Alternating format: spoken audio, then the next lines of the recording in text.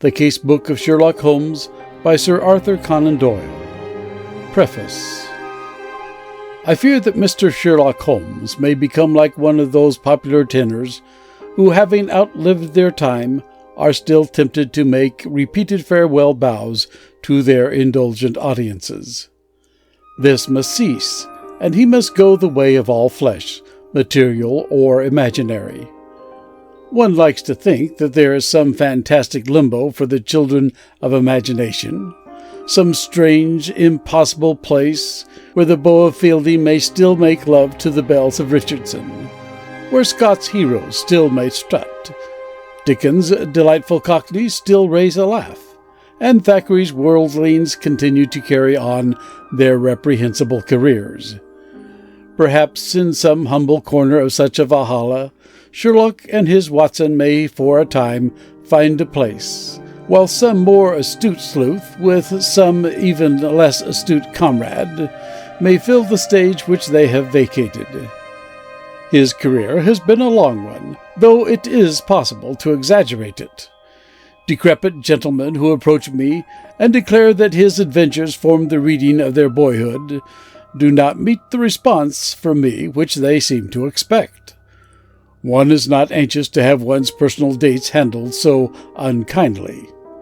As a matter of cold fact, Holmes made his debut in A Study in Scarlet and in The Sign of Four, two small booklets which appeared between 1887 and 1889. It was in 1891 that A Scandal in Bohemia, the first of the long series of short stories, appeared in the Strand magazine. The public seemed appreciative and desirous of more, so that from that date, 36 years ago, they have been produced in a broken series which now contains no fewer than 56 stories, republished in The Adventures, The Memoirs, The Return, and His Last Bow.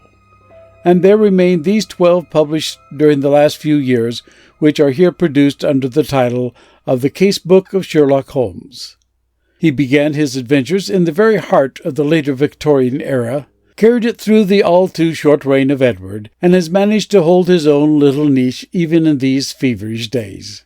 Thus it would be true to say that those who first read of him as young men have lived to see their own grown-up children following the same adventures in the same magazine.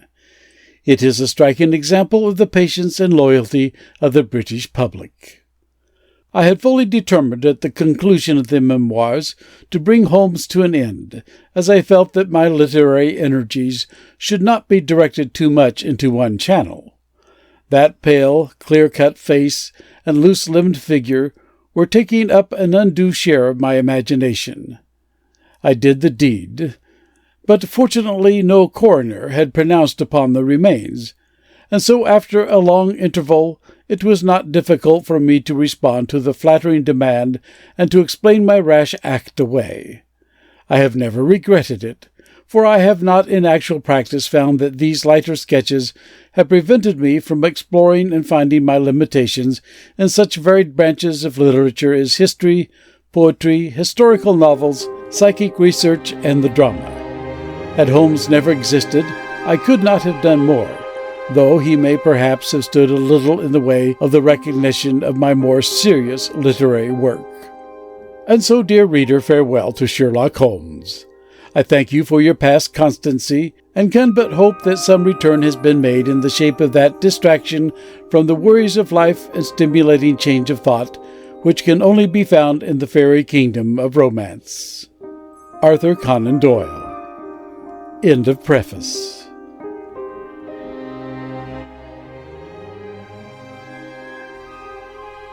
The Case-Book of Sherlock Holmes by Sir Arthur Conan Doyle. The Adventure of the Illustrious Client. "It can't hurt now," was Mr. Sherlock Holmes's comment when, for the 10th time in as many years, I asked his leave to reveal the following narrative.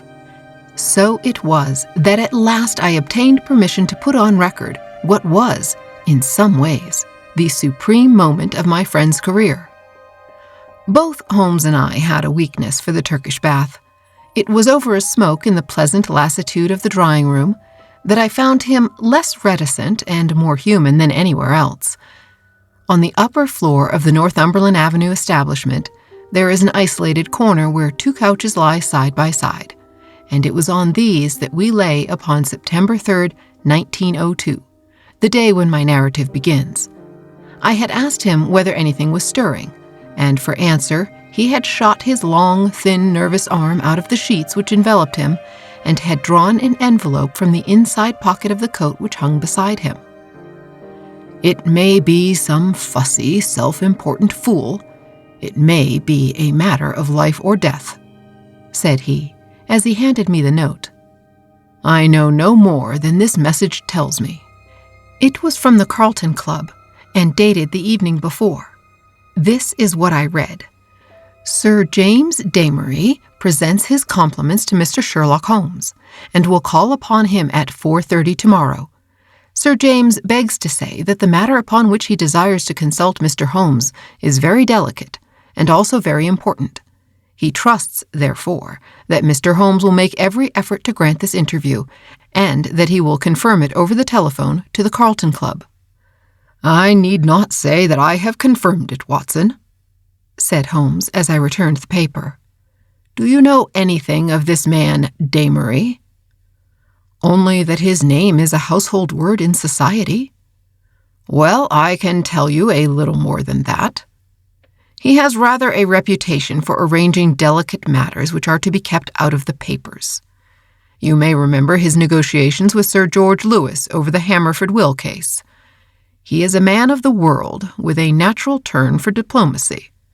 I am bound, therefore, to hope that it is not a false scent, and that he has some real need for our assistance." "Our?" "Well, if you will be so good, Watson." "I shall be honored." "Then you have the hour, 4:30. Until then, we can put the matter out of our heads." I was living in my own rooms in Queen Anne Street at the time, but I was round at Baker Street before the time named. Sharp to the half-hour, Colonel Sir James Damery was announced. It is hardly necessary to describe him, for many will remember that large, bluff, honest personality, that broad, clean-shaven face, above all, that pleasant, mellow voice. Frankness shone from his grey Irish eyes, and good humour played round his mobile, smiling lips. His lucent top hat, his dark frock-coat, indeed, every detail, from the pearl pin in the black satin cravat to the lavender spats over the varnished shoes, spoke of the meticulous care in dress for which he was famous. The big, masterful aristocrat dominated the little room. "Of course, I was prepared to find Dr. Watson," he remarked with a courteous bow. "His collaboration may be very necessary, for we are dealing on this occasion, Mr. Holmes, with a man to whom violence is familiar and who will, literally, stick at nothing. I should say that there is no more dangerous man in Europe." "I have had several opponents to whom that flattering term has been applied," said Holmes with a smile. "Don't you smoke? Then you will excuse me if I light my pipe. If your man is more dangerous than the late Professor Moriarty, or than the living Colonel Sebastian Morin, then he is indeed worth meeting. May I ask his name?" "Have you ever heard of Baron Gruner?" "You mean the Austrian murderer?" Colonel Damery threw up his kid-gloved hands with a laugh. "There is no getting past you, Mr. Holmes. Wonderful! So you have already sized him up as a murderer." "It is my business to follow the details of continental crime. Who could possibly have read what happened at Prague and have any doubts as to the man's guilt? It was a purely technical legal point, and the suspicious death of a witness that saved him. I am as sure that he killed his wife when the so-called accident happened in the Splurgen Pass, as if I had seen him do it. I knew also that he had come to England, and had a presentiment that sooner or later he would find me some work to do. Well, what has Baron Gruner been up to? I presume it is not his old tragedy which has come up again." "No, it is more serious than that," To revenge crime is important, but to prevent it is more so. It is a terrible thing, Mr. Holmes, to see a dreadful event, an atrocious situation, preparing itself before your eyes to clearly understand whither it will lead, and yet to be utterly unable to avert it. Can a human being be placed in a more trying position? Perhaps not. Then you will sympathize with the client in whose interests I am acting. I did not understand that you were merely an intermediary. Who is the principal? Mr. Holmes, I must beg you not to press that question. It is important that I should be able to assure him that his honored name has been in no way dragged into the matter. His motives are to the last degree honorable and chivalrous, but he prefers to remain unknown.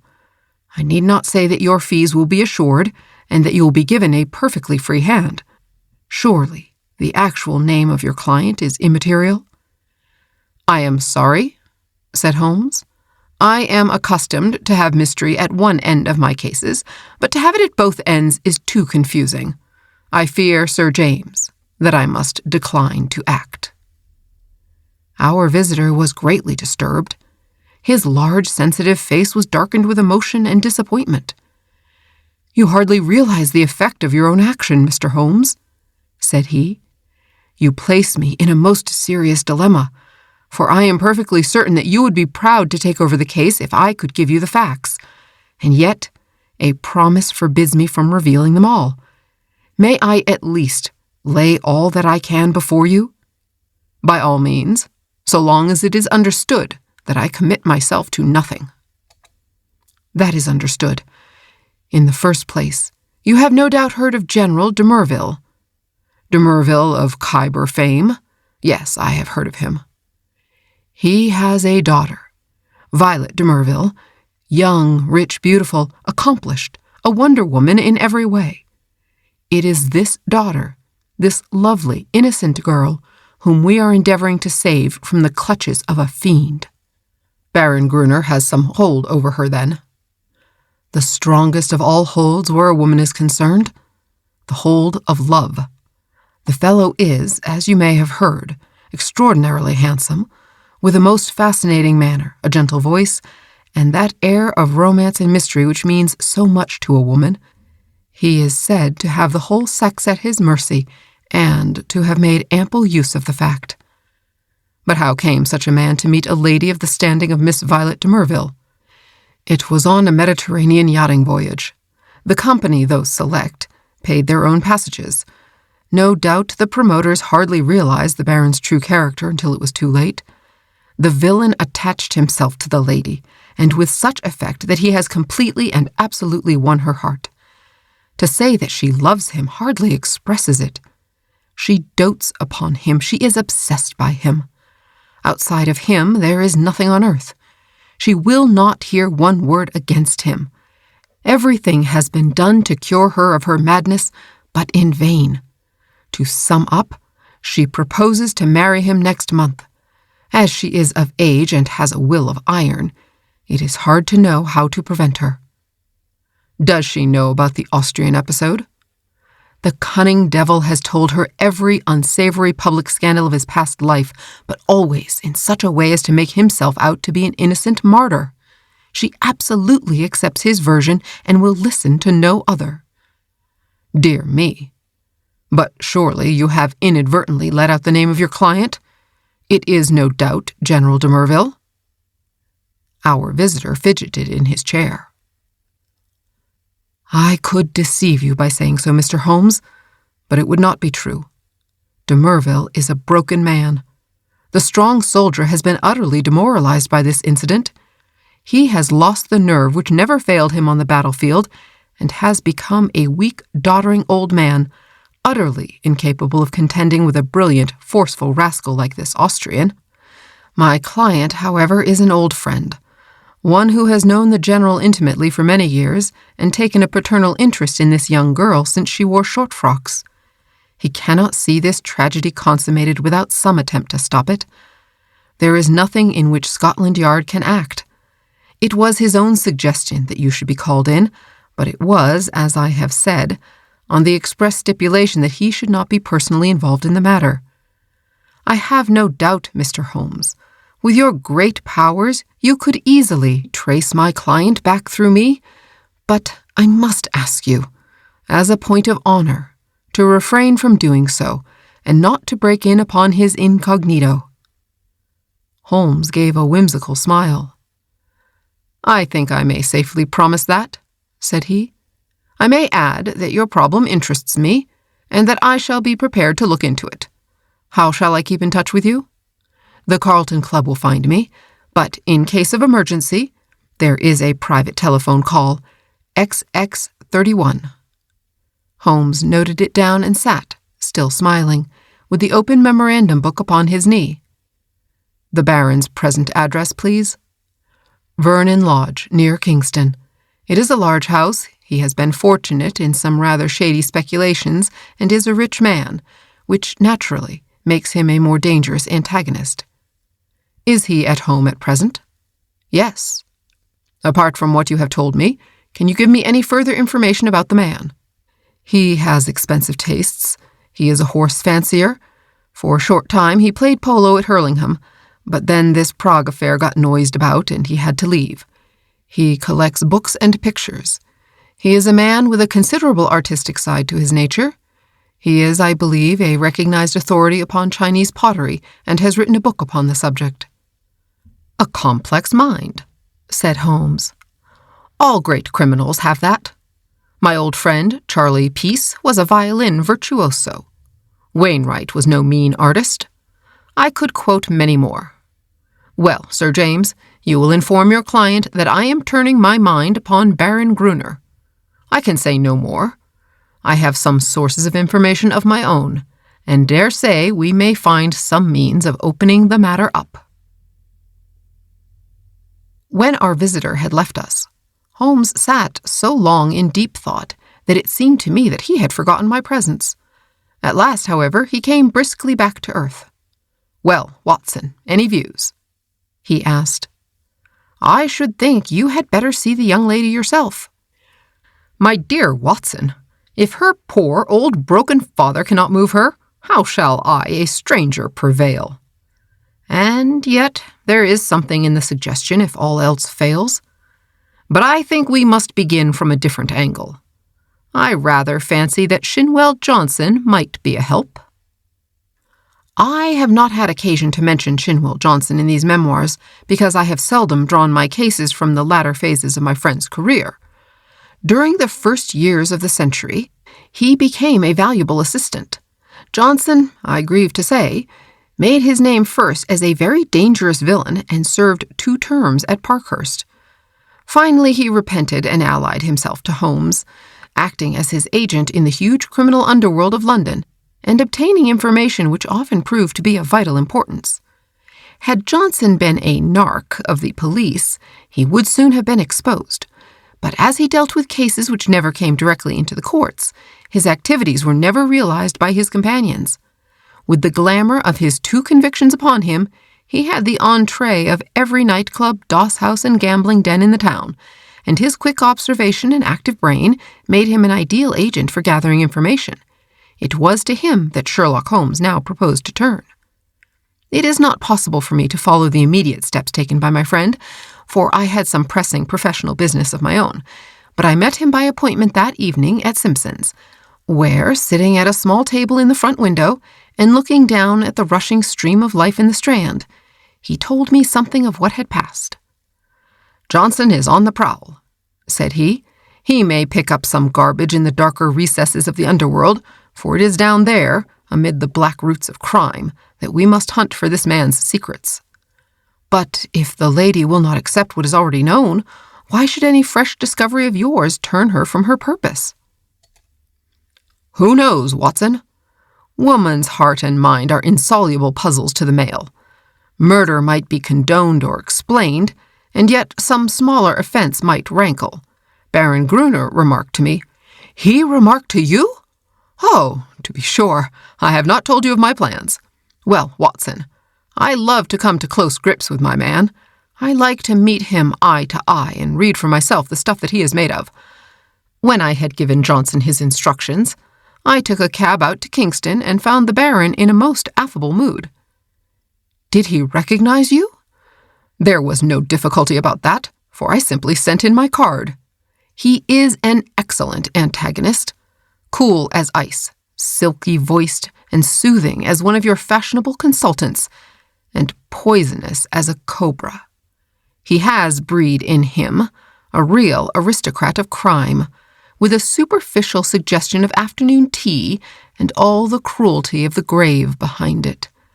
Yes, I am glad to have had my attention called to Baron Adelbert Gruner. You say he was affable? A purring cat who thinks he sees prospective mice. Some people's affability is more deadly than the violence of coarser souls. His greeting was characteristic. "I rather thought I should see you sooner or later, Mr. Holmes," said he. "You have been engaged, no doubt, by General de Merville to endeavor to stop my marriage with his daughter Violet. That is so, is it not?" I acquiesced.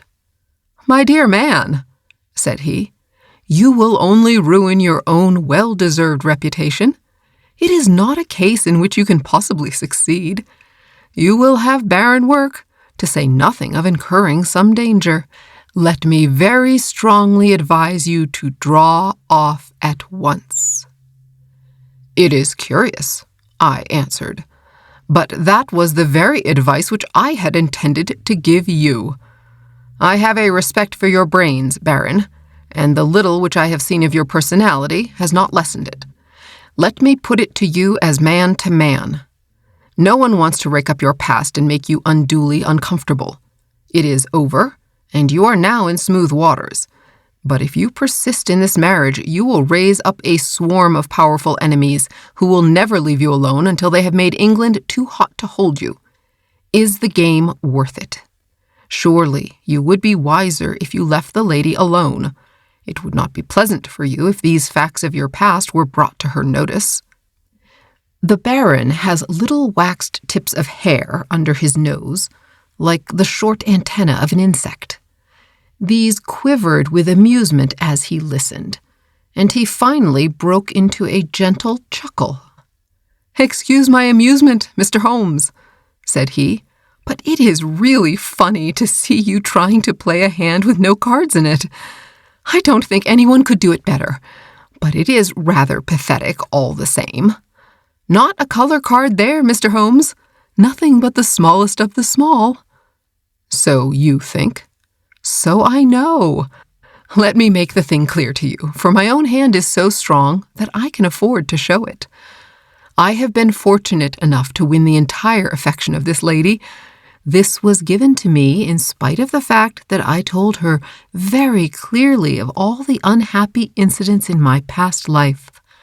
I also told her that certain wicked and designing persons, I hope you recognize yourself, would come to her and tell her these things, and I warned her how to treat them. You have heard of post-hypnotic suggestion, Mr. Holmes? Well, you will see how it works, for a man of personality can use hypnotism without any vulgar passes or tomfoolery. So she is ready for you, and I have no doubt would give you an appointment, for she is quite amenable to her father's will, save only in the one little matter." Well, Watson, there seemed to be no more to say, so I took my leave with as much cold dignity as I could summon, but as I had my hand on the door handle, he stopped me. "By the way, Mr. Holmes," said he, "did you know Lebrun, the French agent?" "Yes," said I. "Do you know what befell him?" "I heard that he was beaten by some Apaches in the Montmartre district and crippled for life." "Quite true, Mr. Holmes. By a curious coincidence, he had been inquiring into my affairs only a week before. Don't do it, Mr. Holmes. It's not a lucky thing to do. Several have found that out. My last word to you is, go your own way and let me go mine. Goodbye." So there you are, Watson. You are up to date now. "The fellow seems dangerous." "Mighty dangerous. I disregard the blusterer, but this is the sort of man who says rather less than he means." "Must you interfere? Does it really matter if he marries the girl?" "Considering that he undoubtedly murdered his last wife, I should say it mattered very much. Besides, the client. Well, we need not discuss that. When you have finished your coffee, you had best come home with me, for the blithe Shinwell will be there with his report." We found him, sure enough, a huge, coarse, red-faced, scorbutic man, with a pair of vivid black eyes which were the only external sign of the very cunning mind within. It seems that he had dived down into what was peculiarly his kingdom, and beside him on the settee was a brand which he had brought up in the shape of a slim, flame-like young woman with a pale, intense face, youthful, and yet so worn with sin and sorrow that one read the terrible years which had left their leprous mark upon her. "This is Miss Kitty Winter," said Shinwell Johnson, waving his fat hand as an introduction. "What she don't know? Well, there, she'll speak for herself. Put my hand right on her, Mr. Holmes, within an hour of your message." "I'm easy to find," said the young woman. "Hell, London gets me every time. Same address for Porky Shinwell. We're old mates, Porky, you and I. But, by gripes, there is another who ought to be down in a lower hell than we if there was any justice in the world. That is the man you are after, Mr. Holmes." Holmes smiled. "I gather we have your good wishes, Miss Winter." "If I can help to put him where he belongs, I'm yours to the rattle," said our visitor with fierce energy. There was an intensity of hatred in her white, set face, and her blazing eyes, such as woman seldom and man never can attain. "You needn't go into my past, Mr. Holmes. That's neither here nor there. But what I am, Adelbert Gruner made me. If I could pull him down—" She clutched frantically with her hands into the air. "Oh, if I could only pull him into the pit where he has pushed so many." "You know how the matter stands?" "Porky Shinwell has been telling me. He's after some other poor fool and wants to marry her this time. You want to stop it. Well, you surely know enough about this devil to prevent any decent girl in her senses wanting to be in the same parish with him." "She is not in her senses.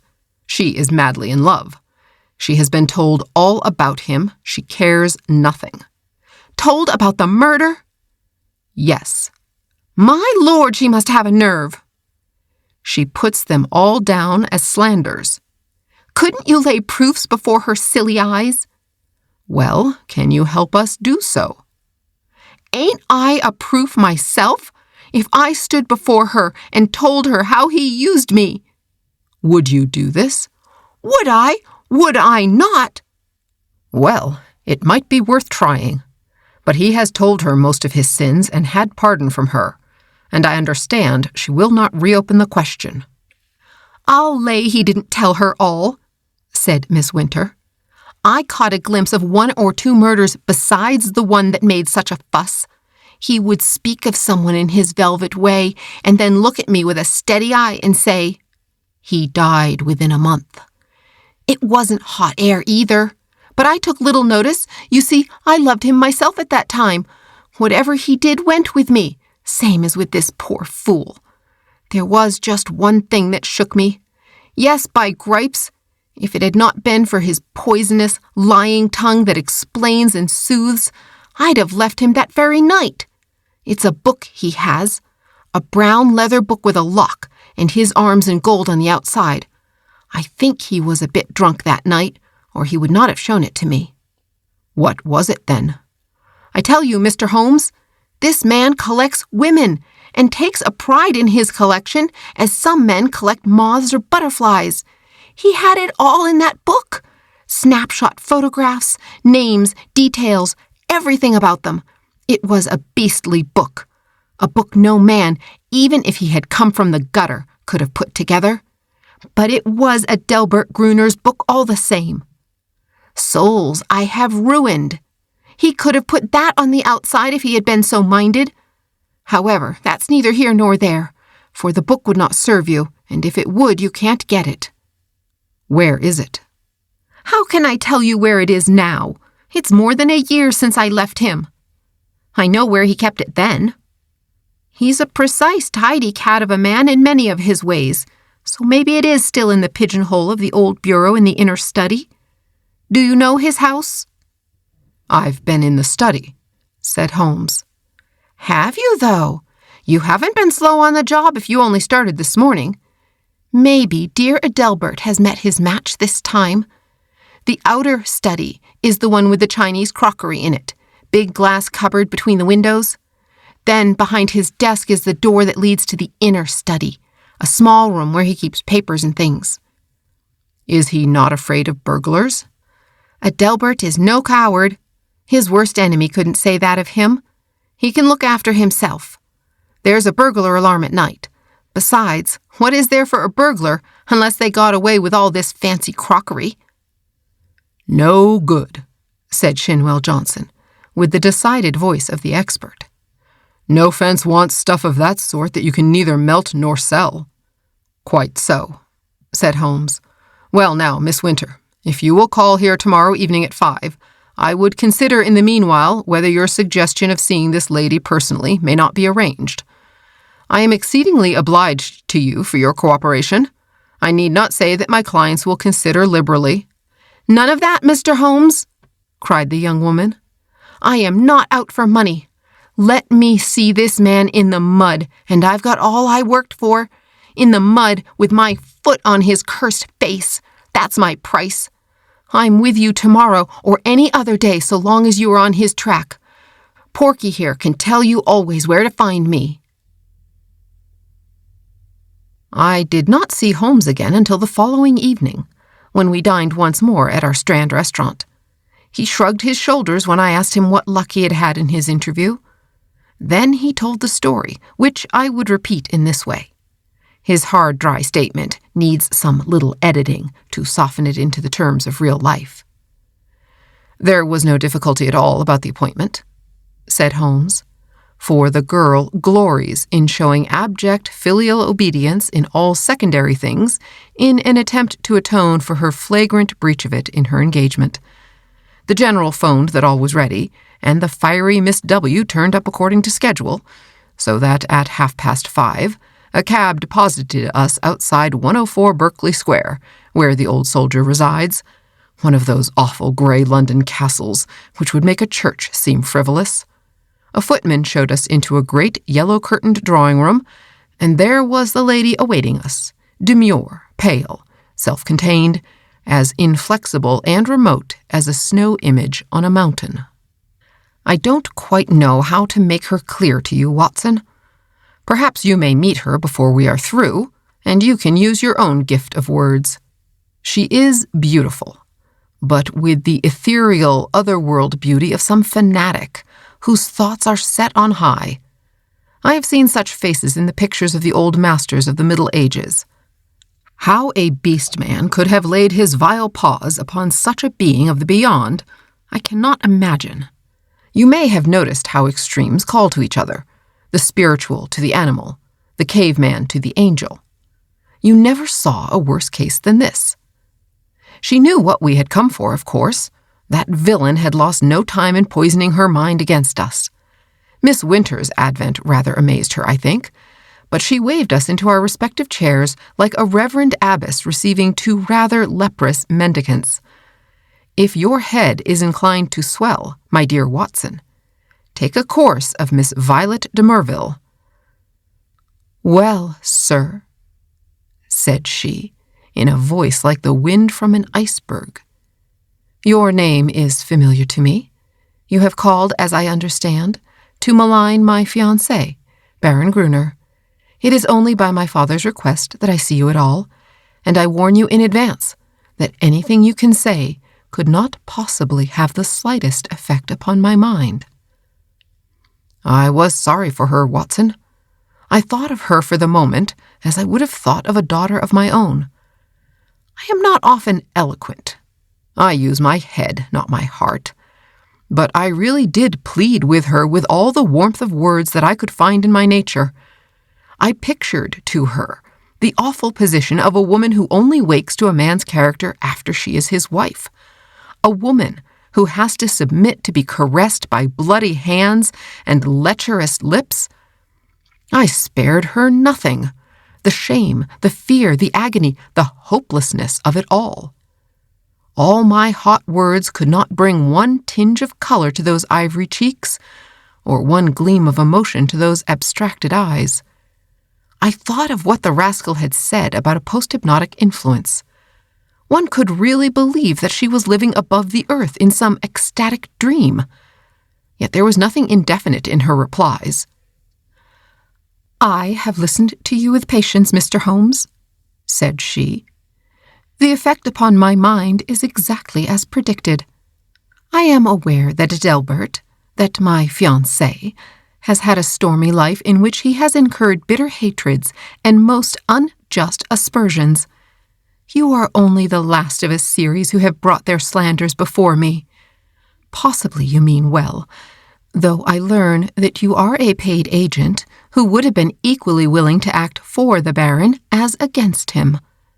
But in any case, I wish you to understand once for all that I love him, and that he loves me, and that the opinion of all the world is no more to me than the twitter of those birds outside the window. If his noble nature has ever for an instant fallen, it may be that I have been specially sent to raise it to its true and lofty level. I am not clear?" Here she turned her eyes upon my companion. "Who this young lady may be?" I was about to answer when the girl broke in like a whirlwind. If ever you saw flame and ice face to face, it was those two women.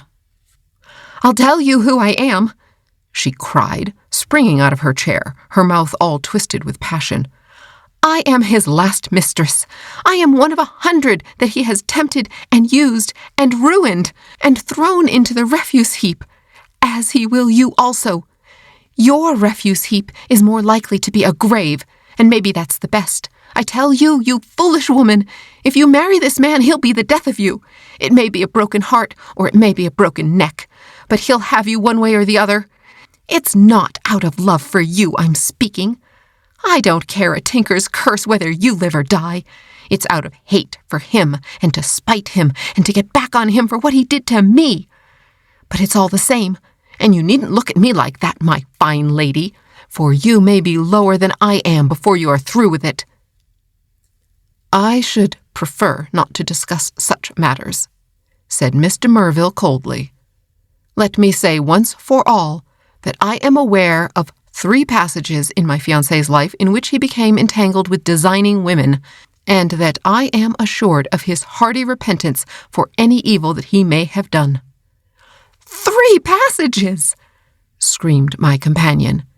"You fool! You unutterable fool!" "Mr. Holmes, I beg that you will bring this interview to an end," said the icy voice. "I have obeyed my father's wish in seeing you, but I am not compelled to listen to the ravings of this person." With an oath, Miss Winter darted forward, and if I had not caught her wrist, she would have clutched this maddening woman by the hair. I dragged her towards the door, and was lucky to get her back into the cab without a public scene, for she was beside herself with rage. In a cold way, I felt pretty furious myself, Watson, for there was something indescribably annoying in the calm aloofness and supreme self-complacence of the woman whom we were trying to save. So now, once again, you know exactly how we stand, and it is clear that I must plan some fresh opening move, for this gambit won't work. I'll keep in touch with you, Watson, for it is more than likely that you will have your part to play, though it is just possible that the next move may lie with them rather than with us. And it did. Their blow fell, or his blow rather, for never could I believe that the lady was privy to it. I think I could show you the very paving stone upon which I stood when my eyes fell upon the placard, and a pang of horror passed through my very soul. It was between the Grand Hotel and Charing Cross Station, where a one-legged news vendor displayed his evening papers. The date was just 2 days after the last conversation. There, black upon yellow, was the terrible news sheet. Murderous attack upon Sherlock Holmes. I think I stood stunned for some moments. Then I have a confused recollection of snatching at a paper, of the remonstrance of the man whom I had not paid, and finally of standing in the doorway of a chemist's shop while I turned up the fateful paragraph. This was how it ran. We learn with regret that Mr. Sherlock Holmes, the well-known private detective, was the victim this morning of a murderous assault which has left him in a precarious position. There are no exact details to hand, but the event seems to have occurred about 12 o'clock in Regent Street, outside the Café Royal. The attack was made by 2 men armed with sticks, and Mr. Holmes was beaten about the head and body, receiving injuries which the doctors describe as most serious. He was carried to Charing Cross Hospital, and afterwards insisted upon being taken to his rooms in Baker Street. The miscreants who attacked him appear to have been respectably dressed men, who escaped from the bystanders by passing through the Café Royal and out into Glasshouse Street behind it. No doubt they belonged to that criminal fraternity which has so often had occasion to bewail the activity and ingenuity of the injured man.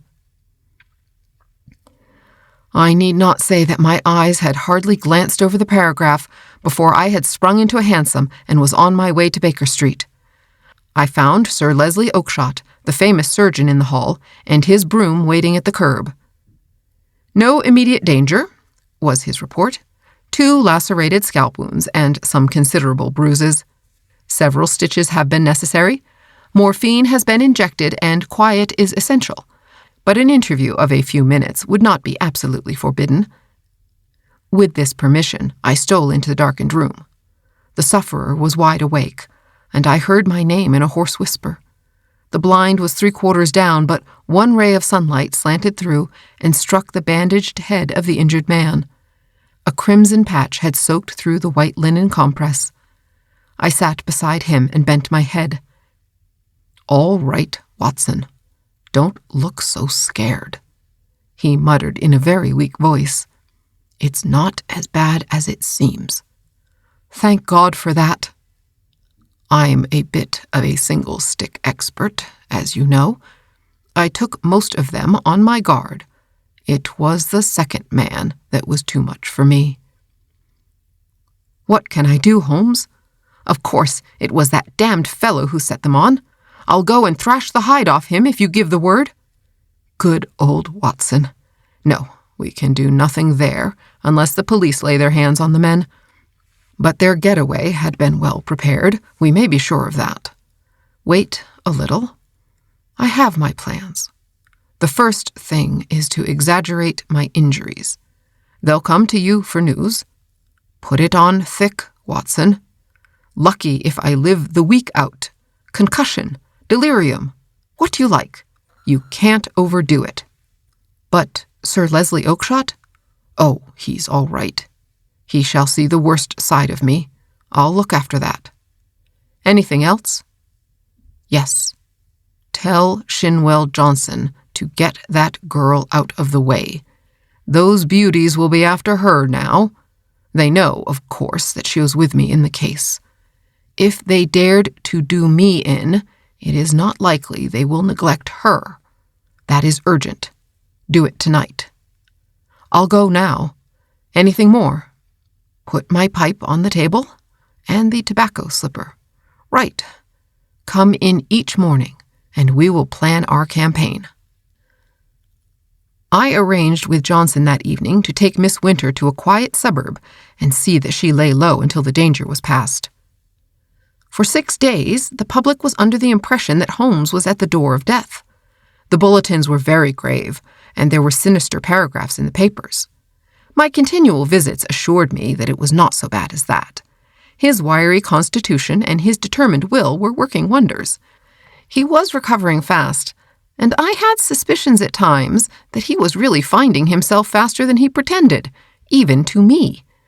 There was a curious secretive streak in the man which led to many dramatic effects, but left even his closest friend guessing as to what his exact plans might be. He pushed to an extreme the axiom that the only safe plotter was he who plotted alone. I was nearer him than anyone else, and yet I was always conscious of the gap between. On the 7th day, the stitches were taken out, in spite of which there was a report of erysipelas in the evening papers. The same evening papers had an announcement which I was bound, sick or well, to carry to my friend. It was simply that among the passengers on the Cunard boat Ruritania, starting from Liverpool on Friday, was the Baron Adelbert Gruner, who had some important financial business to settle in the States before his impending wedding to Miss Violet de Merville, only daughter of etc., etc. Holmes listened to the news with a cold, concentrated look upon his pale face, which told me that it hit him hard. "Friday," he cried. "Only 3 clear days. I believe the rascal wants to put himself out of danger's way, but he won't, Watson. By the Lord Harry, he won't. Now, Watson, I want you to do something for me. I am here to be used, Holmes." "Well, then, spend the next 24 hours in an intensive study of Chinese pottery." He gave no explanations, and I asked for none. By long experience, I had learned the wisdom of obedience. But when I had left his room, I walked down Baker Street, revolving in my head how on earth I was to carry out so strange an order. Finally, I drove to the London Library in St. James Square, put the matter to my friend Lomax, the sub-librarian, and departed to my rooms with a goodly volume under my arm. It is said that the barrister who crams up a case with such care that he can examine an expert witness upon the Monday has forgotten all his forced knowledge before the Saturday. Certainly, I should not like now to pose as an authority upon ceramics. And yet, all that evening, and all that night with a short interval for rest, and all next morning, I was sucking in knowledge and committing names to memory. There, I learned of the hallmarks of the great artist-decorators, of the mystery of cyclical dates, the marks of the Hyung Woo and the beauties of the Yung Lo, the writings of Tang Ying, and the glories of the primitive period of the Sun and the Yuan. I was charged with all this information when I called upon Holmes next evening. He was out of bed now, though you would not have guessed it from the published reports, and he sat with his much-bandaged head resting upon his hand in the depth of his favorite armchair. "Why, Holmes," I said, "if one believe the papers, you are dying." "That," said he, "is the very impression which I intended to convey. And now, Watson, have you learned your lessons?" "At least I have tried to." "Good. You could keep up an intelligent conversation on the subject?" "I believe I could." "Then hand me that little box from the mantelpiece." He opened the lid and took out a small object most carefully wrapped in some fine Eastern silk. This he unfolded and disclosed a delicate little saucer of the most beautiful deep blue color. "It needs careful handling, Watson. This is the real eggshell pottery of the Ming Dynasty.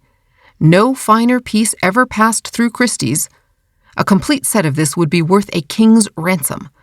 In fact, it is doubtful if there is a complete set outside the Imperial Palace of Peking. The sight of this would drive a real connoisseur wild. What am I to do with it?" Holmes handed me a card upon which was printed, "Dr. Hill Barton, 369 Half Moon Street." "That is your name for the evening, Watson. You will call upon Baron Gruner. I know something of his habits, and at 8:30 he will probably be disengaged. A note will tell him in advance that you are about to call, and you will say that you are bringing him a specimen of an absolutely unique set of Ming china. You may as well be a medical man, since that is a part which you can play without duplicity. You are a collector. This set has come your way. You have heard of the Baron's interest in the subject, and you are not averse to selling at a price." "What price?" "Well asked, Watson. You would certainly fall down badly if you did not know the value of your own wares. This saucer was got for me by Sir James and comes, I understand, from the collection of his client. You will not exaggerate if you say that it could hardly be matched in the world. I could perhaps suggest that the set should be valued by an expert." "Excellent, Watson! You scintillate today. Suggest Christie or Sotheby. Your delicacy prevents your putting a price for yourself." But if he won't see me? Oh, yes, he will see you. He has the collection mania in its most acute form, and especially on this subject, on which he is an acknowledged authority. Sit down, Watson, and I will dictate the letter. No answer needed. You will merely say that you are coming and why. It was an admirable document, short, courteous, and stimulating to the curiosity of the connoisseur. A district messenger was duly dispatched with it. On the same evening, with the precious saucer in my hand and the card of Dr. Hill Barton in my pocket, I set off on my own adventure. The beautiful house and grounds indicated that Baron Gruner was, as Sir James had said, a man of considerable wealth. A long winding drive, with banks of rare shrubs on either side, opened out into a great gravelled square adorned with statues. The place had been built by a South African gold king in the days of the Great Boom, and the long, low house with the turrets at the corners, though an architectural nightmare, was imposing in its size and solidity. A butler, who would have adorned a bench of bishops, showed me in, and handed me over to a plush-clad footman, who ushered me into the Baron's presence. He was standing at the open front of a great case which stood between the windows, and which contained part of his Chinese collection. He turned as I entered with a small brown vase in his hand. "Pray sit down, Doctor," said he. I was looking over my own treasures, and wondering whether I could really afford to add to them. This little Tang specimen, which dates from the 7th century, would probably interest you. I am sure you never saw finer workmanship or a richer glaze. Have you the Ming saucer with you of which you spoke? I carefully unpacked it and handed it to him. He seated himself at his desk, pulled over the lamp, for it was growing dark, and set himself to examine it. As he did so, the yellow light beat upon his features, and I was able to study them at my ease. He was certainly a remarkably handsome man. His European reputation for beauty was fully deserved. In figure, he was not more than of middle size, but it was built upon graceful and active lines. His face was swarthy, almost oriental, with large, dark, languorous eyes, which might easily hold an irresistible fascination for women. His hair and mustache were raven black, the latter short, pointed, and carefully waxed. His features were regular and pleasing, save only his straight, thin-lipped mouth. If ever I saw a murderer's mouth, it was there. A cruel, hard gash in the face, compressed, inexorable, and terrible. He was ill-advised to train his mustache away from it, for it was nature's danger signal, set as a warning to his victims. His voice was engaging and his manners perfect. In age, I should have put him a little over 30, though his record afterwards showed that he was 42. Very fine indeed," he said at last. "And you say you have a set of 6 to correspond. What puzzles me is that I should not have heard of such magnificent specimens. I only know of one in England to match this, and it is certainly not likely to be in the market. Would it be indiscreet if I were to ask you, Dr. Hill Barton, how you obtained this?" "Does it really matter?" I asked, with as careless an air as I could muster. "You can see that the piece is genuine, and as to the value, I am content to take an expert's valuation." "Very mysterious," said he, with a quick, suspicious flash of his dark eyes. "In dealing with objects of such value, one naturally wishes to know all about the transaction. That the piece is genuine is certain. I have no doubts at all about that. But suppose, I am bound to take every possibility into account, that it should prove afterwards that you had no right to sell. I would guarantee you against any claim of the sort." "That, of course, would open up the question as to what your guarantee was worth." "My bankers would answer that." "Quite so. And yet the whole transaction strikes me as rather unusual." "You can do business or not," said I with indifference. "I have given you the first offer, as I understood that you were a connoisseur. but I shall have no difficulty in other quarters." "Who told you I was a connoisseur?" "I was aware that you had written a book upon the subject." "Have you read the book?" "No." "Dear me, this becomes more and more difficult for me to understand. You are a connoisseur and collector with a very valuable piece in your collection, and yet you have never troubled to consult the one book which would have told you of the real meaning and value of what you held. How do you explain that?" "I am a very busy man. I am a doctor in practice." "That is no answer. If a man has a hobby, he follows it up, whatever his other pursuits may be. You said in your note that you were a connoisseur. So I am." "Might I ask you a few questions to test you?" "I am obliged to tell you, doctor, if you are indeed a doctor, that the incident becomes more and more suspicious. I would ask you, what do you know of the Emperor Shomu, and how do you associate him with the Shosu Inn near Nara? Tell me, does that puzzle you? Tell me a little about the Northern Wei dynasty and its place in the history of ceramics." I sprang from my chair in simulated anger. "This is intolerable, sir," said I. "I came here to do you a favor, and not to be examined as if I were a schoolboy. My knowledge on these subjects may be second only to your own, but I certainly shall not answer questions which have been put in so offensive a way." He looked at me steadily. The languor had gone from his eyes. They suddenly glared. There was a gleam of teeth from between those cruel lips. "What is the game? You are here as a spy. You are an emissary of Holmes. This is a trick that you are playing upon me. The fellow is dying, I hear, so he sends his tools to keep watch upon me. You've made your way in here without leave, and by God, you may find it harder to get out than to get in." He had sprung to his feet, and I stepped back, bracing myself for an attack, for the man was beside himself with rage. He may have suspected me from the first. Certainly this cross-examination had shown him the truth, but it was clear that I could not hope to deceive him. He dived his hand into a side drawer and rummaged furiously. Then something struck upon his ear, for he stood, listening intently. "Ah!" he cried. "Ah!" and dashed into the room behind him. 2 steps took me to the open door, and my mind will ever carry a clear picture of the scene within. The window leading out to the garden was wide open. Beside it, looking like some terrible ghost, his head girt with bloody bandages, his face drawn and white, stood Sherlock Holmes.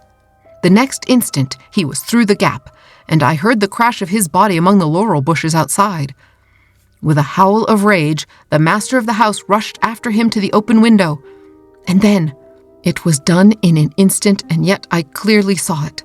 An arm, a woman's arm, shot out from among the leaves. At the same instant, the Baron uttered a horrible cry, a yell which will always ring in my memory. He clapped his 2 hands to his face and rushed round the room, beating his head horribly against the walls. Then he fell upon the carpet, rolling and writhing, while scream after scream resounded through the house. "Water! For God's sake, water!" was his cry. I seized a carafe from a side table and rushed to his aid. At the same moment, the butler and several footmen ran in from the hall. I remember that one of them fainted as I knelt by the injured man and turned that awful face to the light of the lamp. The vitriol was eating into it everywhere and dripping from the eyes and the chin. One eye was already white and glazed. The other was red and inflamed. The features which I had admired a few minutes before were now like some beautiful painting over which the artist had passed a wet and foul sponge. They were blurred, discolored, inhuman, terrible. In a few words, I explained exactly what had occurred, so far as the vitriol attack was concerned. Some had climbed through the window, and others had rushed out onto the lawn, but it was dark and it had begun to rain. Between his screams, the victim raged and raved against the avenger. "It was that hell-cat, Kitty Winter!" he cried. "Oh, the she-devil! She shall pay for it! She shall pay! Oh, God in heaven, this pain is more than I can bear!" I bathed his face in oil, put cotton wadding on the raw surfaces, and administered a hypodermic of morphia. All suspicion of me had passed from his mind in the presence of this shock, and he clung to my hands as if I might have the power even yet to clear those dead fish eyes which gazed up at me. I could have wept over the ruin, had I not remembered very clearly the vile life which had led up to so hideous a change. It was loathsome to feel the pawing of his burning hands, and I was relieved when his family surgeon, closely followed by a specialist, came to relieve me of my charge. An inspector of police had also arrived, and to him I handed my real card. It would have been useless as well as foolish to do otherwise, for I was nearly as well known by sight at the yard as Holmes himself. Then I left that house of gloom and terror. Within an hour I was at Baker Street. Holmes was seated in his familiar chair, looking very pale and exhausted. Apart from his injuries, even his iron nerves had been shocked by the events of the evening, and he listened with horror to my account of the Baron's transformation. "The wages of sin, Watson, the wages of sin," said he. "Sooner or later it will always come. God knows there was sin enough," he added, taking up a brown volume from the table. "Here is the book the woman talked of. If this will not break off the marriage, nothing ever could. But it will, Watson, it must. No self-respecting woman could stand it." "It is his love diary? Or his lust diary, call it what you will. The moment the woman told us of it, I realized what a tremendous weapon was there, if we could but lay our hands on it. I said nothing at the time to indicate my thoughts, for this woman might have given it away. But I brooded over it. Then this assault upon me gave me the chance of letting the Baron think that no precautions need be taken against me. That was all to the good. I would have waited a little longer, but his visit to America forced my hand. He would never have left so compromising a document behind him. Therefore, we had to act at once. Burglary at night is impossible. He takes precautions. But there was a chance in the evening if I could only be sure that his attention was engaged. That was where you and your blue saucer came in. But I had to be sure of the position of the book, and I knew I had only a few minutes in which to act, for my time was limited by your knowledge of Chinese pottery. Therefore, I gathered the girl up at the last moment. How could I guess what the little packet was that she carried so carefully under her cloak? I thought she had come altogether on my business, but it seemed she had some of her own. He guessed that I came from you. I feared he would, but you held him in play just long enough for me to get the book, though not long enough for an unobserved escape. Ah, Sir James, I am very glad you have come." Our courtly friend had appeared in answer to a previous summons. He listened with the deepest attention to Holmes's account of what had occurred. "You have done wonders, wonders," he cried when he had heard the narrative. "But if these injuries are as terrible as Dr. Watson describes, then surely our purpose of thwarting the marriage is sufficiently gained without the use of this horrible book." Holmes shook his head. "Women of the de Merville type do not act like that. She would love him the more as a disfigured martyr. No, no. It is his moral side, not his physical, which we have to destroy. That book will bring her back to earth, and I know nothing else that could. It is in his own writing. She cannot get past it." Sir James carried away both it and the precious saucer. As I was myself overdue, I went down with him into the street. A brougham was waiting for him. He sprang in, gave a hurried order to the cockaded coachman, and drove swiftly away. He flung his overcoat half out of the window to cover the armorial bearings upon the panel, but I had seen them in the glare of our fanlight none the less. I gasped with surprise. Then I turned back and ascended the stair to Holmes's room. "I have found out who our client is," I cried, bursting with my great news. "Why, Holmes, it is—" "It is a loyal friend and a chivalrous gentleman," said Holmes, holding up a restraining hand. "Let that now and forever be enough for us." I do not know how the incriminating book was used. Sir James may have managed it, or it is more probable that so delicate a task was entrusted to the young lady's father. The effect, at any rate, was all that could be desired. 3 days later appeared a paragraph in the Morning Post to say that the marriage between Baron Adelbert Gruner and Miss Violet de Merville would not take place. The same paper had the first police court hearing of the proceedings against Miss Kitty Winter on the grave charge of vitriol throwing. Such extenuating circumstances came out in the trial that the sentence, as will be remembered, was the lowest that was possible for such an offense. Sherlock Holmes was threatened with a prosecution for burglary, but when an object is good and a client is sufficiently illustrious, even the rigid British law becomes human and elastic. My friend has not yet stood in the dock. End of section 1.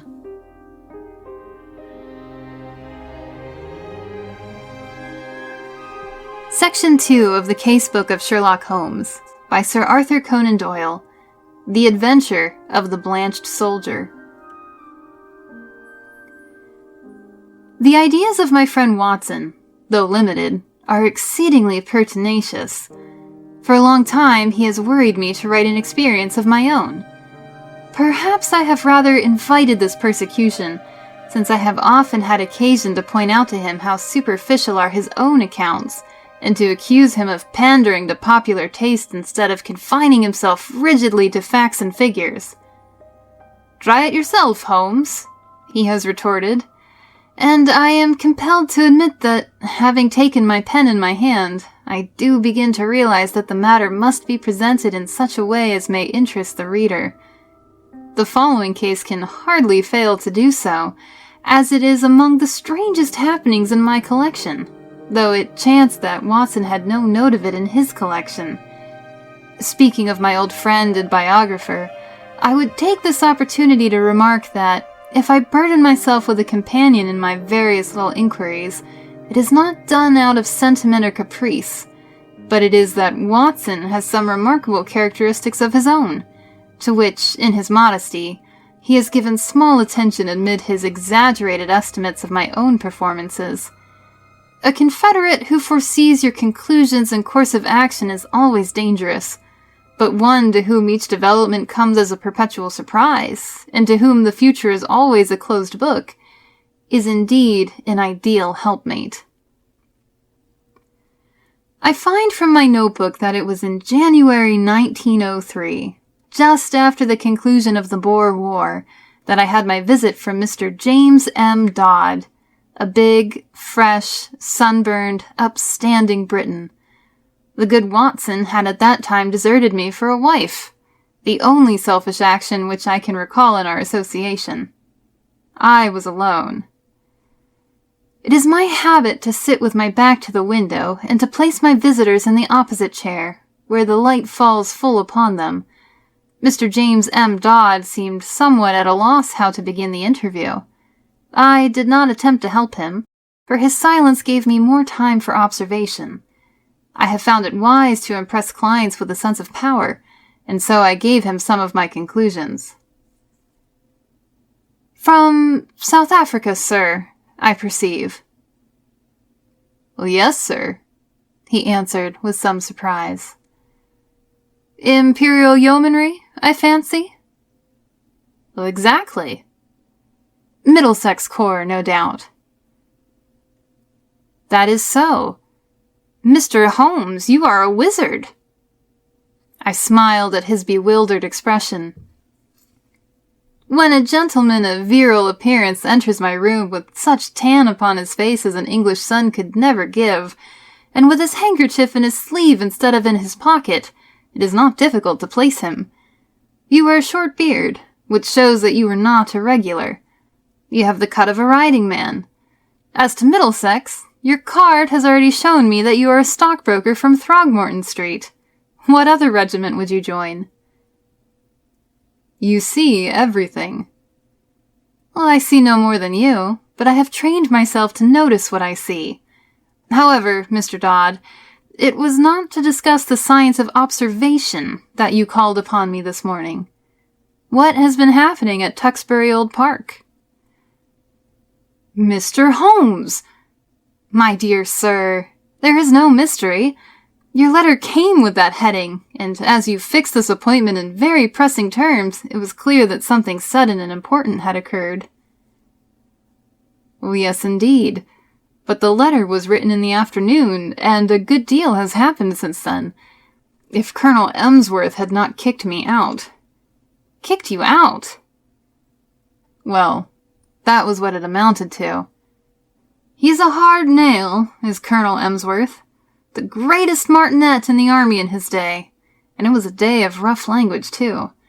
I couldn't have stuck the colonel if it had not been for Godfrey's sake." I lit my pipe and leaned back in my chair. "Perhaps you will explain what you are talking about." My client grinned mischievously. "Well, I had got into the way of supposing that you knew everything without being told," said he.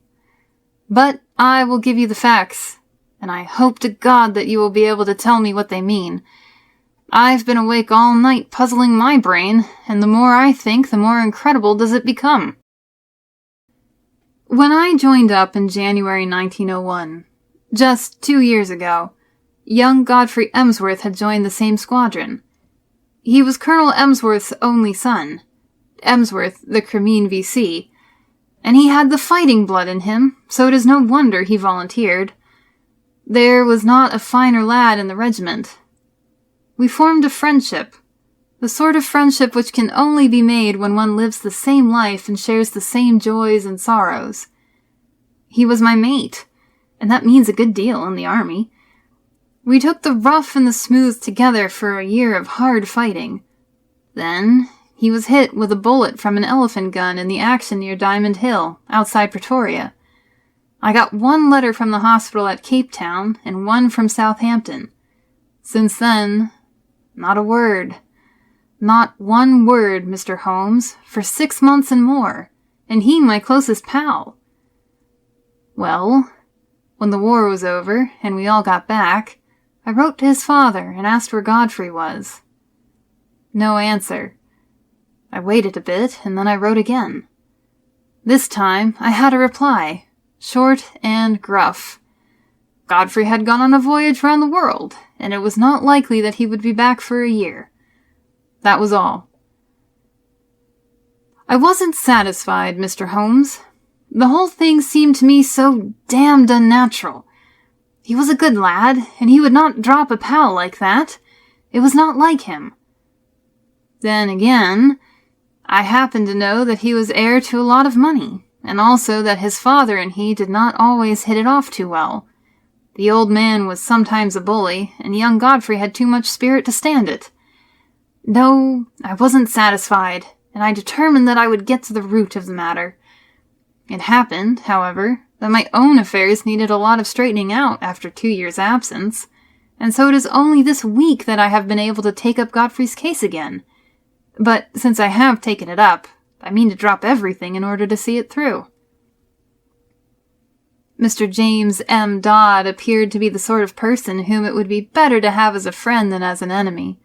His blue eyes were stern, and his square jaw had set hard as he spoke. "Well, what have you done?" I asked. "My first move was to get down to his home, Tuxbury Old Park, near Bedford, and to see for myself how the ground lay. I wrote to the mother, therefore. I had had quite enough of the curmudgeon of a father, and I made a clean frontal attack. Godfrey was my chum. I had a great deal of interest which I might tell her of our common experiences. I should be in the neighborhood, would there be any objection, etc. In reply, I had quite an amiable answer from her, and an offer to put me up for the night. That was what took me down on Monday. Tuxbury Old Hall is inaccessible, 5 miles from anywhere. There was no trap at the station, so I had to walk, carrying my suitcase, and it was nearly dark before I arrived. It is a great wandering house, standing in a considerable park. I should judge it was of all sorts of ages and styles, starting on a half-timbered Elizabethan foundation and ending in a Victorian portico. Inside, it was all paneling and tapestry and half-effaced old pictures. A house of shadows and mystery. There was a butler, old Ralph, who seemed about the same age as the house, and there was his wife, who might have been older. She had been Godfrey's nurse, and I had heard him speak of her as second only to his mother in his affections, so I was drawn to her in spite of her queer appearance. The mother I liked also, a gentle little white mouse of a woman. It was only the colonel himself whom I barred. We had a bit of a barney right away, and I should have walked back to the station if I had not felt that it might be playing his game for me to do so. I was shown straight into his study, and there I found him, a huge, bow-backed man with a smoky skin and a straggling gray beard, seated behind his littered desk. A red-veined nose jutted out like a vulture's beak, and 2 fierce gray eyes glared at me from under tufted brows. I could understand now why Godfrey seldom spoke of his father. "Well, sir," said he in a rasping voice, "I should be interested to know the real reasons for this visit." I answered that I had explained them in my letter to his wife. Yes, you said that you had known Godfrey in Africa. We have, of course, only your word for that. I have his letters to me in my pocket. Kindly let me see them." He glanced at the 2 which I handed him, and then he tossed them back at me. "Well, what then?" he asked. "I was fond of your son Godfrey, sir. Many ties and memories united us. Is it not natural that I should wonder at his sudden silence, and should wish to know what has become of him?" "I have some recollection, sir, that I had already corresponded with you, and had told you what had become of him. He is gone upon a voyage round the world. His health was in a poor way after his African experiences, and both his mother and I were of opinion that complete rest and change were needed. Kindly pass that explanation on to any other friends who may be interested in the matter." "Oh, certainly," I answered. "But perhaps you would have the goodness to let me have the name of the steamer and of the line by which he sailed, together with a date. I have no doubt that I should be able to get a letter through to him." My request seemed both to puzzle and to irritate my host. His great eyebrows came down over his eyes, and he tapped his fingers impatiently on the table. He looked up at last with the expression of one who has seen his adversary make a dangerous move at chess, and has decided how to meet it. "Many people, Mr. Dodd," said he, "would take offense at your infernal pertinacity, and would think that this insistence had reached the point of damned impertinence." "You must put it down, sir, to my real love for your son." "Exactly. I have already made every allowance upon that score. I must ask you, however, to drop these inquiries. Every family has its own inner knowledge and its own motives, which cannot always be made clear to outsiders, however well-intentioned. My wife is anxious to hear something of Godfrey's past, which you are in a position to tell her, but I would ask you to let the present and the future alone. Such inquiries serve no useful purpose, sir, and place us in a delicate and difficult position."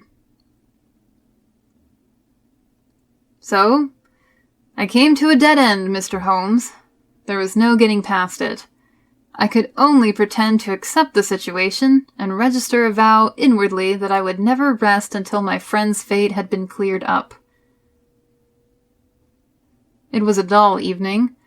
We dined quietly, the three of us, in a gloomy, faded old room. The lady questioned me eagerly about her son, but the old man seemed morose and depressed. I was so bored by the whole proceeding that I made an excuse as soon as I decently could and retired to my bedroom. It was a large, bare room on the ground floor, as gloomy as the rest of the house.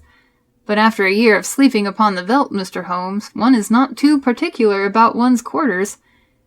I opened the curtains and looked out into the garden, remarking that it was a fine night with a bright half-moon. Then I sat down by the roaring fire with a lamp on a table beside me, and endeavored to distract my mind with a novel. I was interrupted, however, by Ralph, the old butler, who came in with a fresh supply of coals. "I thought you might run short in the night time, sir. It is bitter weather, and these rooms are cold." He hesitated before leaving the room, and when I looked round, he was standing facing me with a wistful look upon his wrinkled face. "Beg your pardon, sir, but I could not help hearing what you said of young Master Godfrey at dinner. You know, sir, that my wife nursed him, and so I may say I am his foster father. It's natural we should take an interest. And you say he carried himself well, sir?" "There was no braver man in the regiment. He pulled me out once from under the rifles of the Boers, or maybe I should not be here." The old butler rubbed his skinny hands. "Yes, sir, yes, that is Master Godfrey all over. He was always courageous. There's not a tree in the park, sir, that he has not climbed. Nothing would stop him. He was a fine boy, and, oh, sir, he was a fine man." I sprang to my feet. "Look here," I cried. "You say he was. You speak as if he were dead. What is all this mystery? What has become of Godfrey Emsworth?" I gripped the old man by the shoulder, but he shrank away. "I don't know what you mean, sir. Ask the master about Master Godfrey. He knows. It is not for me to interfere." He was leaving the room, but I held his arm. "Listen," I said. "You are going to answer one question before you leave, if I have to hold you all night. Is Godfrey dead?" He could not face my eyes. He was like a man hypnotized. The answer was dragged from his lips. It was a terrible and unexpected one. "I wish to God he was," he cried, and tearing himself free, he dashed from the room. You will think, Mr. Holmes, that I returned to my chair in no very happy state of mind. The old man's words seemed to me to bear only one interpretation. Clearly, my poor friend had become involved in some criminal, or at the least disreputable transaction which had touched the family honor. That stern old man had sent his son away and hidden him from the world lest some scandal should come to light. Godfrey was a reckless fellow. He was easily influenced by those around him. No doubt he had fallen into bad hands and been misled to his ruin. It was a piteous business, if it was indeed so, but even now it was my duty to hunt him out and see if I could aid him. I was anxiously pondering the matter when I looked up, and there was Godfrey Emsworth standing before me. My client had paused as one in deep emotion. "Pray continue," I said. "Your problem presents some very unusual features." "He was outside the window, Mr. Holmes, with his face pressed against the glass. I have told you that I looked out at the night. When I did so, I left the curtains partly open.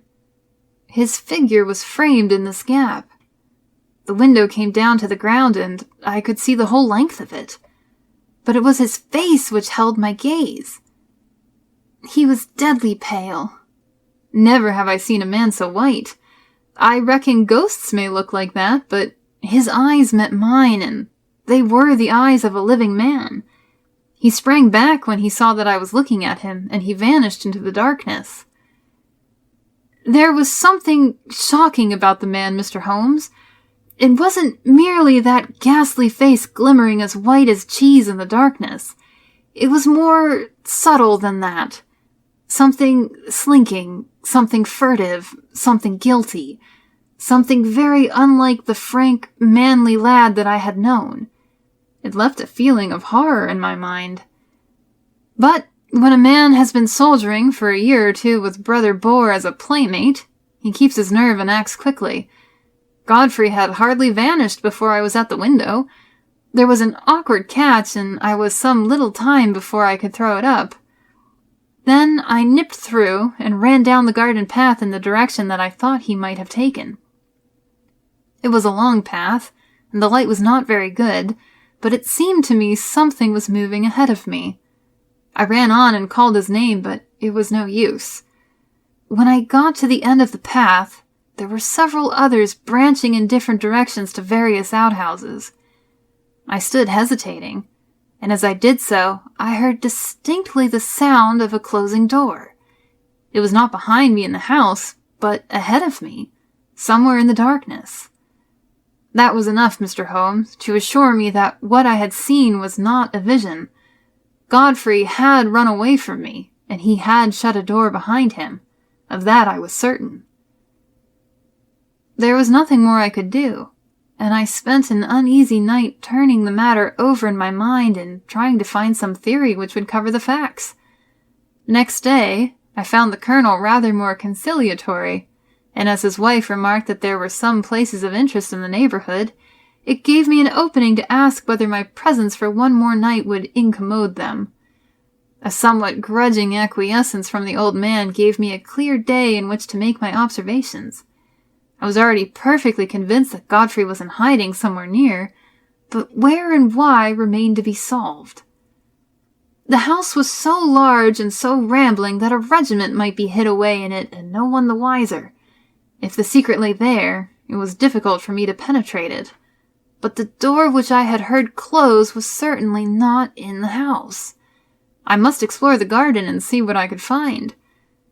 There was no difficulty in the way, for the old people were busy in their own fashion and left me to my own devices. There were several small outhouses, but at the end of the garden there was a detached building of some size, large enough for a gardener's or a gamekeeper's residence. Could this be the place whence the sound of that shutting door had come? I approached it in a careless fashion, as though I were strolling aimlessly round the grounds. As I did so, a small, brisk, bearded man in a black coat and a bowler hat, not at all the gardener type, came out of the door. To my surprise, he locked it after him and put the key in his pocket. Then he looked at me with some surprise on his face. "Are you a visitor here?" he asked. I explained that I was, and that I was a friend of Godfrey's. "What a pity that he should be away on his travels, or he would have so liked to see me," I continued.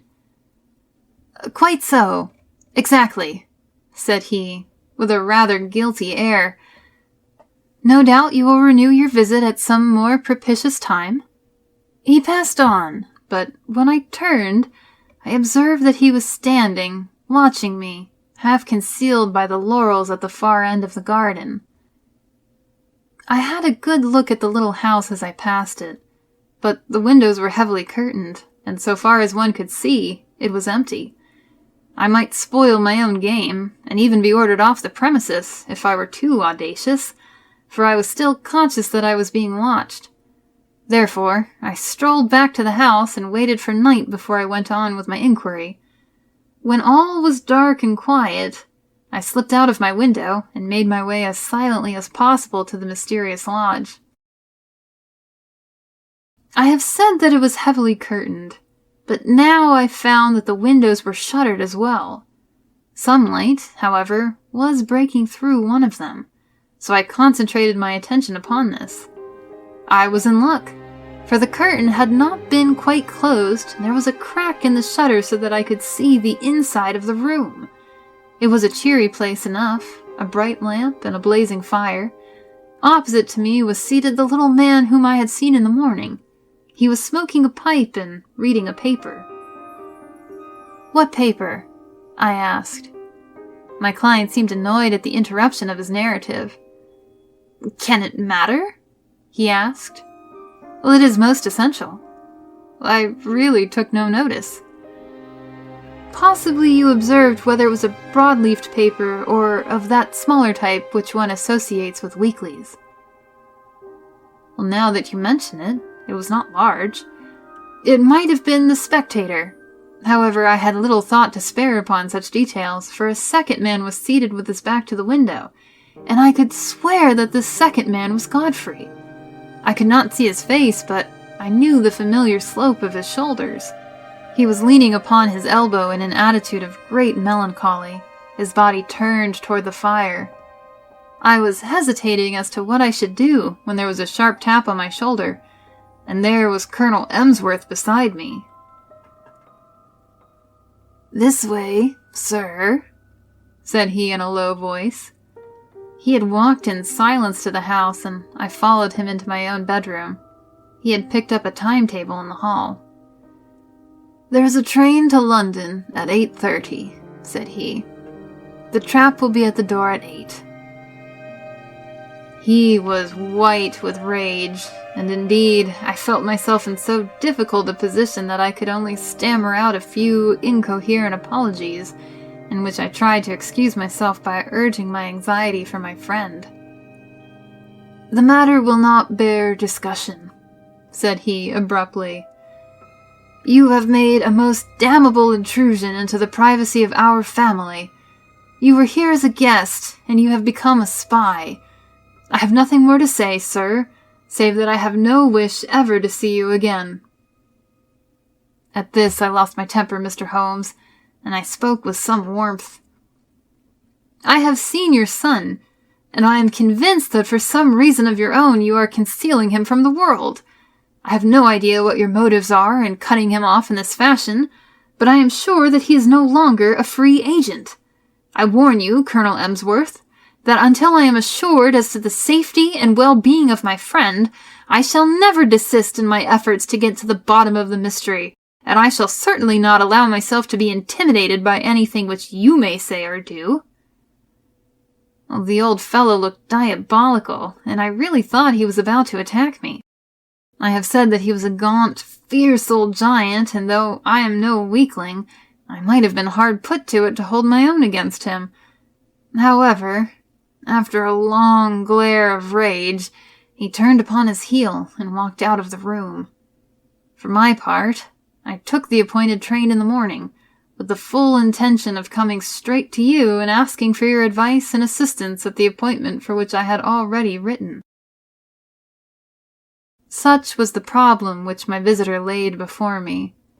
It presented, as the astute reader will have already perceived, few difficulties in solution, for a very limited choice of alternatives must get to the root of the matter. Still, elementary as it was, there were points of interest and novelty about it which may excuse my placing it upon record. I now proceeded, using my familiar method of logical analysis, to narrow down the possible solutions. "The servants," I asked. "How many were in the house?"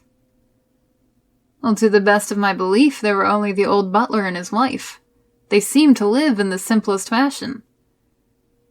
"There was no servant, then, in the detached house?" "Well, none, unless the little man with the beard acted as such. He seemed, however, to be quite a superior person." "Well, that seems very suggestive. Had you any indication that food was conveyed from the one house to the other?" "Now that you mention it, I did see old Ralph carrying a basket down the garden walk and going in the direction of this house. The idea of food did not occur to me at the moment." "Did you make any local inquiries?" "Yes, I did. I spoke to the station master and also to the innkeeper in the village. I simply asked if they knew anything of my old comrade, Godfrey Emsworth. Both of them assured me that he had gone for a voyage round the world. He had come home, and then had almost at once started off again. The story was evidently universally accepted." You said nothing of your suspicions. Nothing. Oh, that was very wise. The matter should certainly be inquired into. I will go back with you to Tuxbury Old Park. Today? It happened that at the moment I was clearing up the case which my friend Watson has described as that of the Abbey School, in which the Duke of Greyminster was so deeply involved. I had also a commission from the Sultan of Turkey, which called for immediate action as political consequences of the gravest kind might arise from its neglect.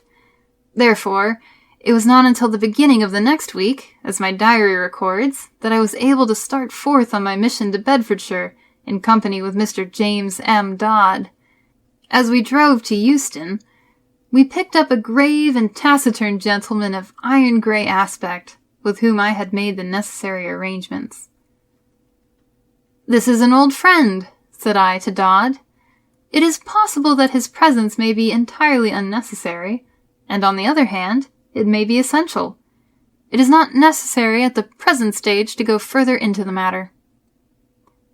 The narratives of Watson have accustomed the reader, no doubt, to the fact that I do not waste words or disclose my thoughts while a case is actually under consideration. Dodd seemed surprised, but nothing more was said, and the three of us continued our journey together. In the train, I asked Dodd one more question which I wished our companion to hear. "You say that you saw your friend's face quite clearly at the window, so clearly that you are sure of his identity." "Well, I have no doubt about it whatever. His nose was pressed against the glass. The lamplight shone full upon him." "It could not have been somebody resembling him?" No, it was he."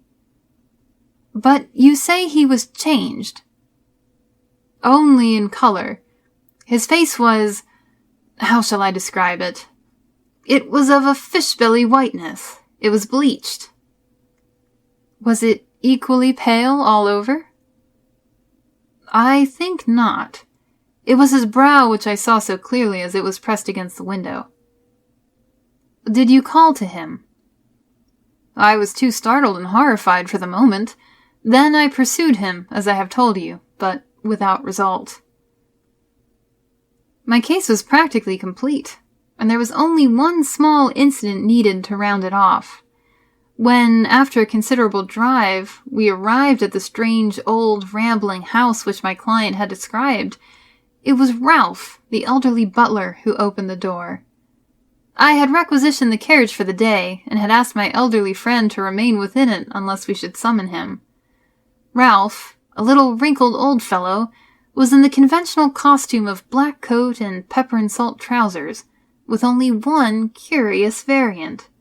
He wore brown leather gloves, which at sight of us he instantly shuffled off, laying them down on the hall table as we passed in. I have, as my friend Watson may have remarked, an abnormally acute set of senses, and a faint but incisive scent was apparent. It seemed to center on the hall table. I turned, placed my hat there, knocked it off, stooped to pick it up, and contrived to bring my nose within a foot of the gloves. Yes, it was undoubtedly from them that the curious tarry odor was oozing. I passed on into the study with my case complete. Alas, that I should have to show my hand so when I tell my own story. It was by concealing such links in the chain that Watson was enabled to produce his meretricious finales. Colonel Emsworth was not in his room, but he came quickly enough on receipt of Ralph's message. We heard his quick, heavy step in the passage. The door was flung open, and he rushed in with bristling beard and twisted features, as terrible an old man as ever I have seen. He held our cards in his hand, and he tore them up and stamped on the fragments. "Have I not told you, you infernal busybody, that you are warned off the premises? Never dare to show your damned face here again. If you enter again without my leave, I shall be within my rights if I use violence. I'll shoot you, sir. By God, I will. As to you, sir," turning upon me, I extend the same warning to you. I am familiar with your ignoble profession, but you must take your reputed talents to some other field. There is no opening for them here." "I cannot leave here," said my client firmly, "until I hear from Godfrey's own lips that he is under no restraint." Our involuntary host rang the bell. "Ralph," he said, "telephone down to the county police and ask the inspector to send up 2 constables. Tell them there are burglars in the house." "One moment," said I. "You must be aware, Mr. Dodd, that Colonel Emsworth is within his rights and that we have no legal status within his house. On the other hand, he should recognize that your action is prompted entirely by solicitude for his son. I venture to hope that, if I were allowed to have 5 minutes' conversation with Colonel Emsworth, I could certainly alter his view of the matter." "I am not so easily altered," said the old soldier. "Ralph, do what I have told you. What the devil are you waiting for? Ring up the police." "Nothing of the sort," I said, putting my back to the door. "Any police interference would bring about the very catastrophe which you dread." I took out my notebook and scribbled 1 word upon a loose sheet. "That," said I, as I handed it to Colonel Emsworth, "is what brought us here." He stared at the writing with a face from which every expression save amazement had vanished. "How do you know?" he gasped, sitting down heavily in his chair. "It is my business to know things. That is my trade." He sat in deep thought, his gaunt hand tugging at his straggling beard. Then he made a gesture of resignation. "Well, if you wish to see Godfrey, you shall. It is no doing of mine, but you have forced my hand. Ralph, tell Mr. Godfrey and Mr. Kent that, in 5 minutes, we shall be with them."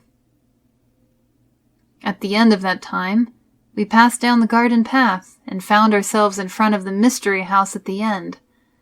A small bearded man stood at the door with a look of considerable astonishment upon his face. "This is very sudden, Colonel Emsworth," said he. "This will disarrange all our plans." "I can't help it, Mr. Kent. Our hands have been forced. Can Mr. Godfrey see us?"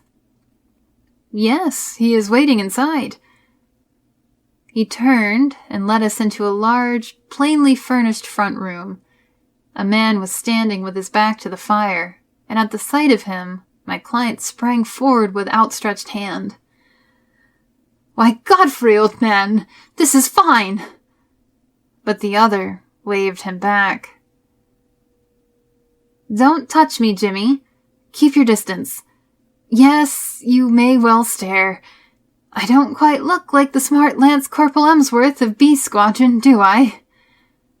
His appearance was certainly extraordinary. One could see that he had indeed been a handsome man, with clear-cut features sunburned by an African sun. But mottled in patches over this darker surface were curious whitish patches which had bleached his skin. "That's why I don't court visitors," said he. "I don't mind you, Jimmy, but I could have done without your friend. I suppose there is some good reason for it, but you have me at a disadvantage." "I wanted to be sure that all was well with you, Godfrey. I saw you that night when you looked into my window, and I could not let the matter rest till I had cleared things up. Old Ralph told me you were there, and I couldn't help taking a peep at you. I hoped you would not have seen me, and I had to run to my burrow when I heard the window go up." "But what in heaven's name is the matter?" "Well, it's not a long story to tell," said he, lighting a cigarette. "You remember that morning fight at Buffalo Spruit, outside Pretoria, on the Eastern Railway line? You heard I was hit." Well, yes, I heard that, but I never got particulars.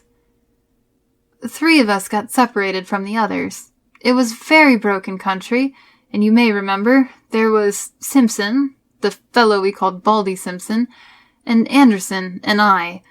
We were clearing Brother Boar, but he lay low and got the 3 of us. The other 2 were killed. I got an elephant bullet through my shoulder.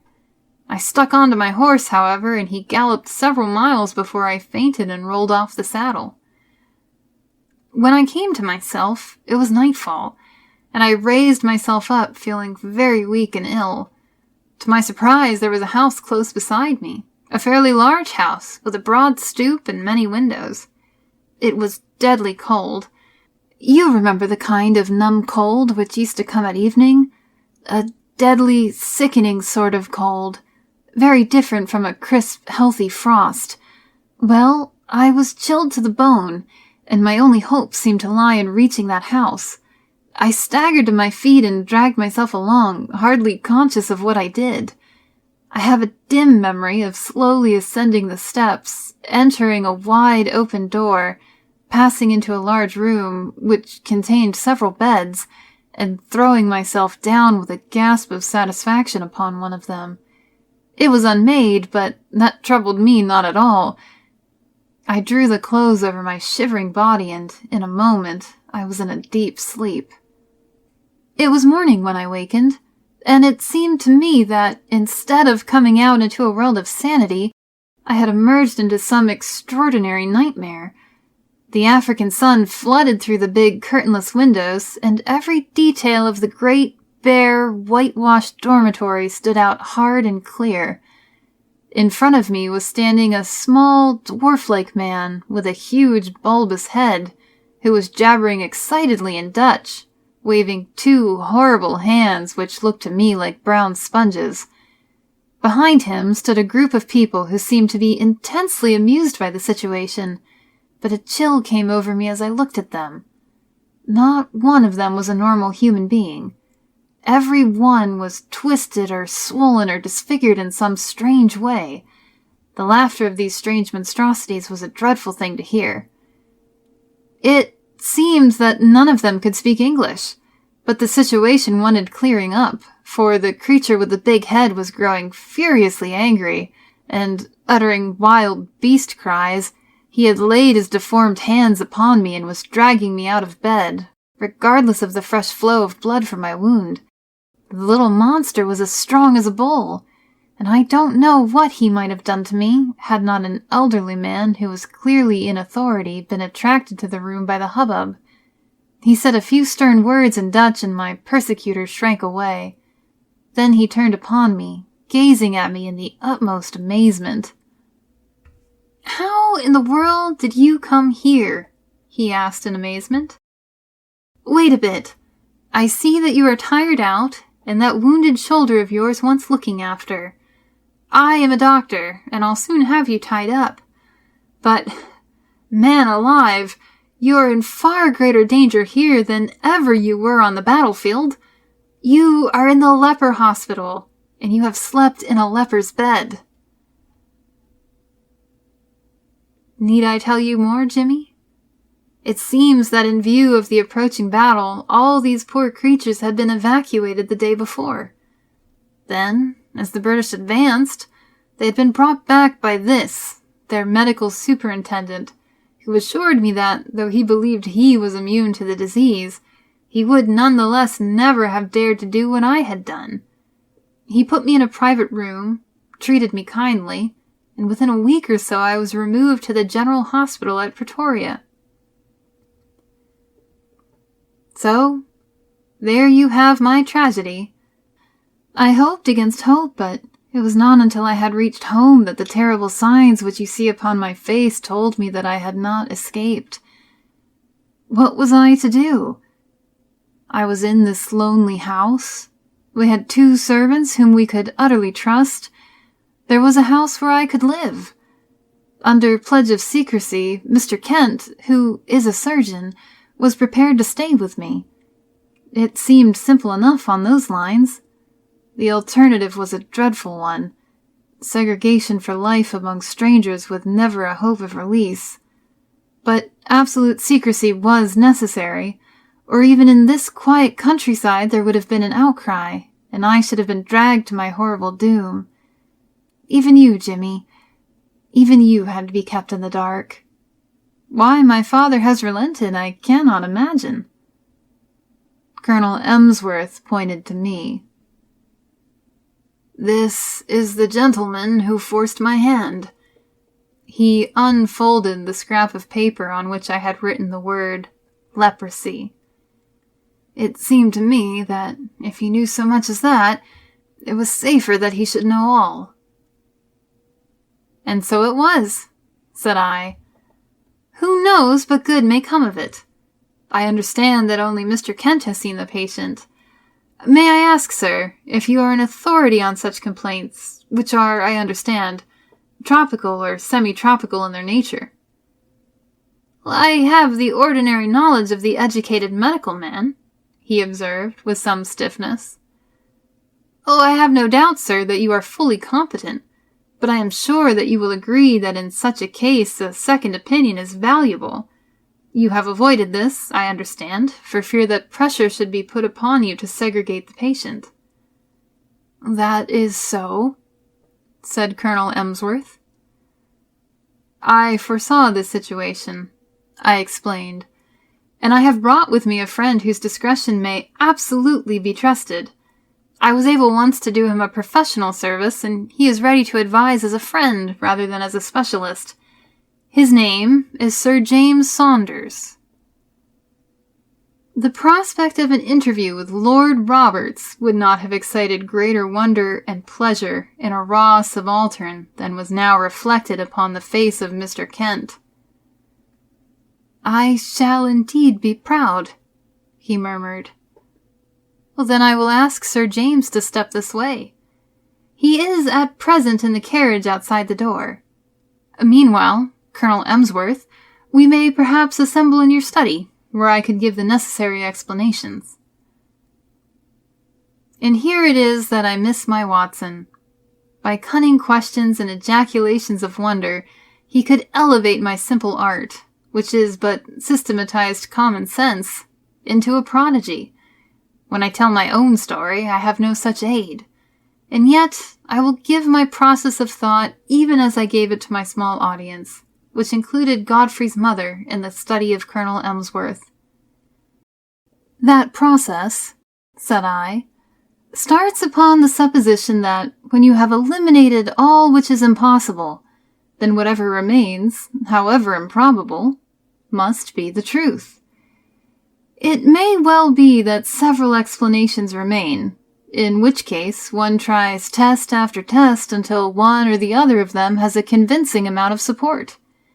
We will now apply this principle to the case in point. As it was first presented to me, there were 3 possible explanations of the seclusion or incarceration of this gentleman in an outhouse of his father's mansion. There was the explanation that he was in hiding for a crime, or that he was mad and that they wished to avoid an asylum, or that he had some disease which caused his segregation. I could think of no other adequate solutions. These, then, had to be sifted and balanced against each other. The criminal solution would not bear inspection. No unsolved crime had been reported from that district. I was sure of that. If it were some crime not yet discovered, then clearly it would be to the interest of the family to get rid of the delinquent and send him abroad rather than keep him concealed at home. I could see no explanation for such a line of conduct. Insanity was more plausible. The presence of the second person in the outhouse suggested a keeper. The fact that he locked the door when he came out strengthened the supposition and gave the idea of constraint. On the other hand, this constraint could not be severe, or the young man could not have got loose and come down to have a look at his friend. You will remember, Mr. Dodd, that I felt round for points, asking you, for example, about the paper which Mr. Kent was reading. Had it been the Lancet or the British Medical Journal, it would have helped me. It is not illegal, however, to keep a lunatic upon private premises, so long as there is a qualified person in attendance and that the authorities have been duly notified. Why, then, all this desperate desire for secrecy? Once again, I could not get the theory to fit the facts. There remained the third possibility, into which, rare and unlikely as it was, everything seemed to fit. Leprosy is not uncommon in South Africa. By some extraordinary chance, this youth might have contracted it. His people would be placed in a very dreadful position, since they would desire to save him from segregation. Great secrecy would be needed to prevent rumors from getting about and subsequent interference by the authorities. A devoted medical man, if sufficiently paid, would easily be found to take charge of the sufferer. There would be no reason why the latter should not be allowed freedom after dark. Bleaching of the skin is a common result of the disease. The case was a strong one, so strong that I determined to act as if it were actually proved. When, on arriving here, I noticed that Ralph, who carries out the meals, had gloves which are impregnated with disinfectants, my last doubts were removed. A single word showed you, sir, that your secret was discovered, and if I wrote rather than said it, it was to prove to you that my discretion was to be trusted. I was finishing this little analysis of the case when the door was opened and the austere figure of the great dermatologist was ushered in. But for once, his sphinx-like features had relaxed, and there was a warm humanity in his eyes. He strode up to Colonel Emsworth and shook him by the hand. "It is often my lot to bring ill tidings, and seldom good," said he. "This occasion is the more welcome. It is not leprosy." "What?" "A well-marked case of pseudo-leprosy, or ichthyosis, a scale-like affection of the skin. Unsightly, obstinate, but possibly curable, and certainly non-infective. Yes, Mr. Holmes, the coincidence is a remarkable one. But is it coincidence? Are there not subtle forces at work of which we know little? Are we assured that the apprehension from which this young man has no doubt suffered terribly since his exposure to its contagion may not produce a physical effect which simulates that which it fears? At any rate, I pledge my professional reputation. But the lady has fainted. I think that Mr. Kent had better be with her until she recovers from this joyous shock." End of section 2.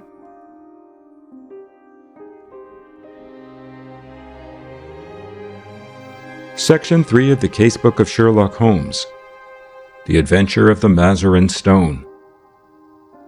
It was pleasant to Dr. Watson to find himself once more in the untidy room of the first floor in Baker Street, which had been the starting point to so many remarkable adventures. He looked round him at the scientific charts upon the wall, the acid-charred bench of chemicals, the violin case leaning in the corner, the coal scuttle, which contained of old the pipes and tobacco.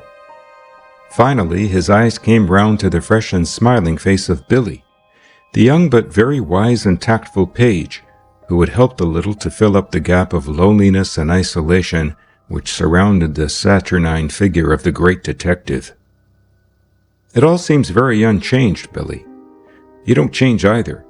I hope the same can be said of him." Billy glanced with some solicitude at the closed door of the bedroom. "I think he's in bed and asleep," he said. It was 7 in the evening of a lovely summer's day, but Dr. Watson was sufficiently familiar with the irregularity of his old friend's hours to feel no surprise at the idea. "That means a case, I suppose?" "Yes, sir. He is very hard at it just now. I'm frightened for his health. He gets paler and thinner, and he eats nothing." "When will you be pleased to dine, Mr. Holmes?" Mrs. Hudson asked. 7:30 the day after tomorrow," said he. "You know his way when he is keen on a case." "Yes, Billy, I know." "He's following someone." Yesterday he was out as a workman looking for a job. Today he was an old woman. Fairly took me in, he did, and I ought to know his ways by now." Billy pointed with a grin to a very baggy parasol which leaned against the sofa. "That's part of the old woman's outfit," he said. "But what is it all about, Billy?" Billy sank his voice as one who discusses great secrets of state. "I don't mind telling you, sir, but it should go no farther. It's this case of the Crown Diamond." "What, the £100,000 burglary?" "Yes, sir. They must get it back, sir. Why, we had the Prime Minister and the Home Secretary both sitting on that very sofa. Mr. Holmes was very nice to them. He soon put them at their ease and promised he would do all he could. Then there was Lord Cantlemere." "Ah. Yes, sir, you know what that means. He's a stiff 'un, sir, if I may say so. I can get along with the Prime Minister, and I've nothing against the Home Secretary, who seemed a civil, obliging sort of man, but I can't stand his lordship. Neither can Mr. Holmes, sir. You see, he don't believe in Mr. Holmes, and he was against employing him. He'd rather he failed." "And Mr. Holmes knows it?" "Mr. Holmes always knows whatever there is to know." "Well, we'll hope he won't fail and that Lord Cantlemere will be confounded. But I say, Billy, what is that curtain for across the window?" "Mr. Holmes had it put up there 3 days ago. We've got something funny behind it." Billy advanced and drew away the drapery which screened the alcove of the bow window. Dr. Watson could not restrain a cry of amazement. There was a facsimile of his old friend, dressing gown and all, the face turned 3/4 toward the window and downwards, as though reading an invisible book, while the body was sunk deep in an armchair. Billy detached the head and held it in the air. "We put it at different angles so that it may seem more lifelike. I wouldn't dare touch it if the blind were not down, but when it's up you can see this from across the way. We used something of the sort once before."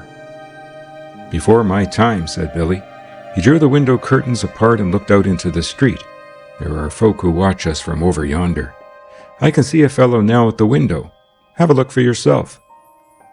Watson had taken a step forward when the bedroom door opened and the long, thin form of Holmes emerged, his face pale and drawn, but his step and bearing as active as ever. With a single spring he was at the window and had drawn the blind once more. "That will do, Billy," said he. "You are in danger of your life then, my boy, and I can't do without you just yet. Well, Watson, it is good to see you in your old quarters once again. You come at a critical moment." "So I gather." "You can go, Billy. That boy is a problem, Watson. How far am I justified in allowing him to be in danger?" "Danger of what, Holmes?" "Of sudden death. I'm expecting something this evening." "Expecting what?" "To be murdered, Watson." No, you are joking, Holmes." Even my limited sense of humor could evolve a better joke than that. "But we may be comfortable in the meantime, may we not? Is alcohol permitted?" "The gasogene and cigars are in the old place. Let me see you once more in the customary armchair. You have not, I hope, learned to despise my pipe and my lamentable tobacco.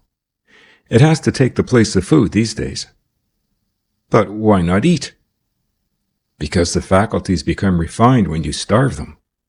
Why, surely as a doctor, my dear Watson, you must admit that what your digestion gains in the way of blood supply is so much lost to the brain.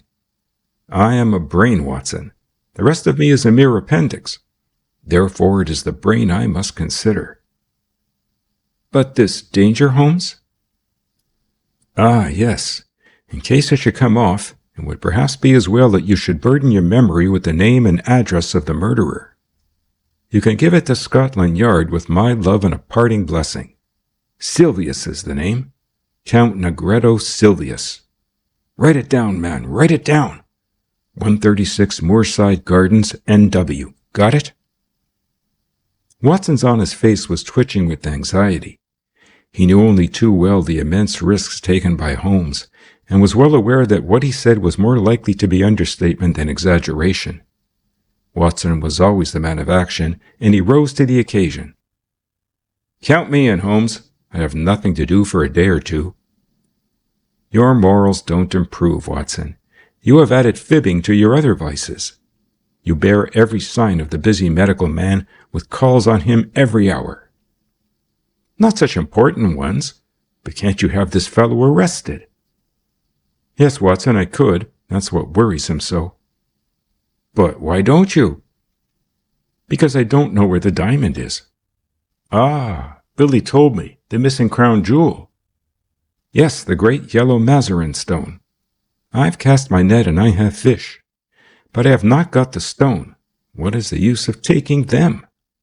We can make the world a better place by laying them by the heels. But that is not what I am out for. It's the stone I want.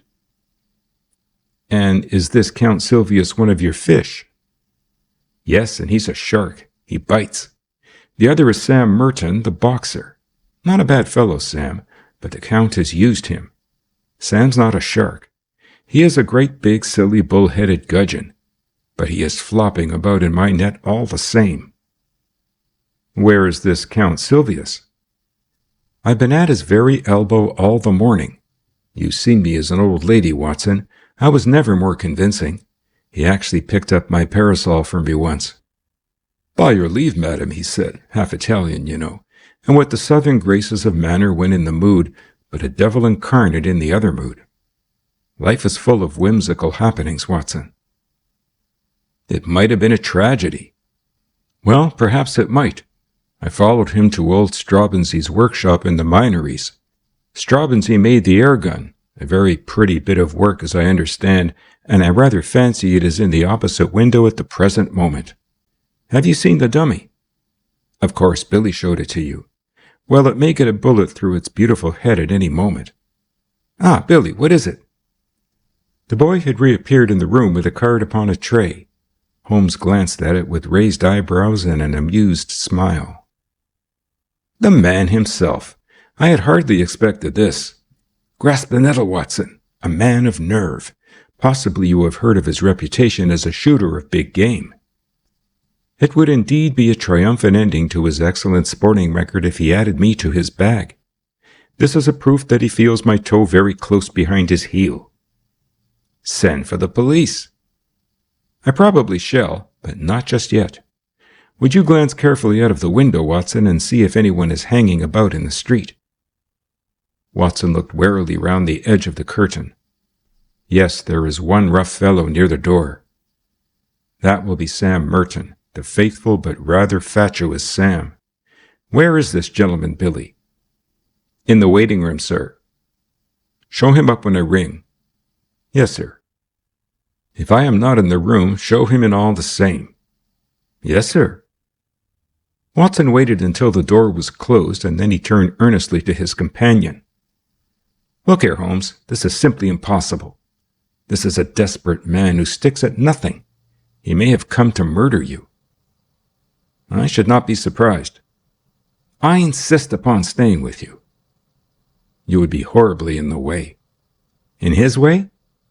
No, my dear fellow, in my way. Well, I can't possibly leave you. Yes, you can, Watson, and you will, for you have never failed to play the game. I am sure you will play it to the end. This man has come for his own purpose, but he may stay for mine. Holmes took out his notebook and scribbled a few lines. Take a cab to Scotland Yard and give this to Yoal of the CID. Come back with the police. The fellow's arrest will follow. I'll do that with joy. Before you return, I may have just time enough to find out where the stone is. He touched the bell. I think we will go out through the bedroom. This second exit is exceedingly useful.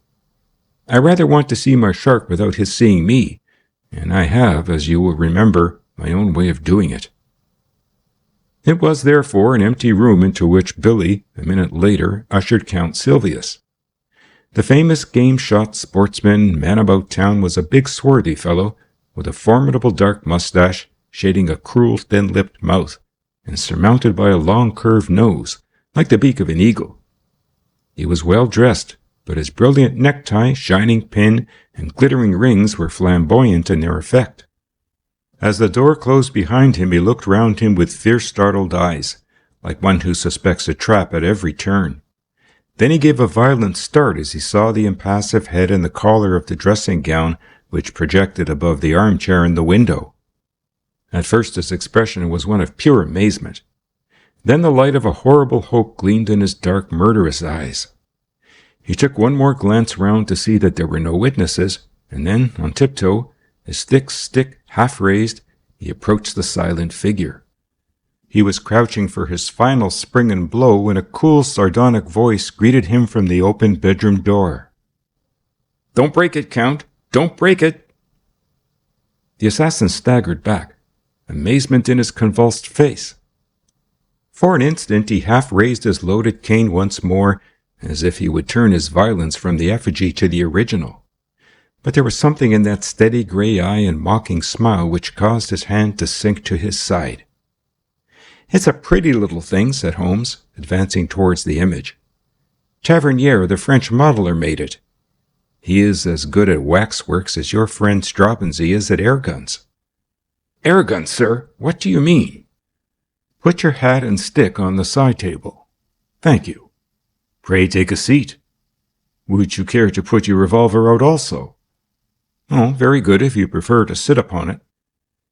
"Your visit is really most opportune, for I wanted badly to have a few minutes' chat with you."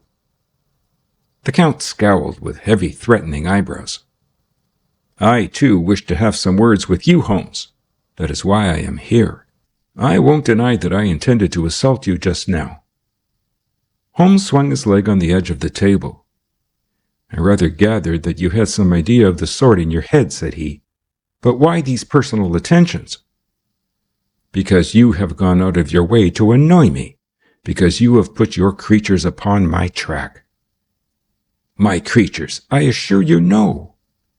"Nonsense. I have had them followed. Two can play at that game, Holmes." "It is a small point, Count Silvius, but perhaps you would kindly give me my prefix when you address me. You can understand that, with my routine of work, I should find myself on familiar terms with half the rogues' gallery, and you will agree that exceptions are invidious." "Well, Mr. Holmes, then." "Excellent. But I assure you, you are mistaken about my alleged agents." Count Silvius laughed contemptuously. "Other people can observe as well as you. Yesterday there was an old sporting man. Today it was an elderly woman. They held me in view all day." "Really, sir, you compliment me. Old Baron Dowson said the night before he was hanged that in my case what the law had gained the stage had lost. And now you give my little impersonations your kindly praise." "It was you? You yourself?" Holmes shrugged his shoulders. "You can see in the corner the parasol which you so politely handed to me in the Minories before you began to suspect.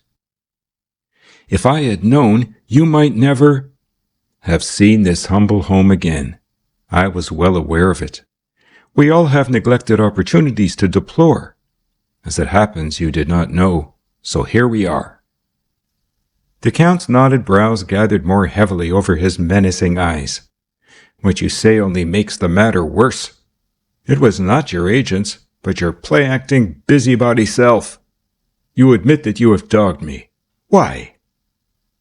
"Come now, Count. You used to shoot lions in Algeria." "Well, but why?" "Why? The sport, the excitement, the danger." "And no doubt to free the country from a pest?" "Exactly.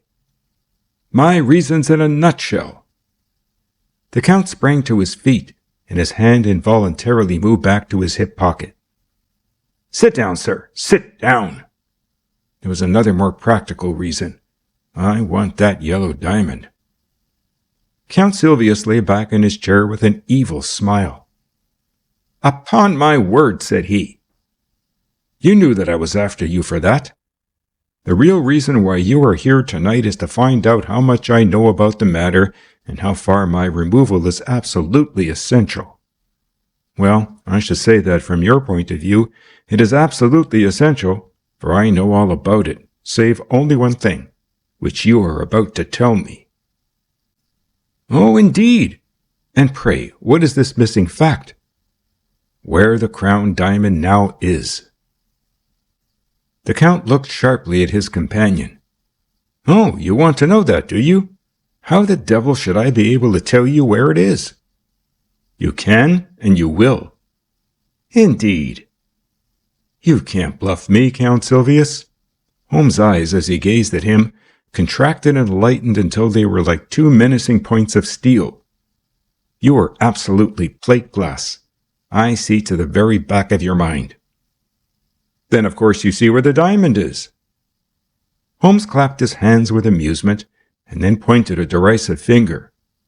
"And you do know. You have admitted it." "I admit nothing."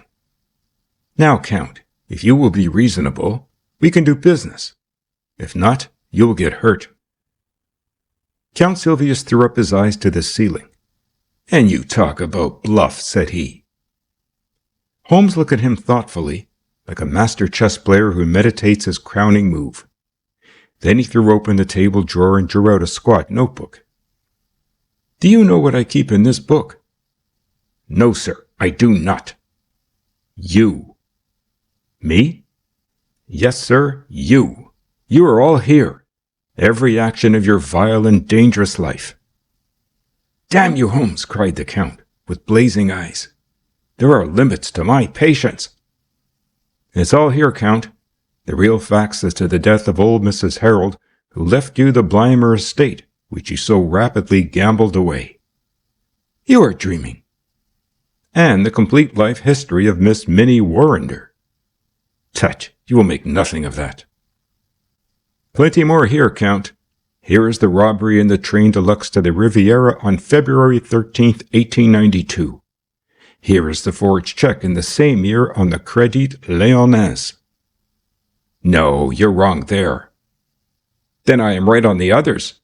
"Now, Count, you are a card player. When the other fellow has all the trumps, it saves time to throw down your hand." "What has all this talk to do with the jewel of which you spoke?" "Gently, Count. Restrain that eager mind. Let me get to the points in my own humdrum fashion. I have all this against you, but above all, I have a clear case against both you and your fighting bully in the case of the Crown Diamond." "Indeed." "I have the cabman who took you to Whitehall and the cabman who brought you away. I have the commissionaire who saw you near the case. I have Ike Sanders, who refused to cut it up for you. Ike has peached, and the game is up." The veins stood out on the Count's forehead. His dark, hairy hands were clenched in a convulsion of restrained emotion. He tried to speak, but the words would not shape themselves. "That's the hand I play from," said Holmes. "I put it all upon the table. But one card is missing. It's the King of Diamonds. I don't know where the stone is." "You never shall know." "No? Now be reasonable, Count. Consider the situation. You are going to be locked up for 20 years.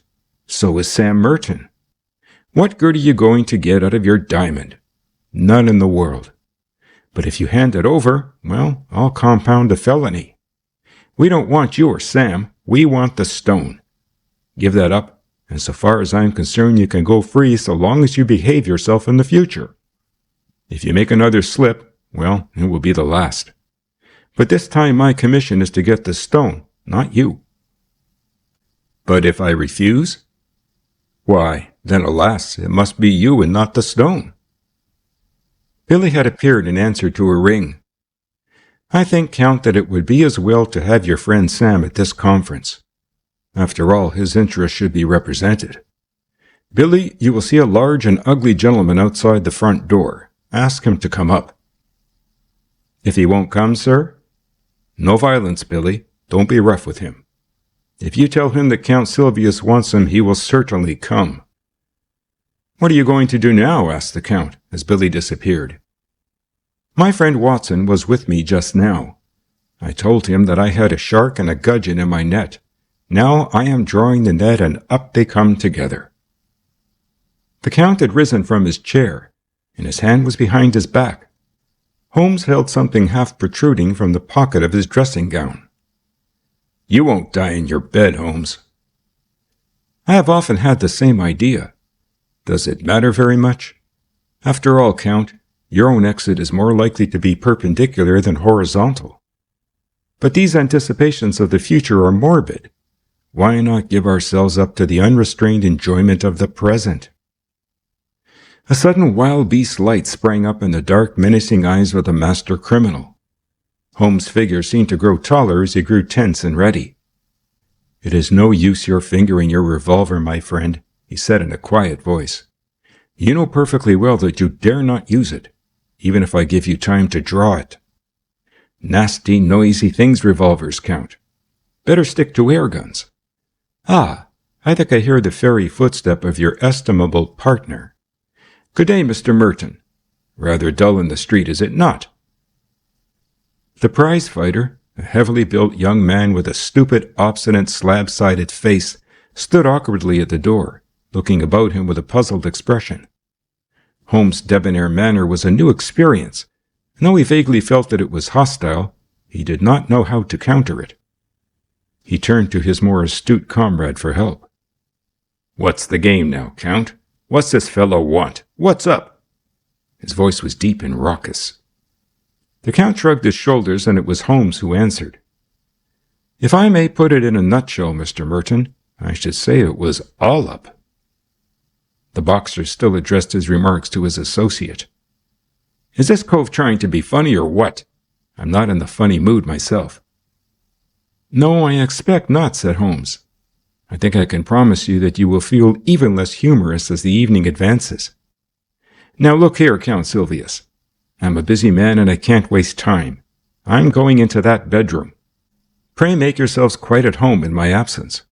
You can explain to your friend how the matter lies without the restraint of my presence. I shall try over the Hoffmann barcarolle upon my violin. In 5 minutes I shall return for your final answer. You quite grasp the alternative, do you not? Shall we take you, or shall we have the stone?" Holmes withdrew, picking up his violin from the corner as he passed. A few moments later, the long-drawn wailing notes of that most haunting of tunes came faintly through the closed door of the bedroom. "What is it, then?" asked Merton anxiously, as his companion turned to him. "Does he know about the stone?" "He knows a damn sight too much about it. I'm not sure that he doesn't know all about it." "Good Lord!" The boxer's sallow face turned a shade whiter. "Ikey Sanders has split on us." "He has he? I'll do him down a thick 'un for that if I swing for it." "That won't help us much. We've got to make up our minds what to do." "Half a mo," said the boxer, looking suspiciously at the bedroom door. "He's a leery cove that wants watching. I suppose he's not listening?" "How can he be listening with that music going?" "That's right. Maybe somebody's behind a curtain. Too many curtains in this room." As he looked round, he suddenly saw for the first time the effigy in the window, and stood staring and pointing, too amazed for words. "Tut, it's only a dummy," said the Count. "A fake, is it? Well, strike me. Madame Tussaud ain't in it. It's the living spit of him, gown and all. But them curtains, Count." "Oh, confound the curtains. We are wasting our time, and there is none too much. He can lag us over this stone." "The deuce he can. But he'll let us slip if we only tell him where the swag is." "What? Give it up? Give up 100,000 quid?" "It's one or the other." Merton scratched his short-cropped pate. "He's alone in there. Let's do him in. If his light were out, we should have nothing to fear." The Count shook his head. "He is armed and ready. If we shot him, we could hardly get away in a place like this. Besides, it's likely enough that the police know whatever evidence he has got." "Hullo, what was that?" There was a vague sound which seemed to come from the window. Both men sprang round, but all was quiet. Save for the one strange figure seated in the chair, the room was certainly empty. "Something in the street," said Merton. "Now look here, Governor, you've got the brains. Surely you can think a way out of it. If slugging is no use, then it's up to you." "I fool better men than he," the Count answered. "The stone is here in my secret pocket. I take no chances leaving it about. It can be out of England tonight and cut into 4 pieces in Amsterdam before Sunday. He knows nothing of Van Setter." "I thought Van Setter was going next week." "He was, but now he must get off by the next boat. One or other of us must slip round with the stone to Lime Street and tell him." "But the false bottom ain't ready." "Well, he must take it as it is and chance it. There's not a moment to lose." Again, with the sense of danger which becomes an instinct with the sportsman, he paused and looked hard at the window. Yes, it was surely from the street that the faint sound had come. "As to Holmes," he continued, "we can fool him easily enough. You see, the damn fool won't arrest us if he can get the stone. Well, we'll promise him the stone. We'll put him on the wrong track about it, and before he finds that it is the wrong track, it will be in Holland and we out of the country." "That sounds good to me," cried Sam Merton with a grin. "You go on and tell the Dutchman to get a move on him. I'll see this sucker and fill him up with a bogus confession. I'll tell him that the stone is in Liverpool. Confound that whining music. It gets on my nerves. By the time he finds it isn't in Liverpool, it will be in quarters and we on the blue water. Come back here, out of a line with that keyhole. Here is the stone." "I wonder you dare carry it." "Where could I have it safer? If we could take it out of Whitehall, someone else could surely take it out of my lodgings." "Let's have a look at it." Count Sylvius cast a somewhat unflattering glance at his associate and disregarded the unwashed hand which was extended towards him. "What, do you think I'm going to snatch it off you? See here, mister, I'm getting a bit tired of your ways." Well, no offense, Sam. We can't afford to quarrel. Come over to the window if you want to see the beauty properly. Now hold it to the light. Here." "Thank you." With a single spring, Holmes had leapt from the dummy's chair and had grasped the precious jewel. He held it now in one hand, while his other pointed a revolver at the Count's head. The two villains staggered back in utter amazement. Before they had recovered, Holmes had pressed the electric bell. "No violence, gentlemen, no violence, I beg of you. Consider the future.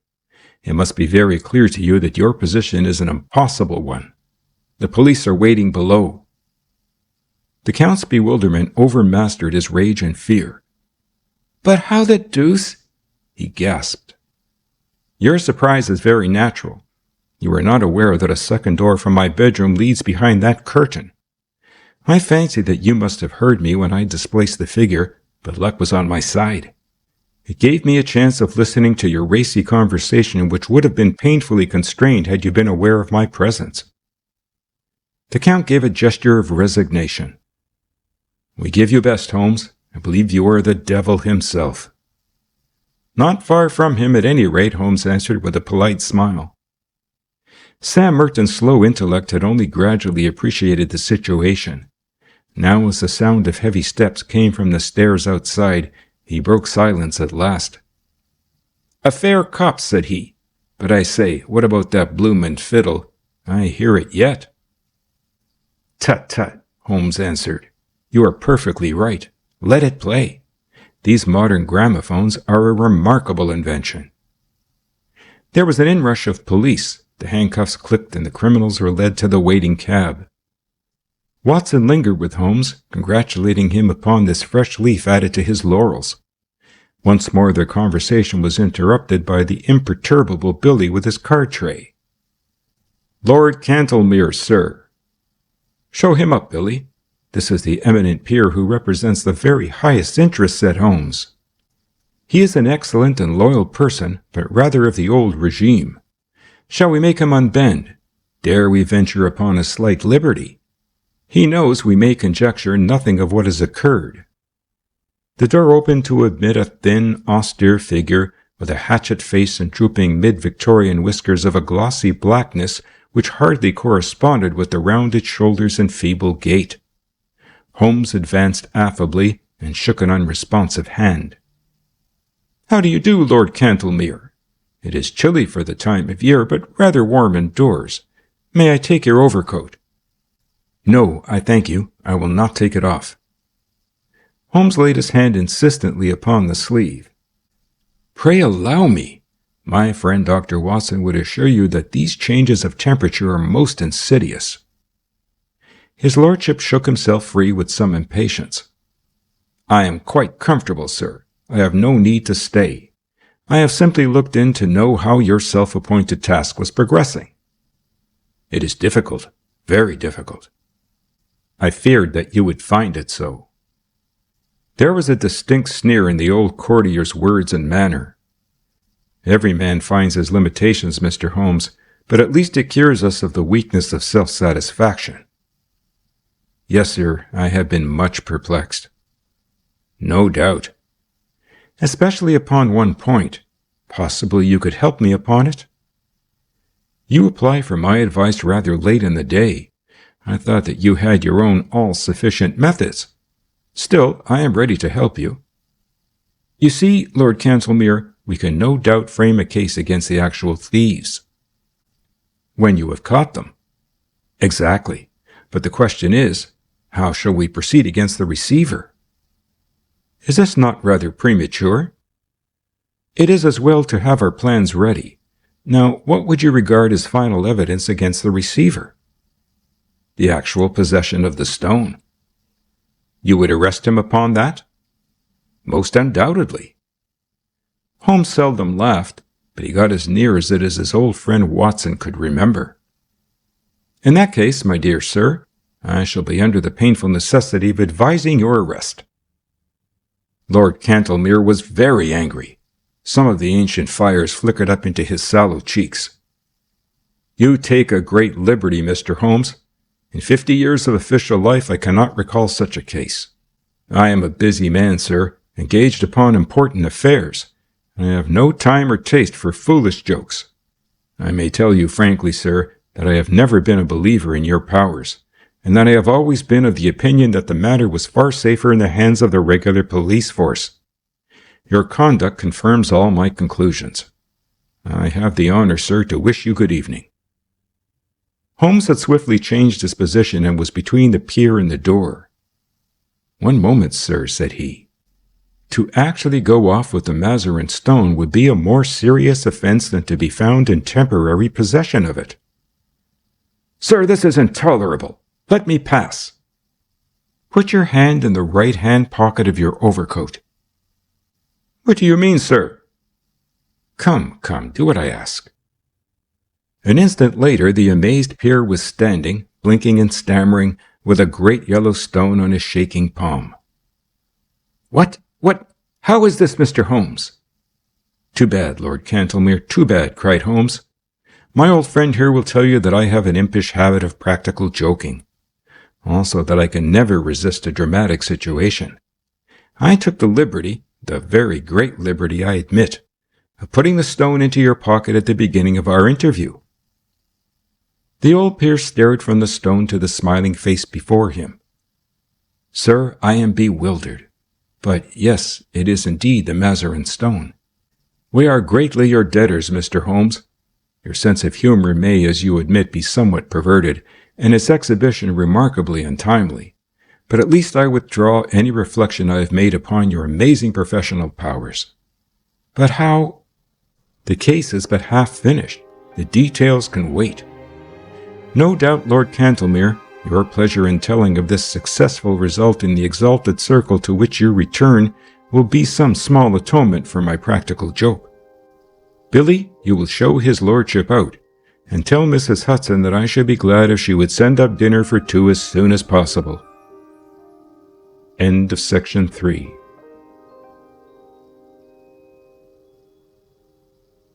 The Case-Book of Sherlock Holmes by Sir Arthur Conan Doyle.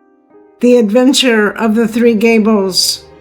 I don't think that any of my adventures with Mr. Sherlock Holmes opened quite so abruptly or so dramatically as that which I associate with the Three Gables.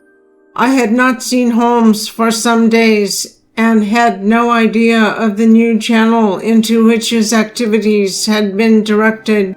He was in a chatty mood that morning, however, and had just settled me into the well-worn, low armchair on one side of the fire, while he had curled down with his pipe in his mouth upon the opposite chair when our visitor arrived.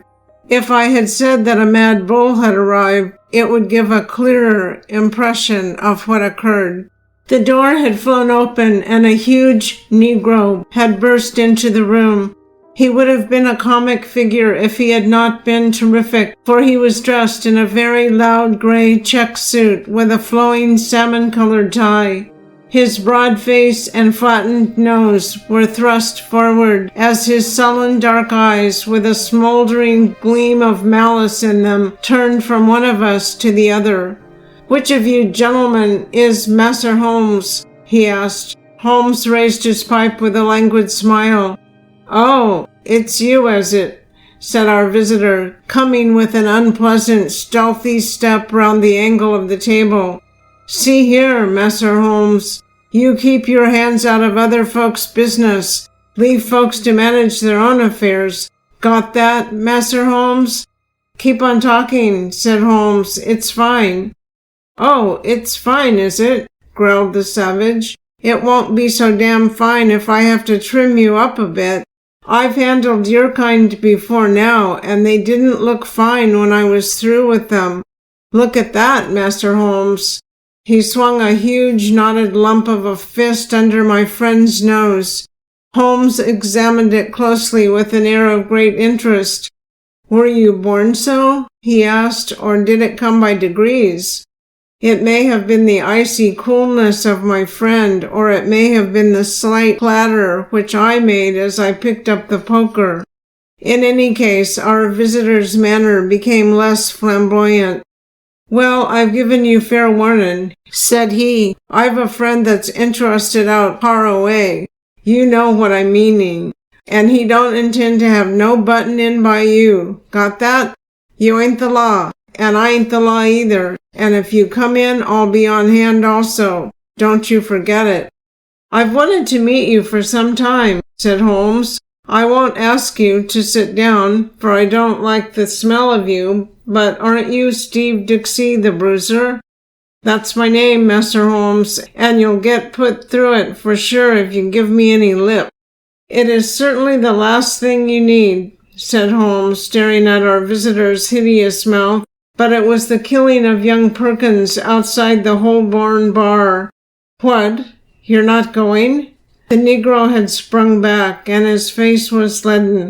"I won't listen to no such talk," said he. "What have I to do with this 'ere Perkins, Master Holmes? I was trainin' at the bull ring in Birmingham when this boy done gone get into trouble." "Yes, you'll tell the magistrate about it, Steve," said Holmes. "I've been watching you and Barney Stockdale." "So help me the Lord, Master Holmes." "That's enough. Get out of it. I'll pick you up when I want you." "Good mornin', Master Holmes. I hope there ain't no hard feelin's about this 'ere visit." "There will be unless you tell me who sent you." "Why, there ain't no secret about that, Master Holmes. It was that same gentleman that you have just done gone mention." "And who set him on to it?" "S'help me, I don't know, Master Holmes. He just say, 'Steve, you go see Mr. Holmes and tell him his life ain't safe if he go down Harroway.' That's the whole truth." Without waiting for any further questioning, our visitor bolted out of the room almost as precipitately as he had entered. Holmes knocked out the ashes of his pipe with a quiet chuckle. "I am glad you were not forced to break his woolly head, Watson. I observed your maneuvers with the poker, but he is really rather a harmless fellow, a great muscular, foolish, blustering baby, and easily cowed, as you have seen. He is one of the Spencer John gang, and has taken part in some dirty work of late, which I may clear up when I have time. His immediate principal, Barney, is a more astute person. They specialize in assaults, intimidation, and the like. What I want to know is who is at the back of them on this particular occasion." "But why do they want to intimidate you?" "It is this Harrow Weald case. It decides me to look into the matter, for if it is worth anyone's while to take so much trouble, there must be something in it. But what is it? I was going to tell you when we had this comic interlude. Here is Mrs. Maberly's note. If you care to come with me, we will wire her and go out at once. Dear Mr. Sherlock Holmes, I read, I have had a succession of strange incidents occur to me in connection with this house, and I should much value your advice. You would find me at home any time tomorrow. The house is within a short walk of the Wheels station. I believe that my late husband, Mortimer Maberly, was one of your early clients. Yours faithfully, Mary Maberly. The address was 3 Gables, Harrow, Weald. So that's that, said Holmes. And now, if you can spare the time, Watson, we will get upon our way. A short railway journey and a shorter drive brought us to the house, a brick and timber villa, standing in its own acre of undeveloped grassland. 3 small projections above the upper windows made a feeble attempt to justify its name. Behind was a grove of melancholy half-grown pines, and the whole aspect of the place was poor and depressing. Nonetheless, we found the house to be well furnished, and the lady who received us was a most engaging elderly person who bore every mark of refinement and culture. I remember your husband well, madam, said Holmes, though it is some years since he used my services in some trifling matter. Probably you would be more familiar with the name of my son Douglas. Holmes looked at her with great interest. Dear me, are you the mother of Douglas Maberly? I knew him slightly, but of course all London knew him. What a magnificent creature he was. Where is he now? Dead, Mr. Holmes, dead. He was attaché at Rome, and he died there of pneumonia last month. I am sorry. What could not connect death with such a man? I have never known anyone so vitally alive. He lived intensely, every fiber of him.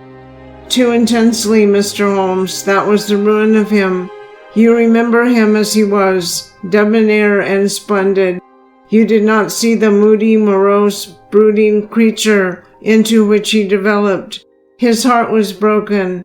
In a single month I seemed to see my gallant boy turn into a worn-out, cynical man.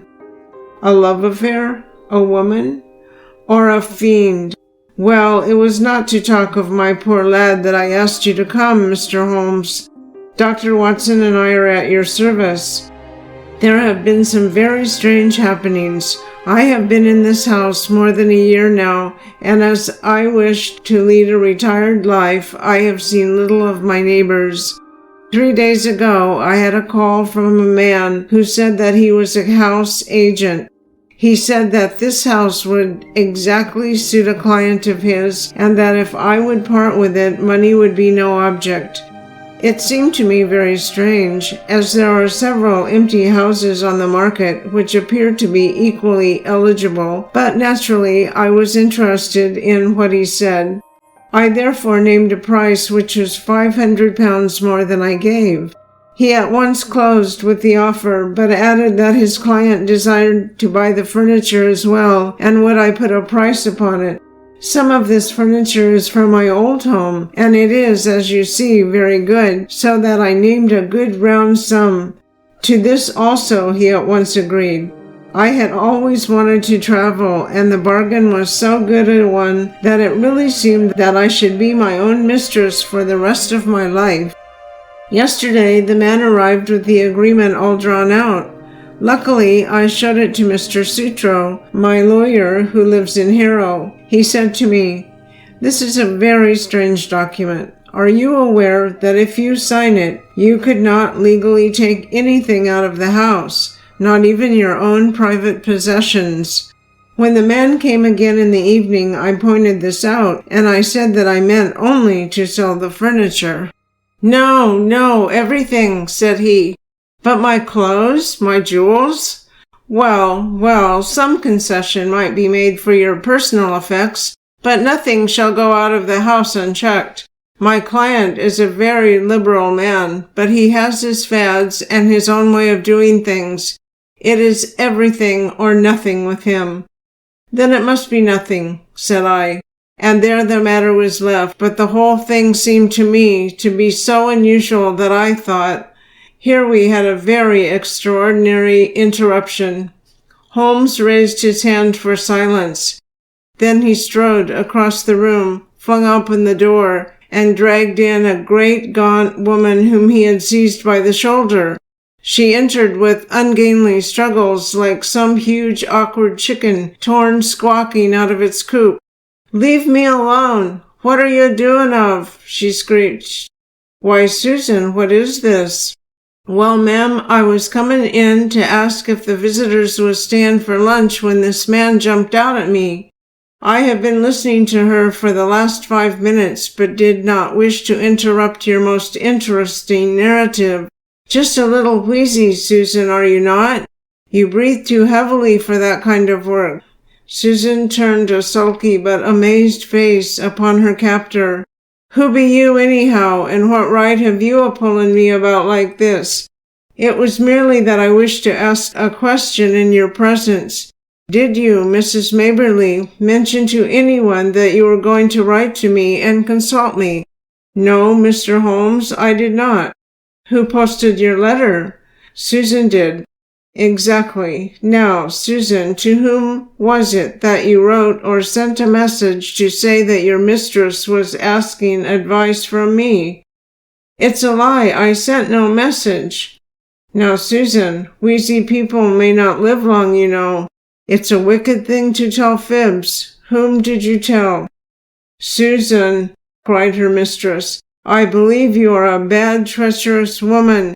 I remember now that I saw you speaking to someone over the hedge." "That was my own business," said the woman sullenly. "Suppose I tell you that it was Barney Stockdale to whom you spoke?" said Holmes. "Well, if you know, what do you want to ask for?" "I was not sure, but I know now." "Well now, Susan, it will be worth £10 to you if you will tell me who is at the back of Barney. Someone that could lay down £1,000 for every 10 you have in the world." "So, a rich man?" "No," you smiled, "a rich woman." "Now we have got so far, you may as well give the name and earn the tenner." "I'll see you in hell first." "Oh, Susan, language. I am clearing out of here. I've had enough of you all.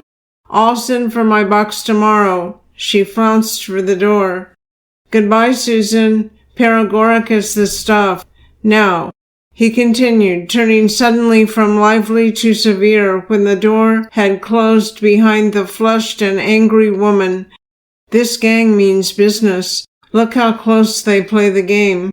Your letter to me had the 10 p.m. postmark, and yet Susan passes the word to Barney.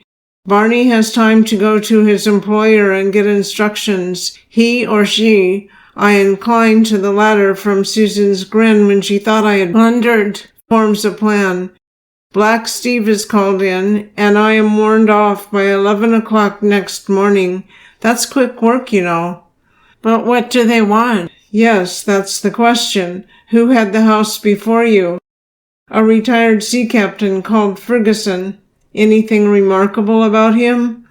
"Not that ever I heard of. I was wondering whether he could have buried something. Of course, when people bury treasure nowadays, they do it in the post office bank, but there are always some lunatics about. It would be a dull world without them. At first I thought of some buried valuable. But why, in that case, should they want your furniture? You don't happen to have a Raphael or a first folio Shakespeare without knowing it." "No, I don't think I have anything rarer than a Crown Derby tea set." "That would hardly justify all this mystery. Besides, why should they not openly state what they want? If they covet your tea set, they can surely offer a price for it without buying you out, lock, stock, and barrel. No, as I read it, there is something which you do not know that you have, and which you would not give up if you did know." "That is how I read it," said I. "Dr. Watson agrees, so that settles it. Well, Mr. Holmes, what can it be? Let us see whether by this purely mental analysis we can get it to a finer point. You have been in this house a year. Nearly 2. All the better. During this long period, no one wants anything from you. Now suddenly, within 3 or 4 days, you have urgent demands. What would you gather from that? It can only mean, said I, that the object, whatever it may be, has only just come into the house. Settled once again, said Holmes. Now, Mrs. Maberly, has any object just arrived? No, I have bought nothing new this year. Indeed, that is very remarkable. Well, I think we had best let matters develop a little further until we have clearer data. Is that lawyer of yours a capable man? Mr. Sutro is most capable. Have you another maid, or was the fair Susan, who just banged your front door, alone? I have a young girl. Try and get Sutro to spend a night or 2 in the house. You might possibly want protection. Against whom? Who knows? The matter is certainly obscure.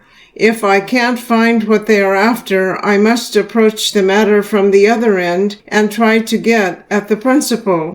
Did this house agent man give any address?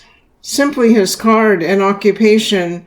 Haynes Johnson, auctioneer and valuer. I don't think we shall find him in the directory. Honest businessmen don't conceal their place of business. Well, you will let me know any fresh development.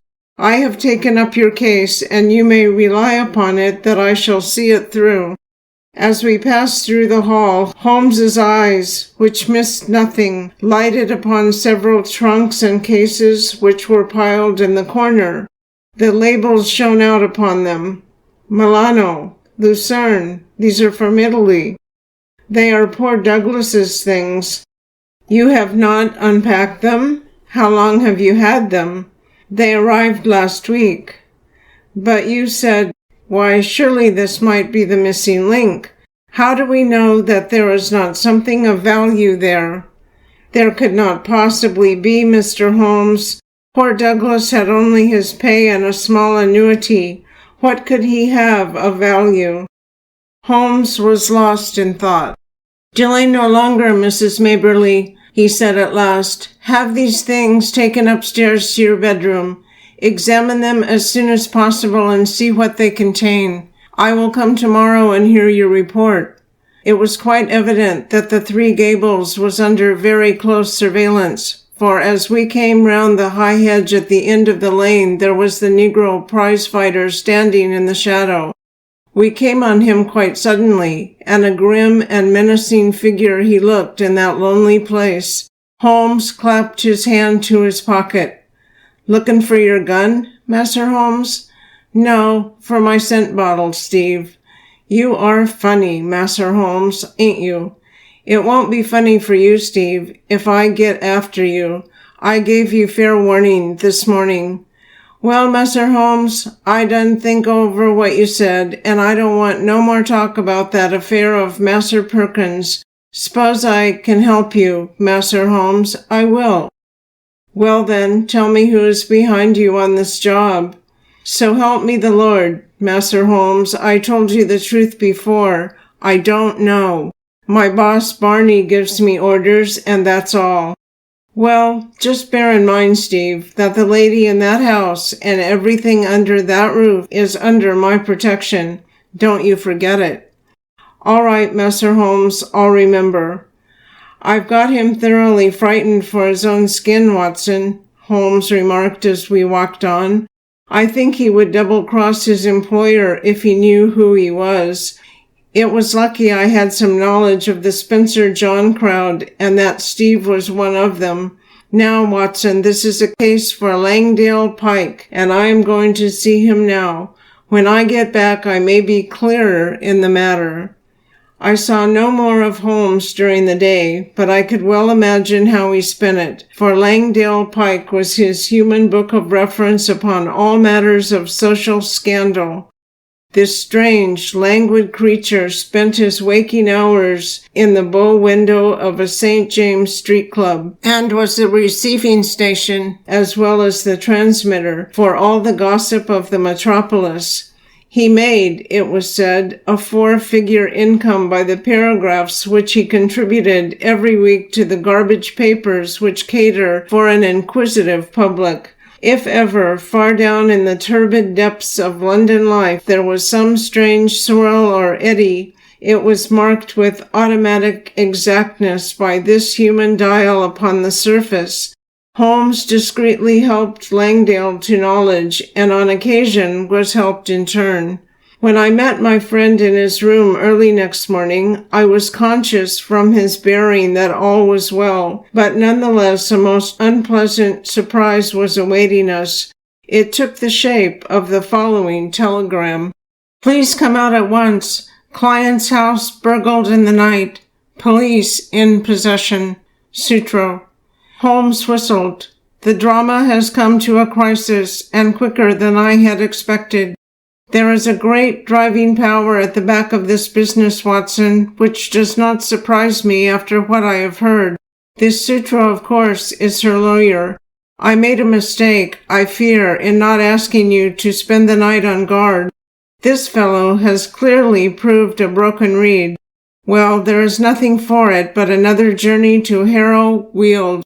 We found the Three Gables a very different establishment to the orderly household of the previous day. A small group of idlers had assembled at the garden gate, while a couple of constables were examining the windows and the geranium beds.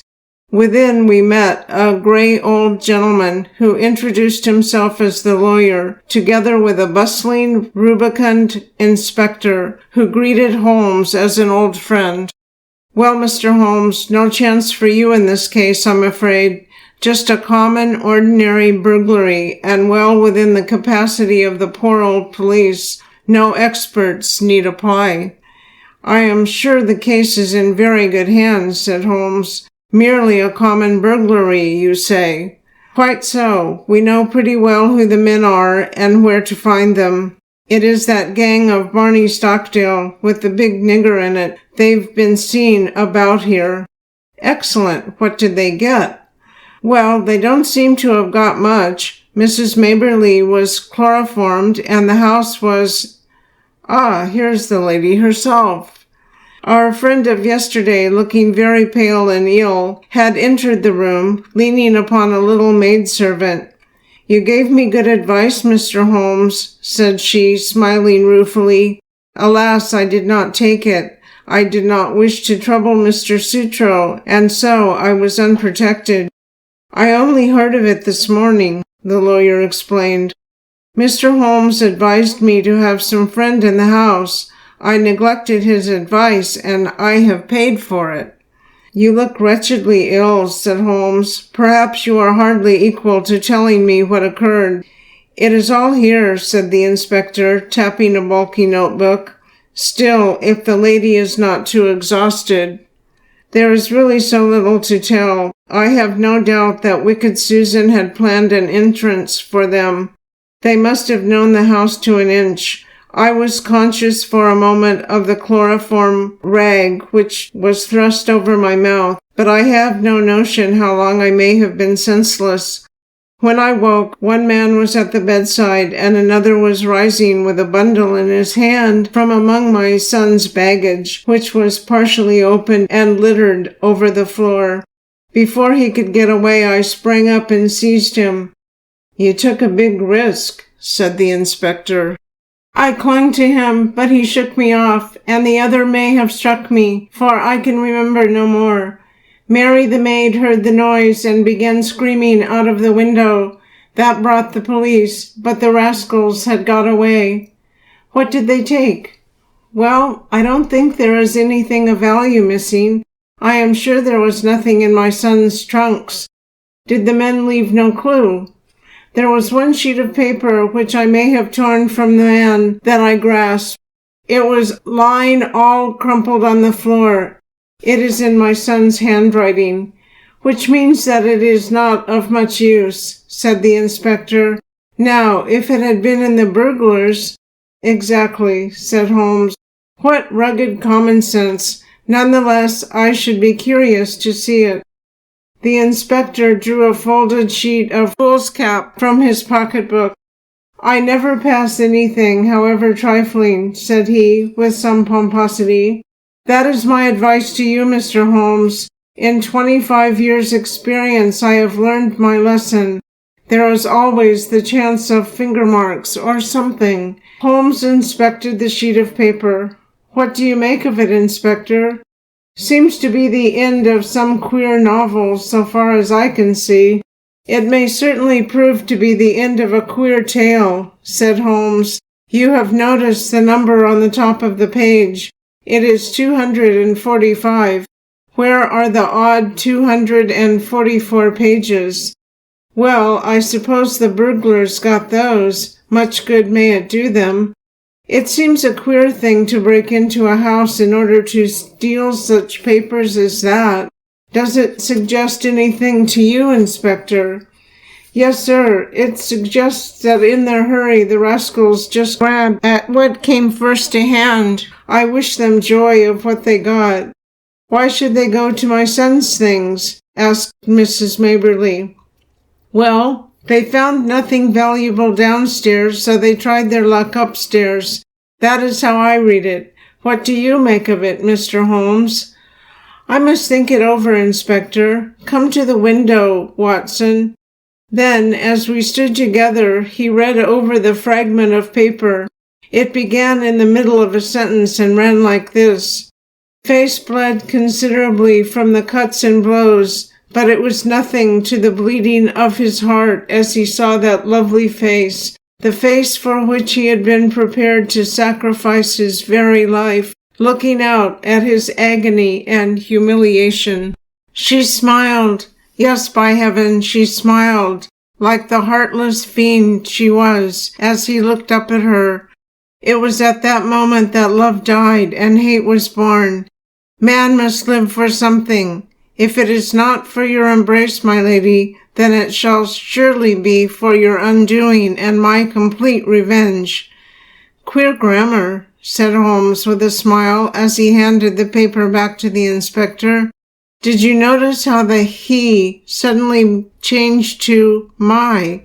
The writer was so carried away by his own story that he imagined himself at the supreme moment to be the hero. It seemed mighty poor stuff," said the inspector as he replaced it in his book. "What, are you off, Mr. Holmes?" "I don't think there is anything more for me to do now that the case is in such capable hands.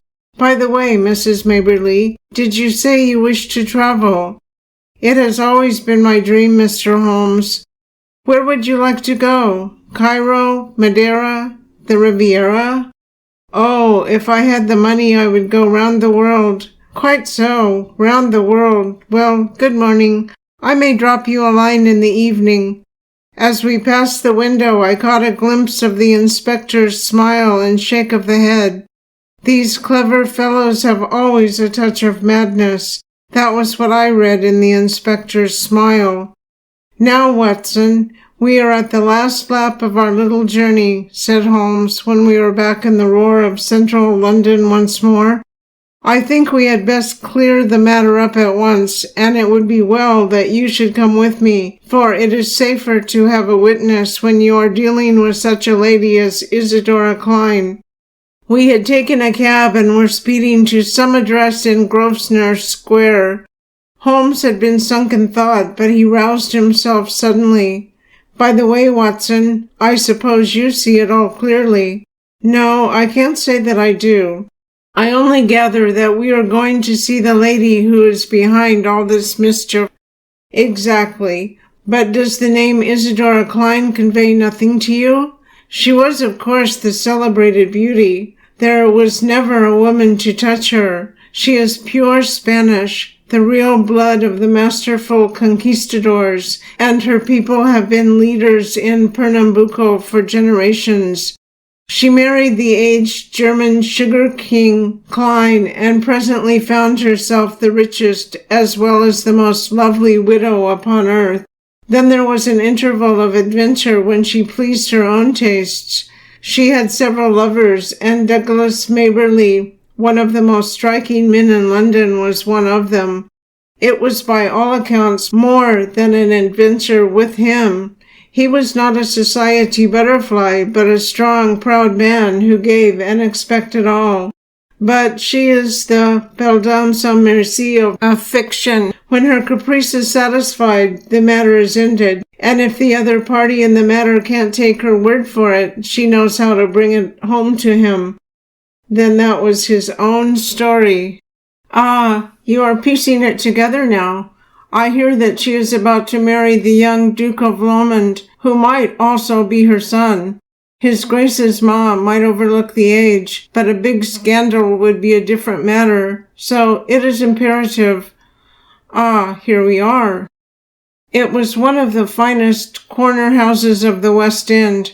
A machine-like footman took up our cards and returned with word that the lady was not at home. Then we shall wait until she is, said Holmes cheerfully. The machine broke down. Not at home means not at home to you, said the footman. Good, Holmes answered. That means that we shall not have to wait. Kindly give this note to your mistress. He scribbled 3 or 4 words upon a sheet of his notebook, folded it, and handed it to the man. What did you say, Holmes? I asked. I simply wrote. Shall it be the police then? I think that should pass us in. It did, with amazing celerity. A minute later we were in an Arabian Nights drawing room, vast and wonderful, in a half-gloom, picked out with an occasional pink electric light. The lady had come, I felt, to that time of life when even the proudest beauty finds the half-light more welcome. She rose from a settee as we entered, tall, queenly, a perfect figure, a lovely mask-like face, with 2 wonderful Spanish eyes which looked murder at us both. What is this intrusion and this insulting message? She asked, holding up the slip of paper. I need not explain, madame. I have too much respect for your intelligence to do so, though I confess that intelligence has been surprisingly at fault of late. How so, sir? By supposing that your hired bullies could frighten me from my work. Surely no man would take up my profession if it were not that danger attracts him. It was you, then, who forced me to examine the case of young Maberly. I have no idea what you are talking about. What have I to do with hired bullies? Holmes turned away wearily. Yes, I have underrated your intelligence. Well, good afternoon. Stop. Where are you going? To Scotland Yard. We had not got halfway to the door before she had overtaken us and was holding his arm. She had turned in a moment from steel to velvet. Come and sit down, gentlemen. Let us talk this matter over. I feel that I may be frank with you, Mr. Holmes. You have the feelings of a gentleman. How quick a woman's instinct is to find it out. I will treat you as a friend. I cannot promise to reciprocate, madame. I am not the law, but I represent justice so far as my feeble powers go. I am ready to listen, and then I will tell you how I will act. No doubt it was foolish of me to threaten a brave man like yourself. What was really foolish, madame, is that you have placed yourself in the power of a band of rascals who may blackmail or give you away. No, I am not so simple. Since I have promised to be frank, I may say that no one, save Barney Stockdale and Susan, his wife, have the least idea who their employer is. As to them, well, it is not the first. She smiled and nodded with a charming, coquettish intimacy. I see, you've tested them before. They are good hounds who run silent.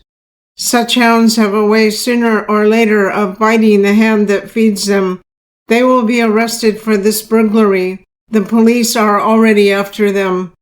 They will take what comes to them. That is what they are paid for. I shall not appear in the matter, unless I bring you into it. No, you would not. You are a gentleman. It is a woman's secret. In the first place, you must give back this manuscript.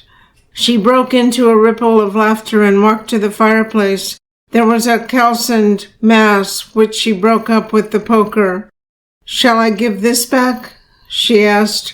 So roguish and exquisite did she look as she stood before us with a challenging smile that I felt of all Holmes's criminals, this was the one whom he would find it hardest to face. However, he was immune from sentiment. "That seals your fate," he said coldly. "You are very prompt in your actions, madame, but you have overdone it on this occasion." She threw the poker down with a clatter. "How hard you are," she cried. "May I tell you the whole story? I fancy I could tell it to you. But you must look at it with my eyes, Mr. Holmes. You must realize it from the point of view of a woman who sees all her life's ambitions about to be ruined at the last moment. Is such a woman to be blamed if she protects herself? The original sin was yours." Yes, I admit it. He was a dear boy, Douglas, but it so chanced that he could not fit into my plans. He wanted marriage, Mr. Holmes, with a penniless commoner. Nothing less would serve him. Then he became pertinacious. Because I had given, he seemed to think that I still must give, and to him only. It was intolerable. At last I had to make him realize it, by hiring ruffians to beat him under your own window. You do indeed seem to know everything. Well, it is true. Barney and the boys drove him away and were, I admit, a little rough in doing so. But what did he do then? Could I have believed that a gentleman would do such an act? He wrote a book in which he described his own story. I, of course, was the wolf, he the lamb. It was all there, under different names, of course, but who in all London would have failed to recognize it? What do you say to that, Mr. Holmes? Well, he was within his rights. It was as if the air of Italy had got into his blood and brought with it the old, cruel Italian spirit. He wrote to me and sent me a copy of his book that I might have the torture of anticipation. There were 2 copies, he said, one for me, one for his publisher. How did you know the publishers had not reached him? I knew who his publisher was. It is not his only novel, you know. I found out that he had not heard from Italy. Then came Douglas's sudden death.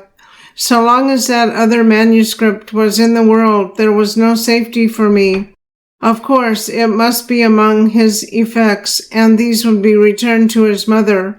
I set the gang at work. One of them got into the house as servant. I wanted to do the thing honestly. I really and truly did. I was ready to buy the house and everything in it. I offered any price she cared to ask. I only tried the other way when everything else had failed. Now, Mr. Holmes, granting that I was too hard on Douglas, and God knows I am sorry for it, what else could I do with my whole future at stake? Sherlock Holmes shrugged his shoulders. Well, said he. I suppose I shall have to compound a felony as usual. How much does it cost to go round the world in first-class style? The lady stared in amazement. Could it be done on £5,000? Well, I should think so, indeed. Very good. I think you will sign me a cheque for that, and I will see that it comes to Mrs. Maberly. You owe her a little change of air. Meantime, lady, he wagged a cautionary forefinger, have a care. Have a care.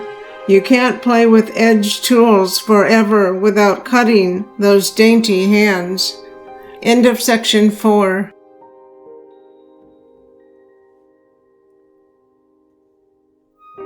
Section 5 of The Case-Book of Sherlock Holmes by Sir Arthur Conan Doyle.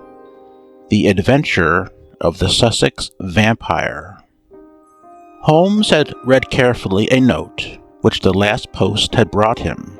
Then, with the dry chuckle which was his nearest approach to a laugh, he tossed it over to me. For a mixture of the modern and the medieval, of the practical and of the wildly fanciful, I think this is surely the limit, said he. What do you make of it, Watson? I read as follows. 46 Old Jewry, November 19th. R.E. Vampires. Sir, Our client, Mr. Robert Ferguson, of Ferguson and Muirhead, tea brokers, of Mincing Lane, has made some inquiry from us in a communication of even date concerning vampires.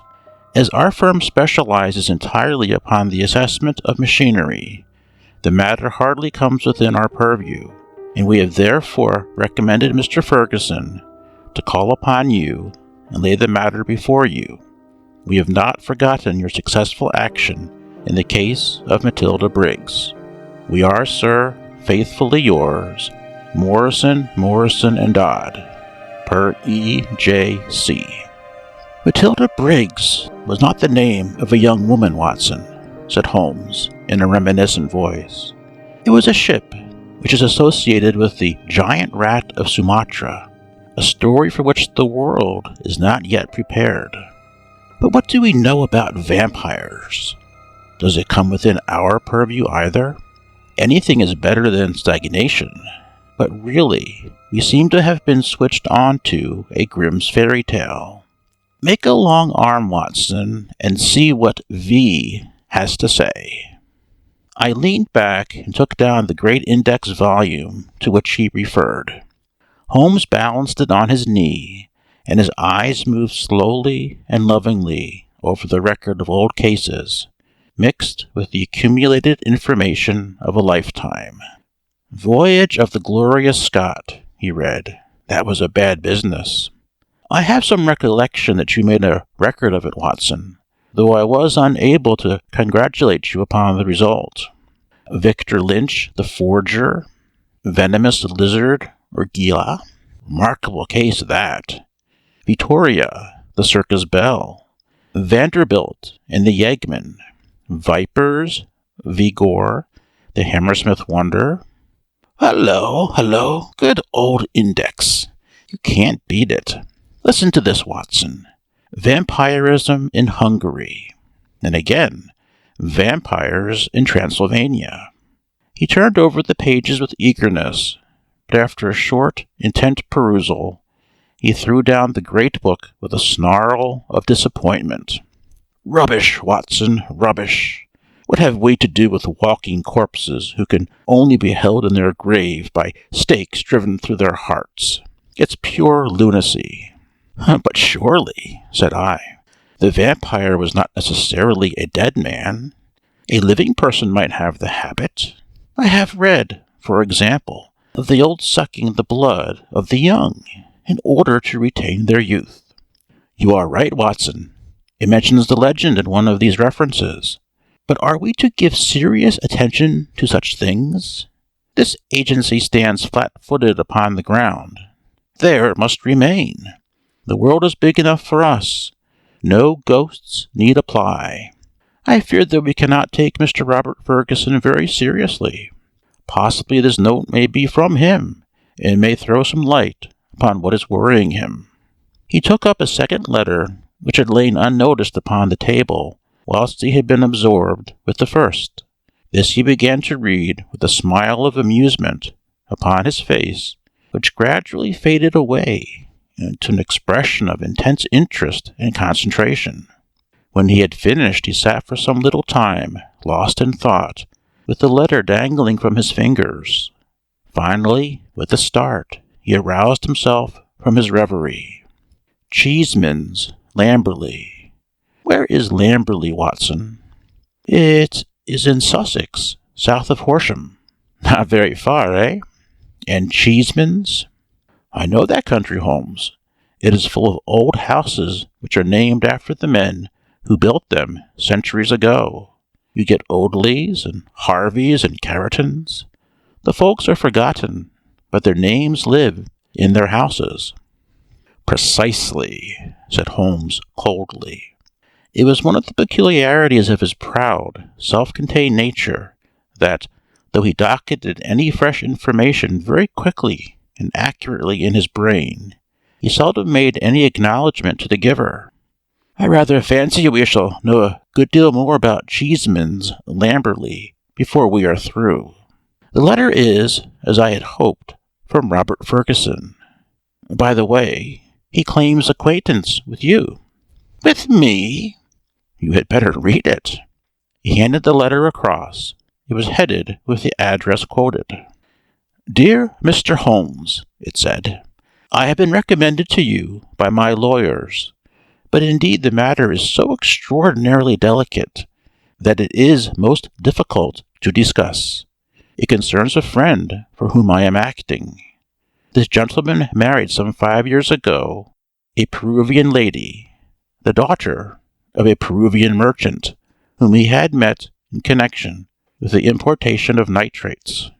The lady was very beautiful, but the fact of her foreign birth and of her alien religion always caused a separation of interests and of feelings between husband and wife, so that after a time his love may have cooled towards her, and he may have come to regard their union as a mistake.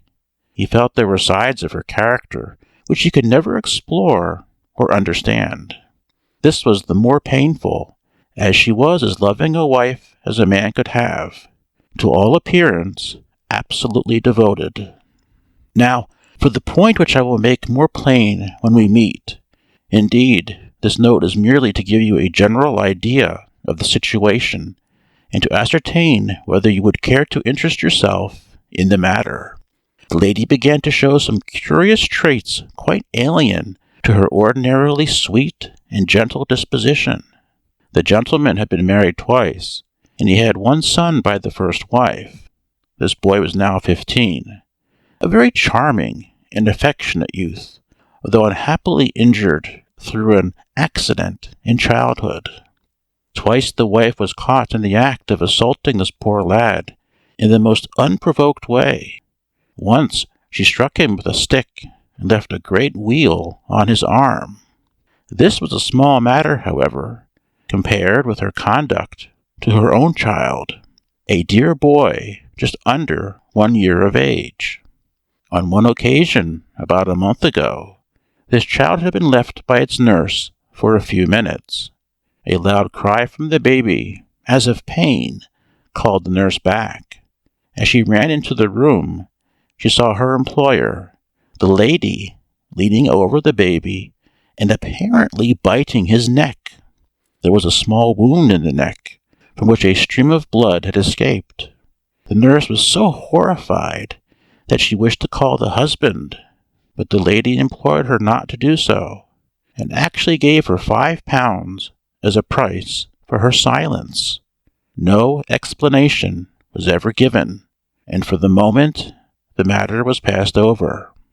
It left, however, a terrible impression upon the nurse's mind, and from that time she began to watch her mistress closely, and to keep a closer guard upon the baby, whom she tenderly loved. It seemed to her that even as she watched the mother, so the mother watched her, and that every time she was compelled to leave the baby alone, the mother was waiting to get at it. Day and night, the nurse covered the child, and day and night, the silent, watchful mother seemed to be lying in wait, as a wolf waits for a lamb. It must read most incredible to you, and yet I beg you to take it seriously, for a child's life and a man's sanity may depend upon it. At last there came one dreadful day when the facts could no longer be concealed from the husband. The nurse's nerve had given way. She could stand the strain no longer, and she made a clean breast of it all to the man. To him it seemed as wild a tale as it may now seem to you. He knew his wife to be a loving wife, and, save for the assaults upon her stepson, a loving mother. Why, then, should she wound her own dear little baby? He told the nurse that she was dreaming, that her suspicions were those of a lunatic, and that such libels upon her mistress were not to be tolerated. Whilst they were talking, a sudden cry of pain was heard. Nurse and master rushed together to the nursery. Imagine his feelings, Mr. Holmes, as he saw his wife rise from a kneeling position beside the cot, and saw blood upon the child's exposed neck and upon the sheet. With a cry of horror, he turned his wife's face to the light, and saw blood all round her lips. It was she beyond all question, who had drunk the poor baby's blood. So the matter stands, She's now confined to her room. There has been no explanation. The husband is half demented. He knows, and I know, little of vampirism beyond the name. We had thought it was some wild tale of foreign parts.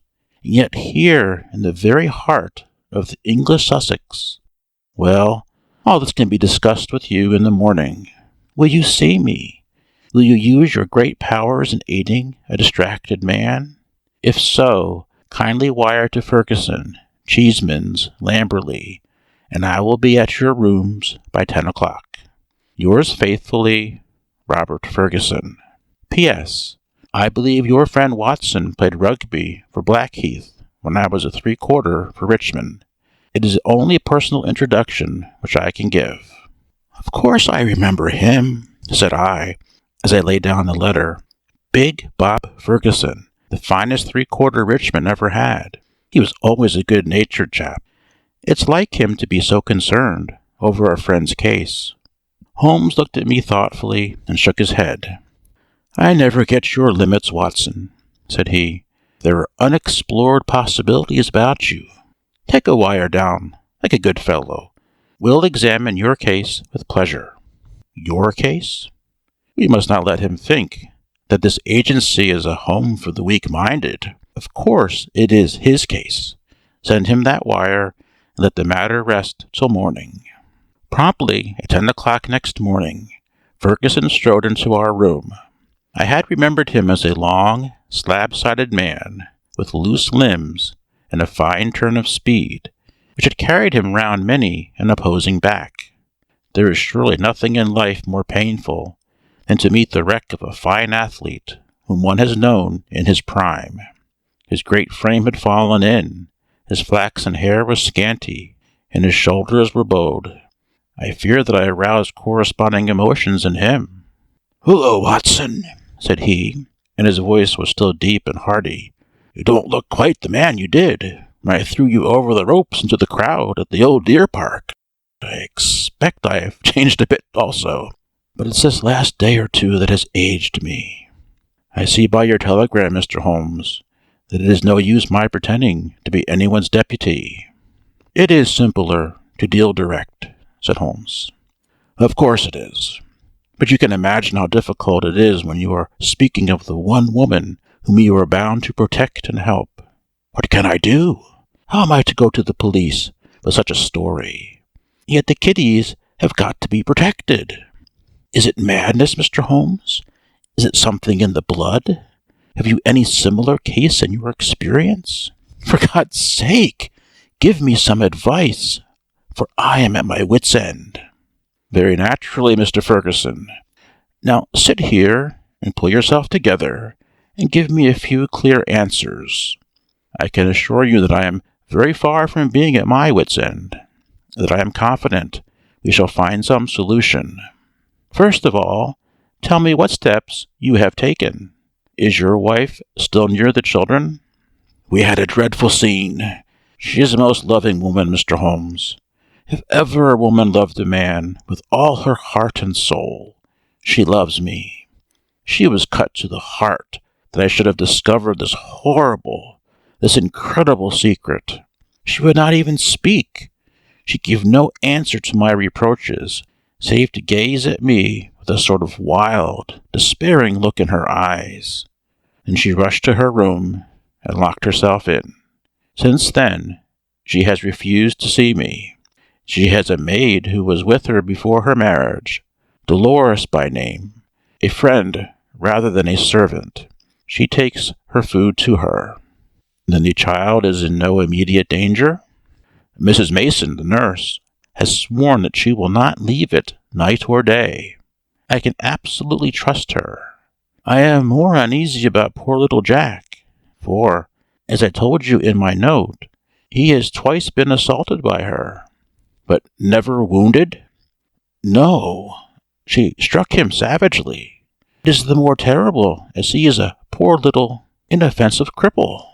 Ferguson's gaunt features softened as he spoke of his boy. You would think that the dear lad's condition would soften anyone's heart. A fall in childhood and a twisted spine, Mr. Holmes. but the dearest, most loving heart within. Holmes had picked up the letter of yesterday and was reading it over. What other inmates are there in your house, Mr. Ferguson? 2 servants who have not been long with us, 1 stable hand, Michael, who sleeps in the house, my wife, myself, my boy Jack, baby, Dolores, and Mrs. Mason. That is all. I gather that you do not know your wife well at the time of your marriage. I had only known her a few weeks. How long had this maid Dolores been with her? Some years. Then your wife's character would really be better known by Dolores than by you. Yes, you may say so. Holmes made a note. I fancy, said he, that I may be of more use at Lamberley than here. It is eminently a case for personal investigation.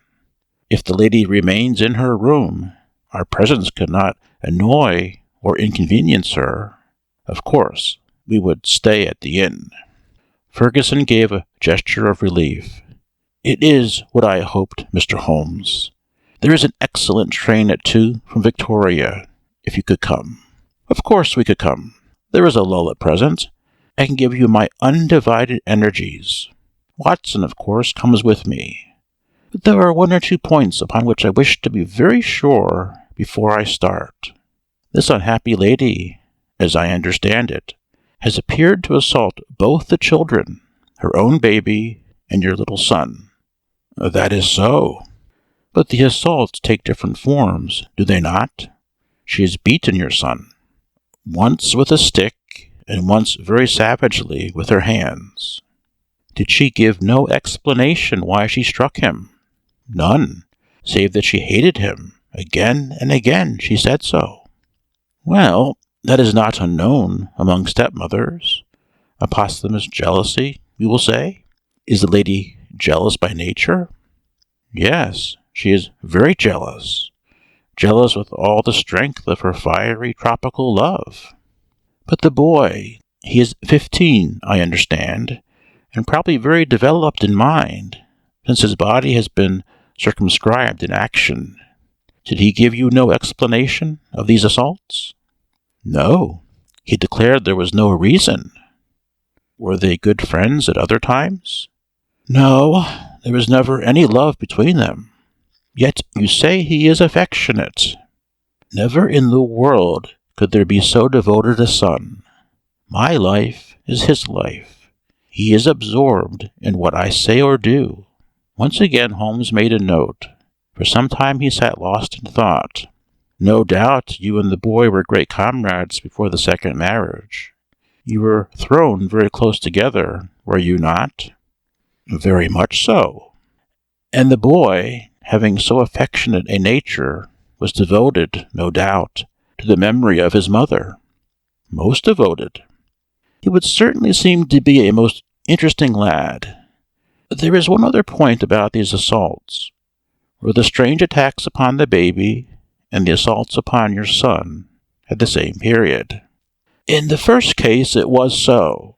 It was as if some frenzy had seized her, and she had vented her rage upon both. In the second case it was only Jack who suffered. Mrs. Mason had no complaint to make about the baby. That certainly complicates matters. I don't quite follow you, Mr. Holmes. Possibly not. One forms provisional theories and waits for time or fuller knowledge to explode them. A bad habit, Mr. Ferguson, but human nature is weak. I fear that your old friend here has given an exaggerated view of my scientific methods.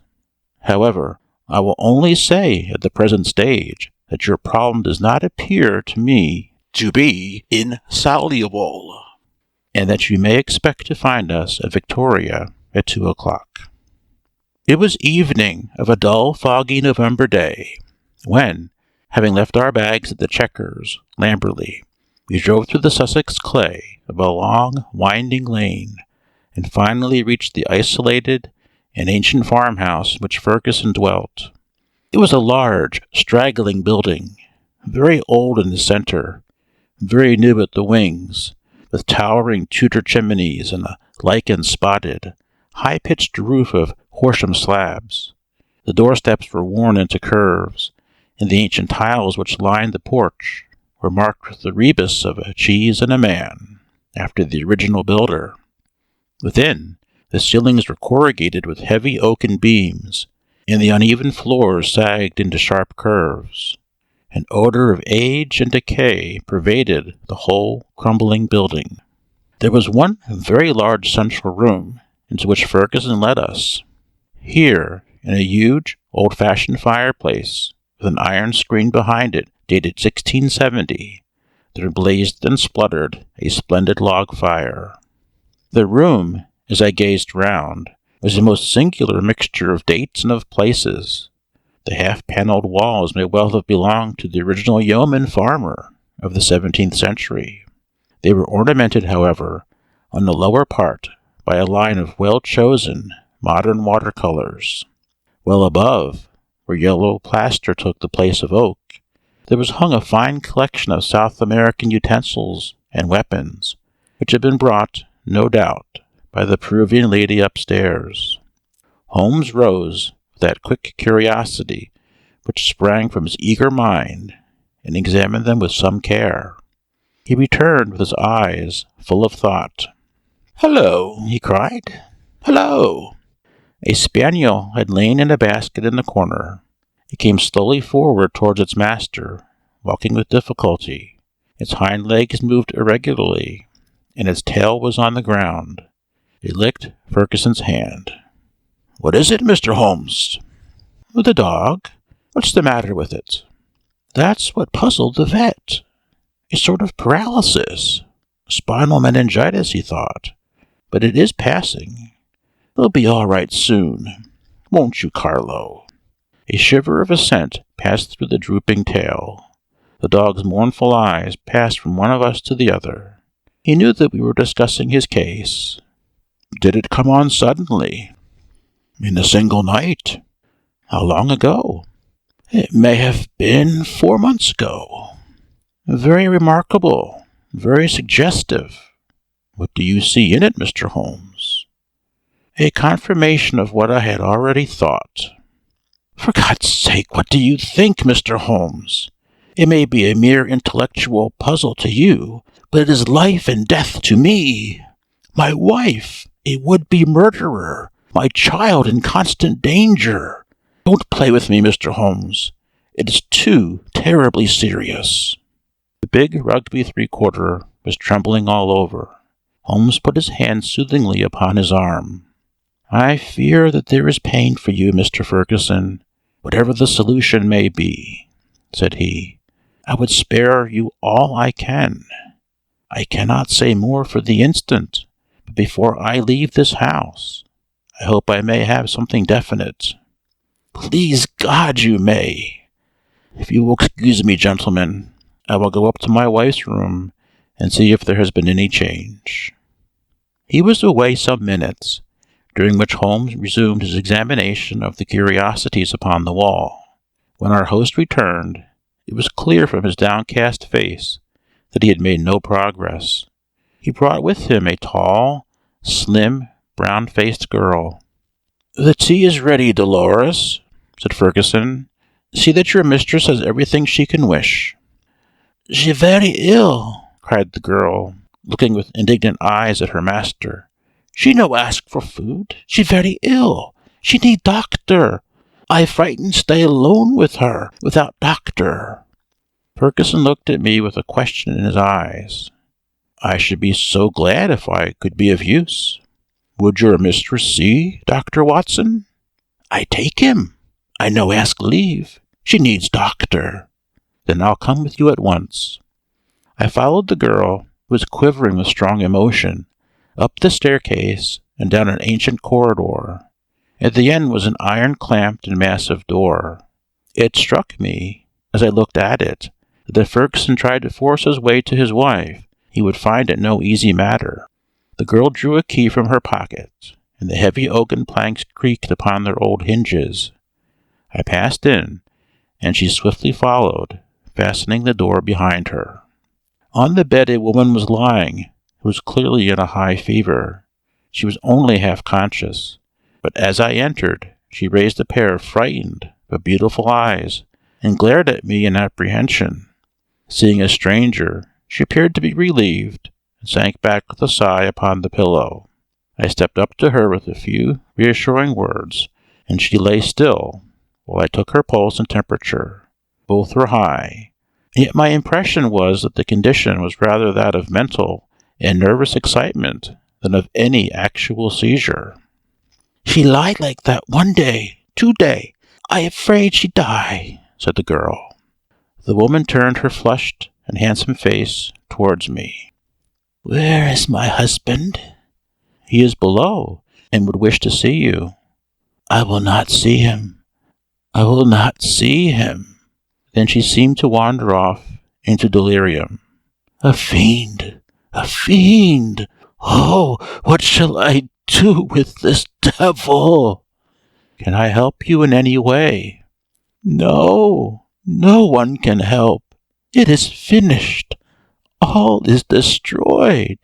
Do what I will. All is destroyed." The woman must have some strange delusion. I could not see honest Bob Ferguson in the character of fiend or devil. "Madam," I said, "your husband loves you dearly. He is deeply grieved at this happening." Again she turned on me those glorious eyes.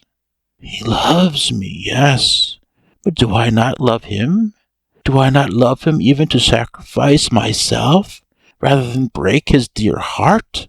That is how I love him. Yet he could think of me. He could speak of me so." "He is full of grief, but he cannot understand." "No, he cannot understand, but he should trust." "Will you not see him?" I suggested. "No, no, I cannot forget those terrible words, nor the look upon his face. I will not see him. Go now. You can do nothing for me. Tell him only one thing. I want my child. I have a right to my child. That is the only message I can send him." She turned her face to the wall and would say no more. I returned to the room downstairs, where Ferguson and Holmes still sat by the fire. Ferguson listened moodily to my account of the interview.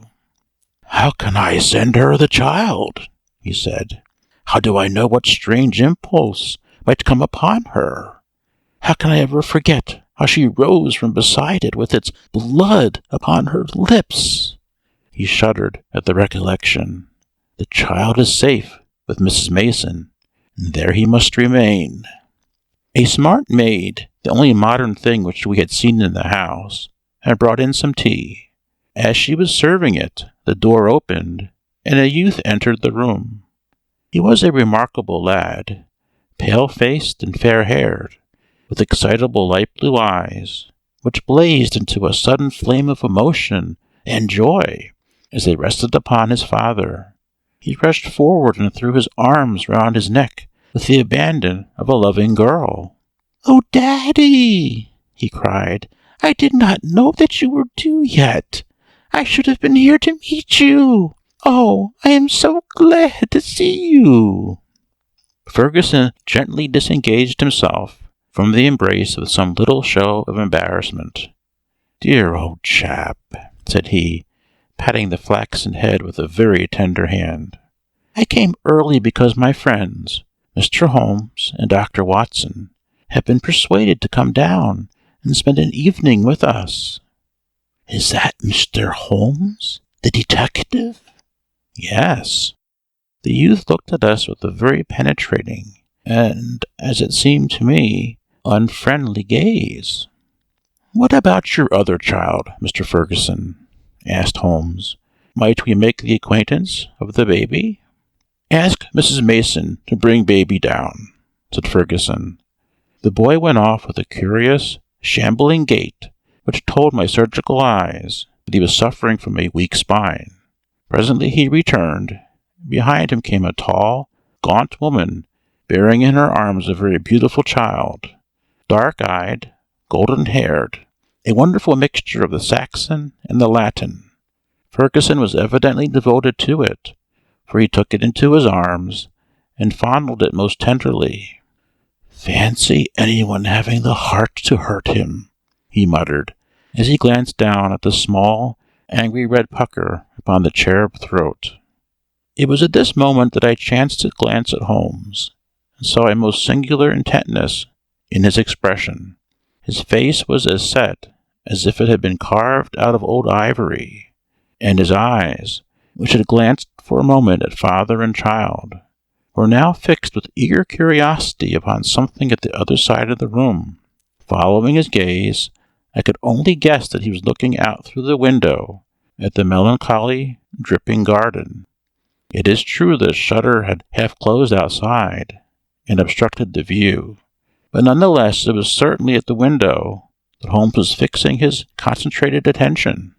Then he smiled, and his eyes came back to the baby. On its chubby neck there was a small puckered mark. Without speaking, Holmes examined it with care. Finally he shook one of the dimpled fists which waved in front of him. "Goodbye, little man. You have made a strange start in life. Nurse, I should wish to have a word with you in private." He took her aside and spoke earnestly for a few minutes. I only heard the last words, which were, "Your anxiety will soon, I hope, be set at rest." The woman, who seemed to be a sour, silent kind of creature, withdrew with the child. "What is Mrs. Mason like?" asked Holmes. "Not very prepossessing externally, as you can see, but a heart of gold and devoted to the child." "Do you like her, Jack?" Holmes turned suddenly upon the boy.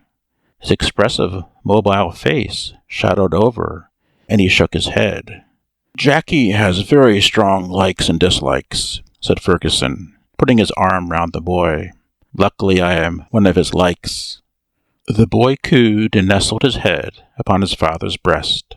Ferguson gently disengaged him. "Run away, little Jackie," said he, and he watched his son with loving eyes until he disappeared. "Now, Mr. Holmes," he continued when the boy was gone, "I really feel that I have brought you on a fool's errand. For what can you possibly do, save give me your sympathy? It must be an exceedingly delicate and complex affair from your point of view." "It is certainly delicate," said my friend with an amused smile, "but I have not been struck up to now with its complexity. It has been a case for intellectual deduction, but when this original intellectual deduction is confirmed, point by point, by quite a number of independent incidents, then the subjective becomes objective, and we can say confidently that we have reached our goal. I had, in fact, reached it before we left Baker Street, and the rest has merely been observation and confirmation." Ferguson put his big hand to his furrowed forehead. "For heaven's sake, Holmes," he said hoarsely, "if you can see the truth in this matter, do not keep me in suspense. How do I stand? What shall I do? I care nothing as to how you have found your facts, so long as you have really got them." "Certainly I owe you an explanation, and you shall have it. But you will permit me to handle the matter in my own way. Is the lady capable of seeing us, Watson?" "She is ill, but she is quite rational." "Very good. It is only in her presence that we can clear the matter up. Let us go up to her." "She will not see me," cried Ferguson. "Oh, yes, she will," said Holmes. He scribbled a few lines upon a sheet of paper. "You at least have the entree, Watson. Will you have the goodness to give the lady this note?" I assented again, and handed the note to Dolores, who cautiously opened the door. A minute later I heard a cry from within, a cry in which joy and surprise seemed to be blended. Dolores looked out. "She will see them. She will listen," said she. At my summons, Ferguson and Holmes came up. As we entered the room, Ferguson took a step or two towards his wife, who had raised herself in the bed, but she held out her hand to repulse him. He sank into an armchair, while Holmes seated beside him, after bowing to the lady, who looked at him with wide-eyed amazement. "I think we can dispense with Dolores," said Holmes. Oh, very well, madam. If you would rather she stayed, I can see no objection. Now, Mr. Ferguson, I am a busy man with many calls, and my methods have to be short and direct. The swiftest surgery is the least painful. Let me first say what will ease your mind. Your wife is a very good, a very loving, and a very ill-used woman. Ferguson sat up with a cry of joy. Prove that, Mr. Holmes, and I am your debtor forever. I will do so, but in doing so I must wound you deeply in another direction. I care nothing so long as you clear my wife. Everything on earth is insignificant compared to that. Let me tell you, then, the train of reasoning which passed through my mind in Baker Street. The idea of a vampire was to me absurd. Such things do not happen in criminal practice in England, and yet your observation was precise. You had seen the lady rise from beside the child's cot, with the blood upon her lips. I did. Did it not occur to you that a bleeding wound may be sucked for some other purpose than to draw the blood from it? Was there not a queen in English history who sucked such a wound to draw poison from it? Poison? A South American household. My instinct felt the presence of those weapons upon the wall before my eyes ever saw them. It might have been other poison, but that was what occurred to me. When I saw that little empty quiver beside the small bird bow, it was just what I expected to see. If the child were pricked with one of those arrows, dipped in curare or some other devilish drug, it would mean death if the venom were not sucked out. And the dog! If one were to use such a poison, would one not try it first in order to see that it had not lost its power? I did not foresee the dog, but at least I understood him, and he fitted into my reconstruction. Now do you understand? Your wife feared such an attack. She saw it made and saved the child's life, and yet she shrank from telling you all the truth, for she knew how you loved the boy, and feared lest it break your heart. Jackie? I watched him as you fondled the child just now. His face was clearly reflected in the glass of the window, where the shutter formed a background. I saw such jealousy, such cruel hatred as I have seldom seen in a human face. My Jackie? You have to face it, Mr. Ferguson.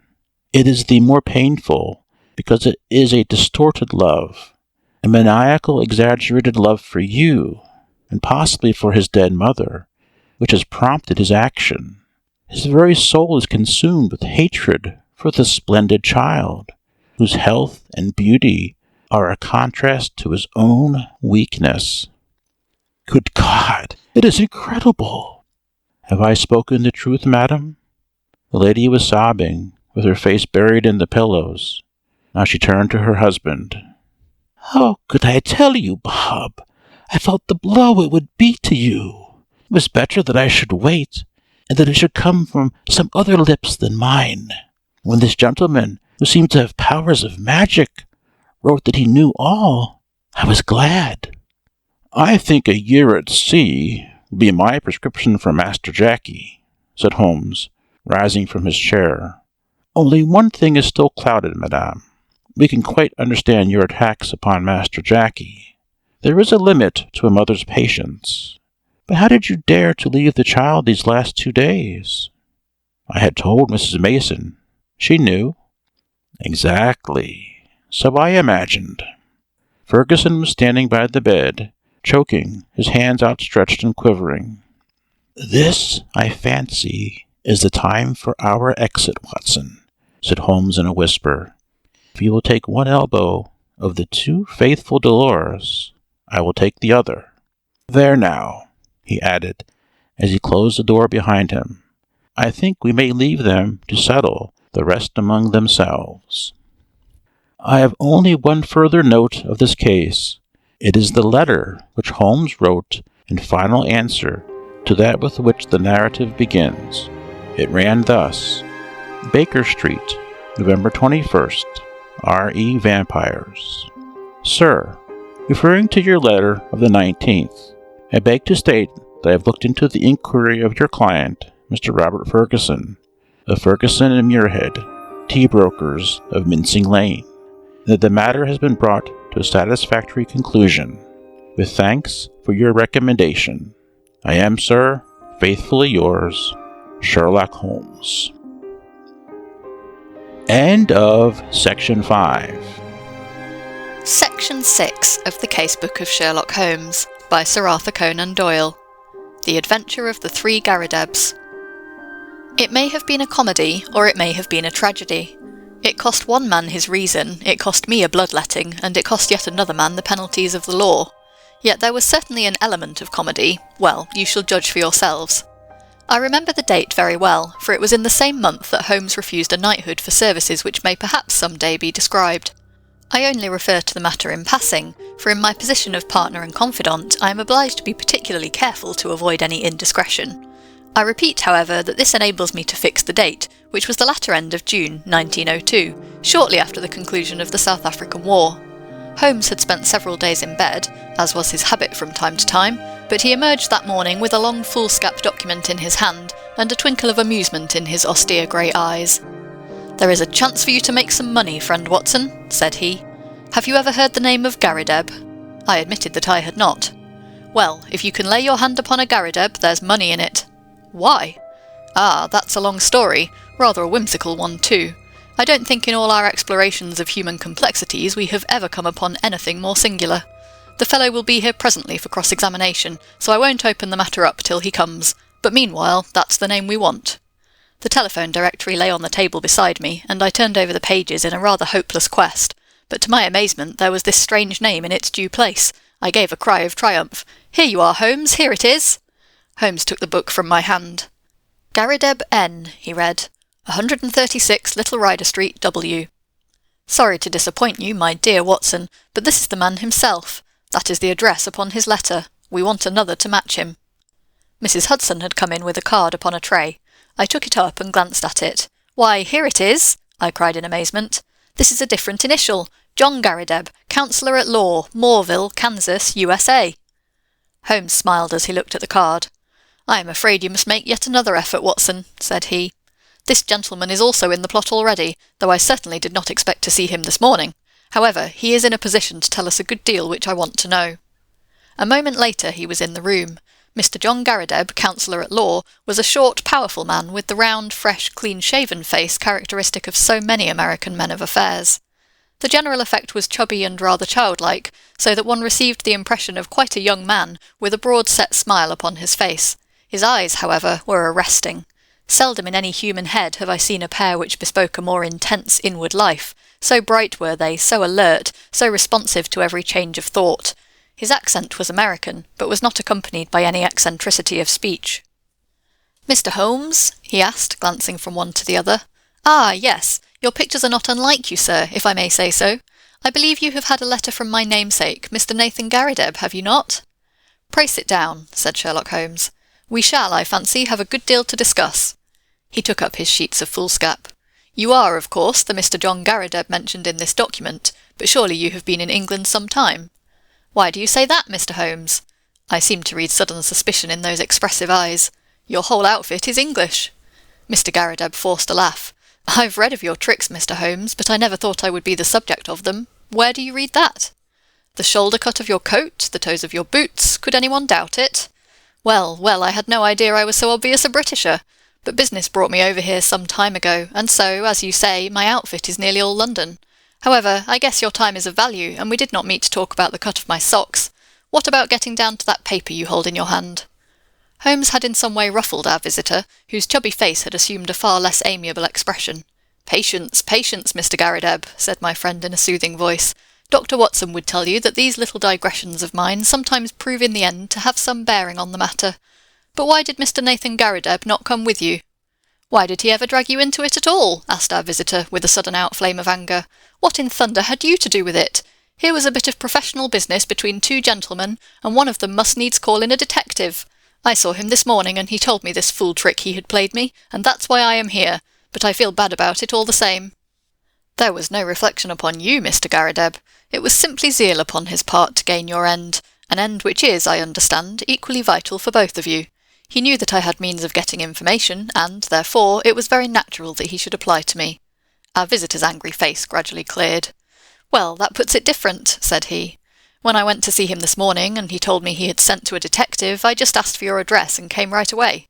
I don't want police butting into a private matter, but if you are content just to help us find the man, there can be no harm in that." "Well, that is just how it stands," said Holmes. "And now, sir, since you are here, we had best have a clear account from your own lips. My friend here knows nothing of the details." Mr. Garrideb surveyed me with not too friendly a gaze. "Need he know?" he asked. "We usually work together." "Well, there's no reason it should be kept a secret. I'll give you the facts as short as I can make them. If you came from Kansas, I would not need to explain to you who Alexander Hamilton Garrideb was. He made his money in real estate, and afterwards in the wheat pit at Chicago, but he spent it in buying up as much land as would make one of your counties, lying along the Arkansas River, west of Fort Dodge. It's grazing land and lumber land and arable land and mineralized land, and just every sort of land that brings dollars to the man that owns it. He had no kith nor kin, or if he had, I never heard of it, but he took a kind of pride in the queerness of his name. That was what brought us together. I was in the law at Topeka, and one day I had a visit from the old man, and he was tickled to death to meet another man with his own name. It was his pet fad, and he was dead set to find out if there were any more Garridebs in the world. "Find me another," said he. I told him I was a busy man and could not spend my life hiking round the world in search of Garridebs. "None the less," said he, "that is just what you will do if things pan out as I planned them." I thought he was joking, but there was a powerful lot of meaning in the words, as I was soon to discover. For he died within a year of saying them, and he left a will behind him. It was the queerest will that has ever been filed in the state of Kansas. His property was divided into 3 parts, and I was to have one on condition that I found 2 Garridebs who would share the remainder. It's $5 million for each if it is a cent, but we can't lay a finger on it until we all 3 stand in a row. It was so big a chance that I just let my legal practice slide, and I set forth looking for Garridebs. There is not one in the United States. I went through it, sir, with a fine-toothed comb, and never a Garrideb could I catch. Then I tried the old country. Sure enough, there was the name in the London telephone directory. I went after him 2 days ago and explained the whole matter to him. But he is a lone man, like myself, with some women relations, but no men. It says 3 adult men in the will. So you see we still have a vacancy, and if you can help to fill it, we will be very ready to pay your charges." "Well, Watson," said Holmes with a smile, "I said it was rather whimsical, did I not? I should have thought, sir, that your obvious way was to advertise in the agony columns of the papers." "I have done that, Mr. Holmes. No replies." "Dear me. Well, it is certainly a most curious little problem.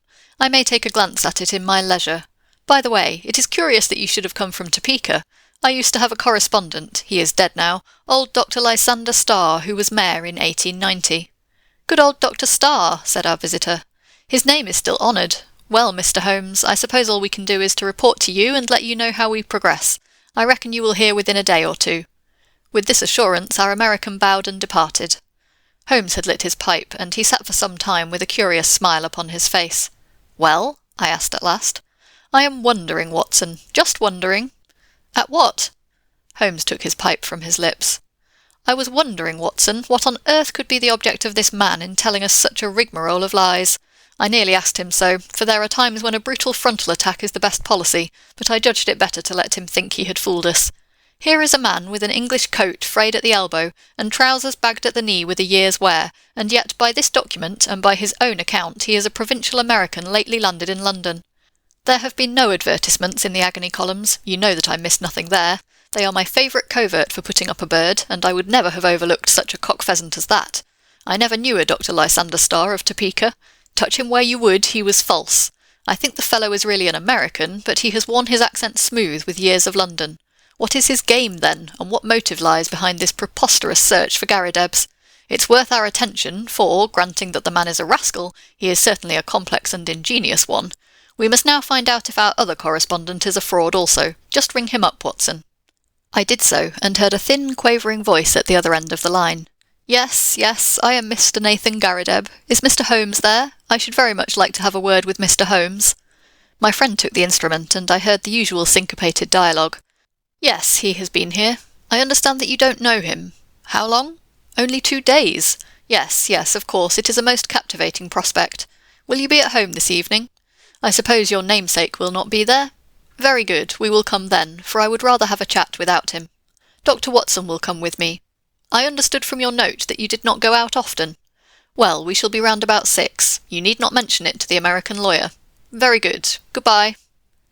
It was twilight of a lovely spring evening, and even Little Rider Street, one of the smaller offshoots from the Edgware Road, within a stone-cast of old Tyburn tree of evil memory, looked golden and wonderful in the slanting rays of the setting sun.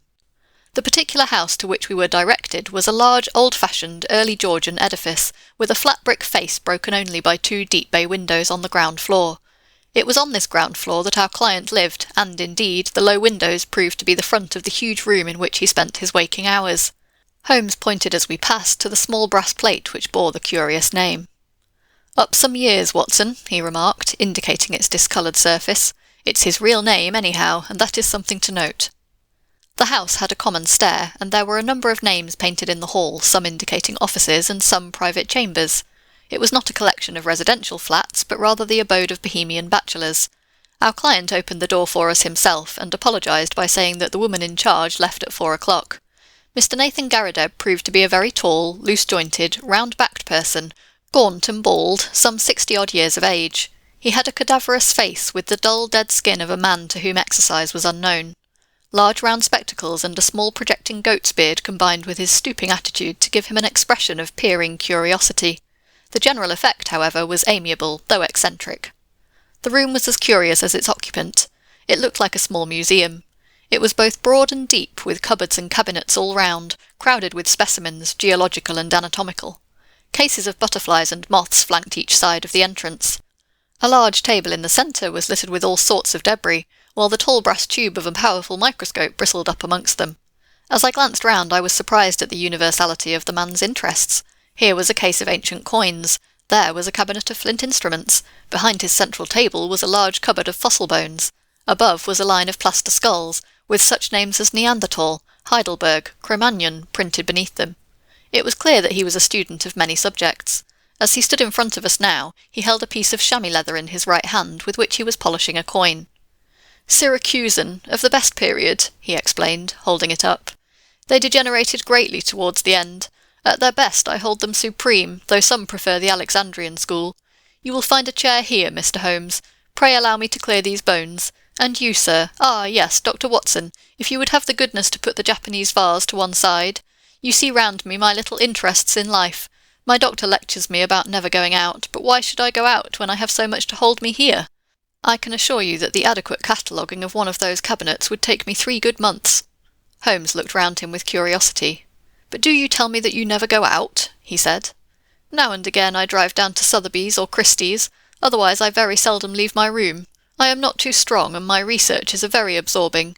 But you can imagine, Mr. Holmes, what a terrific shock, pleasant but terrific, it was for me when I heard of this unparalleled good fortune. It only needs one more Garrideb to complete the matter, and surely we can find one. I had a brother, but he is dead, and female relatives are disqualified. But there must surely be others in the world. I had heard that you handled strange cases, and that was why I sent to you. Of course, this American gentleman is quite right, and I should have taken his advice first, but I acted for the best." "I think you acted very wisely indeed," said Holmes. "But are you really anxious to acquire an estate in America?" "Certainly not, sir. Nothing would induce me to leave my collection. But this gentleman has assured me that he will buy me out as soon as we have established our claim. $5 million was the sum named. There are a dozen specimens in the market at the present moment which fill gaps in my collection, and which I am unable to purchase for want of a few £100. Just think what I could do with $5 million. Why, I have the nucleus of a national collection. I shall be the Hans Sloane of my age." His eyes gleamed behind his great spectacles. It was very clear that no pains would be spared by Mr. Nathan Garrideb in finding a namesake. "I merely called to make your acquaintance, and there is no reason why I should interrupt your studies," said Holmes. "I prefer to establish personal touch with those with whom I do business. There are few questions I need ask, for I have your very clear narrative in my pocket, and I filled up the blanks when this American gentleman called. I understand that up to this week you were unaware of his existence." "That is so. He called last Tuesday." "Did he tell you of our interview today?" "Yes, he came straight back to me. He had been very angry." "Why should he be angry?" "He seemed to think it was some reflection on his honour, but he was quite cheerful again when he returned." "Did he suggest any course of action?" "No, sir, he did not." "Has he had, or asked for, any money from you?" "No, sir, never." "You see no possible object he has in view?" "None, except what he states." "Did you tell him of our telephone appointment?" "Yes, sir, I did." Holmes was lost in thought. I could see that he was puzzled. "Have you any articles of great value in your collection?" No, sir, I am not a rich man. It is a good collection, but not a very valuable one. You have no fear of burglars? Not the least. How long have you been in these rooms? Nearly 5 years. Holmes's cross-examination was interrupted by an imperative knocking at the door. No sooner had our client unlatched it than the American lawyer burst excitedly into the room. "Here you are," he cried, waving a paper over his head. "I thought I should be in time to get you. Mr. Nathan Garrideb, my congratulations. You are a rich man, sir. Our business is happily finished, and all is well. As to you, Mr. Holmes, we can only say we are sorry if we have given you any useless trouble." He handed over the paper to our client, who stood staring at a marked advertisement. Holmes and I leaned forward and read it over his shoulder. This is how it ran. Howard Garrideb, constructor of agricultural machinery. Binders, reapers, steam and hand ploughs, drills, harrows, farmers' carts, buckboards, and all other appliances. Estimates for artesian wells. Apply Grosvenor Buildings, Aston. "Glorious!" gasped our host. "That makes our third man." "I had opened up inquiries in Birmingham," said the American, "and my agent there has sent me this advertisement from a local paper. We must hustle and put the thing through. I have written to this man and told him that you will see him in his office tomorrow afternoon at 4 o'clock. You want me to see him? What do you say, Mr. Holmes? Don't you think it would be wiser? Here am I, a wandering American with a wonderful tale. Why should he believe what I tell him? But you are a Britisher with solid references, and he is bound to take notice of what you say. I would go with you if you wished, but I have a very busy day tomorrow, and I could always follow you if you were in any trouble." "Well, I have not made such a journey for years." "It is nothing, Mr. Garrideb. I have figured out your connections. You leave at 12 and should be there soon after 2.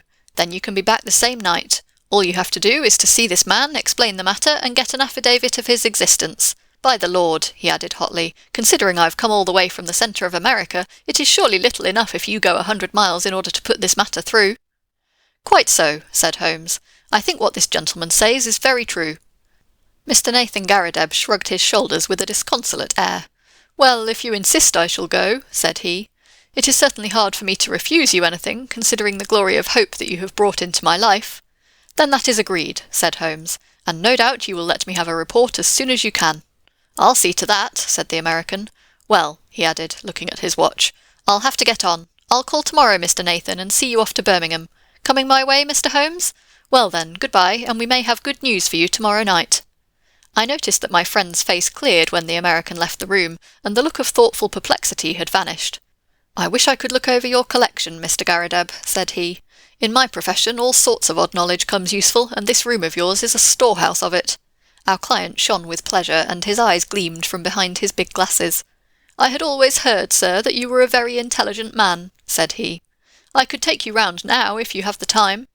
"Unfortunately, I have not, but these specimens are so well labelled and classified that they hardly need your personal explanation. If I should be able to look in tomorrow, I presume that there would be no objection to my glancing over them." "None at all. You are most welcome. The place will, of course, be shut up, but Mrs. Saunders is in the basement up to 4 o'clock and would let you in with her key." "Well, I happen to be clear tomorrow afternoon. If you would say a word to Mrs. Saunders, it would be quite in order. By the way, who is your house agent?" Our client was amazed at the sudden question. "Holloway and Steele in the Edgware Road. But why?" "I am a bit of an archaeologist myself when it comes to houses," said Holmes, laughing. "I was wondering if this was Queen Anne or Georgian." "Georgian, beyond doubt." "Really? I should have thought a little earlier. However, it is easily ascertained. Well, goodbye, Mr. Garrideb, and may you have every success in your Birmingham journey." The house agent's was close by, but we found that it was closed for the day, so we made our way back to Baker Street. It was not till after dinner that Holmes reverted to the subject. "Our little problem draws to a close," said he. "No doubt you have outlined the solution in your own mind." "I can make neither head nor tail of it." "The head is surely clear enough, and the tail we should see tomorrow. Did you notice nothing curious about that advertisement?" "I saw that the word plough was misspelt." "Oh, you did notice that, did you? Come, Watson, you improve all the time." "Yes, it was bad English, but good American. The printer had set it up as received. Then the buckboards, that is American also, and artesian wells are commoner with them than with us. It was a typical American advertisement, but purporting to be from an English firm. What do you make of that?" "I can only suppose that this American lawyer put it in himself. What his object was I fail to understand." "Well, there are alternative explanations. Anyhow, he wanted to get this good old fossil up to Birmingham. That is very clear. I might have told him that he was clearly going on a wild goose chase, but on second thoughts it seemed better to clear the stage by letting him go. Tomorrow, Watson, well, tomorrow will speak for itself." Holmes was up and out early. When he returned at lunchtime, I noticed that his face was very grave. "This is a more serious matter than I had expected, Watson," said he. "It is fair to tell you so, though I know it will only be an additional reason to you for running your head into danger. I should know my Watson by now, but there is danger, and you should know it." "Well, it is not the first we have shared, Holmes. I hope it may not be the last. What is the particular danger this time?" "We are up against a very hard case. I have identified Mr. John Garrideb, counsellor at law. He is none other than Killer Evans, of sinister and murderous reputation." "I fear I am none the wiser." "Ah, it is not part of your profession to carry about a portable Newgate calendar in your memory. I have been down to see friend Lestrade at the Yard. There may be an occasional want of imaginative intuition down there, but they lead the world for thoroughness and method. I had an idea that we might get on the track of our American friend in their records. Sure enough, I found his chubby face smiling up at me from the Rogues' Portrait Gallery. James Winter, alias Moorcroft, alias Killer Evans, was the inscription below. Holmes drew an envelope from his pocket. I scribbled down a few points from his dossier. Aged 44, native of Chicago, known to have shot 3 men in the States, escaped from penitentiary through political influence, came to London in 1893, shot a man over cards in a nightclub in the Waterloo Road in January 1895. Man died, but he was shown to have been the aggressor in the row. Dead man was identified as Roger Prescott, famous as forger and coiner in Chicago. Killer Evans, released in 1901. Has been under police supervision since, but so far as known has led an honest life. Very dangerous man, usually carries arms and is prepared to use them. That is our bird, Watson, a sporting bird, as you must admit. But what is his game? Well, it begins to define itself. I have been to the house agents. Our client, as he told us, has been there 5 years. It was unlet for a year before then. The previous tenant was a gentleman at large named Waldron. Waldron's appearance was well remembered at the office. He had suddenly vanished and nothing more been heard of him. He was a tall, bearded man with very dark features. Now, Prescott, the man whom Killer Evans had shot, was, according to Scotland Yard, a tall, dark man with a beard. As a working hypothesis, I think we may take it that Prescott, the American criminal, used to live in the very room which our innocent friend now devotes to his museum. So at last we get a link, you see. And the next link? Well, we must go now and look for that. He took a revolver from the drawer and handed it to me. I have my old favourite with me. If our Wild West friend tries to live up to his nickname, we must be ready for him. I'll give you an hour for a siesta, Watson, and then I think it will be time for our Ryder Street adventure. It was just 4 o'clock when we reached the curious apartment of Nathan Garrideb. Mrs. Saunders, the caretaker, was about to leave, but she had no hesitation in admitting us, for the door shut with a spring lock, and Holmes promised to see that all was safe before we left. Shortly afterwards the outer door closed, her bonnet passed the bow window, and we knew that we were alone in the lower floor of the house. Holmes made a rapid examination of the premises. There was one cupboard in a dark corner which stood out a little from the wall. It was behind this that we eventually crouched, while Holmes in a whisper outlined his intentions. He wanted to get our amiable friend out of his room, that is very clear, and as the collector never went out, it took some planning to do it. The whole of this Garrideb invention was apparently for no other end. I must say, Watson, that there is a certain devilish ingenuity about it, even if the queer name of the tenant did give him an opening which he could hardly have expected. He wove his plot with remarkable cunning. But what did he want? Well, that is what we are here to find out. It has nothing whatever to do with our client, so far as I can read the situation. It is something connected with the man he murdered, the man who may have been his confederate in crime. There is some guilty secret in the room. That is how I read it. At first I thought our friend might have something in his collection more valuable than he knew, something worth the attention of a big criminal, but the fact that Roger Prescott of evil memory inhabited these rooms points to some deeper reason. Well, Watson, we can but possess our souls in patience and see what the hour may bring. That hour was not long in striking. We crouched closer in the shadow as we heard the outer door open and shut. Then came the sharp metallic snap of a key, and the American was in the room. He closed the door softly behind him, took a sharp glance around him to see that all was safe, threw off his overcoat, and walked up to the central table with the brisk manner of one who knows exactly what he has to do, and how to do it. He pushed the table to one side, tore up the square of carpet on which it rested, rolled it completely back, and then, drawing a jemmy from his inside pocket, he knelt down and worked vigorously upon the floor. Presently we heard the sound of sliding boards, and an instant later a square had opened in the planks. Killer Evans struck a match, lit a stump of candle, and vanished from our view. Clearly our moment had come. Holmes touched my wrist as a signal, and together we stole across to the open trap-door. Gently as we moved, however, the old floor must have creaked under our feet, for the head of our American, peering anxiously round, emerged suddenly from the open space. His face turned upon us with a glare of baffled rage, which gradually softened into a rather shamefaced grin as he realised that 2 pistols were pointed at his head. "Well, well," said he coolly as he scrambled to the surface. "I guess you have been one too many for me, Mr. Holmes. Saw through my game, I suppose, and played me for a sucker from the first. Well, sir, I hand it to you. You have me beat, and—" In an instant he had whisked out a revolver from his breast and had fired 2 shots. I felt a sudden hot sear as if a red-hot iron had been pressed to my thigh. There was a crash as Holmes's pistol came down on the man's head. I had a vision of him sprawling upon the floor with blood running down his face, while Holmes rummaged him for weapons. Then my friend's wiry arms were round me, and he was leading me to a chair. "You're not hurt, Watson? For God's sake, say that you are not hurt!" It was worth a wound, it was worth many wounds, to know the depth of loyalty and love which lay behind that cold mask. The clear, hard eyes were dimmed for a moment, and the firm lips were shaking. For the one and only time I caught a glimpse of a great heart as well as of a great brain. All my years of humble but single-minded service culminated in that moment of revelation. "It's nothing, Holmes, it's a mere scratch." He had ripped up my trousers with his pocket-knife. "You are right," he cried with an immense sigh of relief. "It is quite superficial." His face set like flint as he glared at our prisoner, who was sitting up with a dazed face. "By the Lord, it is as well for you. If you had killed Watson, you would not have got out of this room alive. Now, sir, what have you to say for yourself?" He had nothing to say for himself. He only lay and scowled. I leaned on Holmes's arm, and together we looked down into the small cellar which had been disclosed by the secret flap. It was still illuminated by the candle which Evans had taken down with him. Our eyes fell upon a mass of rusted machinery, great rolls of paper, a litter of bottles, and neatly arranged upon a small table a number of neat little bundles. "A printing press, a counterfeiter's outfit," said Holmes. "Yes, sir," said our prisoner, staggering slowly to his feet and then sinking into the chair. "The greatest counterfeiter London ever saw. That's Prescott's machine, and those bundles on the table are 2,000 of Prescott's notes worth 100 each and fit to pass anywhere. Help yourselves, gentlemen. Call it a deal and let me beat it." Holmes laughed. "We don't do things like that, Mr. Evans. There is no bolt-hole for you in this country. You shot this man Prescott, did you not?" "Yes, sir, and got 5 years for it, though it was he who pulled on me. 5 years, when I should have had a medal the size of a soup plate. No living man could tell a Prescott from a Bank of England, and if I hadn't put him out he would have flooded London with them. I was the only one in the world who knew where he made them. Can you wonder that I wanted to get to the place?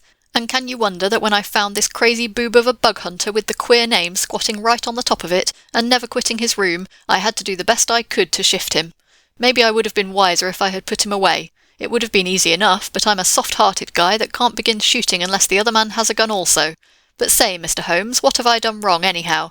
I've not used this plant. I've not hurt this old stiff. Where do you get me?"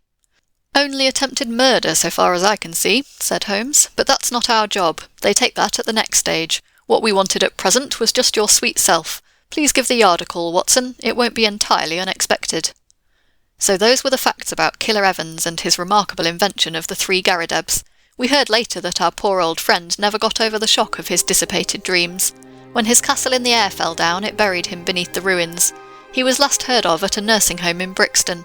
It was a glad day at the yard when the Prescott outfit was discovered, for, though they knew that it existed, they had never been able, after the death of the man, to find out where it was. Evans had indeed done great service and caused several worthy CID men to sleep the sounder, for the counterfeiter stands in a class by himself as a public danger. They would willingly have subscribed to that soup plate medal of which the criminal had spoken, but an unappreciative bench took a less favourable view, and the killer returned to those shades from which he had just emerged. End of section 6.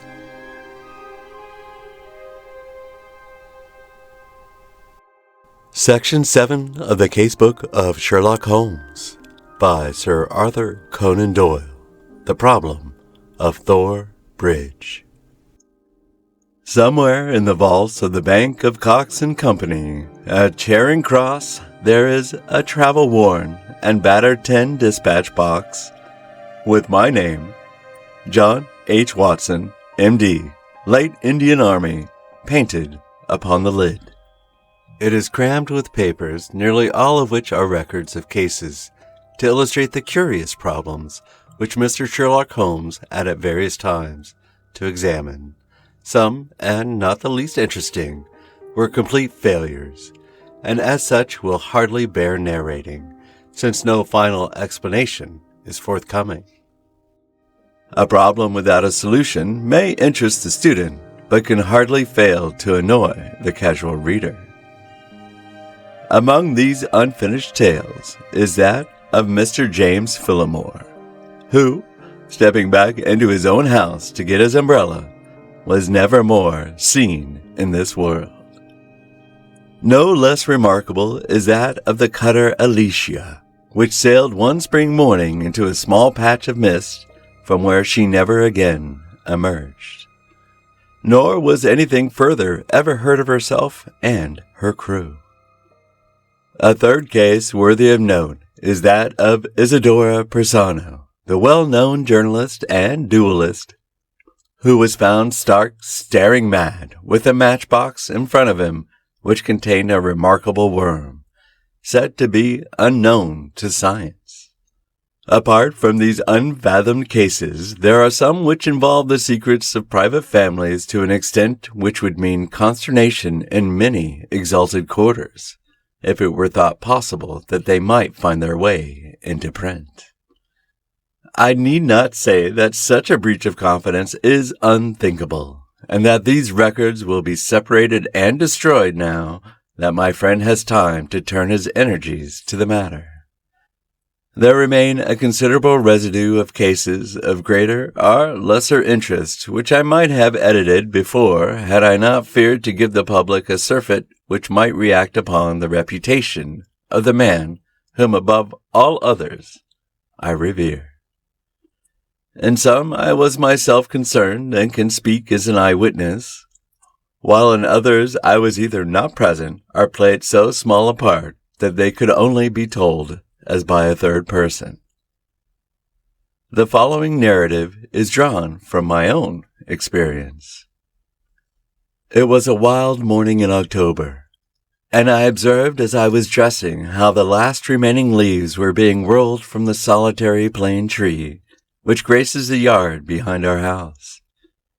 I descended to breakfast, prepared to find my companion in depressed spirits, for, like all great artists, he was easily impressed by his surroundings. On the contrary, I find that he had nearly finished his meal, and that his mood was particularly bright and joyous, with that somewhat sinister cheerfulness which is characteristic of his lighter moments. "You have a case, Holmes," I remarked. "The faculty of deduction is certainly contagious, Watson," he answered. "It has enabled you to probe my secret. Yes, I have a case.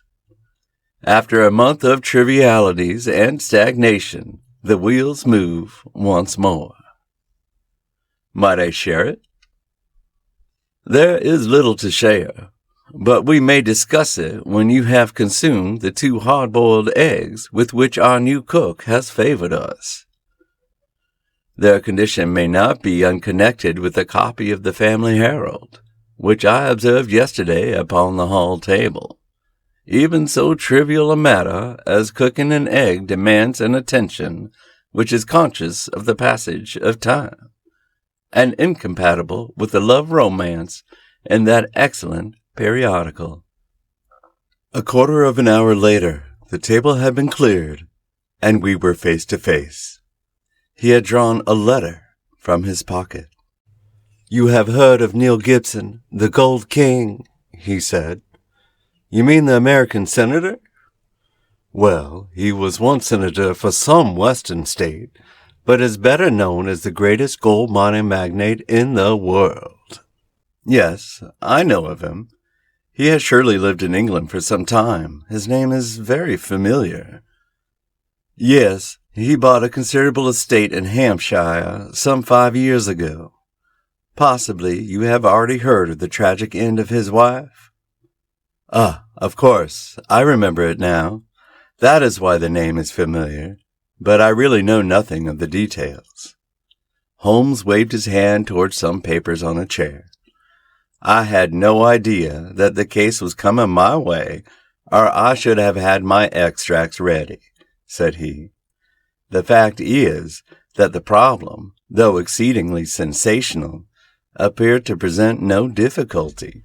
The interesting personality of the accused does not obscure the clearness of the evidence. That was the view taken by the coroner's jury, and also in the police court proceedings. It is now referred to the Assizes at Winchester. I fear it is a thankless business.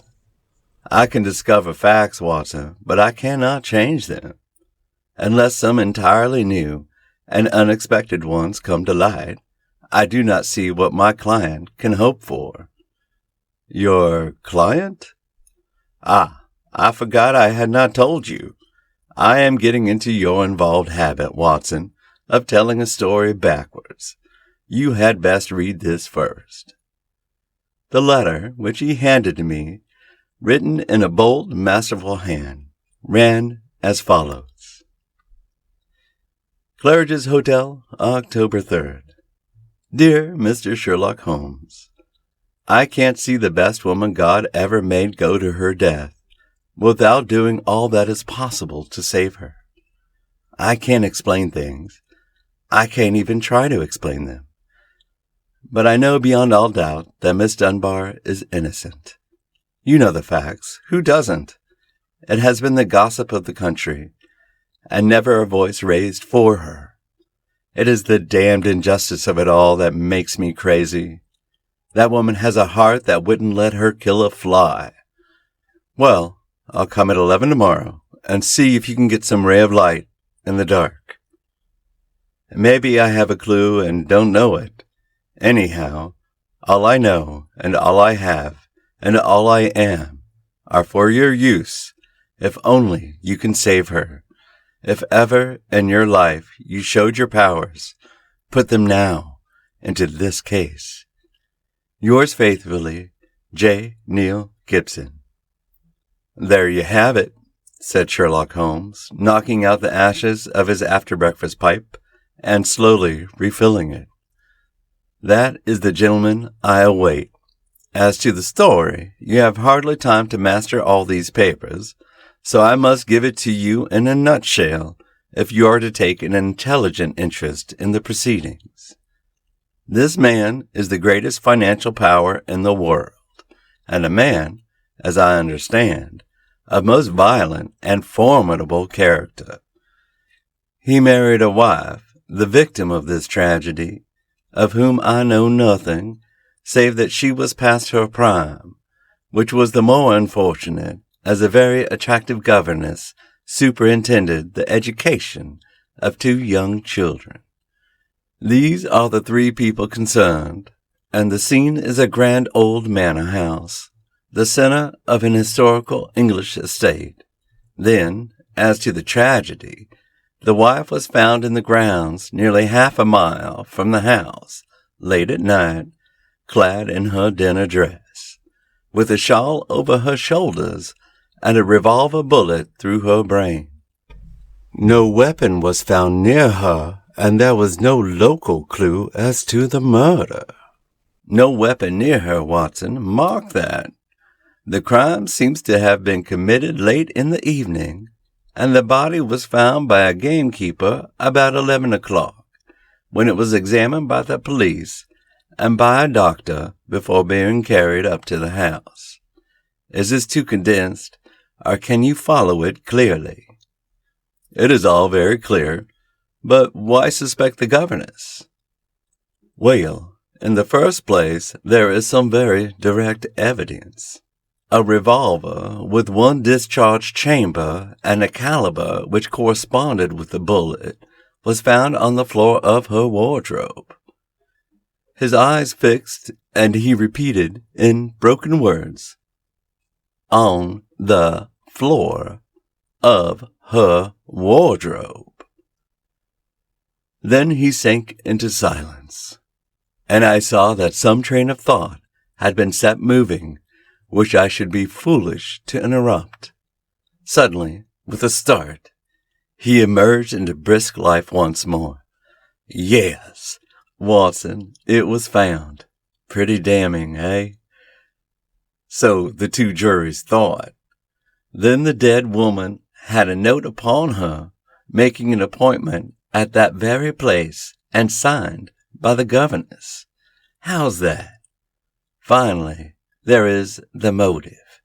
Senator Gibson is an attractive person. If his wife dies, who more likely to succeed her than the young lady who had already, by all accounts, received pressing attentions from her employer?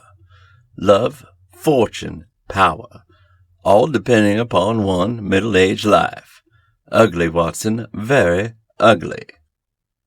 Yes, indeed, Holmes. Nor could she prove an alibi. On the contrary, she had to admit that she was down near Thor Bridge. That was the scene of the tragedy, about that hour. She couldn't deny it, for some passing villager had seen her there. That really seems final. And yet, Watson, and yet, this bridge, a single broad span of stone with balustraded sides, carries the drive over the narrowest part of a long, deep, reed-girt sheet of water. Thormere it is called. In the mouth of the bridge lay the dead woman. Such are the main facts. But here, if I mistake not, is our client, considerably before his time. Billy had opened the door, but the name which he announced was an unexpected one. Mr. Marlowe Bates was a stranger to both of us. He was a thin, nervous wisp of a man, with frightened eyes and twitching, hesitating manner.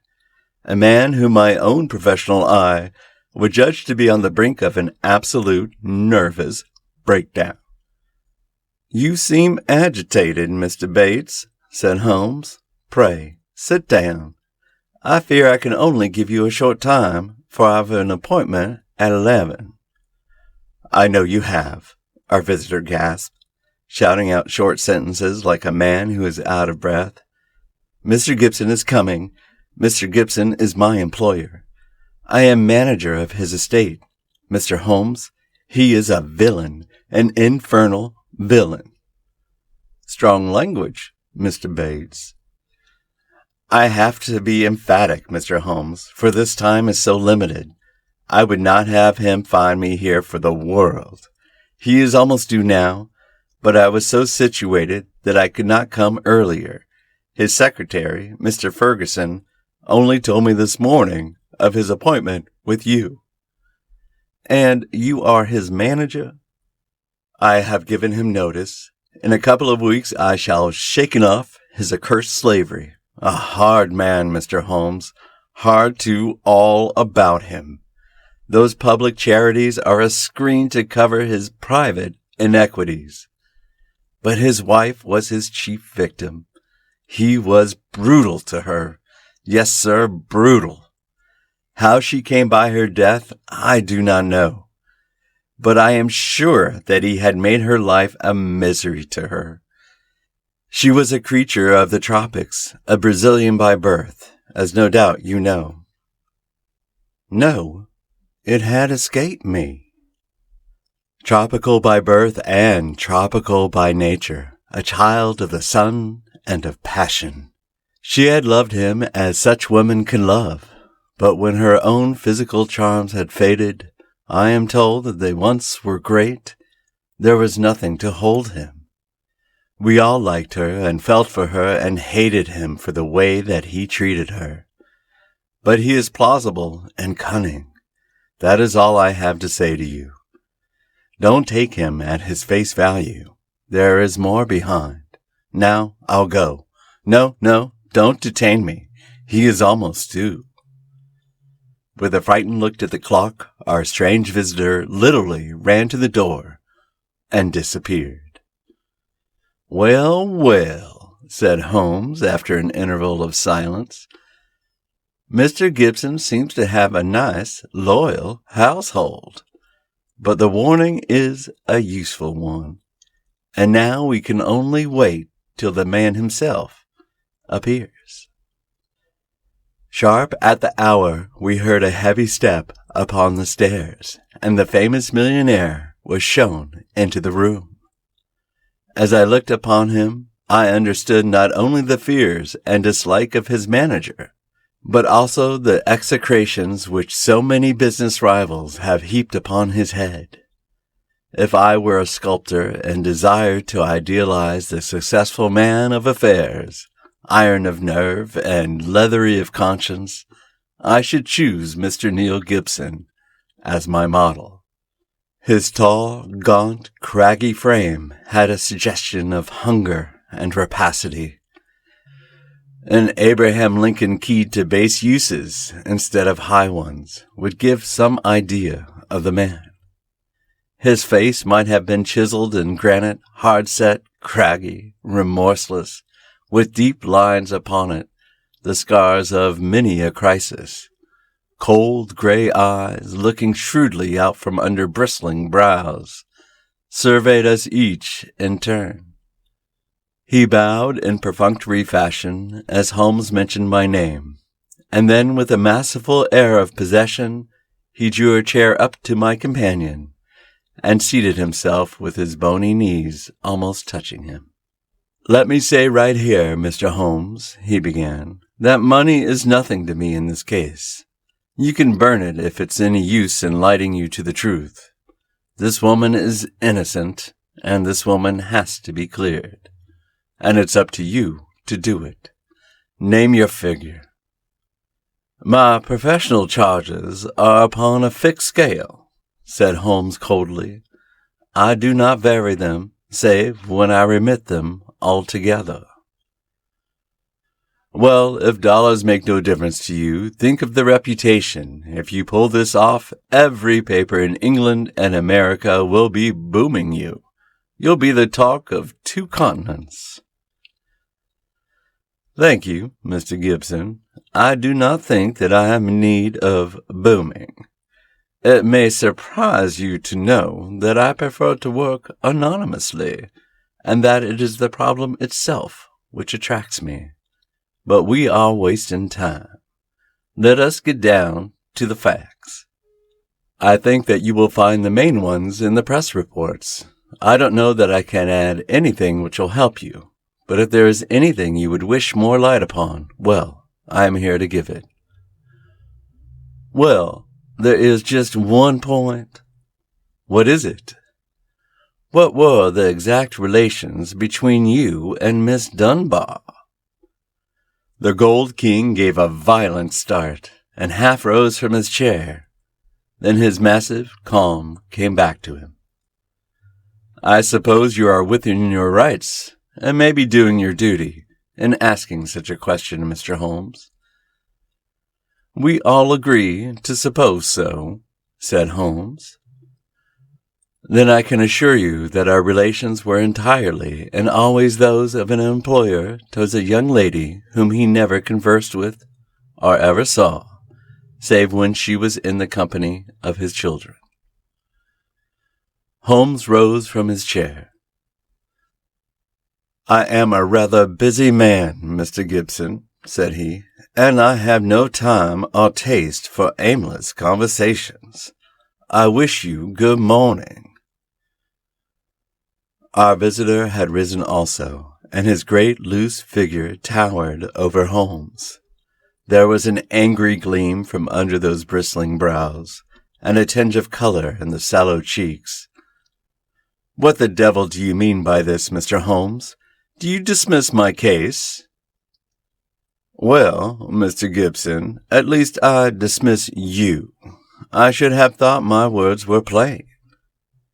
"Plain enough. But what's at the back of it? Raising the price on me, or afraid to tackle it, or what? I've a right to a plain answer." "Well, perhaps you have," said Holmes. "I'll give you one.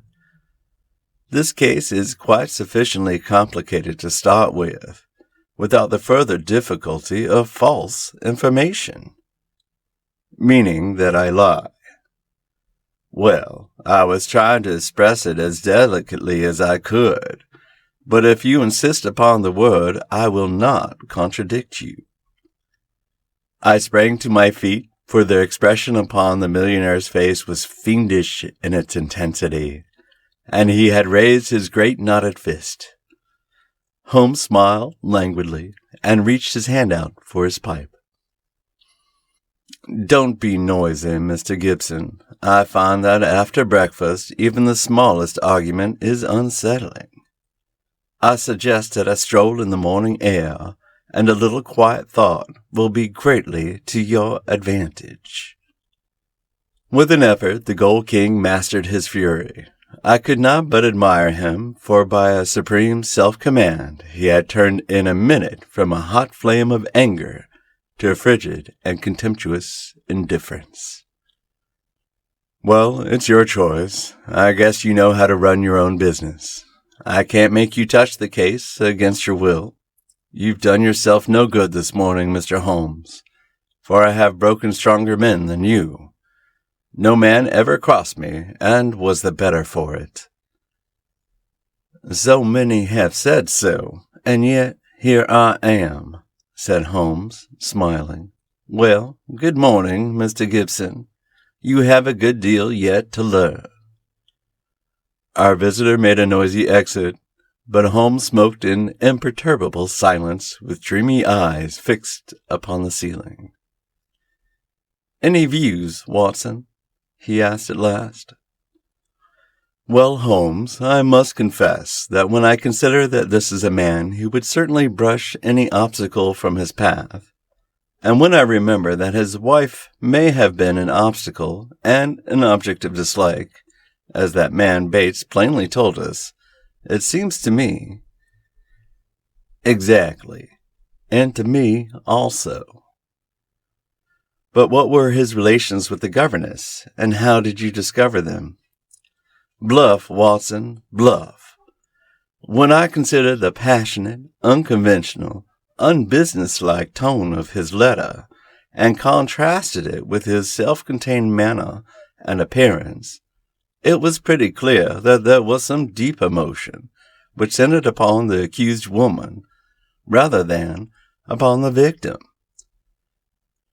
We've got to understand the exact relations of those three people if we are to reach the truth. You saw the frontal attack which I made upon him, and how imperturbably he received it. Then I bluffed him by giving him the impression that I was absolutely certain, when in reality I was only extremely suspicious." "Perhaps he will come back?" "He is sure to come back. He must come back. He can't leave it where it is. Ha! Isn't that a ring? Yes, there's his footstep. Well, Mr. Gibson, I was just saying to Dr. Watson that you were somewhat overdue." The Gold King had re-entered the room in a more chastened mood than he had left it. His wounded pride still showed in his resentful eyes, but his common sense had shown him that he must yield if he would attain his end. "I've been thinking it over, Mr. Holmes, and I feel that I have been hasty in taking your remarks amiss. You are justified in getting down to the facts, whatever they may be, and I think the more of you for it. I can assure you, however, that the relations between Miss Dunbar and me don't really touch this case. That is for me to decide, is it not?" "Yes, I guess that is so. You're like a surgeon who wants every symptom before he can give his diagnosis." "Exactly. That expresses it. And it is only a patient who has an object in deceiving his surgeon who would conceal the facts of his case." "That may be so, but you will admit, Mr. Holmes, that most men would shy off a bit when they are asked point-blank what their relations with a woman may be, if there is really some serious feeling in the case. I guess most men have a little private reserve of their own in some corner of their souls where they don't welcome intruders, and you burst suddenly into it. But the object excuses you, since it was to try and save her. Well, the stakes are down, and the reserve open. and you can explore where you will. What is it you want? The truth? The Gold King paused for a moment as one who marshals his thoughts. His grim, deep-lined face had become even sadder and more grave. "I can give it to you in a few words, Mr. Holmes," said he at last. "There are some things that are painful as well as difficult to say, so I won't go deeper than is needful. I met my wife when I was gold hunting in Brazil. Maria Pinto was the daughter of a government official at Manaus, and she was very beautiful.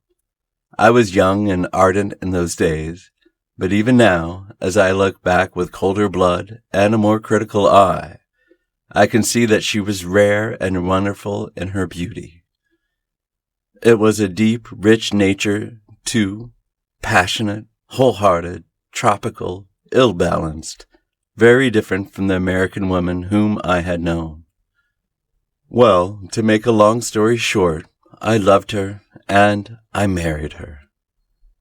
It was only when the romance had passed, and it lingered for years, that I realized that we had nothing, absolutely nothing, in common. My love faded. If hers had faded also, it might have been easier. But you know the wonderful way of women. Do what I might, nothing could turn her from me. If I have been harsh to her, even brutal, as some have said, it has been because I knew that if I could kill her love, or if it turned to hate, it would be easier for both of us. But nothing changed her. She adored me in those English woods as she adored me 20 years ago on the banks of the Amazon. Do what I might, she was as devoted as ever. Then came Miss Grace Dunbar. She answered our advertisement and became governess to our 2 children. Perhaps you have seen her portrait in the papers. The whole world has proclaimed that she also is a very beautiful woman.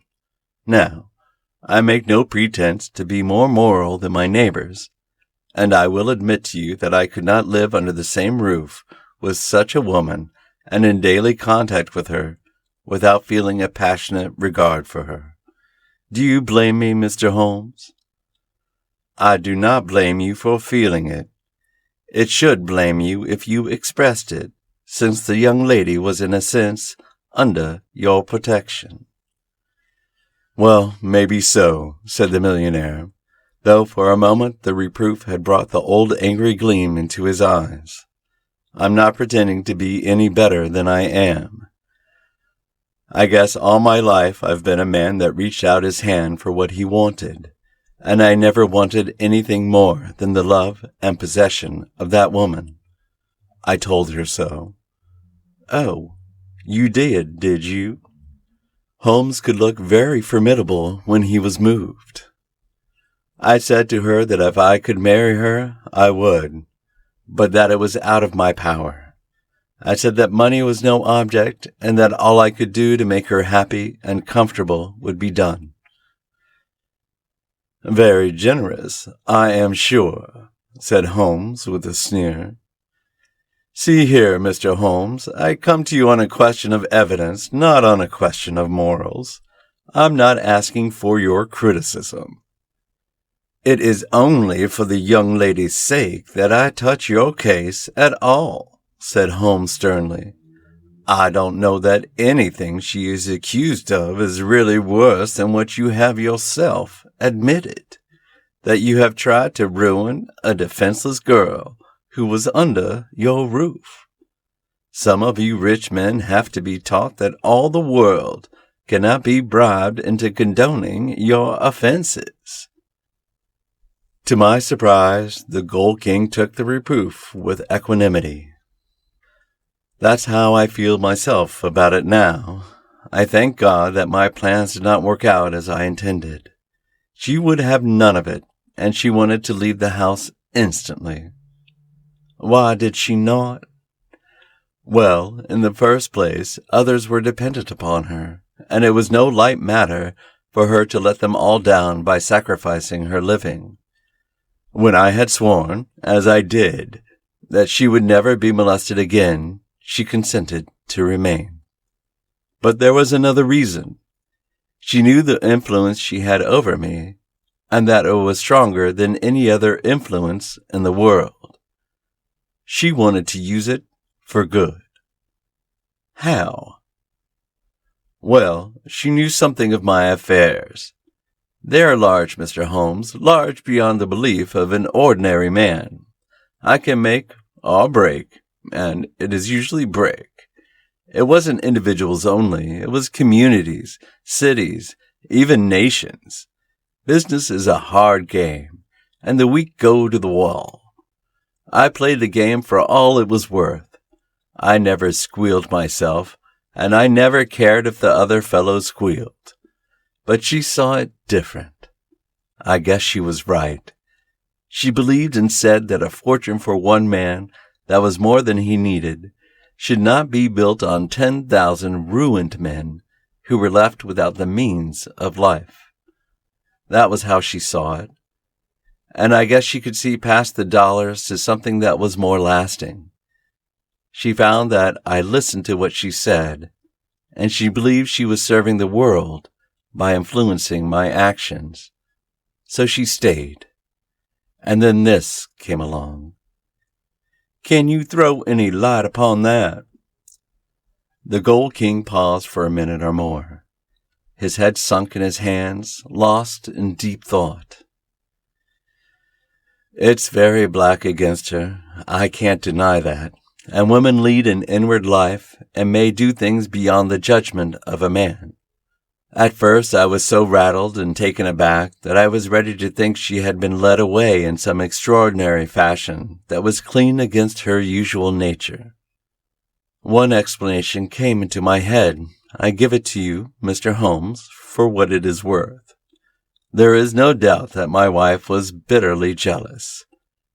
There is a soul jealousy that can be as frantic as any body jealousy. And though my wife had no cause, and I think she understood this, for the latter, she was aware that this English girl exerted an influence upon my mind and my acts that she herself never had.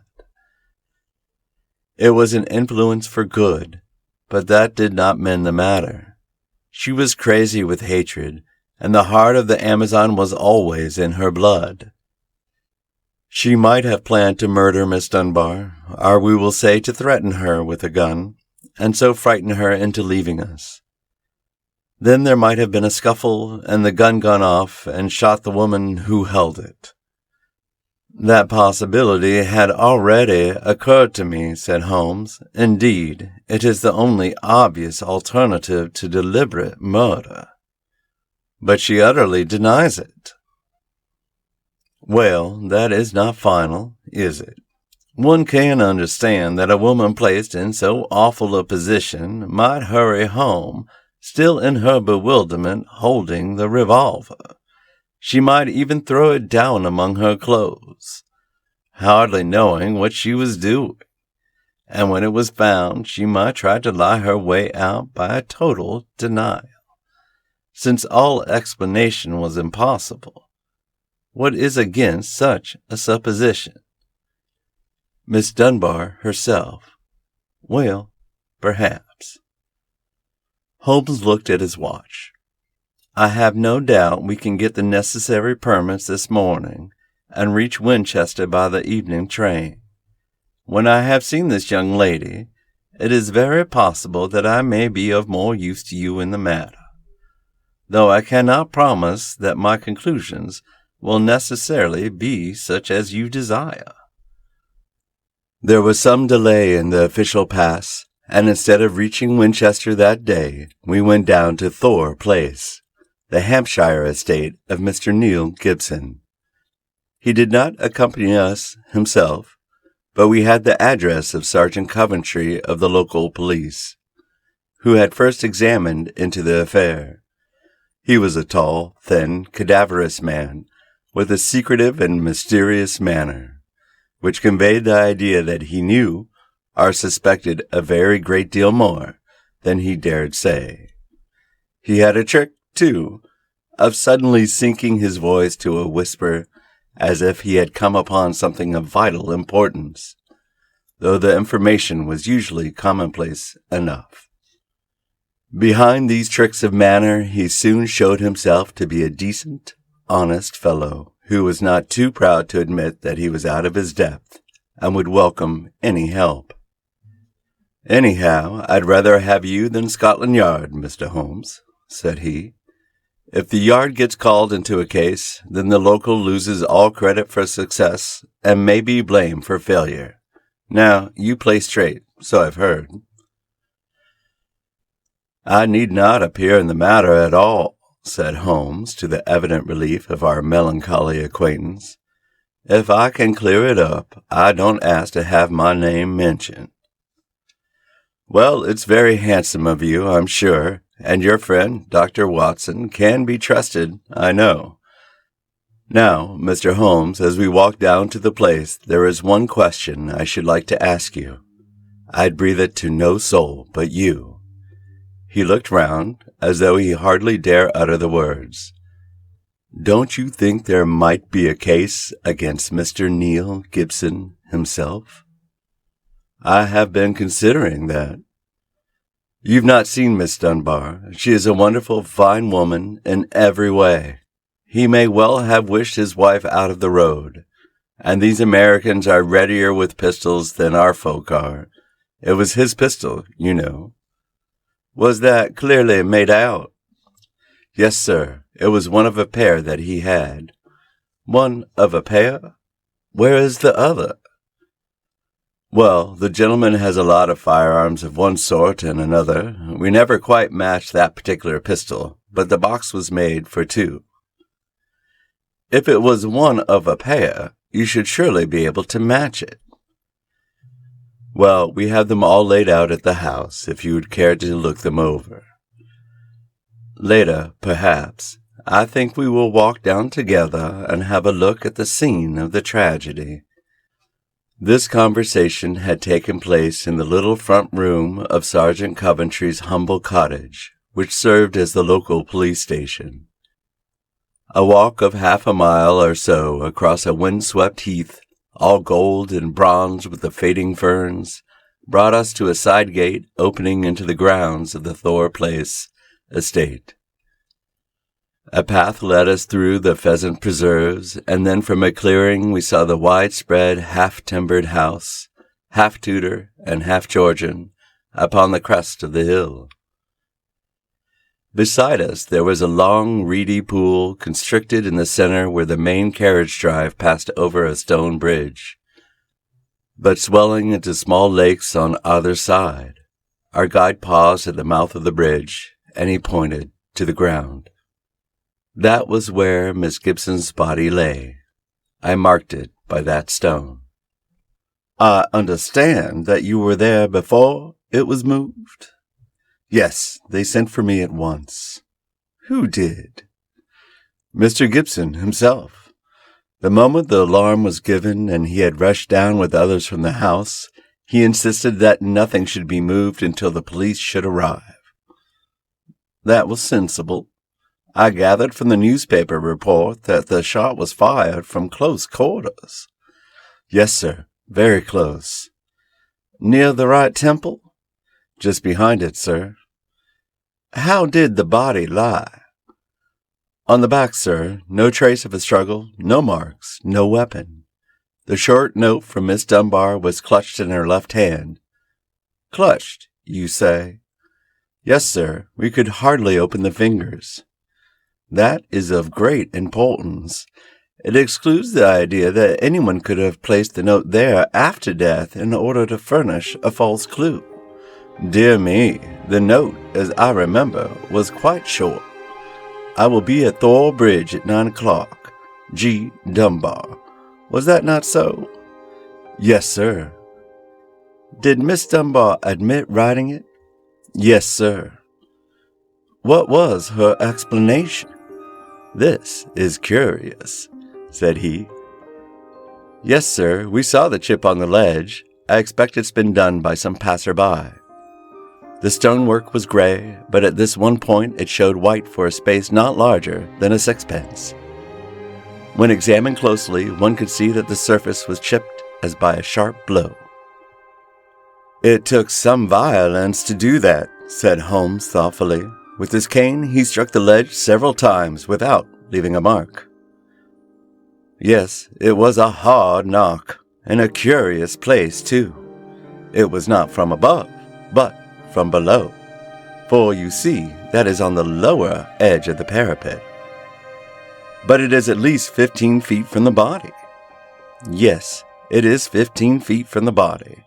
It may have nothing to do with the matter, but it is a point worth noting. I do not think that we have anything more to learn here. There were no footsteps, you say?" "The ground was iron hard, sir. There were no traces at all." "Then we can go.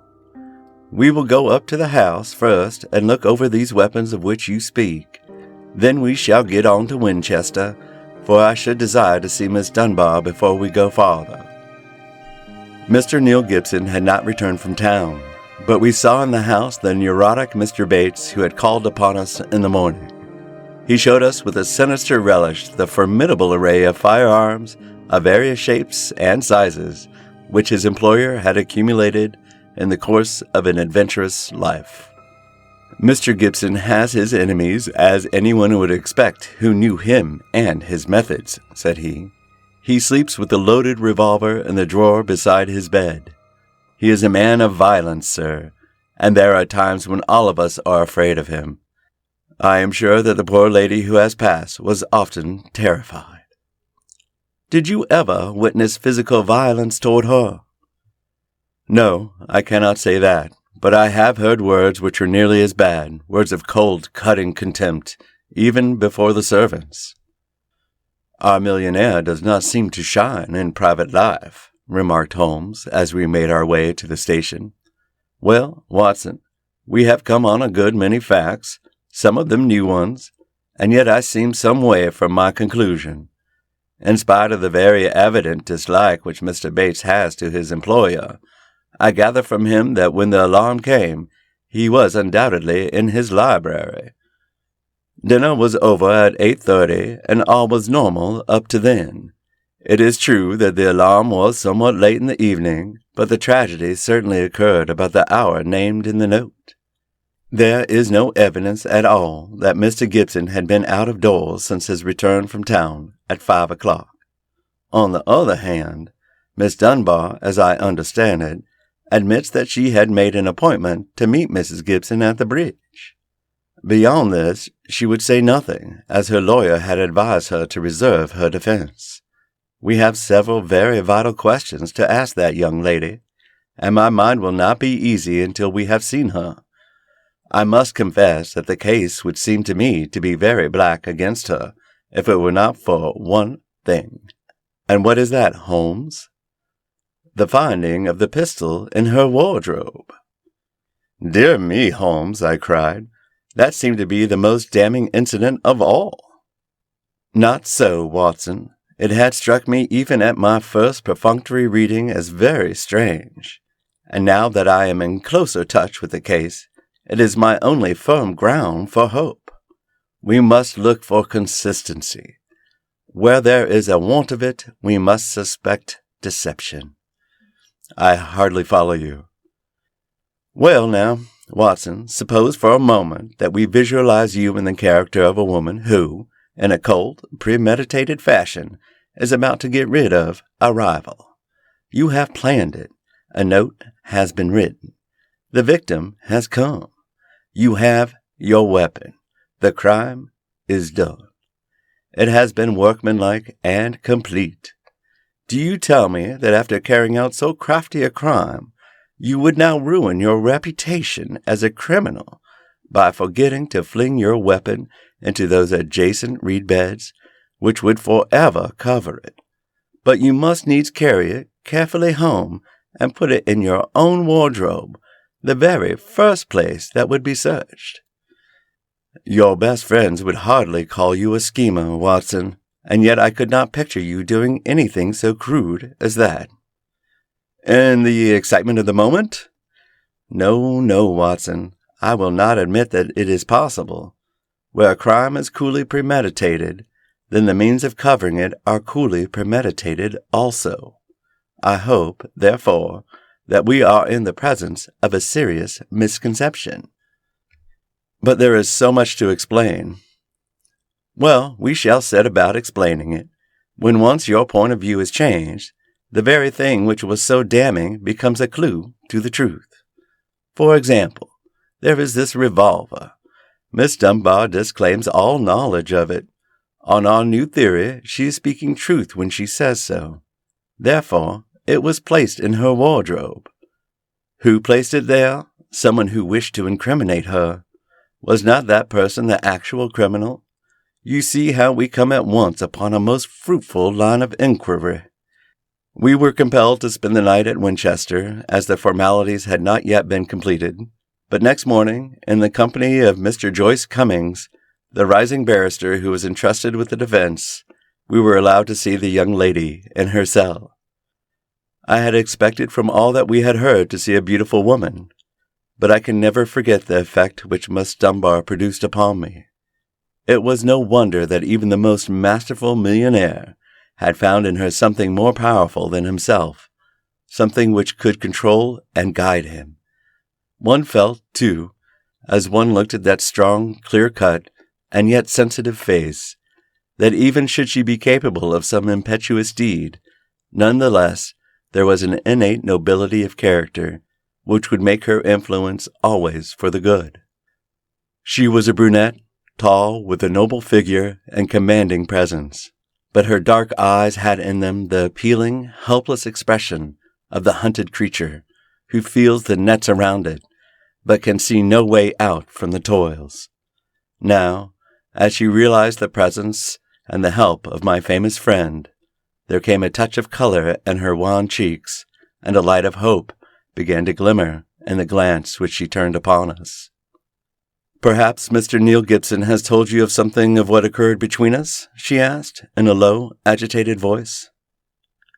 "Yes," Holmes answered. "You need not pain yourself by entering into that part of the story. After seeing you, I am prepared to accept Mr. Gibson's statement both as to the influence which you had over him and as to the innocence of your relations with him. But why was the whole situation not brought out in court? It seemed to me incredible that such a charge could be sustained. I thought that if we waited, the whole thing must clear itself up, without our being compelled to enter into painful details of the inner life of the family. But I understand that far from clearing it has become even more serious." "My dear young lady," cried Holmes earnestly, "I beg you to have no illusions upon the point. Mr. Cummings here would assure you that all the cards are at present against us, and that we must do everything that is possible if we are to win clear. It would be a cruel deception to pretend that you are not in very great danger. Give me all the help you can, then, to get at the truth. I will conceal nothing. Tell us, then, of your true relation with Mr. Gibson's wife." "She hated me, Mr. Holmes. She hated me with all the fervor of her tropical nature. She was a woman who would do nothing by halves, and the measure of her love for her husband was the measure also of her hatred for me. It is probable that she misunderstood our relations. I would not wish to wrong her, but she loved so vividly in a physical sense that she could hardly understand the mental and even spiritual tie which held her husband to me, or imagine that it was only my desire to influence his power to good ends which kept me under his roof. I can see now that I was wrong. Nothing could justify me in remaining where I was a cause of unhappiness, and yet it is certain that the unhappiness would have remained even if I had left the house. Now, Miss Dunbar," said Holmes, "I beg you to tell us exactly what occurred that evening." "I can tell you the truth so far as I know it, Mr. Holmes, but I am in a position to prove nothing, and there are points, the most vital points, which I can neither explain nor can I imagine any explanation. If you will find the facts, perhaps others may find the explanation." With regard then to my presence at Thor Bridge that night, I received a note from Mrs. Gibson in the morning. It lay on the table of the schoolroom, and it may have been left there by her own hand. It implored me to see her there after dinner, said she had something important to say to me, and asked me to leave an answer on the sundial in the garden, as she desired no one to be in our confidence. I saw no reason for such secrecy, but I did as she asked, accepting the appointment. She asked me to destroy her note, and I burned it in the schoolroom grate. She was very much afraid of her husband, who treated her with a harshness for which I frequently reproached him, and I could only imagine that she acted in this way because she did not wish him to know of our interview. Yet she kept your reply very carefully. Yes, I was surprised to hear that she had it in her hand when she died. Well, what happened then? I went down as I promised. When I reached the bridge, she was waiting for me. Never did I realize till that moment how this poor creature hated me. She was like a madwoman. Indeed, I think she was a madwoman, subtly mad with the deep power of deception which insane people may have. How else could she have met me with unconcern every day, and yet had so raging a hatred of me in her heart?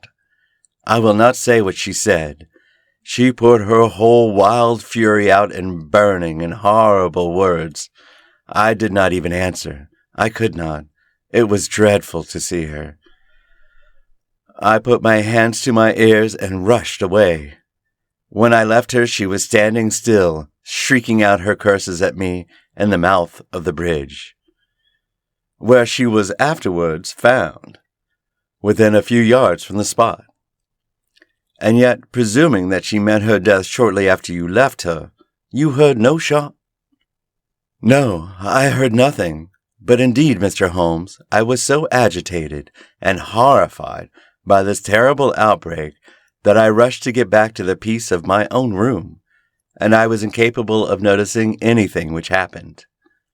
You say that you returned to your room. Did you leave it again before next morning? Yes, when the alarm came that the poor creature had met her death, I ran out with the others. Did you see Mr. Gibson? Yes, he had just returned from the bridge when I saw him. He had sent for the doctor and the police. Did he seem to you much perturbed? Mr. Gibson is a very strong, self-contained man. I do not think that he would ever show his emotions on the surface, but I, who knew him so well, could see that he was deeply concerned. Then we come to the all-important point. This pistol that was found in your room. Had you ever seen it before? Never, I swear it. When was it found? Next morning, when the police made their search. Among your clothes? Yes, on the floor of my wardrobe, under my dresses. You could not guess how long it had been there? It had not been there the morning before. How do you know? Because I tied it out the wardrobe. That is final. Then someone came into your room and placed the pistol there in order to inculpate you. It must have been so. And when? It could only have been at mealtime, or else at the hours when I would be in the schoolroom with the children. As you were when you got the note? Yes, from that time onwards for the whole morning. Thank you, Miss Dunbar. Is there any other point which could help me in the investigation? I can think of none. There was some sign of violence on the stonework of the bridge. A perfectly fresh chip just opposite the body. Could you suggest any possible explanation of that? Surely it must be a mere coincidence. Curious, Miss Dunbar, very curious. Why should it appear at the very time of the tragedy, and why at the very place? But what would have caused it? Only great violence could have such an effect. Holmes did not answer. His pale, eager face had suddenly assumed the tense, faraway expression which I had learned to associate with the supreme manifestations of his genius. So evident was the crisis in his mind that none of us dared to speak, and we sat, barrister, prisoner, and myself, watching him in a concentrated and absorbed silence. Suddenly, he sprang from his chair, vibrating with nervous energy and the pressing need for action. "Come, Watson, come," he cried. "What is it, Mr. Holmes?" "Never mind, my dear lady. You will hear from me, Mr. Cummings. With the help of the God of Justice, I will give you a case which will make England ring. You will get news by tomorrow, Miss Dunbar, and meanwhile take my assurance that the clouds are lifting, and that I have every hope that the light of truth is breaking through." It was not a long journey from Winchester to Thor Place, but it was long to me in my impatience, while for Holmes it was evident that it seemed endless, for, in his nervous restlessness, he could not sit still, but paced the carriage, or drummed with his long, sensitive fingers upon the cushions beside him. Suddenly, however, as we neared our destination, he seated himself opposite to me. We had a first-class carriage to ourselves, and laying a hand upon each of my knees, he looked into my eyes with the peculiarly mischievous gaze which was characteristic of his more imp-like moods. "Watson," said he, "I have some recollection that you go armed upon these excursions of ours." It was as well for him that I did so, for he took little care for his own safety when his mind was once absorbed by a problem, so that more than once my revolver had been a good friend in need. I reminded him of the fact. Yes, I am a little absent-minded in such matters, but have you your revolver on you? I produced it from my hip pocket, a short, handy, but very serviceable little weapon. He undid the catch, shook out the cartridges, and examined it with care. "It's heavy, remarkably heavy," said he. "Yes, it's a solid bit of work." He mused over it for a minute. "Do you know, Watson," said he, "I believe your revolver is going to have a very intimate connection with the mystery which we are investigating." "My dear Holmes, you're joking." "No, Watson, I am very serious. This is a test before us. If the test comes off, all will be clear, and the test will depend upon the conduct of this little weapon. One cartridge out. Now we will replace the other 5 and put on the safety catch. So. That increases the weight and makes it a better reproduction." I had no glimmer of what was in his mind, nor did he enlighten me, but sat lost in thought until we pulled up in the little Hampshire station. We secured a ramshackle trap, and in a quarter of an hour were at the house of our confidential friend, the sergeant. "A clue, Mr. Holmes. What is it?" "It all depends upon the behavior of Dr. Watson's revolver," said my friend. "Here it is. Now, officer, can you give me 10 yards of string?" The village shop provided a ball of stout twine. "I think that is all we will need," said Holmes. "Now, if you please, we will get off on what I hope is the last stage of our journey." The sun was setting and turning the rolling Hampshire moor into a wonderful autumnal panorama. The sergeant, with many critical and incredulous glances, which showed his deep doubts of the sanity of my companion, lurched along beside us. As we approached the scene of the crime, I could see that my friend, under all his habitual coolness, was in truth deeply agitated.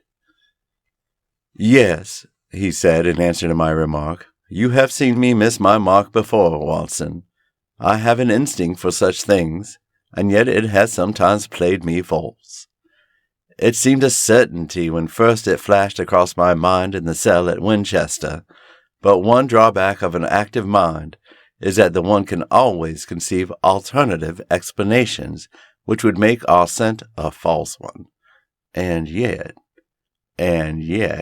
well, Watson, we can but try." As he walked, he had firmly tied one end of the string to the handle of the revolver. We had now reached the scene of the tragedy. With great care, he marked out under the guidance of the policeman the exact spot where the body had been stretched. He then hunted among the heather and the ferns until he found a considerable stone. This he secured to the other end of his line of string, and he hung it over the parapet of the bridge so that it swung clear above the water.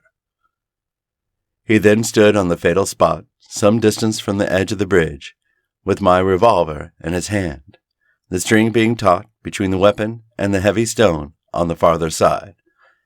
"Now for it," he cried. At the words, he raised the pistol to his head and then let go his grip. In an instant it had been whisked away by the weight of the stone, had struck with a sharp crack against the parapet, and had vanished over the side into the water. It had hardly gone before Holmes was kneeling beside the stonework, and a joyous cry showed that he had found what he expected. "Was there ever a more exact demonstration?" he cried. "See, Watson, your revolver has solved the problem." As he spoke, he pointed to a second chip of the exact size and shape of the first, which had appeared on the under edge of the stone balustrade. "We'll stay at the inn tonight," he continued, as he rose and faced the astonished sergeant. "You will, of course, get a grappling hook, and you will easily restore my friend's revolver. You will also find beside it the revolver, string, and weight with which this vindictive woman attempted to disguise her own crime and to fasten a charge of murder upon an innocent victim. You can let Mr. Gibson know that I will see him in the morning, when steps can be taken for Miss Dunbar's vindication." Late that evening, as we sat together smoking our pipes in the village inn, Holmes gave me a brief review of what had passed. "I fear, Watson," said he, "that you will not improve any reputation which I may have acquired by adding the case of the Thorbridge mystery to your annals. I have been sluggish in mind and wanting in that mixture of imagination and reality which is the basis of my art.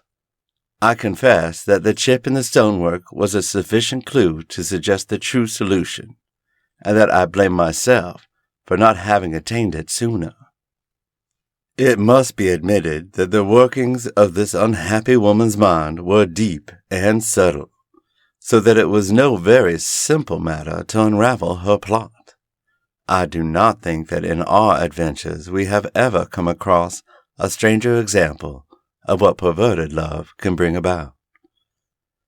Whether Miss Dunbar was her rival in a physical or in a merely mental sense seems to have been equally unforgivable in her eyes. No doubt she blamed this innocent lady for all those harsh dealings and unkind words with which her husband tried to repel her too demonstrative affection. Her first resolution was to end her own life. Her second was to do it in such a way as to involve her victim in a fate which was worse far than any sudden death could be. We can follow the various steps quite clearly, and they show a remarkable subtlety of mind. A note was extracted very cleverly from Miss Dunbar, which would make it appear that she had chosen the scene of the crime.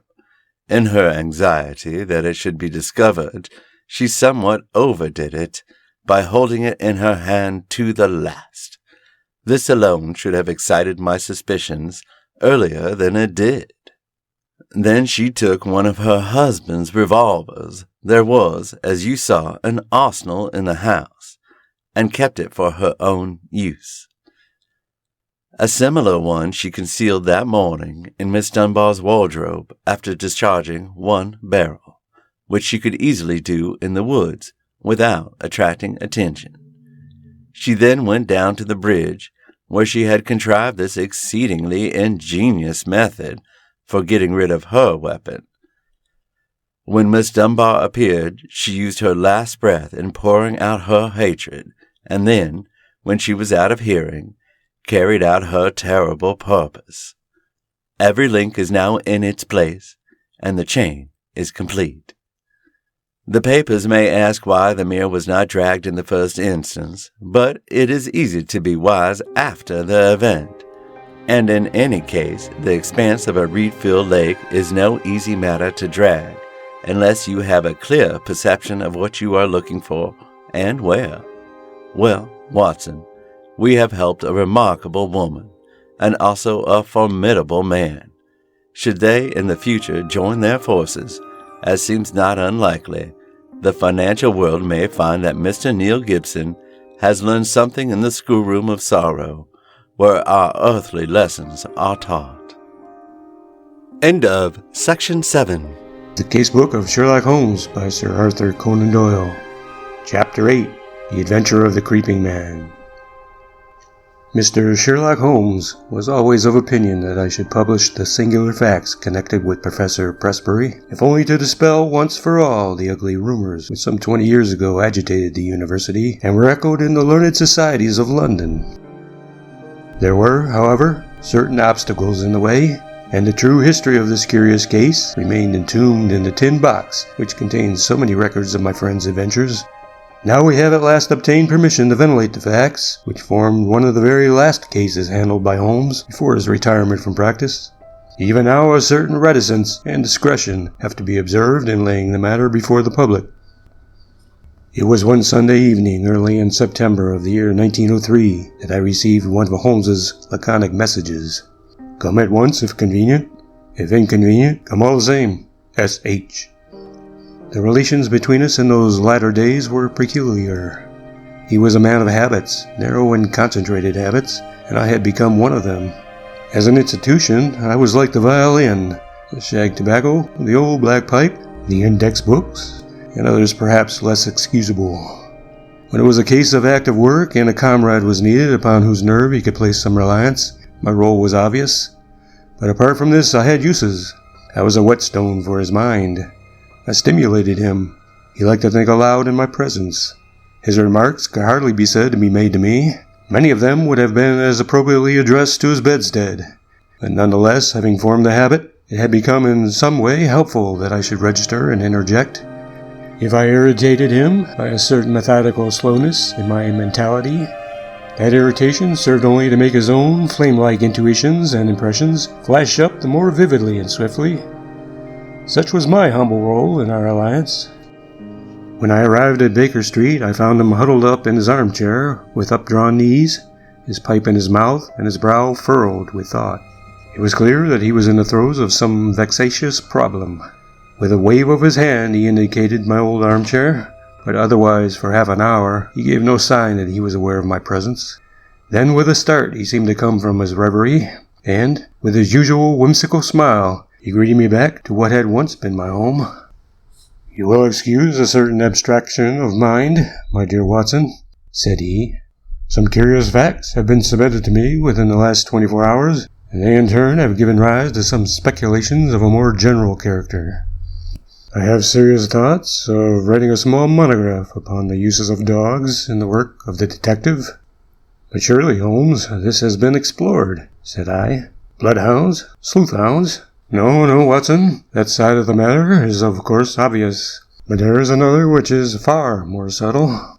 You may recollect that in the case which you, in your sensational way, coupled with the copper beeches, I was able, by watching the mind of the child, to form a deduction as to the criminal habits of the very smug and respectable father." "Yes, I remember it well." "My line of thoughts about dogs is analogous. A dog reflects the family life. Whoever saw a frisky dog in a gloomy family, or a sad dog in a happy one? Snarling people have snarling dogs. Dangerous people have dangerous ones. And their passing moods may reflect the passing moods of others." I shook my head. "Surely, Holmes, this is a little far-fetched," said I. He had refilled his pipe and resumed his seat, taking no notice of my comment. "The practical application of what I have said is very close to the problem which I am investigating. It is a tangled skein, you understand, and I am looking for a loose end. One possible loose end lies in the question, why does Professor Pressbury's faithful wolfhound, Roy, endeavor to bite him?" I sank back in my chair in some disappointment. Was it for so trivial a question as this that I had been summoned from my work? Holmes glanced across at me. "The same old Watson," said he. "You never learned that the gravest issues may depend upon the smallest things. But is it not on the face of it strange that a staid, elderly philosopher, you've heard of Presbury, of course, the famous Camford physiologist, that such a man, whose friend has been his devoted wolfhound, should now have been twice attacked by his own dog? What do you make of it? The dog is ill. Well, that has to be considered. But he attacks no one else, nor does he apparently molest his master, save on very special occasions. Curious, Watson. Very curious. But young Mr. Bennet is before his time, if that is his ring. I had hoped to have a longer chat with you before he came. There was a quick step on the stairs, a sharp tap at the door, and a moment later the new client presented himself. He was a tall, handsome youth about 30, well-dressed and elegant, but with something in his bearing which suggested the shyness of the student rather than the self-possession of the man of the world. He shook hands with Holmes, and then looked with some surprise at me. "This matter is very delicate, Mr. Holmes," he said. "Consider the relation in which I stand to Professor Presbury, both privately and publicly. I really can hardly justify myself if I speak before any third person." Have no fear, Mr. Bennet. Dr. Watson is the very soul of discretion, and I can assure you that this is a matter in which I am very likely to need an assistant. "As you like, Mr. Holmes." You will, I am sure, understand my having some reserves in the matter. You will appreciate it, Watson, when I tell you that this gentleman, Mr. Trevor Bennet, is a personal assistant to the great scientist, lives under his roof, and is engaged to his only daughter. Certainly we must agree that the professor has every claim upon his loyalty and devotion, but it may best be shown by taking the necessary steps to clear up this strange mystery. I hope so, Mr. Holmes. That is my one object. Does Dr. Watson know the situation? I have not had time to explain it. Then perhaps I had better go over the ground again before explaining some fresh developments. I will do so myself, said Holmes, in order to show that I have the events in their due order. The professor, Watson, is a man of European reputation. His life has been academic. There has never been a breath of scandal. He is a widower with one daughter, Edith.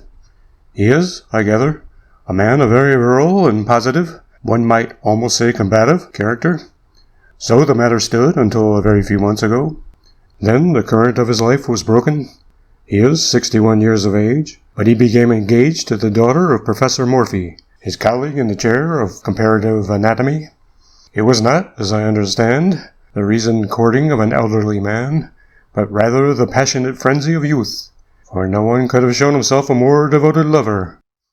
The lady, Alice Morphy, was a very perfect girl, both in mind and body, so that there was every excuse for the professor's infatuation. Nonetheless, it did not meet with full approval in his own family. We thought it rather excessive, said our visitor.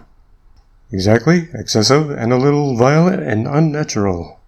Professor Presbury was rich, however, and there was no objection upon the part of the father. The daughter, however, had other views, and there were already several candidates for her hand, who, if they were less eligible from a worldly point of view, or at least more of an age. The girl seemed to like the professor, in spite of his eccentricities. It was only age which stood in the way. About this time, a little mystery suddenly clouded the normal routine of the professor's life. He did what he had never done before. He left home and gave no indication where he was going. He was away a fortnight, and returned looking rather travel-worn. He made no allusion to where he had been, although he was usually the frankest of men. It chanced, however, that our client here, Mr. Bennet, received a letter from a fellow student in Prague, who said that he was glad to have seen Professor Presbury there, although he had not been able to talk to him. Only in this way did his own household learn where he had been. And now comes the point. From that time onwards, a curious change came over the professor. He became furtive and sly. Those around him had always the feeling that he was not the man they had known, but that he was under some shadow which had darkened his higher qualities. His intellect was not affected. His lectures were as brilliant as ever, but always there was something new, something sinister and unexpected. His daughter, who was devoted to him, tried again and again to resume the old relations and to penetrate this mask which her father seemed to have put on.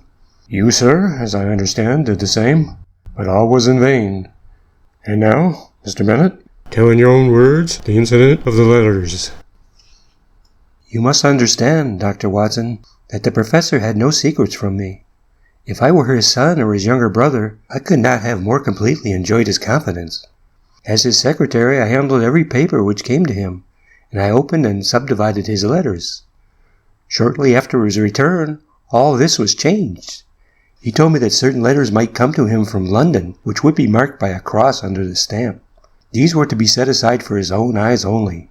I may say that several of these did pass through my hands, that they had the EC mark, and were in an illiterate handwriting. If he answered them at all, the answers did not pass through my hands, nor into the letter basket in which our correspondence was collected. And the box? Said Holmes. Ah, yes, the box.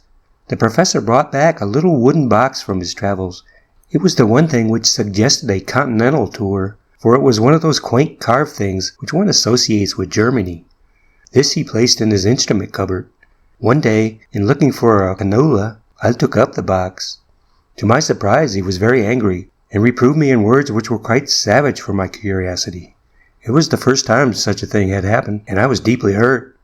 I endeavored to explain that it was a mere accident that I had touched the box, but all the evening I was conscious that he looked at me harshly, and that the incident was rankling in his mind. Mr. Bennet drew a little diary book from his pocket. That was on July 2, said he. You are certainly an admirable witness, said Holmes. I may need some of these dates which you have noted. I learned method among other things from my great teacher. From the time that I observed abnormality in his behavior, I felt that it was my duty to study his case. Thus I have it here that it was on that very day, July 2, that Roy attacked the professor as he came from his study into the hall. Again on July 11 there was a scene of the same sort, and then I have a note of yet another upon July 20. After that we had to banish Roy to the stables. He was a dear, affectionate animal, but I fear I weary you. Mr. Bennet spoke in a tone of reproach, for it was very clear that Holmes was not listening. His face was rigid and his eyes glazed abstractedly at the ceiling. With an effort he recovered himself. Singular, most singular, he murmured. These details were new to me, Mr. Bennet. I think we have now fairly gone over the old ground, have we not? But you spoke of some fresh developments. The pleasant, open face of our visitor clouded over, shadowed by some grim remembrance.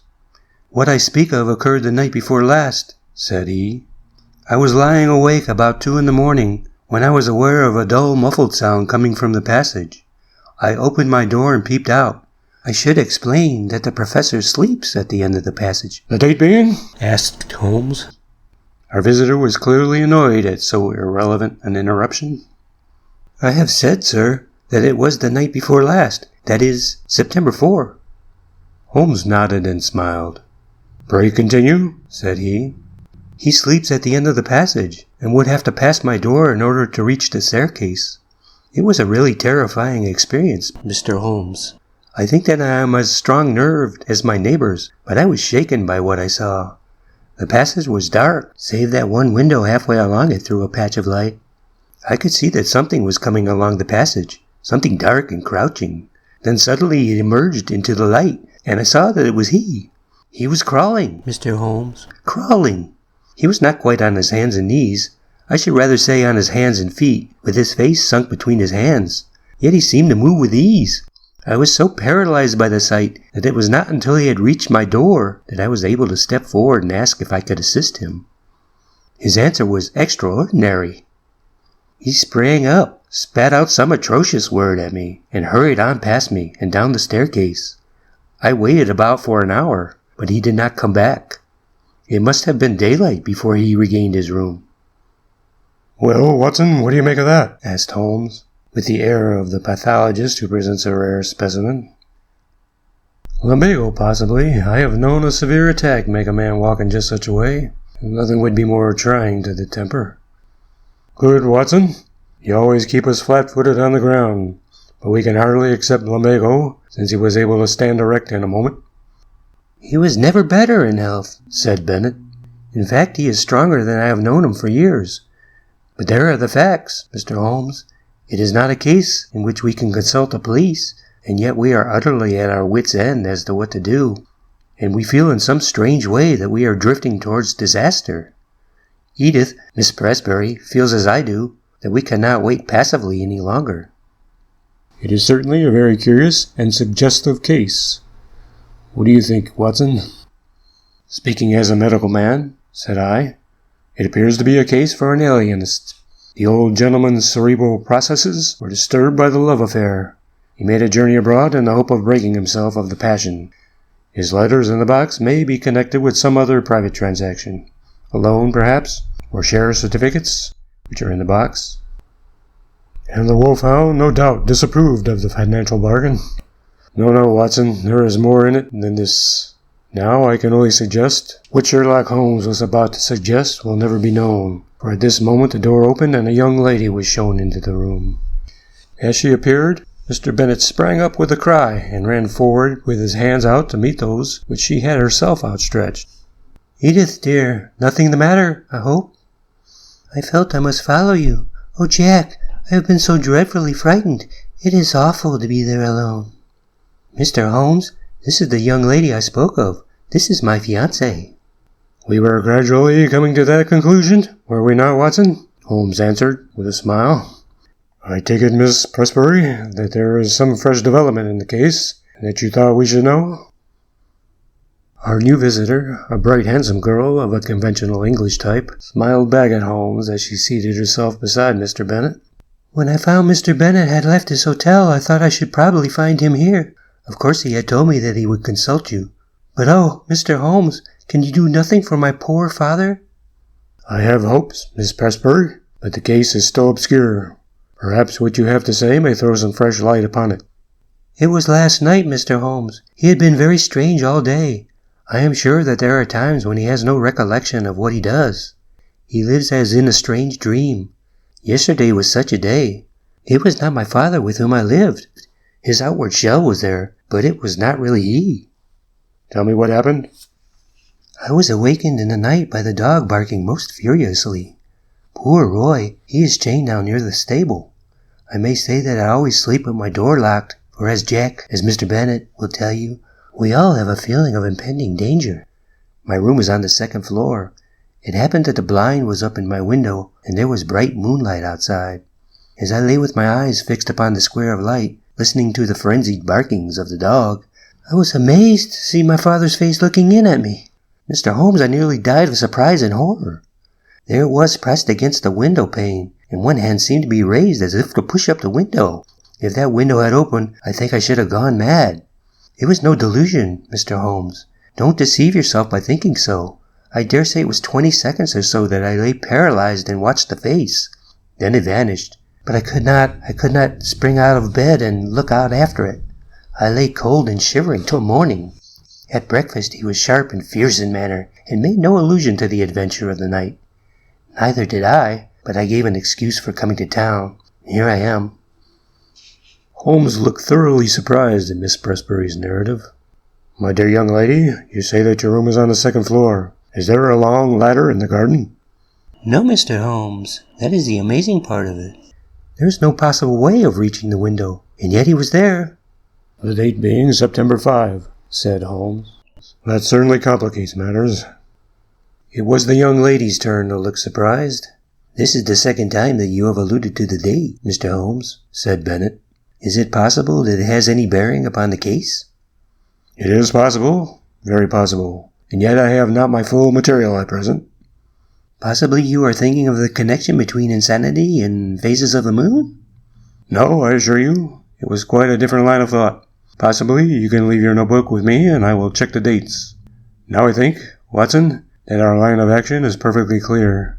This young lady has informed us, and I have the greatest confidence in her intuition, that her father remembers little or nothing which occurs upon certain dates. We will therefore call upon him as if he had given us an appointment upon such a date. He will put it down to his own lack of memory. Thus, we'll open our campaign by having a good close view of him. That is excellent, said Mr. Bennet.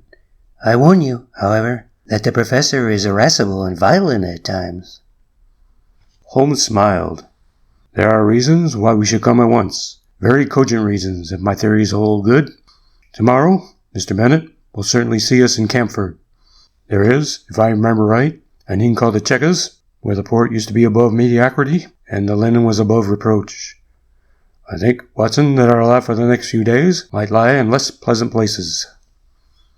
Monday morning found us on our way to the famous university town, an easy effort on the part of Holmes, who had no roots to pull up, but one which involved frantic planning and hurrying on my part, as my practice was by this time not inconsiderable. Holmes made no allusion to the case until after we had deposited our suitcases at the ancient hostel of which he had spoken. I think, Watson, that we can catch the professor just before lunch. He lectures at 11 and should have an interval at home. What possible excuse have we for calling? Holmes glanced at his notebook. There was a period of excitement upon August 26th. We will assume that he is a little hazy as to what he does at such times. If we insist that we are there by appointment, I think he will hardly venture to contradict us. Have you the effrontery necessary to put it through? We can but try. Excellent, Watson. Compound of the Busy Bee and Excelsior. We can but try, the motto of the firm. A friendly native will surely guide us. Such as one on the back of a smart hansom swept us past a row of ancient colleges, and finally, turning into a tree-lined drive, pulled up at the door of a charming house, girt round with lawns and covered with purple wisteria. Professor Pressbury was certainly surrounded with every sign not only of comfort but of luxury. Even as we pulled up, a grizzled head appeared at the front window, and we were aware of a pair of keen eyes from under shaggy brows, which surveyed us through large horn glasses. A moment later, we were actually in his sanctum, and the mysterious scientist, whose vagaries had brought us from London, was standing before us. There was certainly no sign of eccentricity either in his manner or appearance, for he was a portly, large-featured man, grave, tall, and frock-coated, with the dignity of bearing which a lecturer needs. His eyes were his most remarkable feature, keen, observant, and clever to the verge of cunning. He looked at our cards. "Pray sit down, gentlemen. What can I do for you?" Mr. Holmes smiled amiably. "It was the question which I was about to put to you, Professor." "To me, sir?"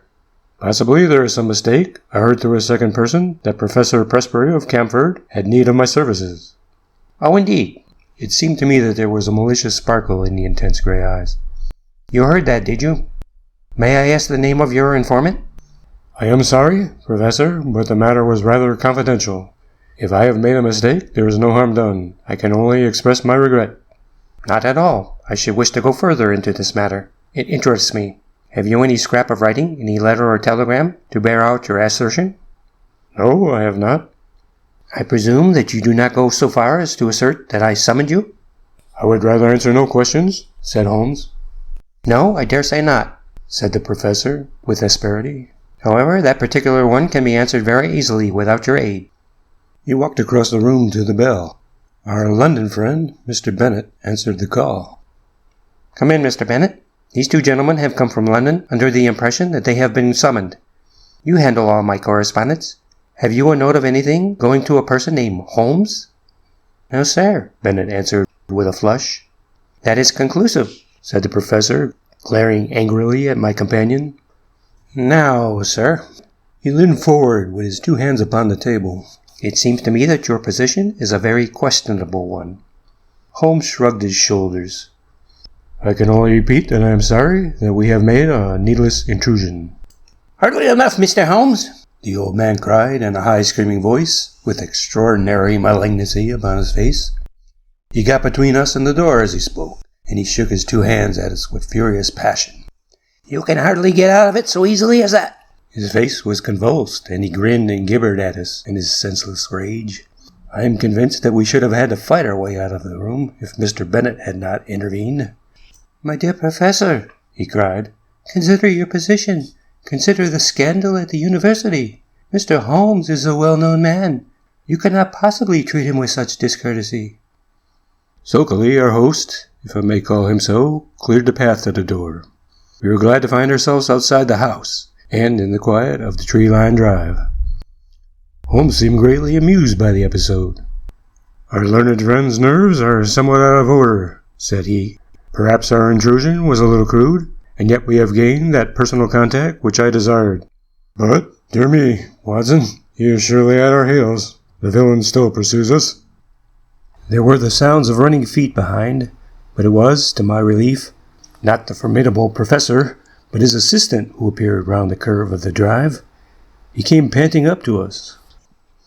"I am so sorry, Mr. Holmes. I wish to apologize." "My dear sir, there is no need. It is all in the way of professional experience." "I have never seen him in a more dangerous mood, but he grows more sinister. You can understand now why his daughter and I are alarmed. And yet his mind is perfectly clear." "Too clear," said Holmes. "That was my miscalculation. It is evident that his memory is much more reliable than I had thought. By the way, can we, before we go, see the window of Miss Presbury's room?" Mr. Bennet pushed his way through some shrubs, and we had a view of the side of the house. "It is there, the second on the left." "Dear me, it seems hardly accessible. And yet you will observe that there is a creeper below and a water pipe above, which gives some foothold." "I could not climb it myself," said Mr. Bennet. "Very likely. It would certainly be a dangerous exploit for any normal man." "There was one other thing I wished to tell you, Mr. Holmes. I have the address of the man in London to whom the professor writes. He seems to have written this morning, and I got it from his blotting paper. It is an ignoble position for a trusted secretary, but what else can I do?" Holmes glanced at the paper and put it into his pocket. Dorak? A curious name. Slavonic, I imagine. Well, it is an important link in the chain. We return to London this afternoon, Mr. Bennet. I see no good purpose to be served by our remaining. We cannot arrest the professor, because he has done no crime, nor can we place him under constraint, for he cannot be proved to be mad. No action is as yet possible. Then what on earth are we to do? A little patience, Mr. Bennet. Things will soon develop. Unless I am mistaken, next Tuesday may mark a crisis. Certainly we shall be in Camford on that day. Meanwhile, the general position is undeniably unpleasant, and if Miss Presbury can prolong her visit... That is easy. Then let her stay till we can assure her that all danger is past. Meanwhile, let him have his way and do not cross him. So long as he is in good humor, all is well. There he is, said Bennet in a startled whisper. Looking between the branches, we saw the tall, erect figure emerge from the hall door and look around him. He stood leaning forward, his hands swinging straight before him, his head turning from side to side. The secretary, with a last wave, slipped off among the trees, and we saw him presently rejoin his employer, the two entering the house together, in what seemed to be animated and even excited conversation. I expect the old gentleman has been putting two and two together, said Holmes as we walked hotelwards. He struck me as having a particularly clear and logical brain from the little I saw of him. Explosive, no doubt, but then from his point of view he has something to explode about if detectives are put on his track and he suspects his own household of doing it. I rather fancy that friend Bennet is in for an uncomfortable time. Holmes stopped at a post office and sent off a telegram on our way. The answer reached us in the evening, and he tossed it across to me. Have visited the Commercial Road and seen Dorak. Suave person, bohemian, elderly, keeps large general store. Mercer. Mercer has sent your time, said Holmes. He is my general utility man who looks up routine business. It was important to know something of the man with whom our professor was so secretly corresponding. His nationality connects up with the Prague visit. Thank goodness that something connects with something, said I. At present we seem to be faced by a long series of inexplicable incidents with no bearing upon each other. For example, what possible connection can there be between an angry wolfhound and a visit to Bohemia, or either of them with a man crawling down a passage at night? As to your dates, that is the biggest mystification of all. Holmes smiled and rubbed his hands. We were, I may say, seated in the old sitting-room of the ancient hotel, with a bottle of the famous vintage of which Holmes had spoken on the table between us. Well, now, let us take the dates first, said he, his fingertips together and his manner as if he were addressing a class. This excellent young man's diary shows that there was trouble upon July 2, and from then onwards it seemed to have been at 9-day intervals, with, so far as I remember, only one exception. Thus, the last outbreak upon Friday was on September 3, which also falls into the series, as did August 26, which preceded it. The thing is beyond coincidence. I was forced to agree. Let us then form the provisional theory that every 9 days the professor takes some strong drug which has a passing but highly poisonous effect. His naturally violent nature is intensified by it. He learned to take this drug while he was in Prague, and is now supplied with it by a Bohemian intermediary in London. This all hangs together, Watson. But the dog, the face at the window, the creeping man in the passage? Well, we have made a beginning. I should not expect any fresh developments until next Tuesday. In the meantime, we can only keep in touch with friend Bennet and enjoy the amenities of this charming town. In the morning, Mr. Bennet slipped round to bring us the latest report. As Holmes had imagined, times had not been easy with him. Without exactly accusing him of being responsible for our presence, the professor had been very rough and rude in his speech, and evidently felt some strong grievance. This morning he was quite himself again, however, and had delivered his usual brilliant lecture to a crowded class. "Apart from his queer fits," said Bennet, "he has actually more energy and vitality than I can ever remember, nor was his brain ever clearer. But it's not he, it's never the man whom we have known." "I don't think you have anything to fear now, for a week at least," Holmes answered. "I am a busy man, and Dr. Watson has his patients to attend to. Let us agree that we meet here at this hour next Tuesday, and I shall be surprised if before we leave you again we are not able to explain, even if we cannot perhaps put an end to, your troubles. Meanwhile, keep us posted on what occurs." I saw nothing of my friend for the next few days, but on the following Monday evening I had a short note asking me to meet him next day at the train. From what he told me as we travelled up to Camford, all was well. The peace of the professor's house had been unruffled, and his own conduct perfectly normal. This also was the report which was given us by Mr. Bennet himself when he called upon us that evening at our old quarters in the Chequers.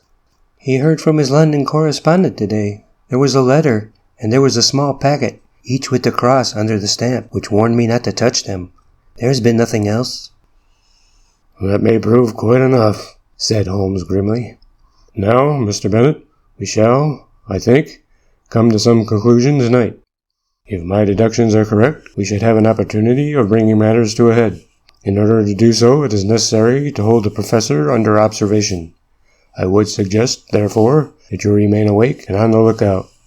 Should you hear him pass your door, do not interrupt him, but follow him as discreetly as you can. Dr. Watson and I will not be far off. By the way, where is the key of that little box of which you spoke?" "Upon his watch chain." "I fancy our researches must lie in that direction.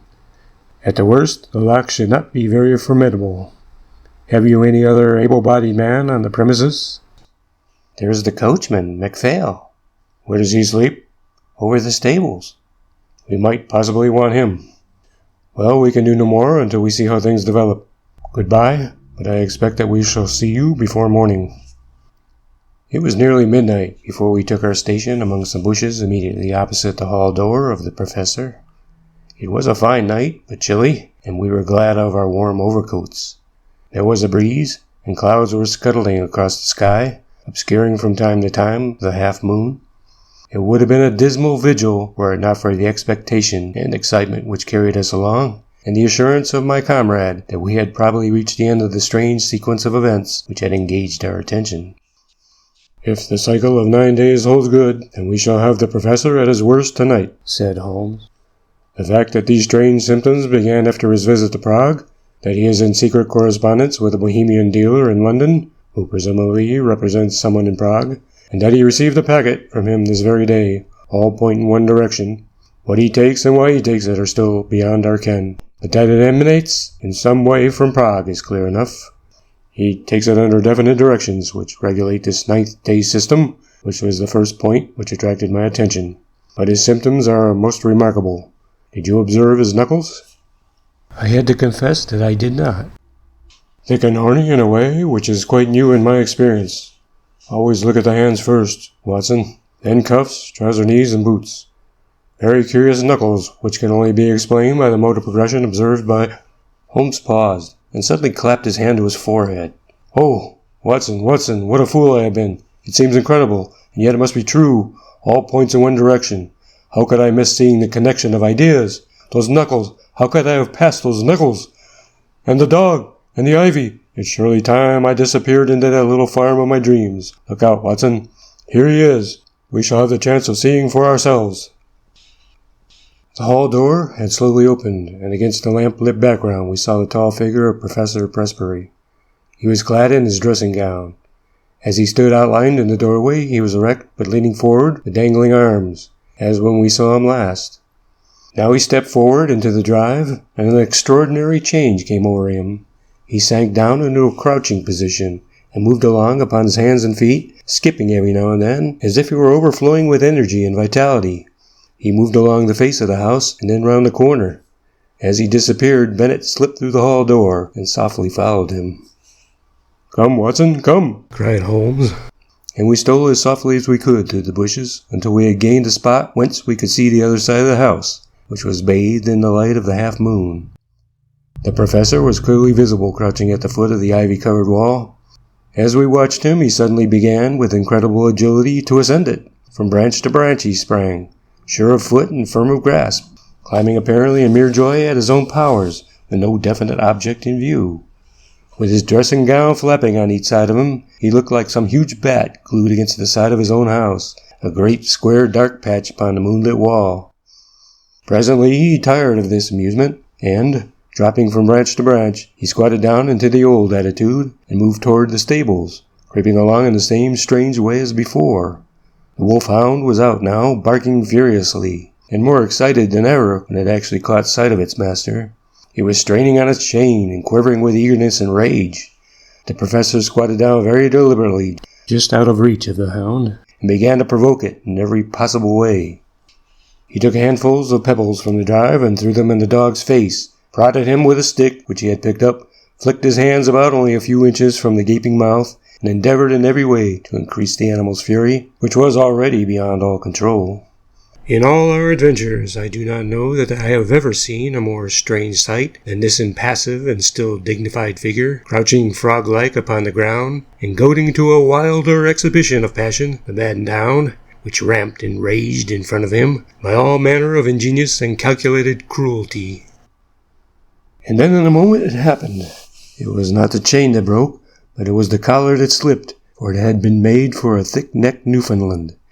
We heard the rattle of falling metal, and the next instant dog and man were rolling on the ground together, the one roaring in rage, the other screaming in a strange, shrill falsetto of terror. It was a very narrow thing for the professor's life. The savage creature had him fairly by the throat, its fangs had bitten deep, and he was senseless before we could reach them and drag the two apart. It might have been a dangerous task for us, but Bennet's voice and presence brought the great wolfhound instantly to reason.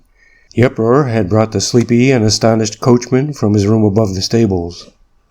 "I'm not surprised," said he, shaking his head. "I've seen him at it before. I knew the dog would get him sooner or later." The hound was secured, and together we carried the professor up to his room, where Bennet, who had a medical degree, helped me to dress his torn throat. The sharp teeth had passed dangerously near the carotid artery, and the hemorrhage was serious. In half an hour the danger was past. I had given the patient an injection of morphia, and he had sunk into deep sleep. Then, and only then, were we able to look at each other and take stock of the situation. "I think a first-class surgeon should see him," said I. "For God's sakes, no!" cried Bennet. "At present the scandal is confined to our own household. It is safe with us. If it gets beyond these walls, it will never stop. Consider his position at the university, his European reputation, the feelings of his daughter." "Quite so," said Holmes. "I think it may be quite possible to keep the matter to ourselves, and also prevent its reoccurrence, now that we have a free hand. The key from the watch chain, Mr. Bennet. MacPhail will guard the patient and let us know if there is any change. Let us see what we can find in the professor's mysterious box." There was not much, but there was enough. An empty vial, another nearly full, a hypodermic syringe, several letters in a crabbed foreign hand. The marks on the envelopes showed that they were those which had disturbed the routine of the secretary, and each was dated from the Commercial Road and signed A. Dorak. They were mere invoices to say that a fresh bottle was being sent to Professor Presbury, or receipts to acknowledge money. There was one other envelope, however, in a more educated hand, and bearing the Austrian stamp with the postmark of Prague. "Here we have our material," cried Holmes, as he tore out the enclosure. Honored colleague, it ran. Since your esteemed visit, I have thought much of your case, and though in your circumstances there are some special reasons for the treatment, I would nonetheless enjoin caution, as my results have shown that it is not without danger of a kind. It is possible that the serum of anthropoid would have been better. I have, as I explained to you, used black-face langur because a specimen was accessible. Langur is, of course, a crawler and a climber, while anthropoid walks erect and is in all ways nearer. I beg you to take every possible precaution that there be no premature revelation of the process. I have one other client in England, and Doric is my agent for both. Weekly reports will oblige. Yours with high esteem, H. Lowenstein. Lowenstein? The name brought back to me the memory of some snippet from a newspaper which spoke of an obscure scientist who was striving in some unknown way for the secret of rejuvenescence and the elixir of life. Lowenstein of Prague. Lowenstein with the wondrous strength-giving serum, tabooed by the profession because he refused to reveal its source. In a few words, I said what I remembered. Bennett had taken a manual of zoology from the shelves. Langur, he read. The great black-faced monkey of the Himalayan slopes, biggest and most human of climbing monkeys. Many details are added. Well, thanks to you, Mr. Holmes, it is very clear that we have traced the evil to its source. The real source, said Holmes, lies, of course, in that untimely love affair which gave our impetuous professor the idea that he could only gain his wish by turning himself into a younger man. When one tries to rise above nature, one is liable to fall below it. The highest type of man may revert to the animal if he leaves the straight road of destiny. He sat musing for a little, with the vial in his hand, looking at the clear liquid within. When I have written to this man and told him that I hold him criminally responsible for the poisons which he circulates, we will have no more trouble. But it may reoccur. Others may find a better way. There is danger there, a very real danger to humanity.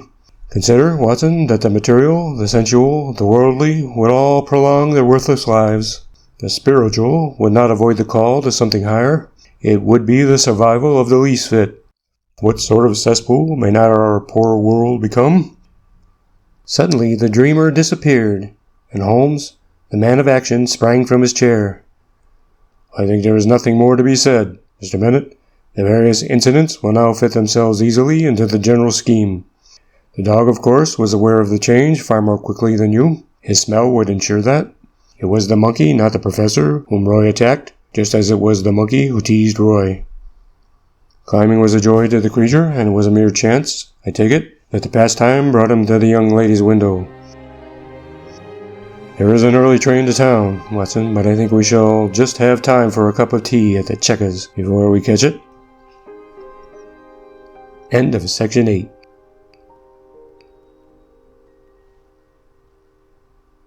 The Case-Book of Sherlock Holmes by Sir Arthur Conan Doyle.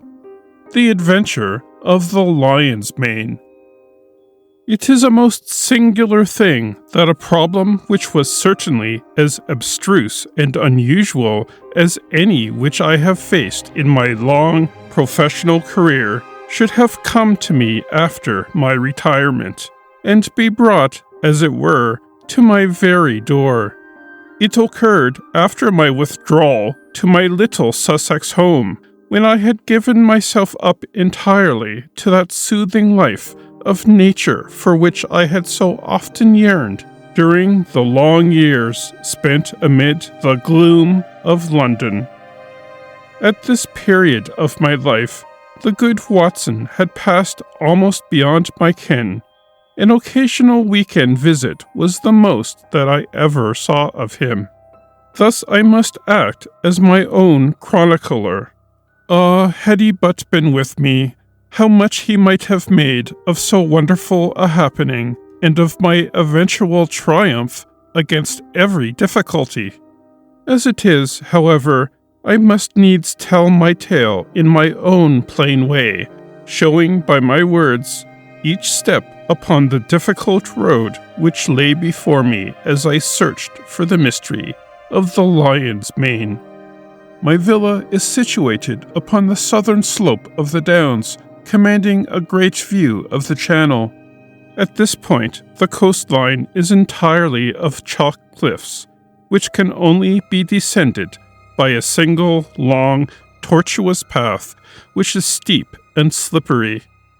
At the bottom of the path lie 100 yards of pebbles and shingle, even when the tide is at full. Here and there, however, there are curves and hollows, which make splendid swimming pools, filled afresh with each flow.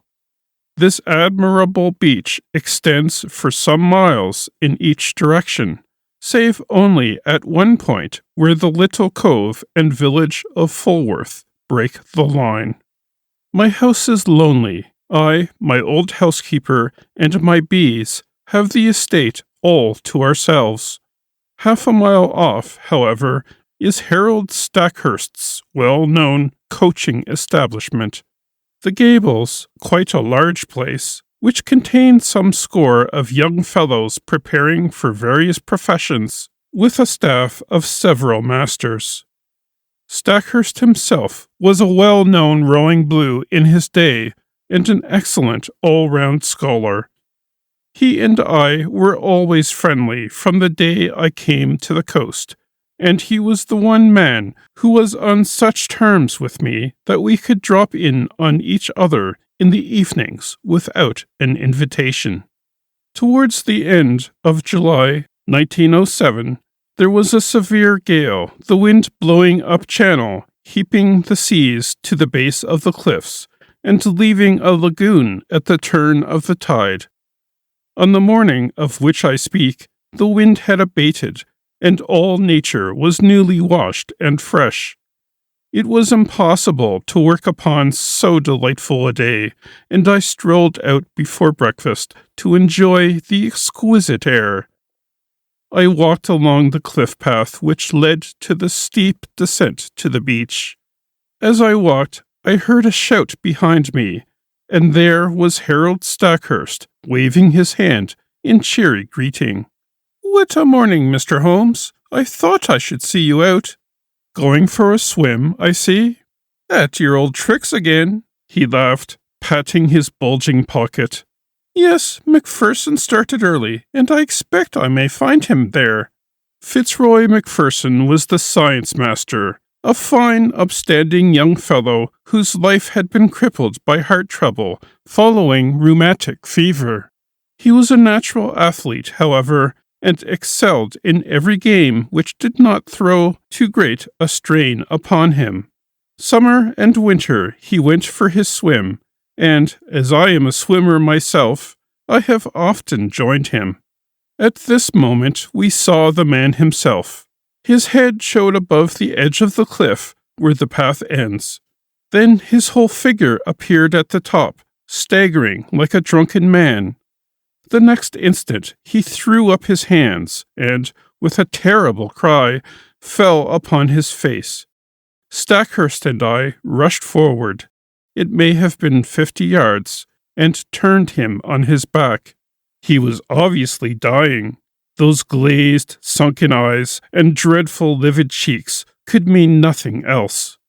One glimmer of life came into his face for an instant, and he uttered 2 or 3 words with an eager air of warning. They were slurred and indistinct, but to my ear the last of them, which burst in a shriek from his lips, were, "The lion's mane." It was utterly irrelevant and unintelligible, and yet I could twist the sound into no other sense. Then he half raised himself from the ground, threw his arms into the air, and fell forward on his side. He was dead. My companion was paralyzed by the sudden horror of it, but I, as may well be imagined, had every sense on the alert. And I had need, for it was speedily evident that we were in the presence of an extraordinary case. The man was dressed only in his Burberry overcoat, his trousers, and an unlaced pair of canvas shoes. As he fell over, his Burberry, which had been simply thrown round his shoulders, slipped off, exposing his trunk. We stared at it in amazement. His back was covered with dark red lines, as though he had been terribly flogged by a thin wire scourge.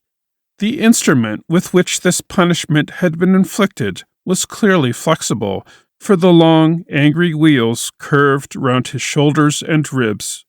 There was blood dripping down his chin, for he had bitten through his lower lip in the paroxysm of his agony. His drawn and distorted face told how terrible that agony had been. I was kneeling, and Stackhurst standing by the body, when a shadow fell across us, and we found that Ian Murdoch was by our side. Murdoch was the mathematical coach at the establishment, a tall, dark, thin man, so taciturn and aloof that none can be said to have been his friend. He seemed to live in some high, abstract region of surds and conics sections with little to connect him with ordinary life.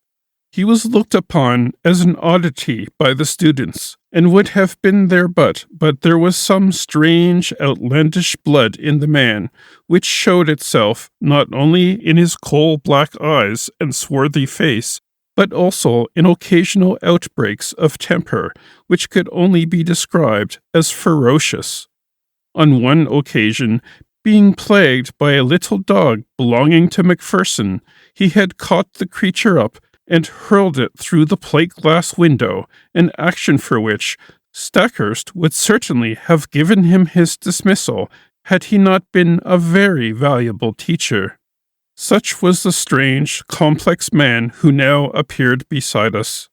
He seemed to be honestly shocked at the sight before him, though the incident of the dog may show that there was no great sympathy between the dead man and himself.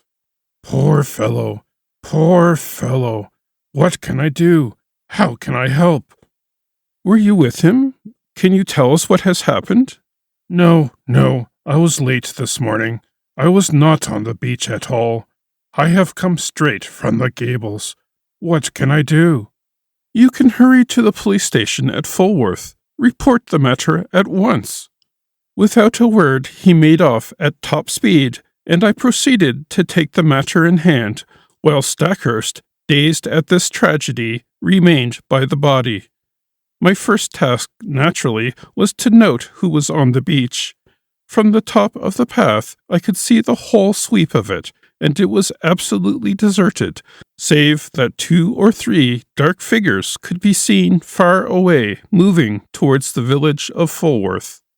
Having satisfied myself upon this point, I walked slowly down the path. There was clay or soft marl mixed with the chalk, and every here and there I saw the same footstep, both ascending and descending. No one else had gone down to the beach by this track that morning. At one place I observed the print of an open hand with the fingers towards the incline. This could only mean that poor Macpherson had fallen as he ascended. There were rounded depressions, too, which suggested that he had come down upon his knees more than once. At the bottom of the path was the considerable lagoon left by the retreating tide. At the side of it Macpherson had undressed, for there lay his towel on a rock. It was folded and dry, so that it would seem that after all he had never entered the water. Once or twice, as I hunted round amid the hard shingle, I came on little patches of sand where the print of his canvas shoe and also of his naked foot could be seen. The latter fact proved that he had made all ready to bathe, though the towel indicated that he had not actually done so.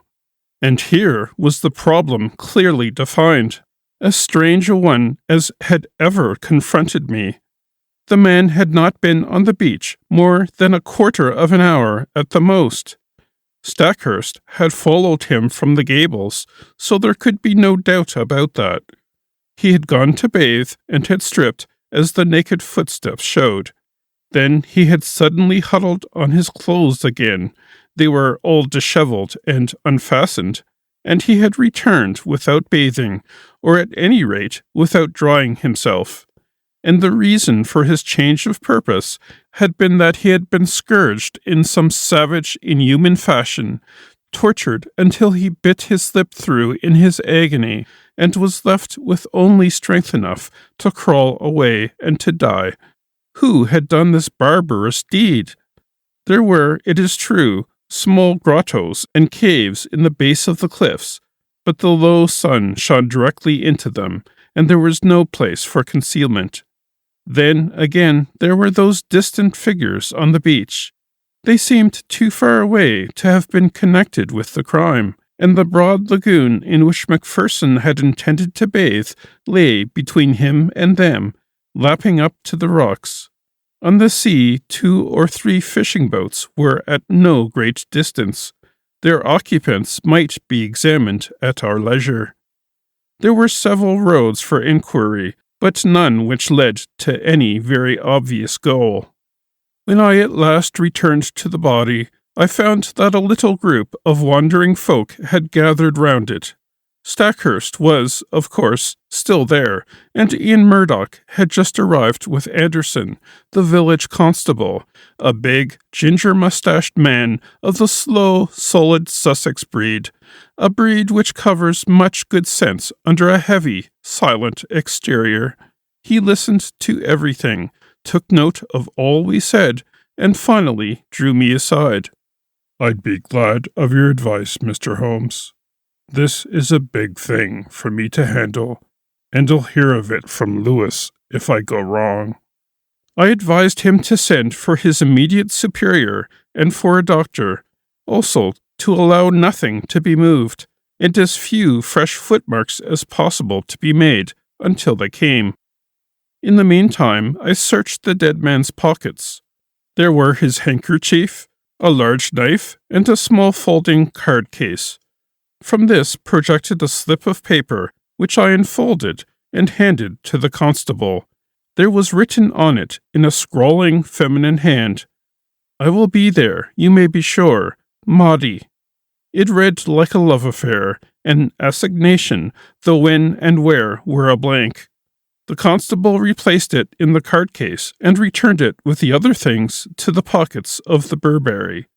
Then, as nothing more suggested itself, I walked back to my house for breakfast, having first arranged that the base of the cliffs should be thoroughly searched.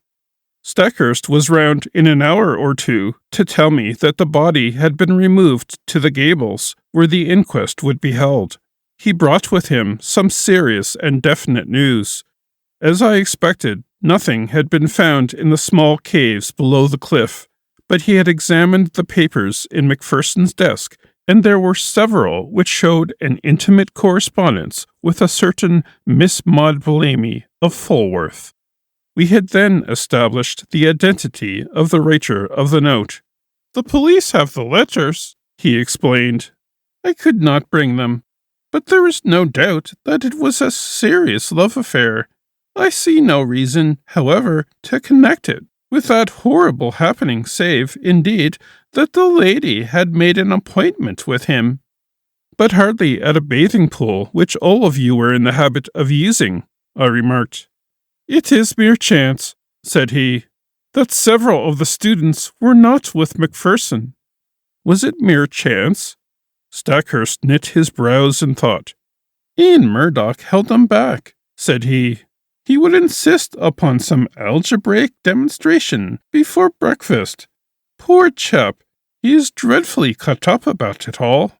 And yet I gather that they were not friends. At one time they were not. But for a year or more, Murdoch has been as near to Macpherson as he could ever be to anyone. He is not of a very sympathetic disposition by nature, so I understand. I seem to remember your telling me once about a quarrel over the ill usage of a dog. That blew over all right, but left some vindictive feeling, perhaps. No, I am sure they were real friends. Well then, we must explore the matter of the girl. Do you know her?" "Everyone knows her. She is the beauty of the neighborhood, a real beauty, Holmes, who would draw attention everywhere. I knew that Macpherson was attracted by her, but I had no notion that it had gone so far as these letters would seem to indicate. But who is she? She is the daughter of old Tom Bellamy, who owns all the boats and bathing huts at Fulworth. He was a fisherman to start with, but is now a man of some substance. He and his son William run the business. Shall we walk into Fulworth and see them? On what pretext? Oh, we can easily find a pretext. After all, this poor man did not ill-use himself in this outrageous way. Some human hand was on the handle of that scourge, if indeed it was a scourge which inflicted the injuries. His circle of acquaintances in this lonely place was surely limited. Let us follow it up in every direction, and we can hardly fail to come upon the motive, which in turn should lead us to the criminal. It would have been a pleasant walk across the thyme-scented downs had our minds not been poisoned by the tragedy we had witnessed. The village of Fulworth lies in a hollow curving in a semicircle round the bay. Behind the old-fashioned hamlet, several modern houses have been built upon the rising ground. It was to one of these that Stackhurst guided me. That's the Haven, as Bellamy called it. The one with the corner tower and slate roof. Not bad for a man who started with nothing but, by Jove, look at that! The garden gate of the Haven had opened and a man had emerged. There was no mistaking that tall, angular, straggling figure. It was Ian Murdoch, the mathematician. A moment later we confronted him upon the road. "Hello," said Stackhurst. The man nodded, gave us a sideways glance from his curious dark eyes, and would have passed us, but his principal pulled him up. "What were you doing there?" he asked. Murdoch's face flushed with anger. "I am your subordinate, sir, under your roof. I am not aware that I owe you any account of my private actions." Stackhurst's nerves were near the surface after all he had endured. Otherwise, perhaps, he would have waited. Now he'd lost his temper completely. "In the circumstances, your answer is pure impertinence, Mr. Murdoch. Your own question might perhaps come under the same heading. This is not the first time that I have had to overlook your insubordinate ways. It will certainly be the last. You will kindly make fresh arrangements for your future as speedily as you can." "I had intended to do so. I have lost today the only person who made the gables habitable." He strode off upon his way, while Stackhurst, with angry eyes, stood glaring after him. "Is he not an impossible, intolerable man?" he cried. The one thing that impressed itself forcibly upon my mind was that Mr. Ian Murdoch was taking the first chance to open a path of escape from the scene of the crime. Suspicion, vague and nebulous, was now beginning to take outline in my mind. Perhaps the visit to the Bellamys might throw some further light upon the matter. Stackhurst pulled himself together, and we went forward to the house. Mr. Bellamy proved to be a middle-aged man with a flaming red beard. He seemed to be in a very angry mood, and his face was soon as florid as his hair. "No, sir, I do not desire any particulars. My son here," indicating a powerful young man with a heavy, sullen face in the corner of the sitting-room, "is of one mind with me that Mr. Macpherson's attentions to Maud were insulting. Yes, sir, the word marriage was never mentioned, and yet there are letters and meetings, and a great deal more of which neither of us could approve. She has no mother, and we are her only guardians. We are determined." But the words were taken from his mouth by the appearance of the lady herself. There was no gainsaying that she would have graced any assembly in the world. Who could have imagined that so rare a flower would grow from such a root and in such an atmosphere? Women have seldom been an attraction to me, for my brain has always governed my heart, but I could not look upon her perfect, clear-cut face, with all the soft freshness of the downlands in her delicate colouring, without realizing that no young man would cross her path unscathed. Such was the girl who had pushed open the door and stood now, wide-eyed and intense, in front of Harold Stackhurst. "I know already that Fitzroy is dead," she said. "Do not be afraid to tell me the particulars." "This other gentleman of yours let us know the news," explained the father. "There is no reason why my sister should be brought into the matter," growled the younger man. The sister turned a sharp, fierce look upon him. "This is my business, William. Kindly leave me to manage it in my own way. By all accounts, there has been a crime committed. If I can help to show who did it, it is the least I can do for him who is gone." She listened to a short account from my companion with a composed concentration which showed me that she possessed strong character as well as great beauty. Maud Bellamy will always remain in my memory as a most complete and remarkable woman. It seems that she already knew me by sight, for she turned to me at the end. "Bring them to justice, Mr. Holmes. You have my sympathy and my help, whoever they may be." It seemed to me that she glanced defiantly at her father and brother as she spoke.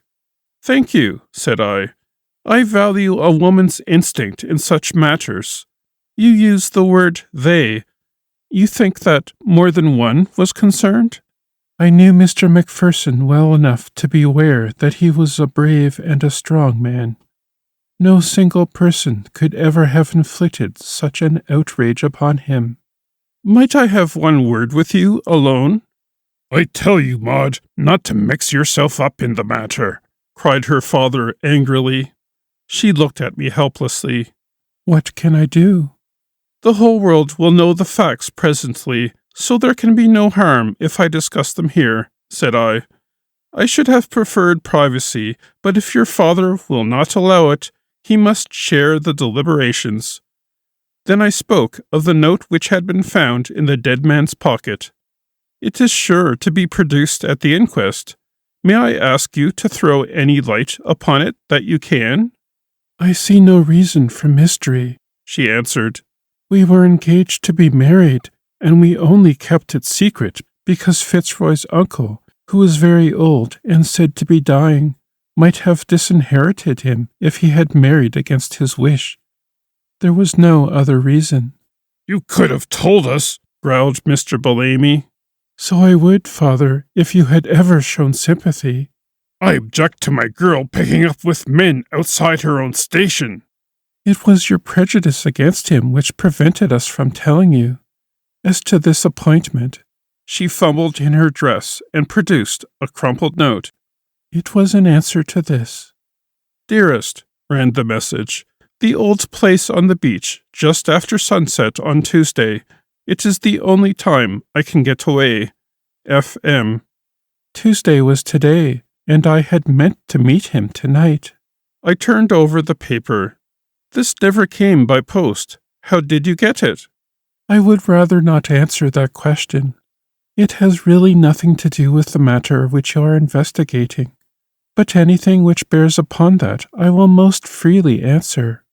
She was as good as her word, but there was nothing which was helpful in our investigation. She had no reason to think that her fiancé had any hidden enemy, but she admitted that she had had several warm admirers. "May I ask if Mr. Ian Murdoch was one of them?" She blushed and seemed confused. "There was a time when I thought he was. But that was all changed when he understood the relations between Fitzroy and myself." Again, the shadow round this strange man seemed to me to be taking more definite shape. His record must be examined. His rooms must be privately searched. Stackhurst was a willing collaborator, for in his mind also suspicions were forming. We returned from our visit to the haven with the hope that one free end of this tangled skein was already in our hands. A week passed. The inquest had thrown no light upon the matter and had been adjourned for further evidence. Stackhurst had made discreet inquiry about his subordinate, and there had been a superficial search of his room, but without result. Personally, I had gone over the whole ground again, both physically and mentally, but with no new conclusions. In all my chronicles, the reader will find no case which brought me so completely to the limit of my powers. Even my imagination could conceive no solution to the mystery.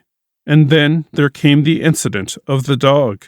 It was my old housekeeper who heard of it first by that strange wireless by which such people collect the news of the countryside. "Sad story this, sir, about Mr. Macpherson's dog," said she one evening. I do not encourage such conversations, but the words arrested my attention. "What of Mr. Macpherson's dog?" "Dead, sir. Died of grief for its master." "Who told you this?" "Why, sir, everyone is talking of it. It took on terrible, and has eaten nothing for a week. Then today, 2 of the young gentlemen from the Gables found it dead, down on the beach, sir, at the very place its master met his end." At the very place. The word stood out clear in my memory. Some dim perception that the matter was vital rose in my mind. That the dog should die was after the beautiful, faithful nature of dogs. But in the very place? Why should this lonely beach be fatal to it? Was it possible that it also had been sacrificed to some revengeful feud? Was it possible? Yes, the perception was dim, but already something was building up in my mind. In a few minutes, I was on my way to the Gables, where I found Stackhurst in his study. At my request, he sent for Sudbury and Blount, the 2 students who had found the dog. "Yes, it lay on the very edge of the pool," said one of them. "It must have followed the trail of its dead master."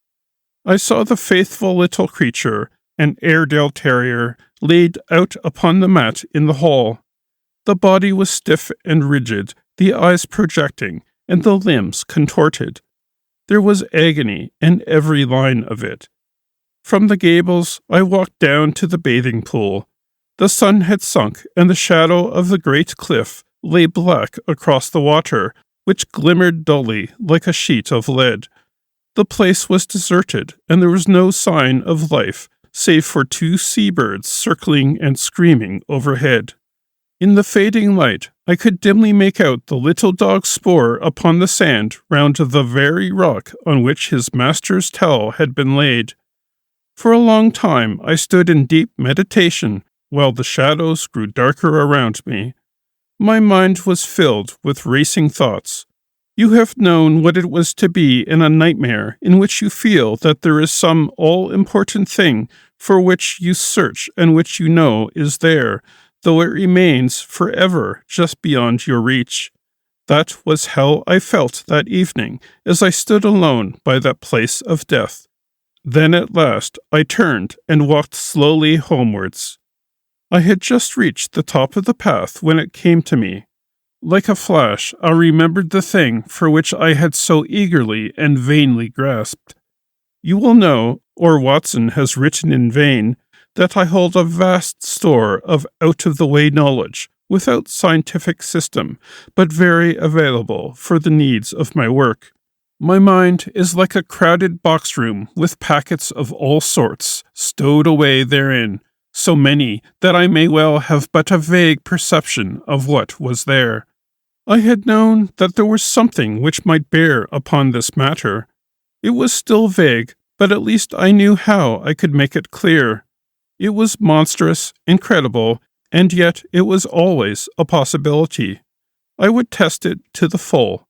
There is a great garret in my little house which is stuffed with books. It was into this that I plunged and rummaged for an hour. At the end of that time, I emerged with a little chocolate and silver volume. Eagerly, I turned up the chapter of which I had a dim remembrance. Yes, it was indeed a far-fetched and unlikely proposition, and yet I could not be at rest until I had made sure if it might indeed be so. It was late when I retired, with my mind eagerly awaiting the work of the morrow. But that work met with an annoying interruption. I had hardly swallowed my early cup of tea and was starting for the beach when I had a call from Inspector Barty of the Sussex Constabulary, a steady, solid, bovine man with thoughtful eyes, which looked at me now with a very troubled expression. "I know your immense experience, sir," said he. "This is quite unofficial, of course, and need go no farther. But I am fairly up against it in this Macpherson case. The question is, shall I make an arrest, or shall I not?" "Meaning Mr. Ian Murdoch?" "Yes, sir. There is really no one else when you come to think of it. That's the advantage of this solitude. We narrow it down to a very small compass. If he did not do it, then who did?" "What have you against him?" He had gleaned along the same furrows as I had. There was Murdoch's character and the mystery which seemed to hang round the man. His furious bursts of temper, as shown in the incident of the dog. The fact that he had quarrelled with Macpherson in the past, and that there was some reason to think that he might have resented his attentions to Miss Bellamy. He had all my points, but no fresh ones, save that Murdoch seemed to be making every preparation for departure. What would my position be if I let him slip away with all this evidence against him? The burly, phlegmatic man was sorely troubled in his mind. "Consider," I said, "all the essential gaps in your case. On the morning of the crime, he can surely prove an alibi. He had been with his scholars till the last moment, and within a few minutes of Macpherson's appearance, he came upon us from behind. Then bear in mind the absolute impossibility that he could single-handed have inflicted this outrage upon a man quite as strong as himself. Finally, there is this question of the instrument with which these injuries were inflicted. What could it be but a scourge or flexible whip of some sort?" "Have you examined the marks?" I asked. "I have seen them. So has the doctor. But I have examined them very carefully with a lens. They have peculiarities." "What are they, Mr. Holmes?"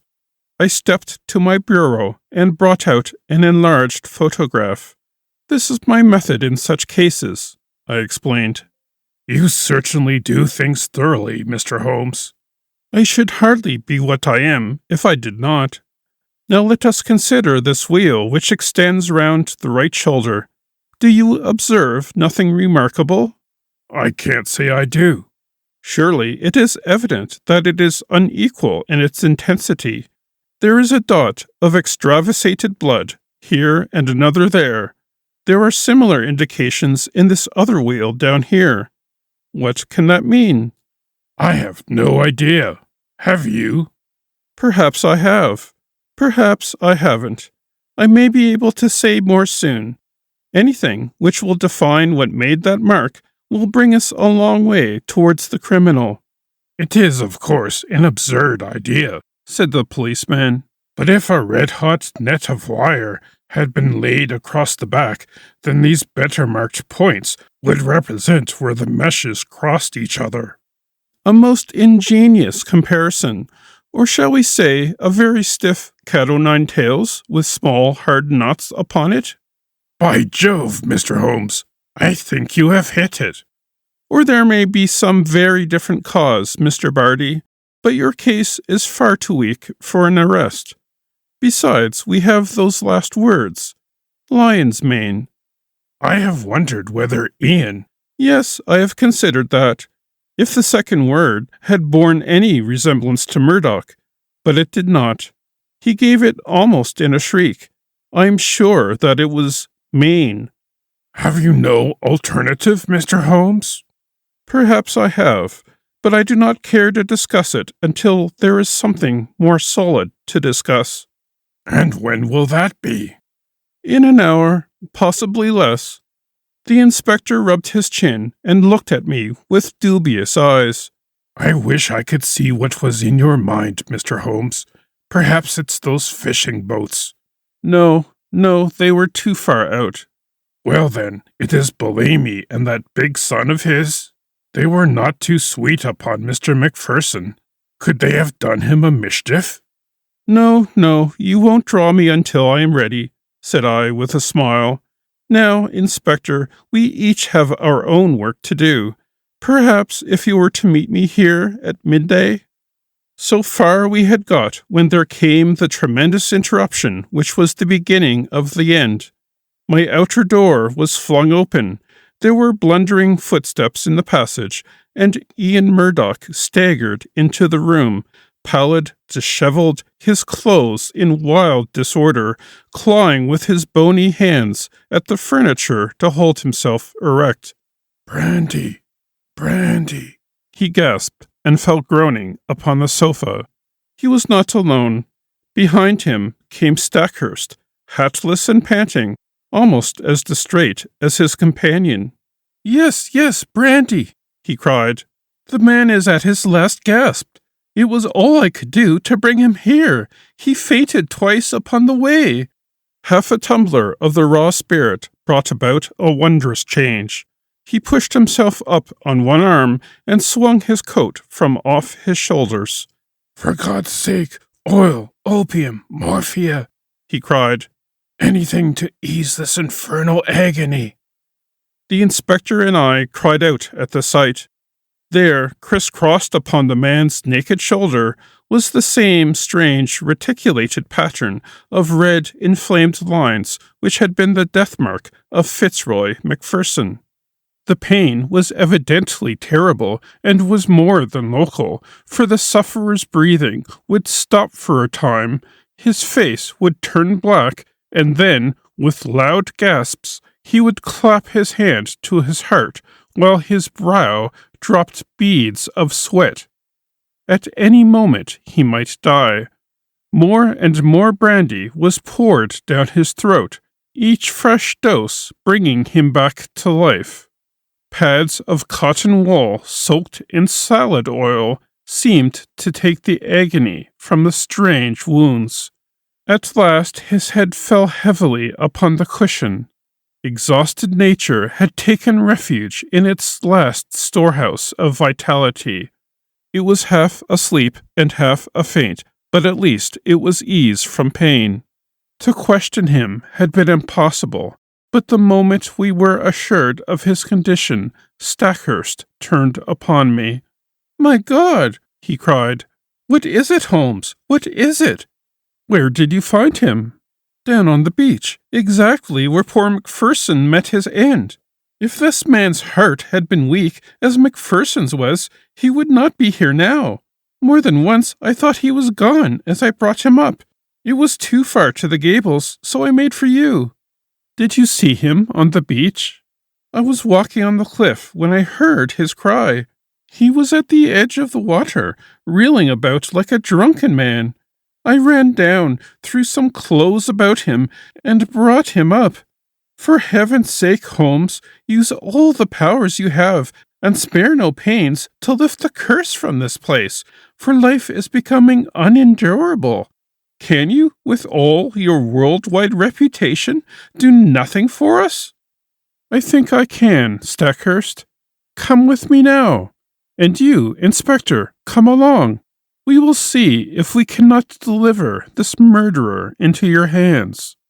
Leaving the unconscious man in the charge of my housekeeper, we all three went down to the deadly lagoon.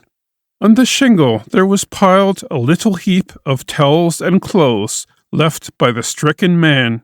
Slowly I walked round the edge of the water, my comrades in Indian file behind me. Most of the pool was quite shallow, but under the cliff where the beach was hollowed out, it was 4 or 5 feet deep. It was to this part that a swimmer would naturally go, for it formed a beautiful, pellucid green pool, as clear as crystal.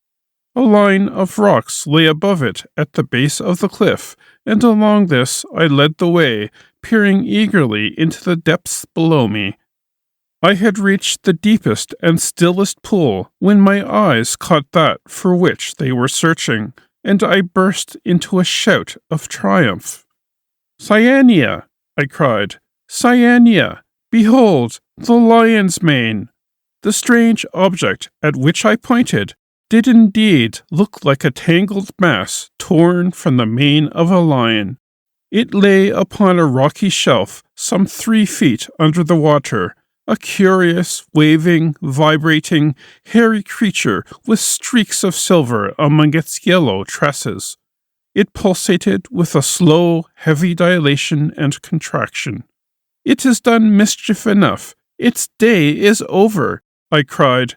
"Help me, Stackhurst. Let us end the murderer forever." There was a big boulder just above the ledge, and we pushed it until it fell with a tremendous splash into the water. When the ripples had cleared, we saw that it had settled upon the ledge below. One flapping edge of yellow membrane showed that our victim was beneath it. A thick, oily scum oozed out from below the stone and stained the water round, rising slowly to the surface. "Well, this gets me," cried the inspector. "What was it, Mr. Holmes? I'm born and bred in these parts, but I never saw such a thing. It don't belong to Sussex." "Just as well for Sussex," I remarked. "It may have been the southwest gale that brought it up. Come back to my house, both of you, and I will give you the terrible experience of one who has good reason to remember his own meeting with the same peril of the seas." When we reached my study, we found that Murdoch was so far recovered that he could sit up. He was dazed in mind, and every now and then was shaken by a paroxysm of pain. In broken words, he explained that he had no notion what had occurred to him, save that terrific pangs had suddenly shot through him, and that it had taken all his fortitude to reach the bank. "Here's a book," I said, taking up the little volume, which first brought light into what might have been forever dark. It is Out of Doors, by the famous observer J.G. Wood. Wood himself very nearly perished from contact with this vile creature, so he wrote with a very full knowledge. Cyania capillata is the miscreant's full name, and he can be as dangerous to life as, and far more painful than, the bite of the cobra. Let me briefly give this extract.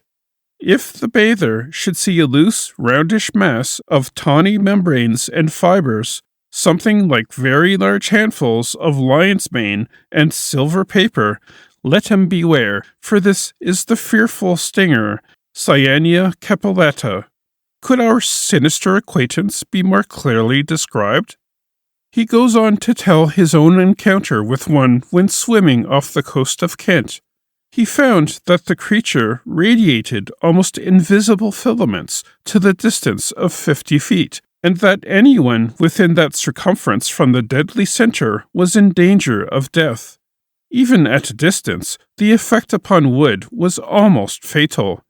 The multitudinous threads caused light scarlet lines upon the skin, which, on closer examination, resolved into minute dots or pustules, each dot charged, as it were, with a red-hot needle making its way through the nerves. The local pain was, as he explains, the least part of the exquisite torment. Pangs shot through the chest, causing me to fall as if struck by a bullet. The pulsation would cease, and then the heart would give 6 or 7 leaps, as if it would force its way through the chest. It nearly killed him, although he had only been exposed to it in the disturbed ocean and not in the narrow calm waters of a bathing pool. He says that he could hardly recognize himself afterwards, so white, wrinkled, and shriveled was his face. He gulped down brandy, a whole bottleful, and it seems to have saved his life. There is the book, Inspector. I leave it with you, and you cannot doubt that it contains a full explanation of the tragedy of poor Macpherson. "And incidentally exonerates me," remarked Ian Murdoch with a wry smile. "I do not blame you, Inspector, nor you, Mr. Holmes, for your suspicions were natural. I feel that, on the very eve of my arrest, I have only cleared myself by sharing the fate of my poor friend. No, Mr. Murdoch, I was already upon the track, and had I been out as early as I intended, I might well have saved you from this terrific experience. But how did you know, Mr. Holmes? I am an omnivorous reader with a strangely retentive memory for trifles. That phrase, lion's mane, haunted my mind. I knew that I had seen it somewhere in an unexpected context. You have seen that it does describe the creature. I have no doubt that it was floating on the water when Macpherson saw it, and that this phrase was the only one by which he could convey to us a warning as to the creature which had been his death. Then I, at least, am cleared, said Murdoch, rising slowly to his feet. There are one or two words of explanation which I should give, for I know the direction in which your inquiries have run. It is true that I love this lady, but from the day when she chose my friend Macpherson, my one desire was to help her to happiness. I was well content to stand aside and act as their go-between. Often I carried their messages, and it was because I was in their confidence, and because she was so dear to me, that I hastened to tell her of my friend's death, lest someone should forestall me in a more sudden and heartless manner. She would not tell you, sir, of our relations, lest you should disapprove, and I might suffer. But with your leave, I must try to get back to the Gables, for my bed will be very welcome. Stackhurst held out his hand. Our nerves have all been at concert pitch, said he. Forgive what is past, Murdoch. We shall understand each other better in the future. They passed out together, with their arms linked in friendly fashion. The inspector remained, staring at me in silence with his ox-like eyes. Well, you've done it, he cried at last. I had read of you, but I never believed it. It's wonderful. I was forced to shake my head. To accept such praise was to lower one's own standards. I was slow at the outset, culpably slow. Had the body been found in the water, I could hardly have missed it. It was the towel which misled me.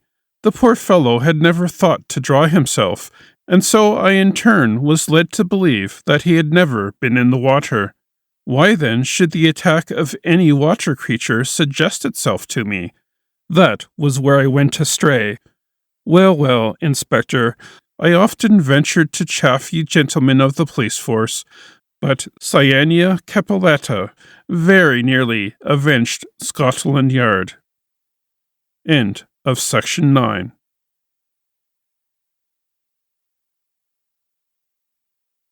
The Case-Book of Sherlock Holmes by Sir Arthur Conan Doyle. The Adventure of the Veiled Lodger. When one considers that Mr. Sherlock Holmes was in active practice for 23 years, and that during 17 of these I was allowed to cooperate with him and to keep notes of his doings, it will be clear that I have a mass of material at my command. The problem has always been not to find, but to choose. There is the long row of yearbooks which fill a shelf, and there are the dispatch cases filled with documents, a perfect quarry for the student, not only of crime, but of the social and official scandals of the late Victorian era. Concerning these latter, I may say that the writers of agonized letters, who beg that the honor of their families or the reputation of famous forebears may not be touched, have nothing to fear. The discretion and high sense of professional honor, which have always distinguished my friend, are still at work in the choice of these memoirs, and no confidence will be abused. I deprecate, however, in the strongest way, the attempts which have been made lately to get at and to destroy these papers. The source of these outrages is known, and if they are repeated, I have Mr. Holmes' authority for saying that the whole story concerning the politician, the lighthouse, and the trained cormorant will be given to the public. There is at least one reader who will understand. It is not reasonable to suppose that every one of these cases gave Holmes the opportunity of showing those curious gifts of instinct and observation which I have endeavored to set forth in these memoirs. Sometimes he had with much effort to pick the fruit. Sometimes it fell easily into his lap. But the most terrible human tragedies were often involved in these cases which brought him the fewest personal opportunities. And it is one of these which I now desire to record. In telling it, I have made a slight change of name and place, but otherwise the facts are as stated. One forenoon, it was late in 1896, I received a hurried note from Holmes asking for my attendance. When I arrived, I found him seated in a smoke-laden atmosphere with an elderly, motherly woman of the buxom landlady type in the corresponding chair in front of him. "This is Mrs. Marlowe of South Brixton," said my friend with a wave of the hand. "Mrs. Marlowe does not object to tobacco, Watson, if you wish to indulge your filthy habits. Mrs. Marlowe has an interesting story to tell, which may well lead to further developments in which your presence may be useful. Anything I can do. You will understand, Mrs. Marlowe, that if I come to Mrs. Ronder, I should prefer to have a witness. You will make her understand that before we arrive." "Lord bless you, Mr. Holmes," said our visitor. "She is that anxious to see you that you might bring the whole parish at your heels." "Then we shall come early in the afternoon. Let us see that we have our facts correct before we start. If we go over them, it will help Dr. Watson to understand the situation. You say that Mrs. Ronder has been your lodger for 7 years, and that you have only once seen her face." "And I wish to God I had not," said Mrs. Marlowe. "It was, I understand, terribly mutilated." "Well, Mr. Holmes, you would hardly say it was a face at all. That's how it looked. Our milkman got a glimpse of her once, peeping out of the upper window, and he dropped his tin and the milk all over the front garden. That is the kind of face it is. When I saw her, I happened on her unawares. She covered up quick, and then she said, 'Now, Mrs. Marlowe, you know at last why it is that I never raise my veil.'" "Do you know anything about her history?" "Nothing at all." "Did she give references when she came?" "No, sir, but she gave hard cash, and plenty of it. A quarter's rent, right down on the table in advance, and no arguing about terms. In these times, a poor woman like me can't afford to turn down a chance like that." "Did she give any reason for choosing your house?" "Mine stands well back from the road, and is more private than most. Then, again, I only take the one, and I have no family of my own. I reckon she had tried others, and found that mine suited her best. It's privacy she is after, and she is ready to pay for it." "You say that she never showed her face from first to last, save on the one accidental occasion." "Well, it is a very remarkable story, most remarkable, and I don't wonder that you want it examined." "I don't, Mr. Holmes. I am quite satisfied so long as I get my rent. You could not have a quieter lodger, or one who gives less trouble." "Then what has brought matters to a head?" "Her health, Mr. Holmes. She seems to be wasting away, and there's something terrible on her mind. 'Murder,' she cries, 'murder!' And once I heard her, 'You cruel beast, you monster!' she cried. It was in the night, and it fair rang through the house, and sent the shivers through me. So I went to her in the morning. 'Mrs. Ronder,' I says, 'if you have anything that is troubling your soul, there's the clergy,' I says, 'and there's the police. Between them, you should get some help.'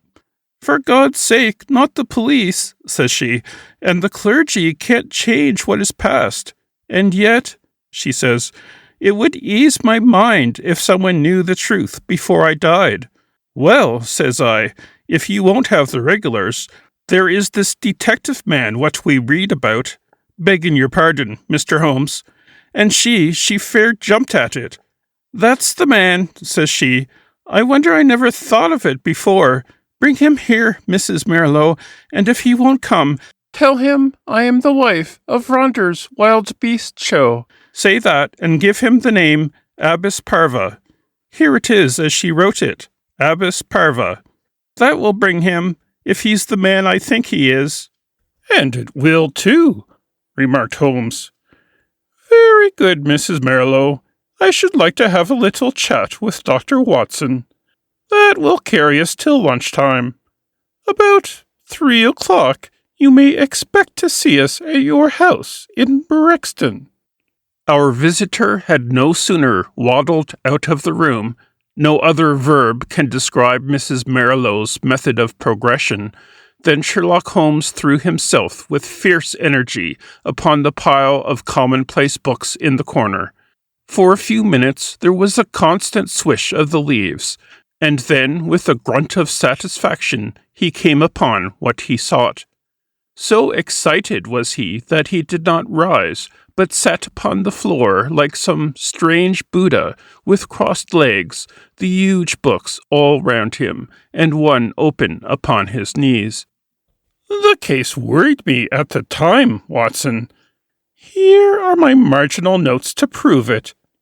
I confess that I could make nothing of it, and yet I was convinced that the coroner was wrong.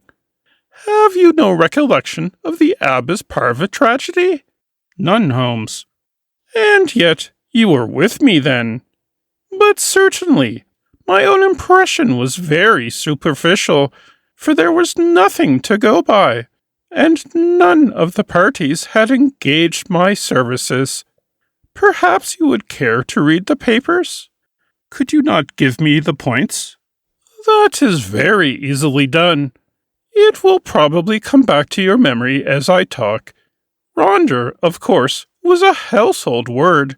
He was the rival of Wombwell and of Sanger, one of the greatest showmen of his day.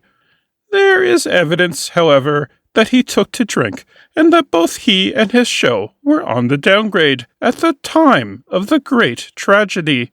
The caravan had halted for the night at Abbess Parva, which is a small village in Berkshire, when this horror occurred. They were on their way to Wimbledon, travelling by road, and they were simply camping, and not exhibiting, as the place is so small a one that it would not have paid them to open. They had among their exhibits a very fine North African lion. Sahara King was its name, and it was the habit both of Ronder and his wife to give exhibitions inside its cage. Here, you see, is a photograph of the performance, by which you will perceive that Ronder was a huge porcine person, and that his wife was a very magnificent woman. It was deposed at the inquest that there had been some signs that the lion was dangerous, but, as usual, familiarity begat contempt, and no notice was taken of the fact. It was usual for either Ronder or his wife to feed the lion at night. Sometimes one went, sometimes both, but they never allowed anyone else to do it, for they believed that so long as they were the food carriers, he would regard them as benefactors, and would never molest them. On this particular night, 7 years ago, they both went, and a very terrible happening followed, the details of which have never been made clear. It seems that the whole camp was roused near midnight by the roars of the animal and the screams of the woman. The different grooms and employees rushed from their tents carrying lanterns, and by their light an awful sight was revealed. Ronder lay with the back of his head crushed in and deep claw marks across his scalp, some 10 yards from the cage, which was open, Close to the door of the cage lay Mrs. Ronder upon her back, with the creature squatting and snarling above her. It had torn her face in such a fashion that it was never thought that she could live.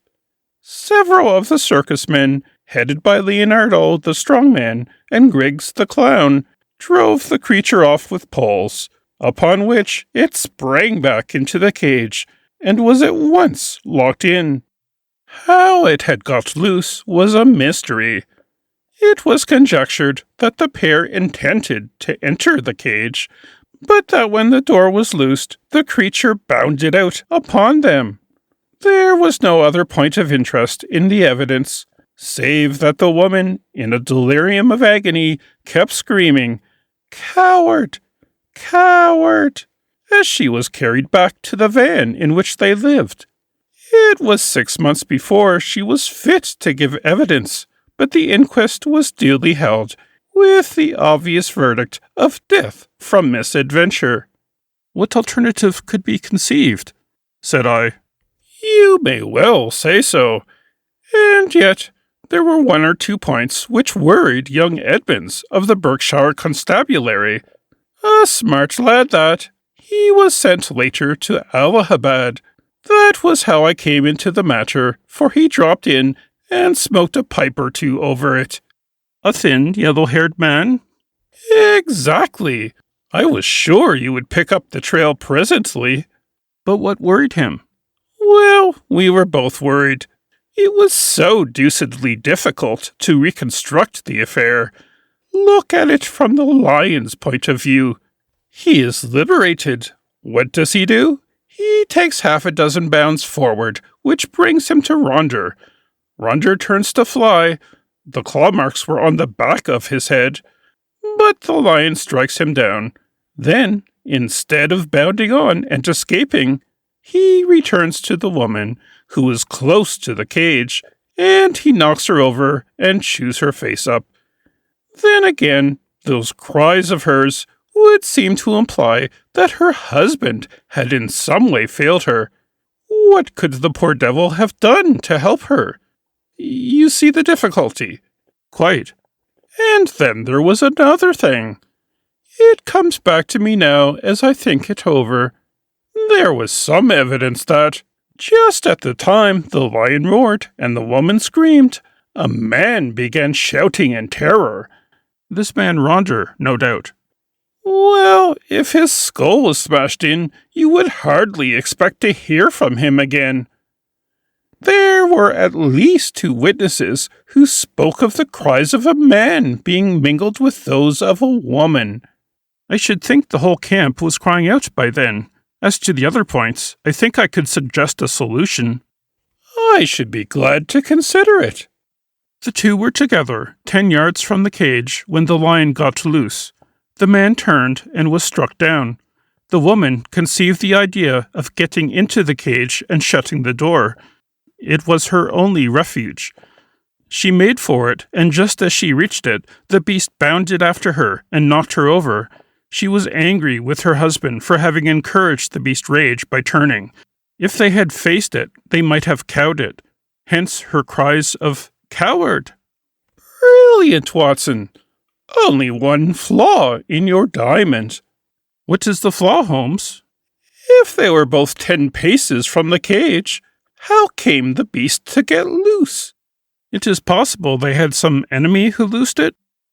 "And why should it attack them savagely when it was in the habit of playing with them and doing tricks with them inside the cage?" "Possibly the same enemy had done something to enrage it." Holmes looked thoughtful and remained in silence for some moments. "Well, Watson, there is this to be said for your theory.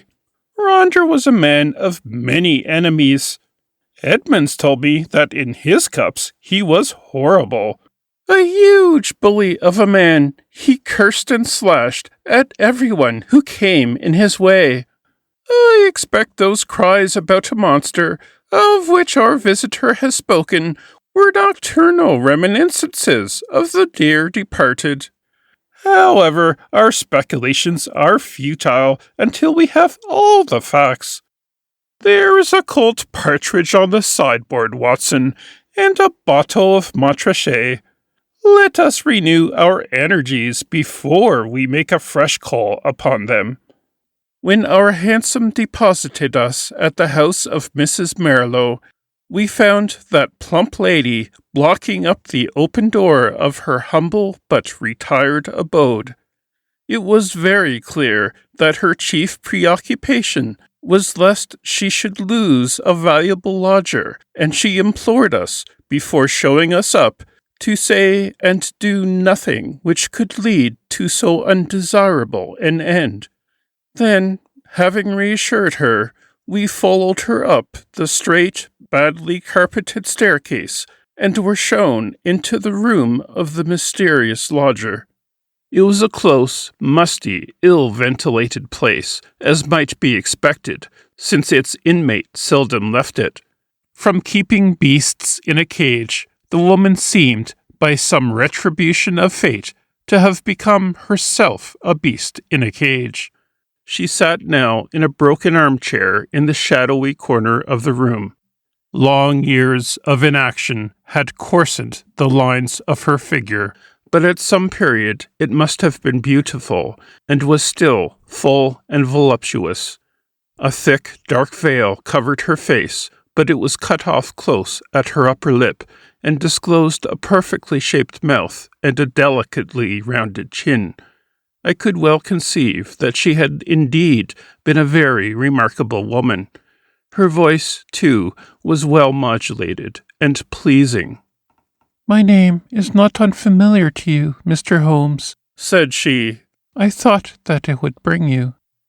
"That is so, madam, though I do not know how you are aware that I was interested in your case." "I learned it when I had recovered my health and was examined by Mr. Edmonds, the county detective. I fear I lied to him. Perhaps it would have been wiser had I told the truth." "It is usually wiser to tell the truth. But why did you lie to him?" "Because the fate of someone else depended upon it. I know that he was a very worthless being, and yet I would not have his destruction upon my conscience.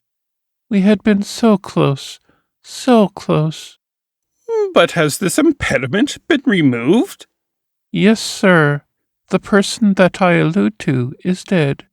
"Then why should you not now tell the police anything you know?" "Because there is another person to be considered. That other person is myself. I could not stand the scandal and publicity which would come from a police examination. I have not long to live, but I wish to die undisturbed. And yet I wanted to find one man of judgment to whom I could tell my terrible story, so that when I am gone, all might be understood." "You compliment me, madam. At the same time, I am a responsible person. I do not promise you that when you have spoken, I may not myself think it my duty to refer the case to the police." "I think not, Mr. Holmes. I know your character and methods too well, for I have followed your work for some years. Reading is the only pleasure which fate has left me, and I miss little which passes in the world. But in any case, I will take my chance of the use which you may make of my tragedy. It will ease my mind to tell it." "My friend and I would be glad to hear it." The woman rose and took from a drawer the photograph of a man. He was clearly a professional acrobat, a man of magnificent physique, taken with his huge arms folded across his swollen chest, and a smile breaking from under his heavy mustache, the self-satisfied smile of the man of many conquests.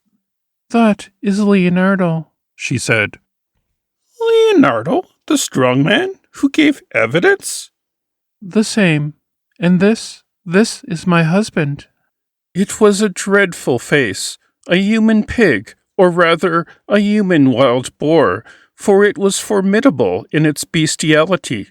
One could imagine that vile mouth champing and foaming in its rage, and one could conceive those small, vicious eyes darting pure malignancy as they looked forth upon the world.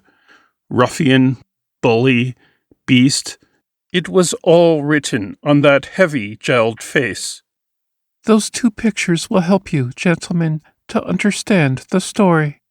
I was a poor circus girl, brought up on the sawdust, and doing springs through the hoop before I was 10. When I became a woman, this man loved me, if such lust as his can be called love, and in an evil moment I became his wife. From that day I was in hell, and he the devil who tormented me. There was no one in the show who did not know of his treatment. He deserted me for others. He tied me down and lashed me with his riding whip when I complained. They all pitied me, and they all loathed him. But what could they do? They feared him, one and all, for he was terrible at all times, and murderous when he was drunk. Again and again he was had for assault, and for cruelty to the beasts. But he had plenty of money, and the fines were nothing to him. The best men all left us, and the show began to go downhill. It was only Leonardo and I who kept it up, with little Jimmy Griggs, the clown. Poor devil, he had not much to be funny about, but he did what he could to hold things together. Then Leonardo came more and more into my life. You see what he was like. I know now the poor spirit that was hidden in that splendid body, but compared to my husband, he seemed like the angel Gabriel. He pitied me and helped me, till at last our intimacy turned to love. Deep, deep, passionate love, such love as I had dreamed of, but never hoped to feel. My husband suspected it, but I think that he was a coward as well as a bully, and that Leonardo was the one man that he was afraid of.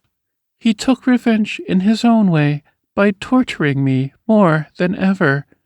One night my cries brought Leonardo to the door of our van. We were near tragedy that night, and soon my lover and I understood that it could not be avoided. My husband was not fit to live. We planned that he should die. Leonardo had a clever, scheming brain. It was he who planned it. I do not say that to blame him, for I was ready to go with him every inch of the way. But I should never have had the wit to think of such a plan. We made a club, Leonardo made it, and in the leaden head he fastened 5 long steel nails, the points outwards, with just such a spread as the lion's paw. This was to give my husband his death blow, and yet to leave the evidence that it was the lion which we would loose who had done the deed. It was a pitch-dark night when my husband and I went down, as was our custom, to feed the beast. We carried with us the raw meat in a zinc pail. Leonardo was waiting at the corner of the big van which we should have to pass before we reached the cage. He was too slow, and we walked past him before he could strike, but he followed us on tiptoe, and I heard the crash as the club smashed my husband's skull. My heart leaped with joy at the sound. I sprang forward, and I undid the catch which held the door of the great lion's cage. And then the terrible thing happened. You may have heard how quick these creatures are to scent human blood, and how it excites them. Some strange instinct had told the creature in one instant that a human being had been slain. As I slipped the bars, it bounded out, and was on me in an instant. Leonardo could have saved me. If he had rushed forward and struck the beast with his club, he might have cowed it. But the man lost his nerve. I heard him shout in his terror, and then I saw him turn and fly. At the same instant, the teeth of the lion met in my face. Its hot, filthy breath had already poisoned me, and I was hardly conscious of pain. With the palms of my hands, I tried to push the great, steaming, blood-stained jaws away from me, and I screamed for help. I was conscious that the camp was stirring, and then dimly I remember a group of men, Leonardo, Griggs, and others, dragging me from under the creature's paws. That was my last memory, Mr. Holmes, for many a weary month. When I came to myself and saw myself in the mirror, I cursed that lion. Oh, how I cursed him! Not because he had torn away my beauty, but because he had not torn away my life. I had but one desire, Mr. Holmes, and I had enough money to gratify it. It was that I should cover myself so that my poor face should be seen by none, and that I should dwell where none whom I had ever known should find me. That was all that was left to me to do, and that is what I have done. A poor wounded beast that has crawled into its hole to die. That is the end of Eugenia Ronder. We sat in silence for some time after the unhappy woman had told her story. Then Holmes stretched out his long arm and patted her hand with such a show of sympathy as I had seldom known him to exhibit. "Poor girl," he said. "Poor girl. The ways of fate are indeed hard to understand. If there is not some compensation hereafter, then the world is a cruel jest. But what of this man Leonardo?" "I never saw him or heard from him again. Perhaps I have been wrong to feel so bitterly against him. He might as soon have loved one of the freaks whom we carried round the country as the thing which the lion had left. But a woman's love is not so easily set aside. He had left me under the beast's claws. He had deserted me in my need, and yet I could not bring myself to give him to the gallows. For myself, I cared nothing what became of me. What could be more dreadful than my actual life? But I stood between Leonardo and his fate." "And he is dead?" "He was drowned last month when bathing near Margate. I saw his death in the paper." "And what did he do with this five-clawed club, which is the most singular and ingenious part of all your story?" "I cannot tell, Mr. Holmes. There is a chalk pit by the camp, with a deep green pool at the base of it. Perhaps in the depths of that pool." Well, it is of little consequence now. The case is closed." "Yes," said the woman, "the case is closed." We had risen to go, but there was something in the woman's voice which arrested Holmes' attention. He turned swiftly upon her. "Your life is not your own," he said. "Keep your hands off it." "What use is it to anyone?" "How can you tell? The example of patient suffering is in itself the most precious of all lessons to an impatient world." The woman's answer was a terrible one. She raised her veil and stepped forward into the light. "I wonder if you would bear it," she said. It was horrible. No words can describe the framework of a face when the face itself is gone. Two living and beautiful brown eyes looking sadly out from that grisly ruin did but make the view more awful. Holmes held up his hand in a gesture of pity and protest, and together we left the room. 2 days later, when I called upon my friend, he pointed with some pride to a small blue bottle upon his mantelpiece. I picked it up. There was a red poison label. A pleasant almondy odor rose when I opened it. "Prussic acid," said I. "Exactly. It came by post. I send you my temptation. I will follow your advice." That was the message. I think, Watson, we can guess the name of the brave woman who sent it. End of section 10.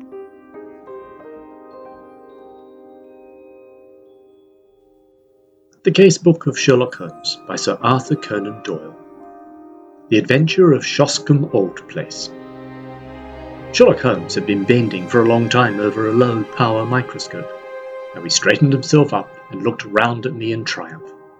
"It is glue, Watson," he said. "Unquestionably, it is glue. Have a look at these scattered objects in the field." I stooped to the eyepiece and focused for my vision. "Those hairs are threads from a tweed coat. The irregular grey masses are dust. The epithelial scales on the left, those brown blobs in the centre, are undoubtedly glue." "Well," I said, laughing, "I'm prepared to take your word for it. Does anything depend upon it?" "It is a very fine demonstration," he answered. "In the St. Pancras case, you may remember that a cap was found beside the dead policeman. The accused man denies that it is his, but he is a picture frame maker who habitually handles glue." "Is it one of your cases?" "No. My friend Merivale of the Yard asked me to look into the case. Since I ran down that coiner by the zinc and copper filings in the seam of his cuff, they've begun to realize the importance of the microscope." He looked impatiently at his watch. "You had a new client calling, but he is overdue. By the way, Watson, you know something of racing?" "I ought to. I pay for it with that half my wound pension." "Then I shall make you my handy guide to the turf. What about Sir Robert Norberton? Does the name recall anything?" "Well, I should say so. He lives at Shoscombe Old Place, and I know it well, for my summer quarters were down there once. Norberton nearly came within your province once." "How was that?" "It was when he horsewhipped Sam Brewer, the well-known Curzon Street moneylender on Newmarket Heath. He nearly killed the man." "Ah, sounds interesting. Does he often indulge in that way?" "Well, he has the name of being a dangerous man. He's about the most daredevil rider in England, second in the Grand National a few years back. He is one of those men who have overshot their true generation. He should have been a buck in the days of the Regency, a boxer, an athlete, a plunger on the turf, a lover of fair ladies, and by all accounts so far down Queer Street that he may never find his way back again." "Capital, Watson. A thumbnail sketch. I seem to know the man. Now, can you give me some idea of Shoscombe Old Place?" "Only that it is in the centre of Shoscombe Park, and that the famous Shoscombe stud and training quarters are to be found there." "And the head trainer," said Holmes, "is John Mason. You need not look surprised at my knowledge, Watson, for this is a letter from him which I am unfolding. Let us have some more about Shoscombe. I seem to have struck a rich vein." "There are the Shoscombe Spaniels," I said. "You hear of them at every dog show. The most exclusive breed in England. They are the special pride of the lady of Shoscombe Old Place." "Sir Robert Norberton's wife, I presume?" "Sir Robert has never married. Just as well, I think, considering his prospects. He lives with his widowed sister, Lady Beatrice Falder." "You mean that she lives with him?" "No, no. The place belonged to her late husband, Sir James. Norberton has no claim on it at all. It is only a life interest and reverts to her husband's brother. Meantime, she draws the rents every year." "And brother Robert, I suppose, spends the said rents?" "That's about the size of it. He's a devil of a fellow and must leave her a most uneasy life. Yet I have heard that she is devoted to him. What is amiss at Shoscombe?" "Ah, that is just what I want to know. And here I expect is the man who can tell us." The door had opened, and the page had shown in a tall, clean-shaven man with a firm, austere expression, which is only seen upon those who have to control horses or boys. Mr. John Mason had many of both under his sway, and he looked equal to the task. He bowed with cold self-possession, and seated himself upon the chair to which Holmes had waved him. "You had my note, Mr. Holmes?" "Yes, but it explained nothing. It was too delicate a thing for me to put the details on paper, and too complicated. It was only face-to-face I could do it." "Well, we are at your disposal. First of all, Mr. Holmes, I think that my employer, Sir Robert, has gone mad." Holmes raised his eyebrows. "This is Baker Street, not Harley Street," said he. "But why do you say so?" "Well, sir, when a man does one queer thing or two queer things, there may be a meaning to it. But when everything he does is queer, then you begin to wonder. I believe Shoscombe Prince and the Derby have turned his brain." "That is a cult you were running?" The best in England, Mr. Holmes, and I should know if anyone does. Now I'll be plain with you, for I know you are gentlemen of honour, and that it won't go beyond the room. Sir Robert has got to win this derby. He's up to the neck, and it's his last chance. Everything he could raise or borrow was on the horse, and at fine odds too. You can get 40s now, but it was nearer the 100 when he began to back him. But how is that, if the horse is so good? The public don't know how good he is. Sir Robert has been too clever for the touts. He is the prince's half-brother out for spins. You can't tell them apart, but there are 2 lengths and a furlong between them when it comes to a gallop. He thinks of nothing but the horse and the race. His whole life is on it. He's holding off the Jews till then. The prince fails him. He's done. It seems a rather desperate gamble. But where does the madness come in? Well, first of all, you only have to look at him. I don't believe he sleeps at night. He's down at the stables at all hours. His eyes are wild. It's been all too much for his nerves. Then there is his conduct to Lady Beatrice. No. What is that? They've always been the best of friends. They had the same tastes, the 2 of them, and she loved the horses as much as he did.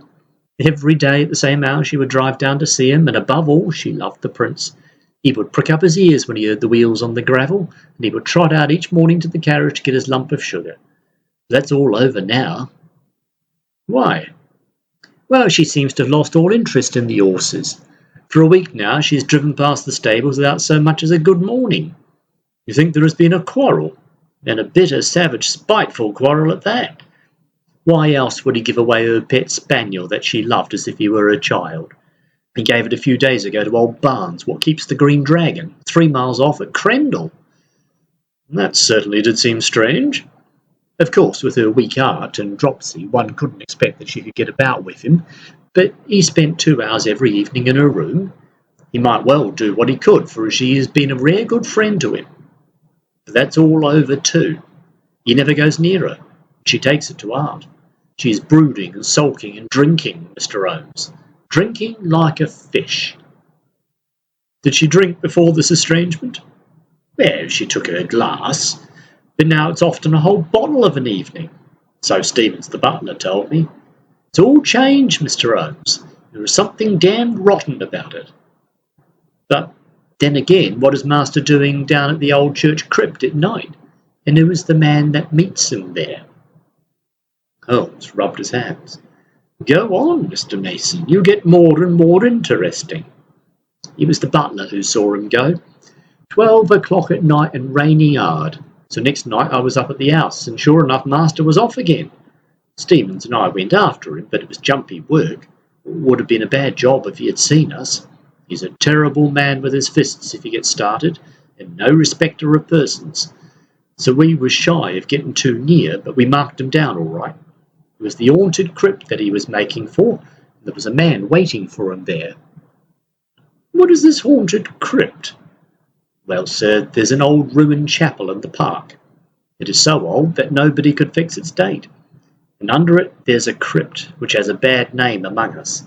It's a dark, damp, lonely place by day, but there are few in that county who would have the nerve to go near it at night. But Master's not afraid. He never feared anything in his life. But what is he doing there in the night time? Wait a bit, said Holmes. You say there is another man there? Must be one of your own stablemen, or someone from the house. Surely you have only to spot who it is and question him. It's no one I know. How can you say that? Because I've seen him, Mr. Holmes. He was on that second night. Sir Robert turned and passed us, me and Stevens, quaking in the bushes like 2 bunny rabbits, for there was a bit of moon that night. But we could hear the other moving about behind. We were not afraid of him. So we up when Sir Robert was gone and pretended we was just having a walk like in the moonlight. And so we came right on him, as casual and innocent as you please. Hello, mate, who may you be? Says I. I guess he had not heard us coming, so we looked over his shoulder with a face as if he'd seen the devil coming out of hell. He let out a yell, and away he went as hard as he could lick it in the darkness. He could run, I'll give him that. In a minute he was out of sight and hearing, and who he was or what he was we never found.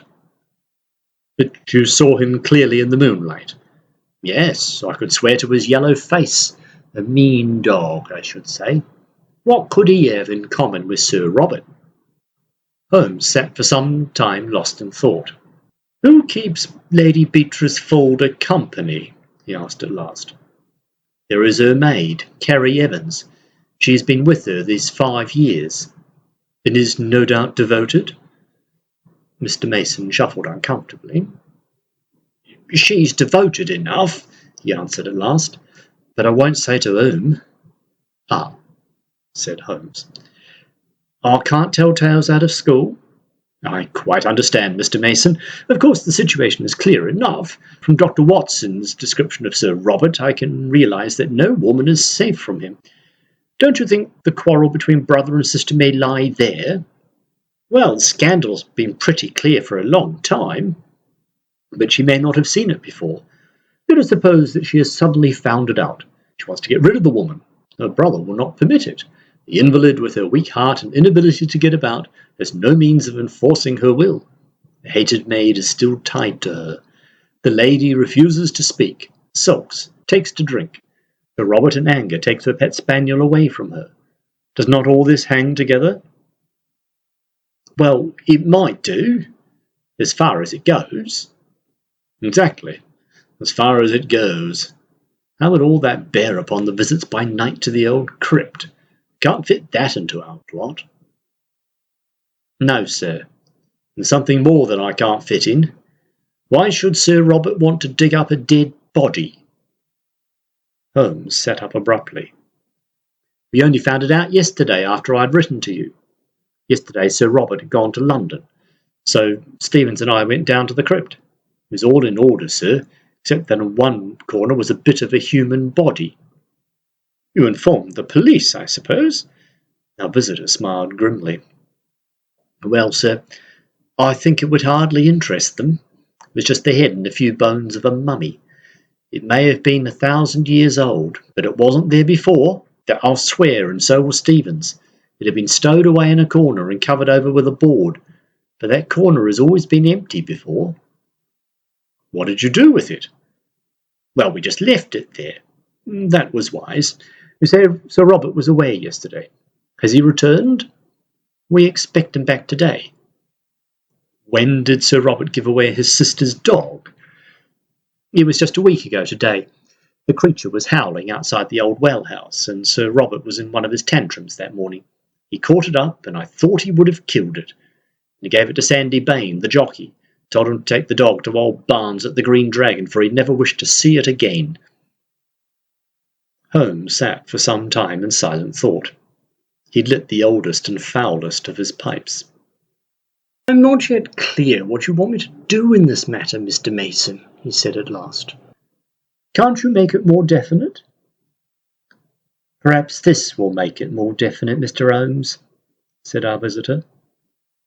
He took a paper from his pocket, and unwrapping it carefully, he exposed a charred fragment of bone. Holmes examined it with interest. Where did you get it? There is a central heating furnace in the cellar under Lady Beatrice's room. It's been off for some time. Sir Robert complained of cold and had it on again. Harvey runs it. He's one of my lads. This very morning he came to me with this which he found raking out the cinders. Didn't like the look of it. Nor do I, said Holmes. What do you make of it, Watson? It was burned to a black cinder, but there could be no question of its anatomical significance. It's the upper condyle of a human femur, said I. Exactly. Holmes had become very serious. When does this lad tend to the furnace? He makes it up every evening and then leaves it. Then anyone could visit it during the night. Yes, sir. Can you enter it from outside? There is one door from outside. There is another which leads up by a stair to the passage in which Lady Beatrice's room is situated. These are deep waters, Mr. Mason, deep and rather dirty. You say that Sir Robert was not at home last night? No, sir. Then whoever was burning bones, it was not he. That's true, sir. What is the name of that inn you spoke of? The Green Dragon. Is there good fishing in that part of Berkshire? The honest trainer showed very clearly upon his face that he was convinced that yet another lunatic had come into his harassed life. Well, sir, I've heard that there are trout in the mill stream and pike in the Hall Lake. That's good enough. Watson and I are famous fishermen, are we not, Watson? You may address us in future at the Green Dragon. We should reach it tonight. I need not say that we don't want to see you, Mr. Mason, but a note will reach us, and no doubt I could find you if I want you. When we've gone a little farther into the matter, I will let you have a considered opinion. Thus it was, on a bright May evening, Holmes and I found ourselves alone in a first-class carriage, and bound for the little halt-on-demand station of Shoscombe. The rack above us was covered with a formidable litter of rods, reels, and baskets. Reaching our destination, a short drive took us to an old-fashioned tavern, where a sporting host, Josiah Barnes, entered eagerly into our plans for the extirpation of the fish of the neighbourhood. "What about the whole lake and the chance of a pike?" said Holmes. The face of the innkeeper clouded. "That wouldn't do, sir.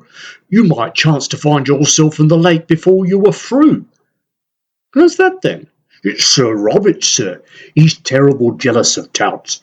If you two strangers were as near as his training quarters as that, he'd be after you as sure as fate. He ain't taking no chances, Sir Robert ain't." "I've heard he has a horse entered for the Derby." "Yes, and a good colt, too.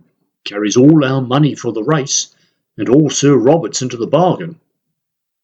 By the way," he looked at us with thoughtful eyes, "I suppose you ain't on the turf yourselves?" "No, indeed. Just two weary Londoners who badly need some good Berkshire air." "Well, you're in the right place for that. There's a good deal of it lying about. But mind what I've told you about Sir Robert. He's the sort that strikes first and speaks afterward. Keep clear of the park." "Surely, Mr. Barnes, we certainly shall. By the way, that was a most beautiful spaniel that was whining in the hall." "I should say it was. That's the real Shoscombe breed.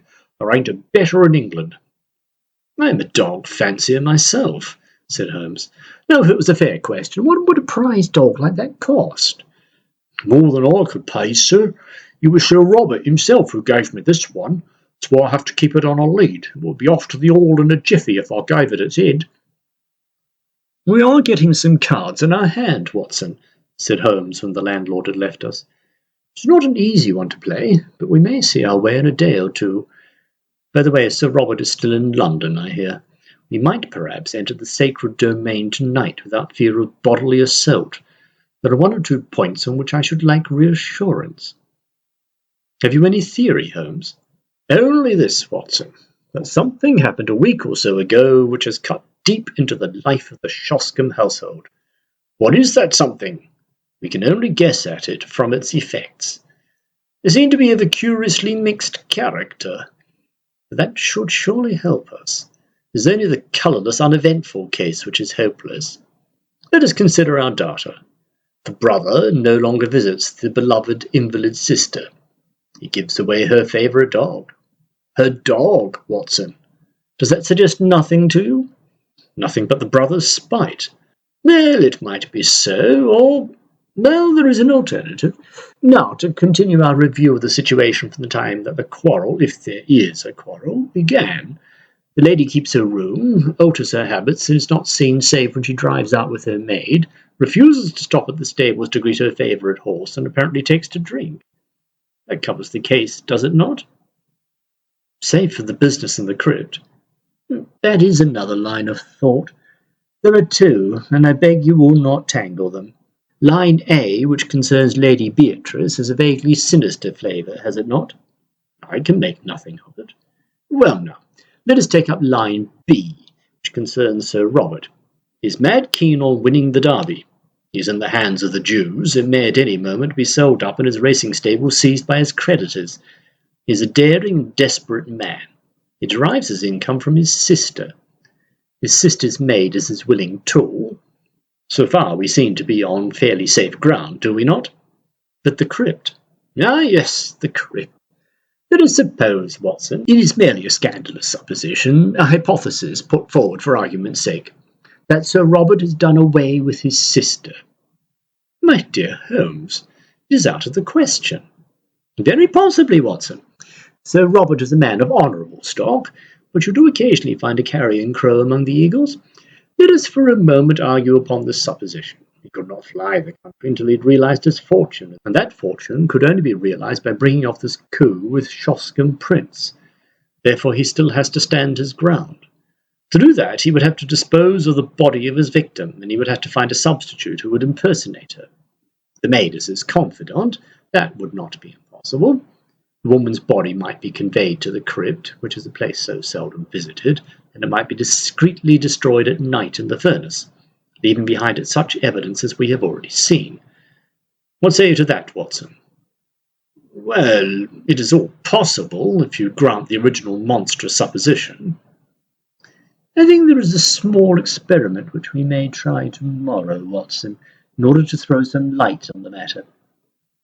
Meanwhile, if we mean to keep up our characters, I suggest we have our host in for a glass of his own wine and hold some high converse upon eels and dace, which seems to be the straight road to his affections.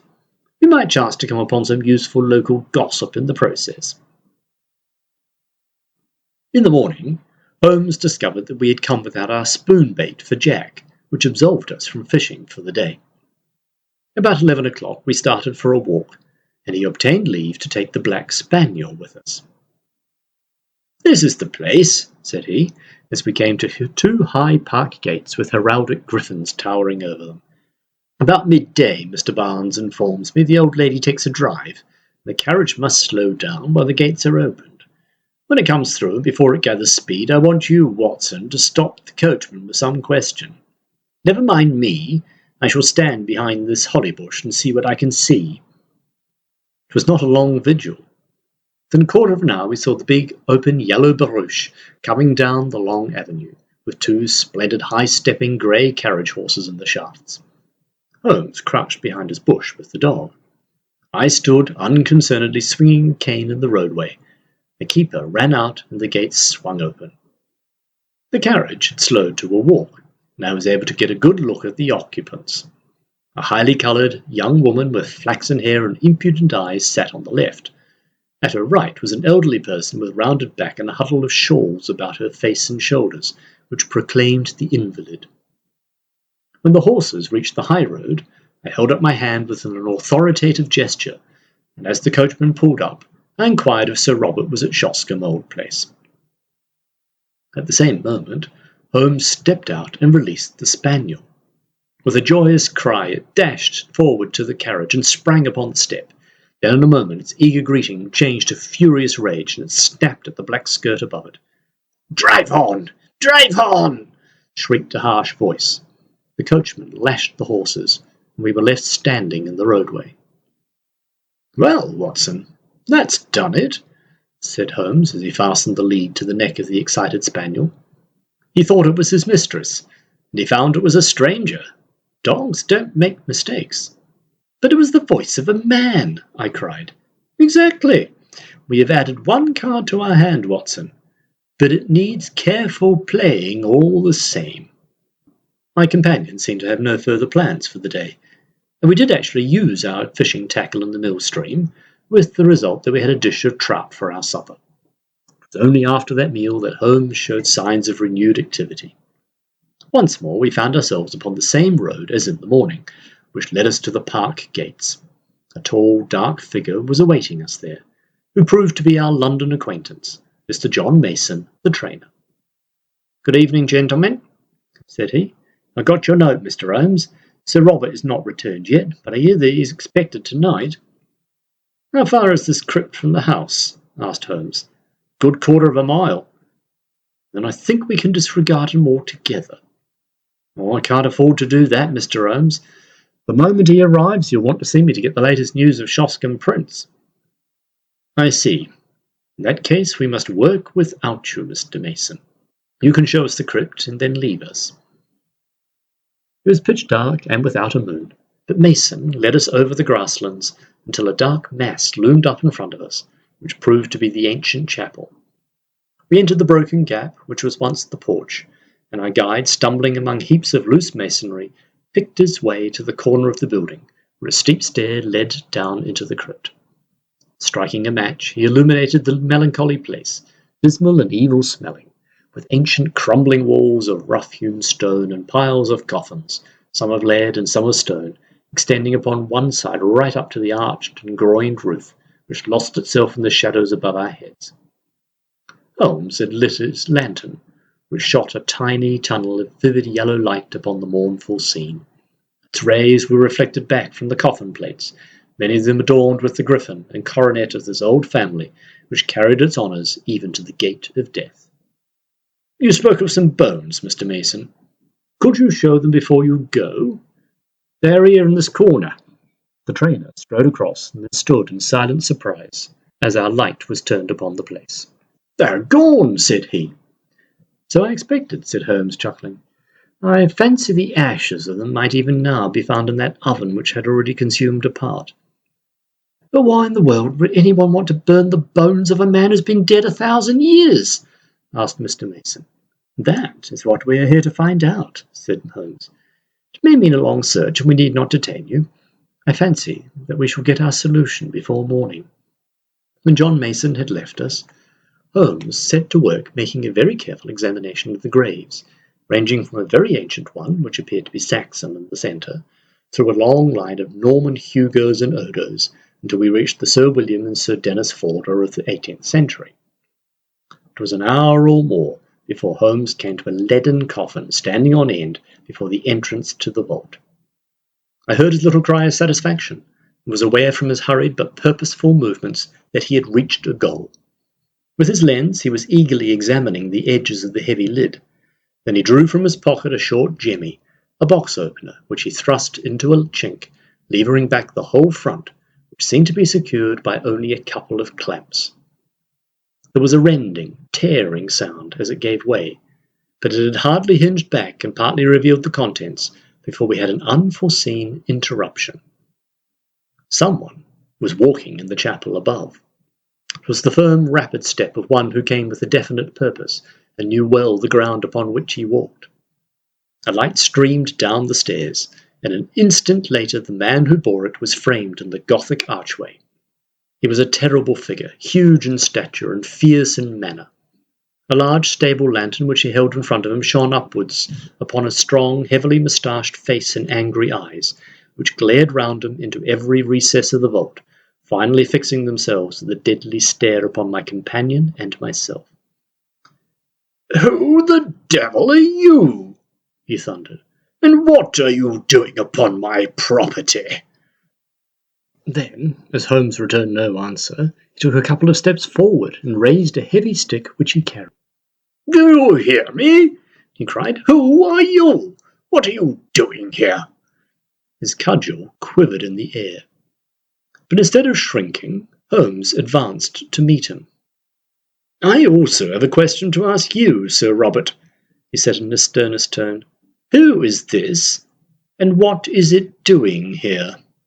He turned and tore open the coffin lid behind him.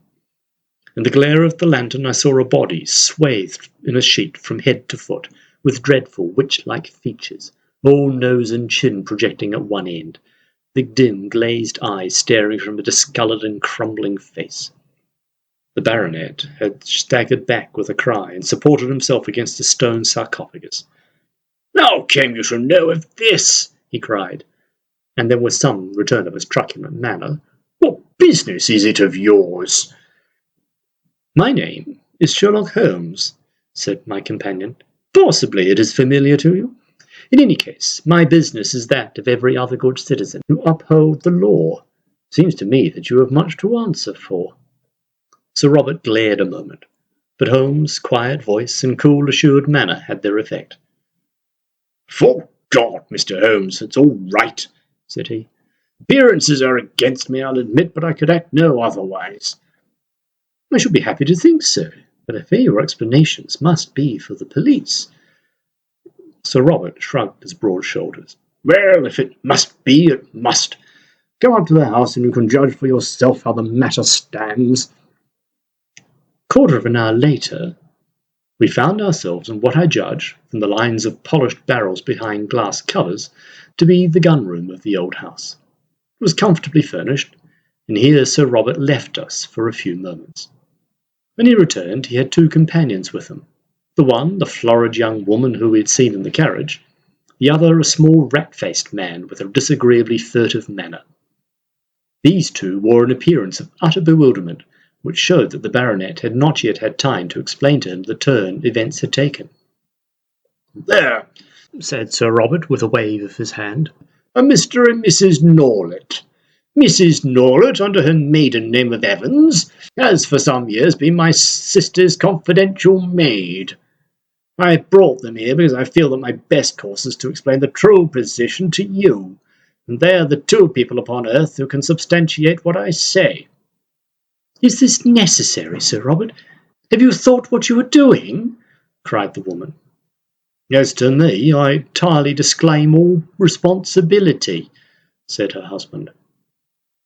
Sir Robert gave him a glance of contempt. "I will take all responsibility," said he. "Now, Mr. Holmes, listen to a plain statement of the facts. You have clearly gone pretty deeply into my affairs, or I should not have found you where I did. Therefore you know already, in all probability, that I am running a dark horse for the Derby, that everything depends upon my success. If I win, all is easy. If I lose, well, I dare not think of that. You understand the position?" said Holmes. "I am dependent upon my sister, Lady Beatrice, for everything, but it is well known that her interest in the estate is for her own life only. For myself, I am deeply in the hands of the Jews. I have always known that if my sister were to die, my creditors would be on my estate like a flock of vultures. Everything would be seized, my stable, my horses, everything. Well, Mr. Holmes, my sister did die just a week ago." "And you told no one?" "What could I do? Absolute ruin faced me. If I could stave things off for 3 weeks, all would be well. Her maid's husband, this man here, is an actor. Came into our heads, came into my head, that he could, for the short period, personate my sister. It was but a case of appearing daily in the carriage, for no one need enter her room except the maid. It was not difficult to arrange. My sister died of the dropsy which had long afflicted her. That will be for a coroner to decide. No doctor would certify that for months her symptoms have threatened such an end. Well, what did you do? The body could not remain there. The first night, Norlett and I carried it out to the old well house, which is now never used. We were followed, however, by her pet spaniel, which yapped continually at the door, so I felt some safer place was needed. We got rid of the spaniel, we carried the body to the crypt of the church. There was no indignity or irreverence, Mr. Holmes. I do not feel that I have wronged the dead." "Your conduct seems to me inexcusable, Sir Robert." The baronet shook his head impatiently. "It is easy to preach," said he. "Perhaps you would have felt differently if you had been in my position.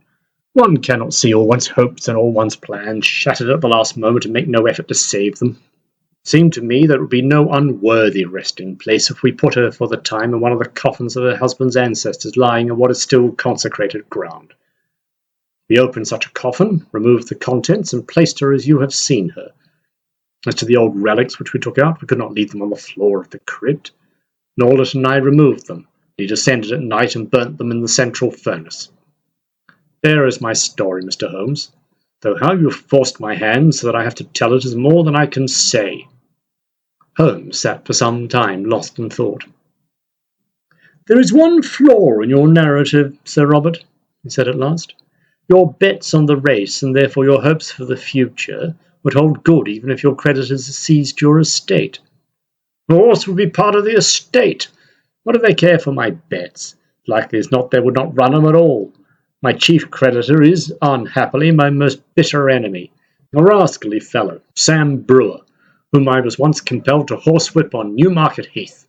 Do you suppose that he would try to save me?"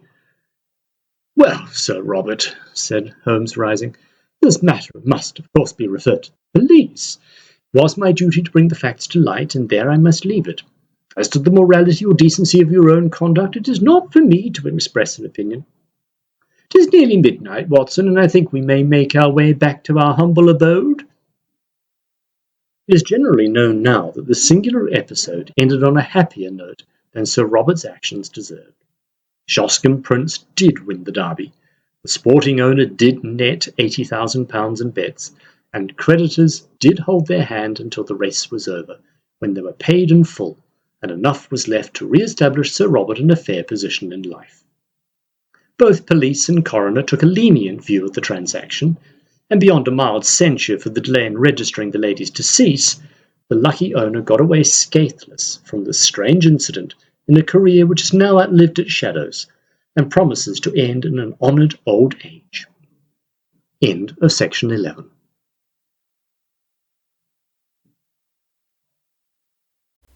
Section 12 of the Case-Book of Sherlock Holmes by Sir Arthur Conan Doyle. The Adventure of the Retired Colourman. Sherlock Holmes was in a melancholy and philosophic mood that morning. His alert, practical nature was subject to such reactions. "Did you see him?" he asked. "You mean the old fellow who has just gone out?" "Precisely." "Yes, I met him at the door." "What did you think of him?" "A pathetic, futile, broken creature." "Exactly, Watson. Pathetic and futile. But is not all life pathetic and futile? Is not his story a microcosm of the whole? We reach, we grasp, and what is left in our hands at the end? A shadow, or worse than a shadow, misery." "Is he one of your clients?" "Well, I suppose I may call him so. He has been sent on by the yard, just as medical men occasionally send their incurables to a quack. They argue that they can do nothing more, and that whatever happens, the patient can be no worse than he is." "What is the matter?" Holmes took a rather soiled card from the table. "Josiah Amberley. He says he was junior partner of Brickfall and Amberley, who are manufacturers of artistic materials. You will see their names upon paint boxes. He made his little pile, retired from business at the age of 61, bought a house at Lewisham, and settled down to rest after a life of ceaseless grind. One would think his future was tolerably assured." "Yes, indeed." Holmes glanced over some notes which he had scribbled upon the back of an envelope. "Retired in 1896, Watson. Early in 1897, he married a woman 20 years younger than himself, a good-looking woman, too, if the photograph does not flatter. A competence, a wife, leisure, it seemed a straight road which lay before him. And yet, within 2 years, he is, as you have seen, as broken and miserable a creature as crawls beneath the sun." "But what has happened?" "The old story, Watson. A treacherous friend and a fickle wife. It would appear that Amberley has one hobby in life, and it is chess. Not far from him at Lewisham there lives a young doctor who is also a chess player. I have noted his name as Dr. Ray Ernest. Ernest was frequently in the house, and an intimacy between him and Mrs. Amberley was a natural sequence, for you must admit that our unfortunate client has few outward graces, whatever his inner virtues may be. The couple went off together last week, destination untraced. What is more, the faithless spouse carried off the old man's deed box as her personal luggage, with a good part of his life's savings within. Can we find the lady? Can we save the money? A commonplace problem so far as it has developed, and yet a vital one for Josiah Amberley." "What will you do about it?" "Well, the immediate question, my dear Watson, happens to be, what will you do? If you will be good enough to understudy me. You know that I am preoccupied with this case of the 2 Coptic patriarchs, which should come to a head today. I really have not time to go out to Lewisham, and yet evidence taken on the spot has a special value.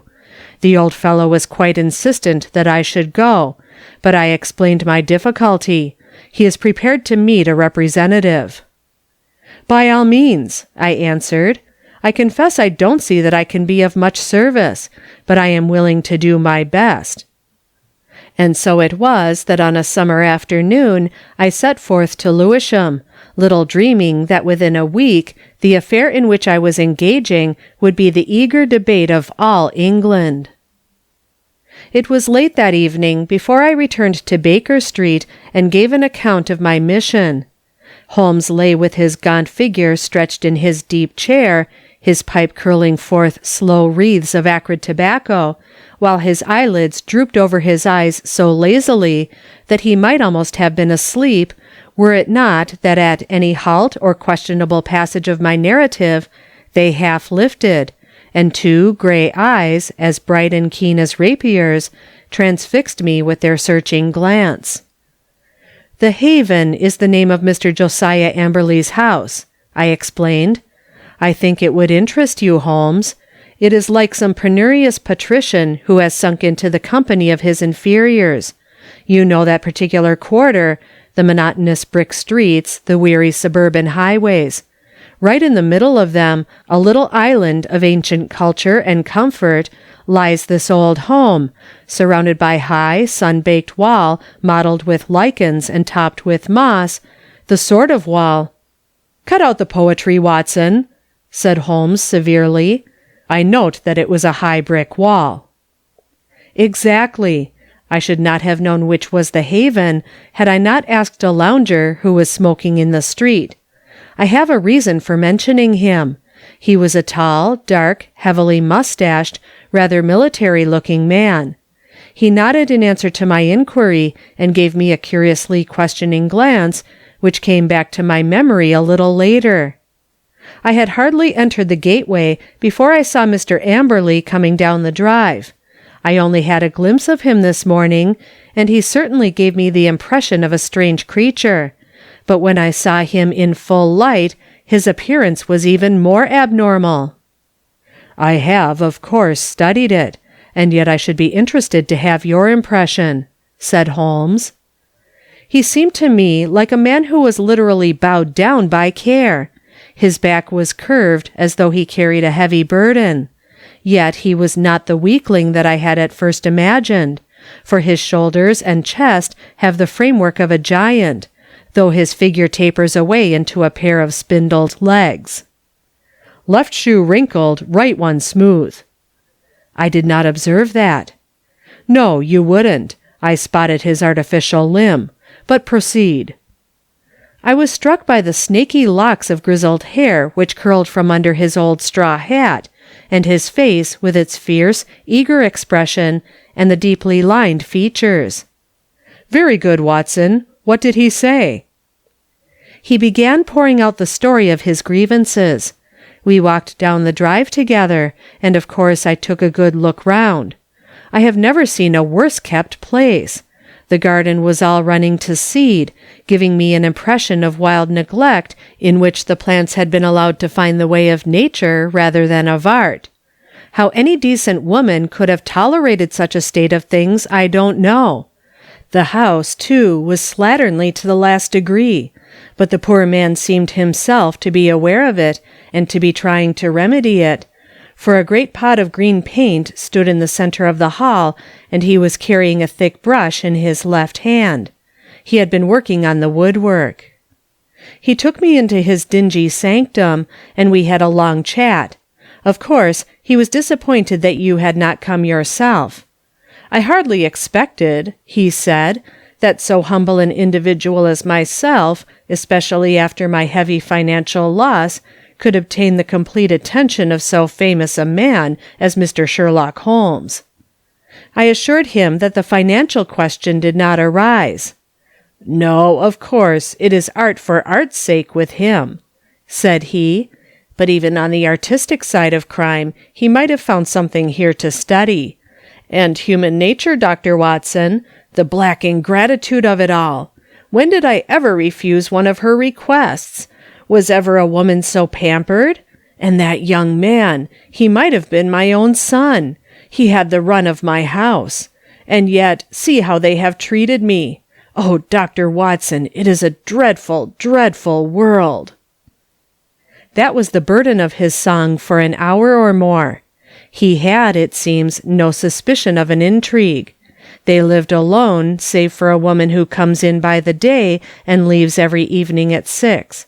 On that particular evening, old Amberley, wishing to give his wife a treat, had taken 2 upper-circle seats at the Haymarket Theatre.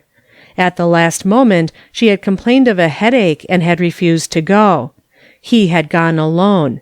There seemed to be no doubt about the fact, for he produced the unused ticket which he had taken for his wife. "That is remarkable, most remarkable," said Holmes, whose interest in the case seemed to be rising. "Pray continue, Watson. I find your narrative most arresting. Did you personally examine this ticket? You did not perchance take the number?" "It so happens that I did," I answered with some pride. "It chanced to be my old school number, 31, and so it stuck in my head." "Excellent, Watson. His seat, then, was either 30 or 32.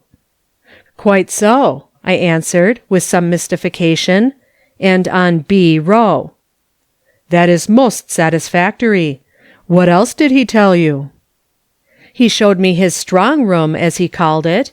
It really is a strong room, like a bank, with iron door and shutter, burglar-proof as he claimed. However, the woman seems to have had a duplicate key, and between them they had carried off some £7,000 worth of cash and securities." "Securities! How could they dispose of those?" "He said that he had given the police a list, and that he hoped they would be unsaleable. He had got back from the theatre about midnight, and found the place plundered, the door and window open, and the fugitives gone. There was no letter or message, nor has he heard a word since. He at once gave the alarm to the police." Holmes brooded for some minutes. "You say he was painting. What was he painting?" "Well, he was painting the passage, but he had already painted the door and woodwork of this room I spoke of." "Does it not strike you as a strange occupation in the circumstances?"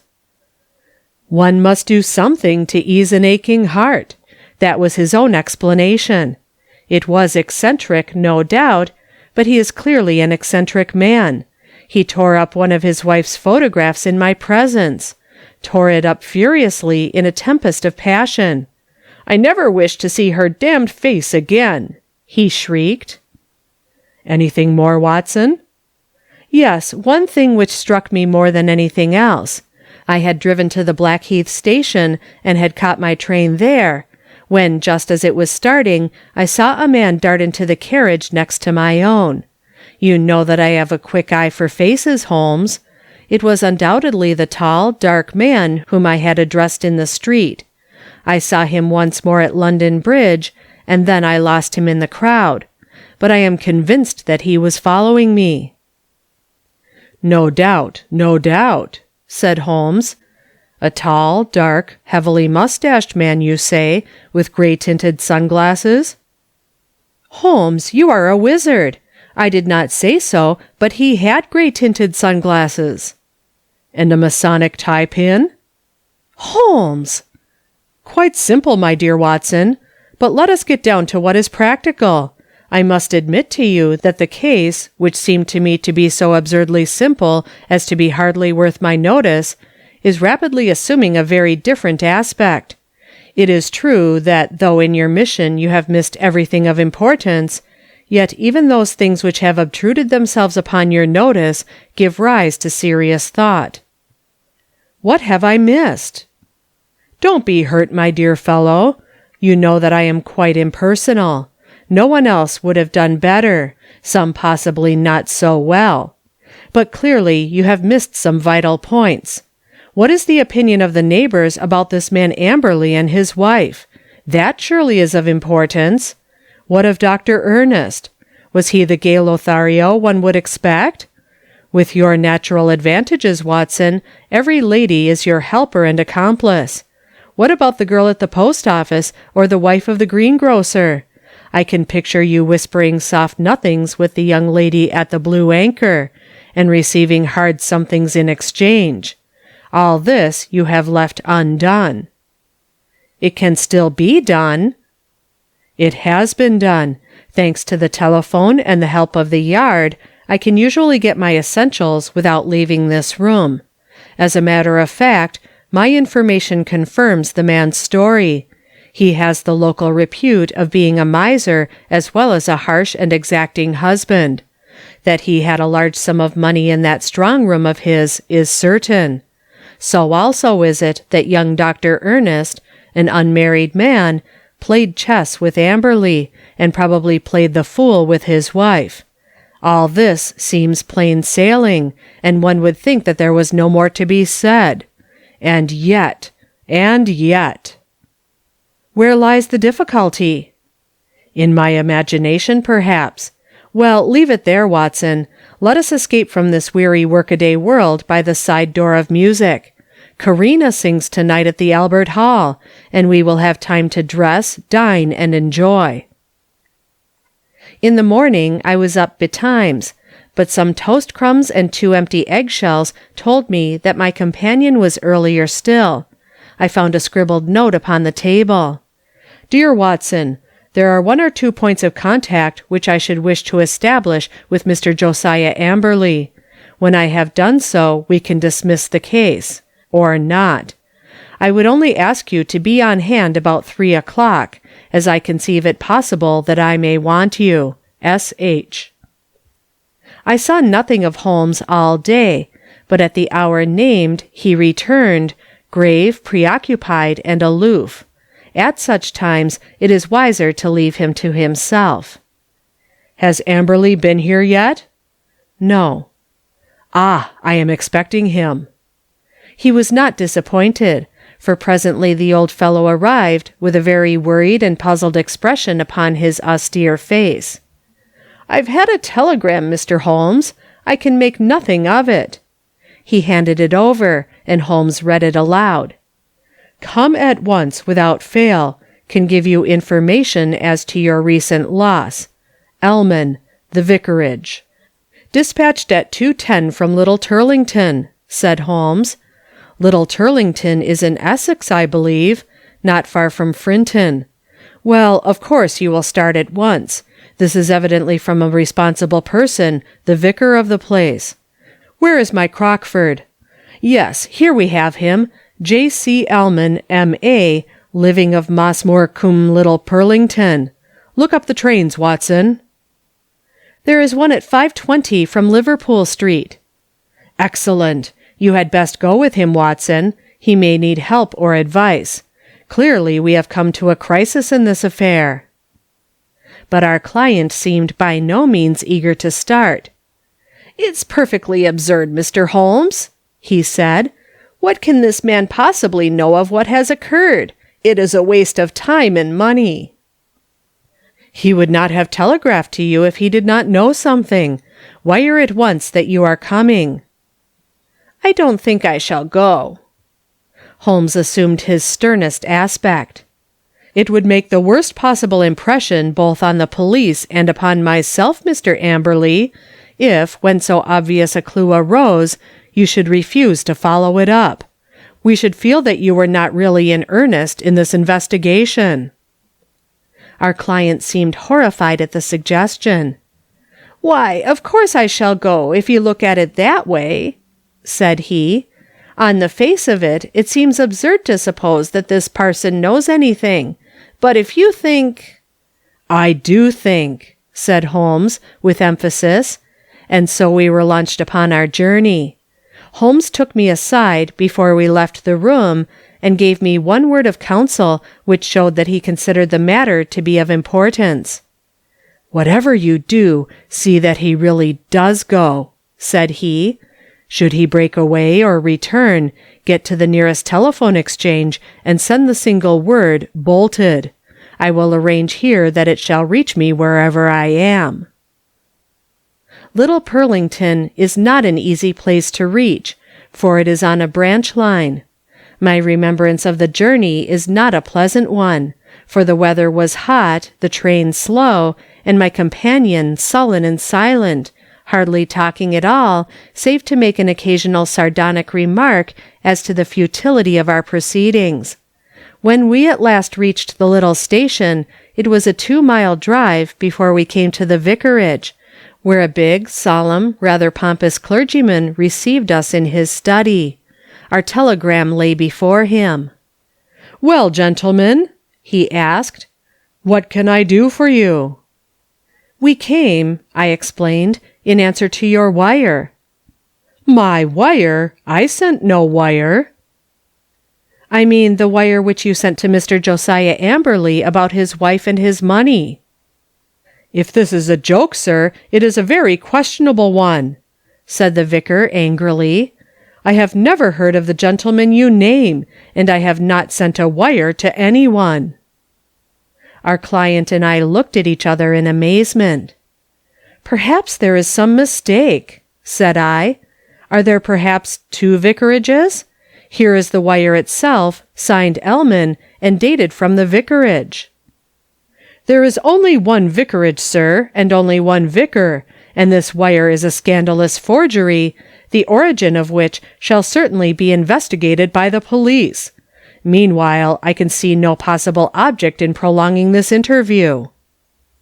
So Mr. Amberley and I found ourselves on the roadside in what seemed to me to be the most primitive village in England. We made for the telegraph office, but it was already closed. There was a telephone, however, at the little Railway Arms, and by it I got into touch with Holmes, who shared in our amazement at the result of our journey. "Most singular," said the distant voice. "Most remarkable. I much fear, my dear Watson, that there is no return train tonight. I have unwittingly condemned you to the horrors of a country inn. However, there is always nature, Watson. Nature and Josiah Amberley. You can be in close commune with both." I heard his dry chuckle as he turned away. It was soon apparent to me that my companion's reputation as a miser was not undeserved. He had grumbled at the expense of the journey, had insisted upon travelling 3rd class, and was now clamorous in his objections to the hotel bill. Next morning, when we did at last arrive in London, it was hard to say which of us was in the worse humour. "You had best take Baker Street as we pass," said I. "Mr. Holmes may have fresh instructions." "If they are not worth more than the last ones, they are not of much use," said Amberley with a malevolent scowl. None the less, he kept me company. I had already warned Holmes by telegram of the hour of our arrival, but we found a message waiting that he was at Lewisham, and would expect us there. That was a surprise, but an even greater one was to find that he was not alone in the sitting room of our client. A stern-looking, impassive man sat beside him, a dark man with grey-tinted glasses and a large Masonic pin projecting from his tie. "This is my friend, Mr. Barker," said Holmes. "He has been interesting himself also in your business, Mr. Josiah Amberley, though we have been working independently, but we both have the same question to ask you." Mr. Amberley sat down heavily. He sensed impending danger. I read it in his straining eyes and his twitching features. "What is the question, Mr. Holmes?" "Only this. What did you do with the bodies?" The man sprang to his feet with a hoarse scream. He clawed into the air with his bony hands. His mouth was open, and for the instant he looked like some horrible bird of prey. In a flash we got a glimpse of the real Josiah Amberley, a misshapen demon with a soul as distorted as his body.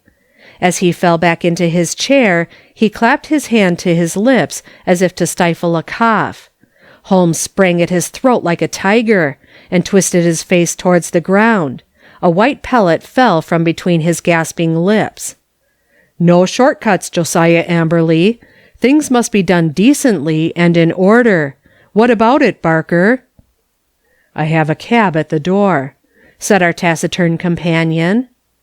"It is only a few hundred yards to the station. We will go together. You can stay here, Watson. I shall be back within half an hour." The old colour man had the strength of a lion in that great trunk of his, but he was helpless in the hands of the 2 experienced manhandlers. Wriggling and twisting, he was dragged to the waiting cab, and I was left to my solitary vigil in the ill-omened house. In less time than he had named, however, Holmes was back, in company with a smart young police inspector. I've left Barker to look after the formalities," said Holmes. "You had not met Barker, Watson. He is my hated rival upon the Surrey shore. When you said a tall, dark man, it was not difficult for me to complete the picture. He has several good cases to his credit, has he not, Inspector?" "He has certainly interfered several times," the inspector answered with reserve. "His methods are irregular, no doubt, like my own. The irregulars are useful sometimes, you know. You, for example, with your compulsory warning about whatever he said being used against him, could never have bluffed this rascal into what is virtually a confession." "Perhaps not, but we get there all the same, Mr. Holmes. Don't imagine that we had not formed our own views of this case, and that we would not have laid our hands on our man. You will excuse us for feeling sore when you jump in with methods which we cannot use, and so rob us of the credit." "There shall be no such robbery, Mackinnon. I assure you that I efface myself from now onwards, and as to Barker, he has done nothing save what I told him." The inspector seemed considerably relieved. "That is very handsome of you, Mr. Holmes. Praise or blame can matter little to you, but it is very different to us when the newspapers begin to ask questions." "Quite so. But they are pretty sure to ask questions anyhow, so it would be as well to have answers. What will you say, for example, when the intelligent and enterprising reporter asks you what the exact points were which aroused your suspicion, and finally gave you a certain conviction as to the real facts?" The inspector looked puzzled. "We don't seem to have got any real facts yet, Mr. Holmes. You say that the prisoner, in the presence of 3 witnesses, practically confessed by trying to commit suicide, that he had murdered his wife and her lover. What other facts have you?" "Have you arranged for a search?" "There are 3 constables on their way." "Then you will soon get the clearest fact of all. The bodies cannot be far away. Try the cellars and the garden. It should not take long to dig up the likely places. This house is older than the water pipes. There must be a disused well somewhere. Try your luck there." "But how did you know of it? And how was it done?" "I'll show you first how it was done, and then I will give the explanation which is due to you, and even more to my long-suffering friend here, who has been invaluable throughout. But first, I would like to give you an insight into this man's mentality. It is a very unusual one, so much so that I think his destination is more likely to be Broadmoor than the scaffold. He has, to a high degree, the sort of mind which one associates with the medieval Italian nature rather than with the modern Briton. He was a miserable miser who made his wife so wretched by his niggardly ways that she was a ready prey for any adventurer. Such a one came upon the scene in the person of this chess-playing doctor. Amberley excelled at chess. One mark, Watson, of a scheming mind. Like all misers, he was a jealous man, and his jealousy became a frantic mania. Rightly or wrongly, he suspected an intrigue. He determined to have his revenge, and he planned it with diabolical cleverness. Come here." Holmes led us along the passage with as much certainty as if he had lived in the house, and halted at the open door of the strong room. "Pooh! What an awful smell of paint!" cried the inspector. "That was our first clue," said Holmes. "You can thank Dr. Watson's observation for that, though he failed to draw the inference. It set my foot upon the trail. Why should this man at such a time be filling his house with strong odors? Obviously to cover some other smell which he wished to conceal, some guilty smell which would suggest suspicions. Then came the idea of a room such as you see here, with iron door and shutter, a hermetically sealed room. Put those 2 facts together, and whither do they lead? I could only determine that by examining the house myself. I was already certain that the case was serious, for I had examined the box office chart at the Haymarket Theatre. another of Dr. Watson's bullseyes, and ascertained that neither B30 nor 32 of the upper circle had been occupied that night. Therefore, Amberley had not been to the theatre, and his alibi fell to the ground. He made a bad slip when he allowed my astute friend to notice the number of the seat taken for his wife. The question now arose how I might be able to examine the house. I sent an agent to the most impossible village I could think of, and summoned my man to it at such an hour when he could not possibly get back. To prevent any miscarriage, Dr. Watson accompanied him. The good vicar's name I took, of course, out of my Crockford. Do I make it all clear to you? It is masterly, said the inspector in an odd voice. There being no fear of interruption, I proceeded to burgle the house. Burglary has always been an alternative profession, had I cared to adopt it, and I have little doubt that I should have come to the front. Observe what I found. You see the gas pipe along the skirting here. Very good. It rises in the angle of the wall, and there is a tap here in the corner. The pipe runs out into the strong room, as you can see, and ends in that plaster rose in the center of the ceiling, where it is concealed by the ornamentation. That end is wide open. At any moment, by turning the outside tap, the room could be flooded with gas. With door and shutter closed, and the tap full on, I would not give 2 minutes of conscious sensation to anyone shut up in that little chamber. By what devilish device he decoyed them there, I do not know, but once inside the door, they were at his mercy. The inspector examined the pipe with interest. One of our officers mentioned the smell of gas, said he, but of course the window and door were open then, and the paint, or some of it, was already about. He had begun the work of painting the day before, according to his story. But what next, Mr. Holmes? Well, then came an incident which was rather unexpected to myself. I was slipping through the pantry window in the early dawn, when I felt a hand inside my collar, and a voice said, "Now, you rascal, what are you doing in there?" When I could twist my head round, I looked into the tinted spectacles of my friend and rival, Mr. Barker. It was a curious foregathering, and set us both smiling.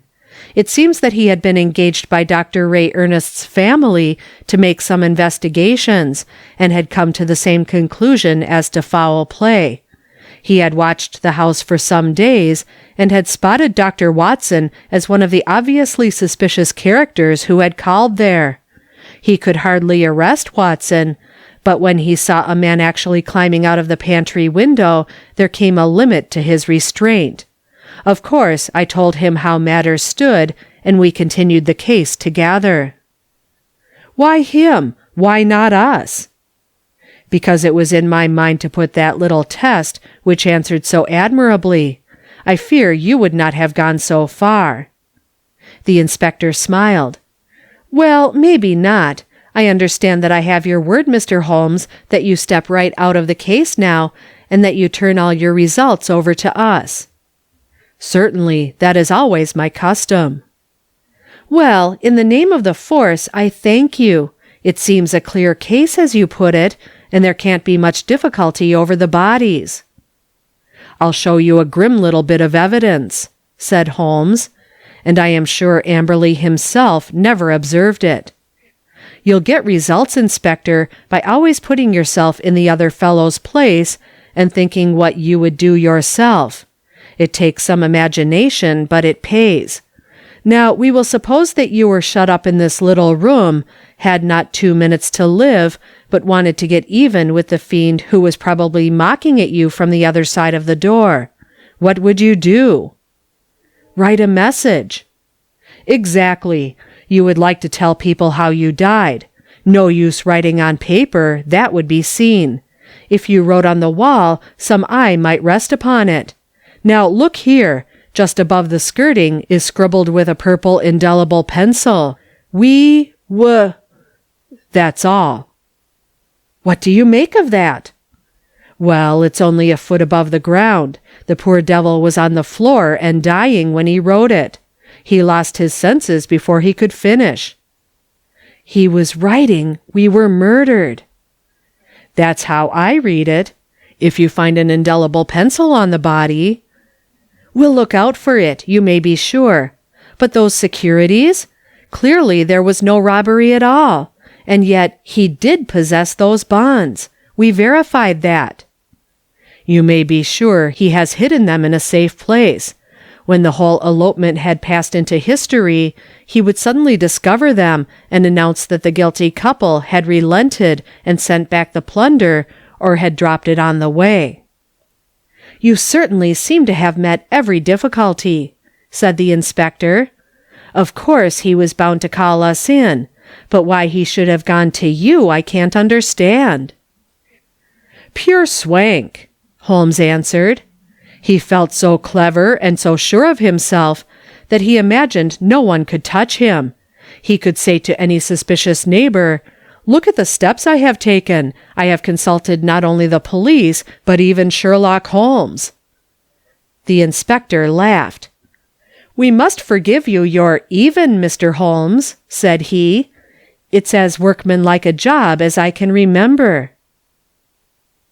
A couple of days later, my friend tossed across to me a copy of the bi-weekly North Surrey Observer. Under a series of flaming headlines, which began with "The Haven Horror" and ended with "Brilliant Police Investigation," there was a packed column of print which gave the first consecutive account of the affair. The concluding paragraph is typical of the whole. It ran thus: "The remarkable acumen by which Inspector Mackinnon deduced from the smell of paint that some other smell, that of gas for example, might be concealed, the bold deduction that the strong room might also be the death chamber, and the subsequent inquiry which led to the discovery of the bodies in a disused well, cleverly concealed by a dog kennel, should live in the history of crime as a standing example of the intelligence of our professional detectives." "Well, well, Mackinnon is a good fellow," said Holmes, with a tolerant smile. "You can file it in our archives, Watson. Some day the true story may be told." End of section 12. End of The Case-Book of Sherlock Holmes by Sir Arthur Conan Doyle.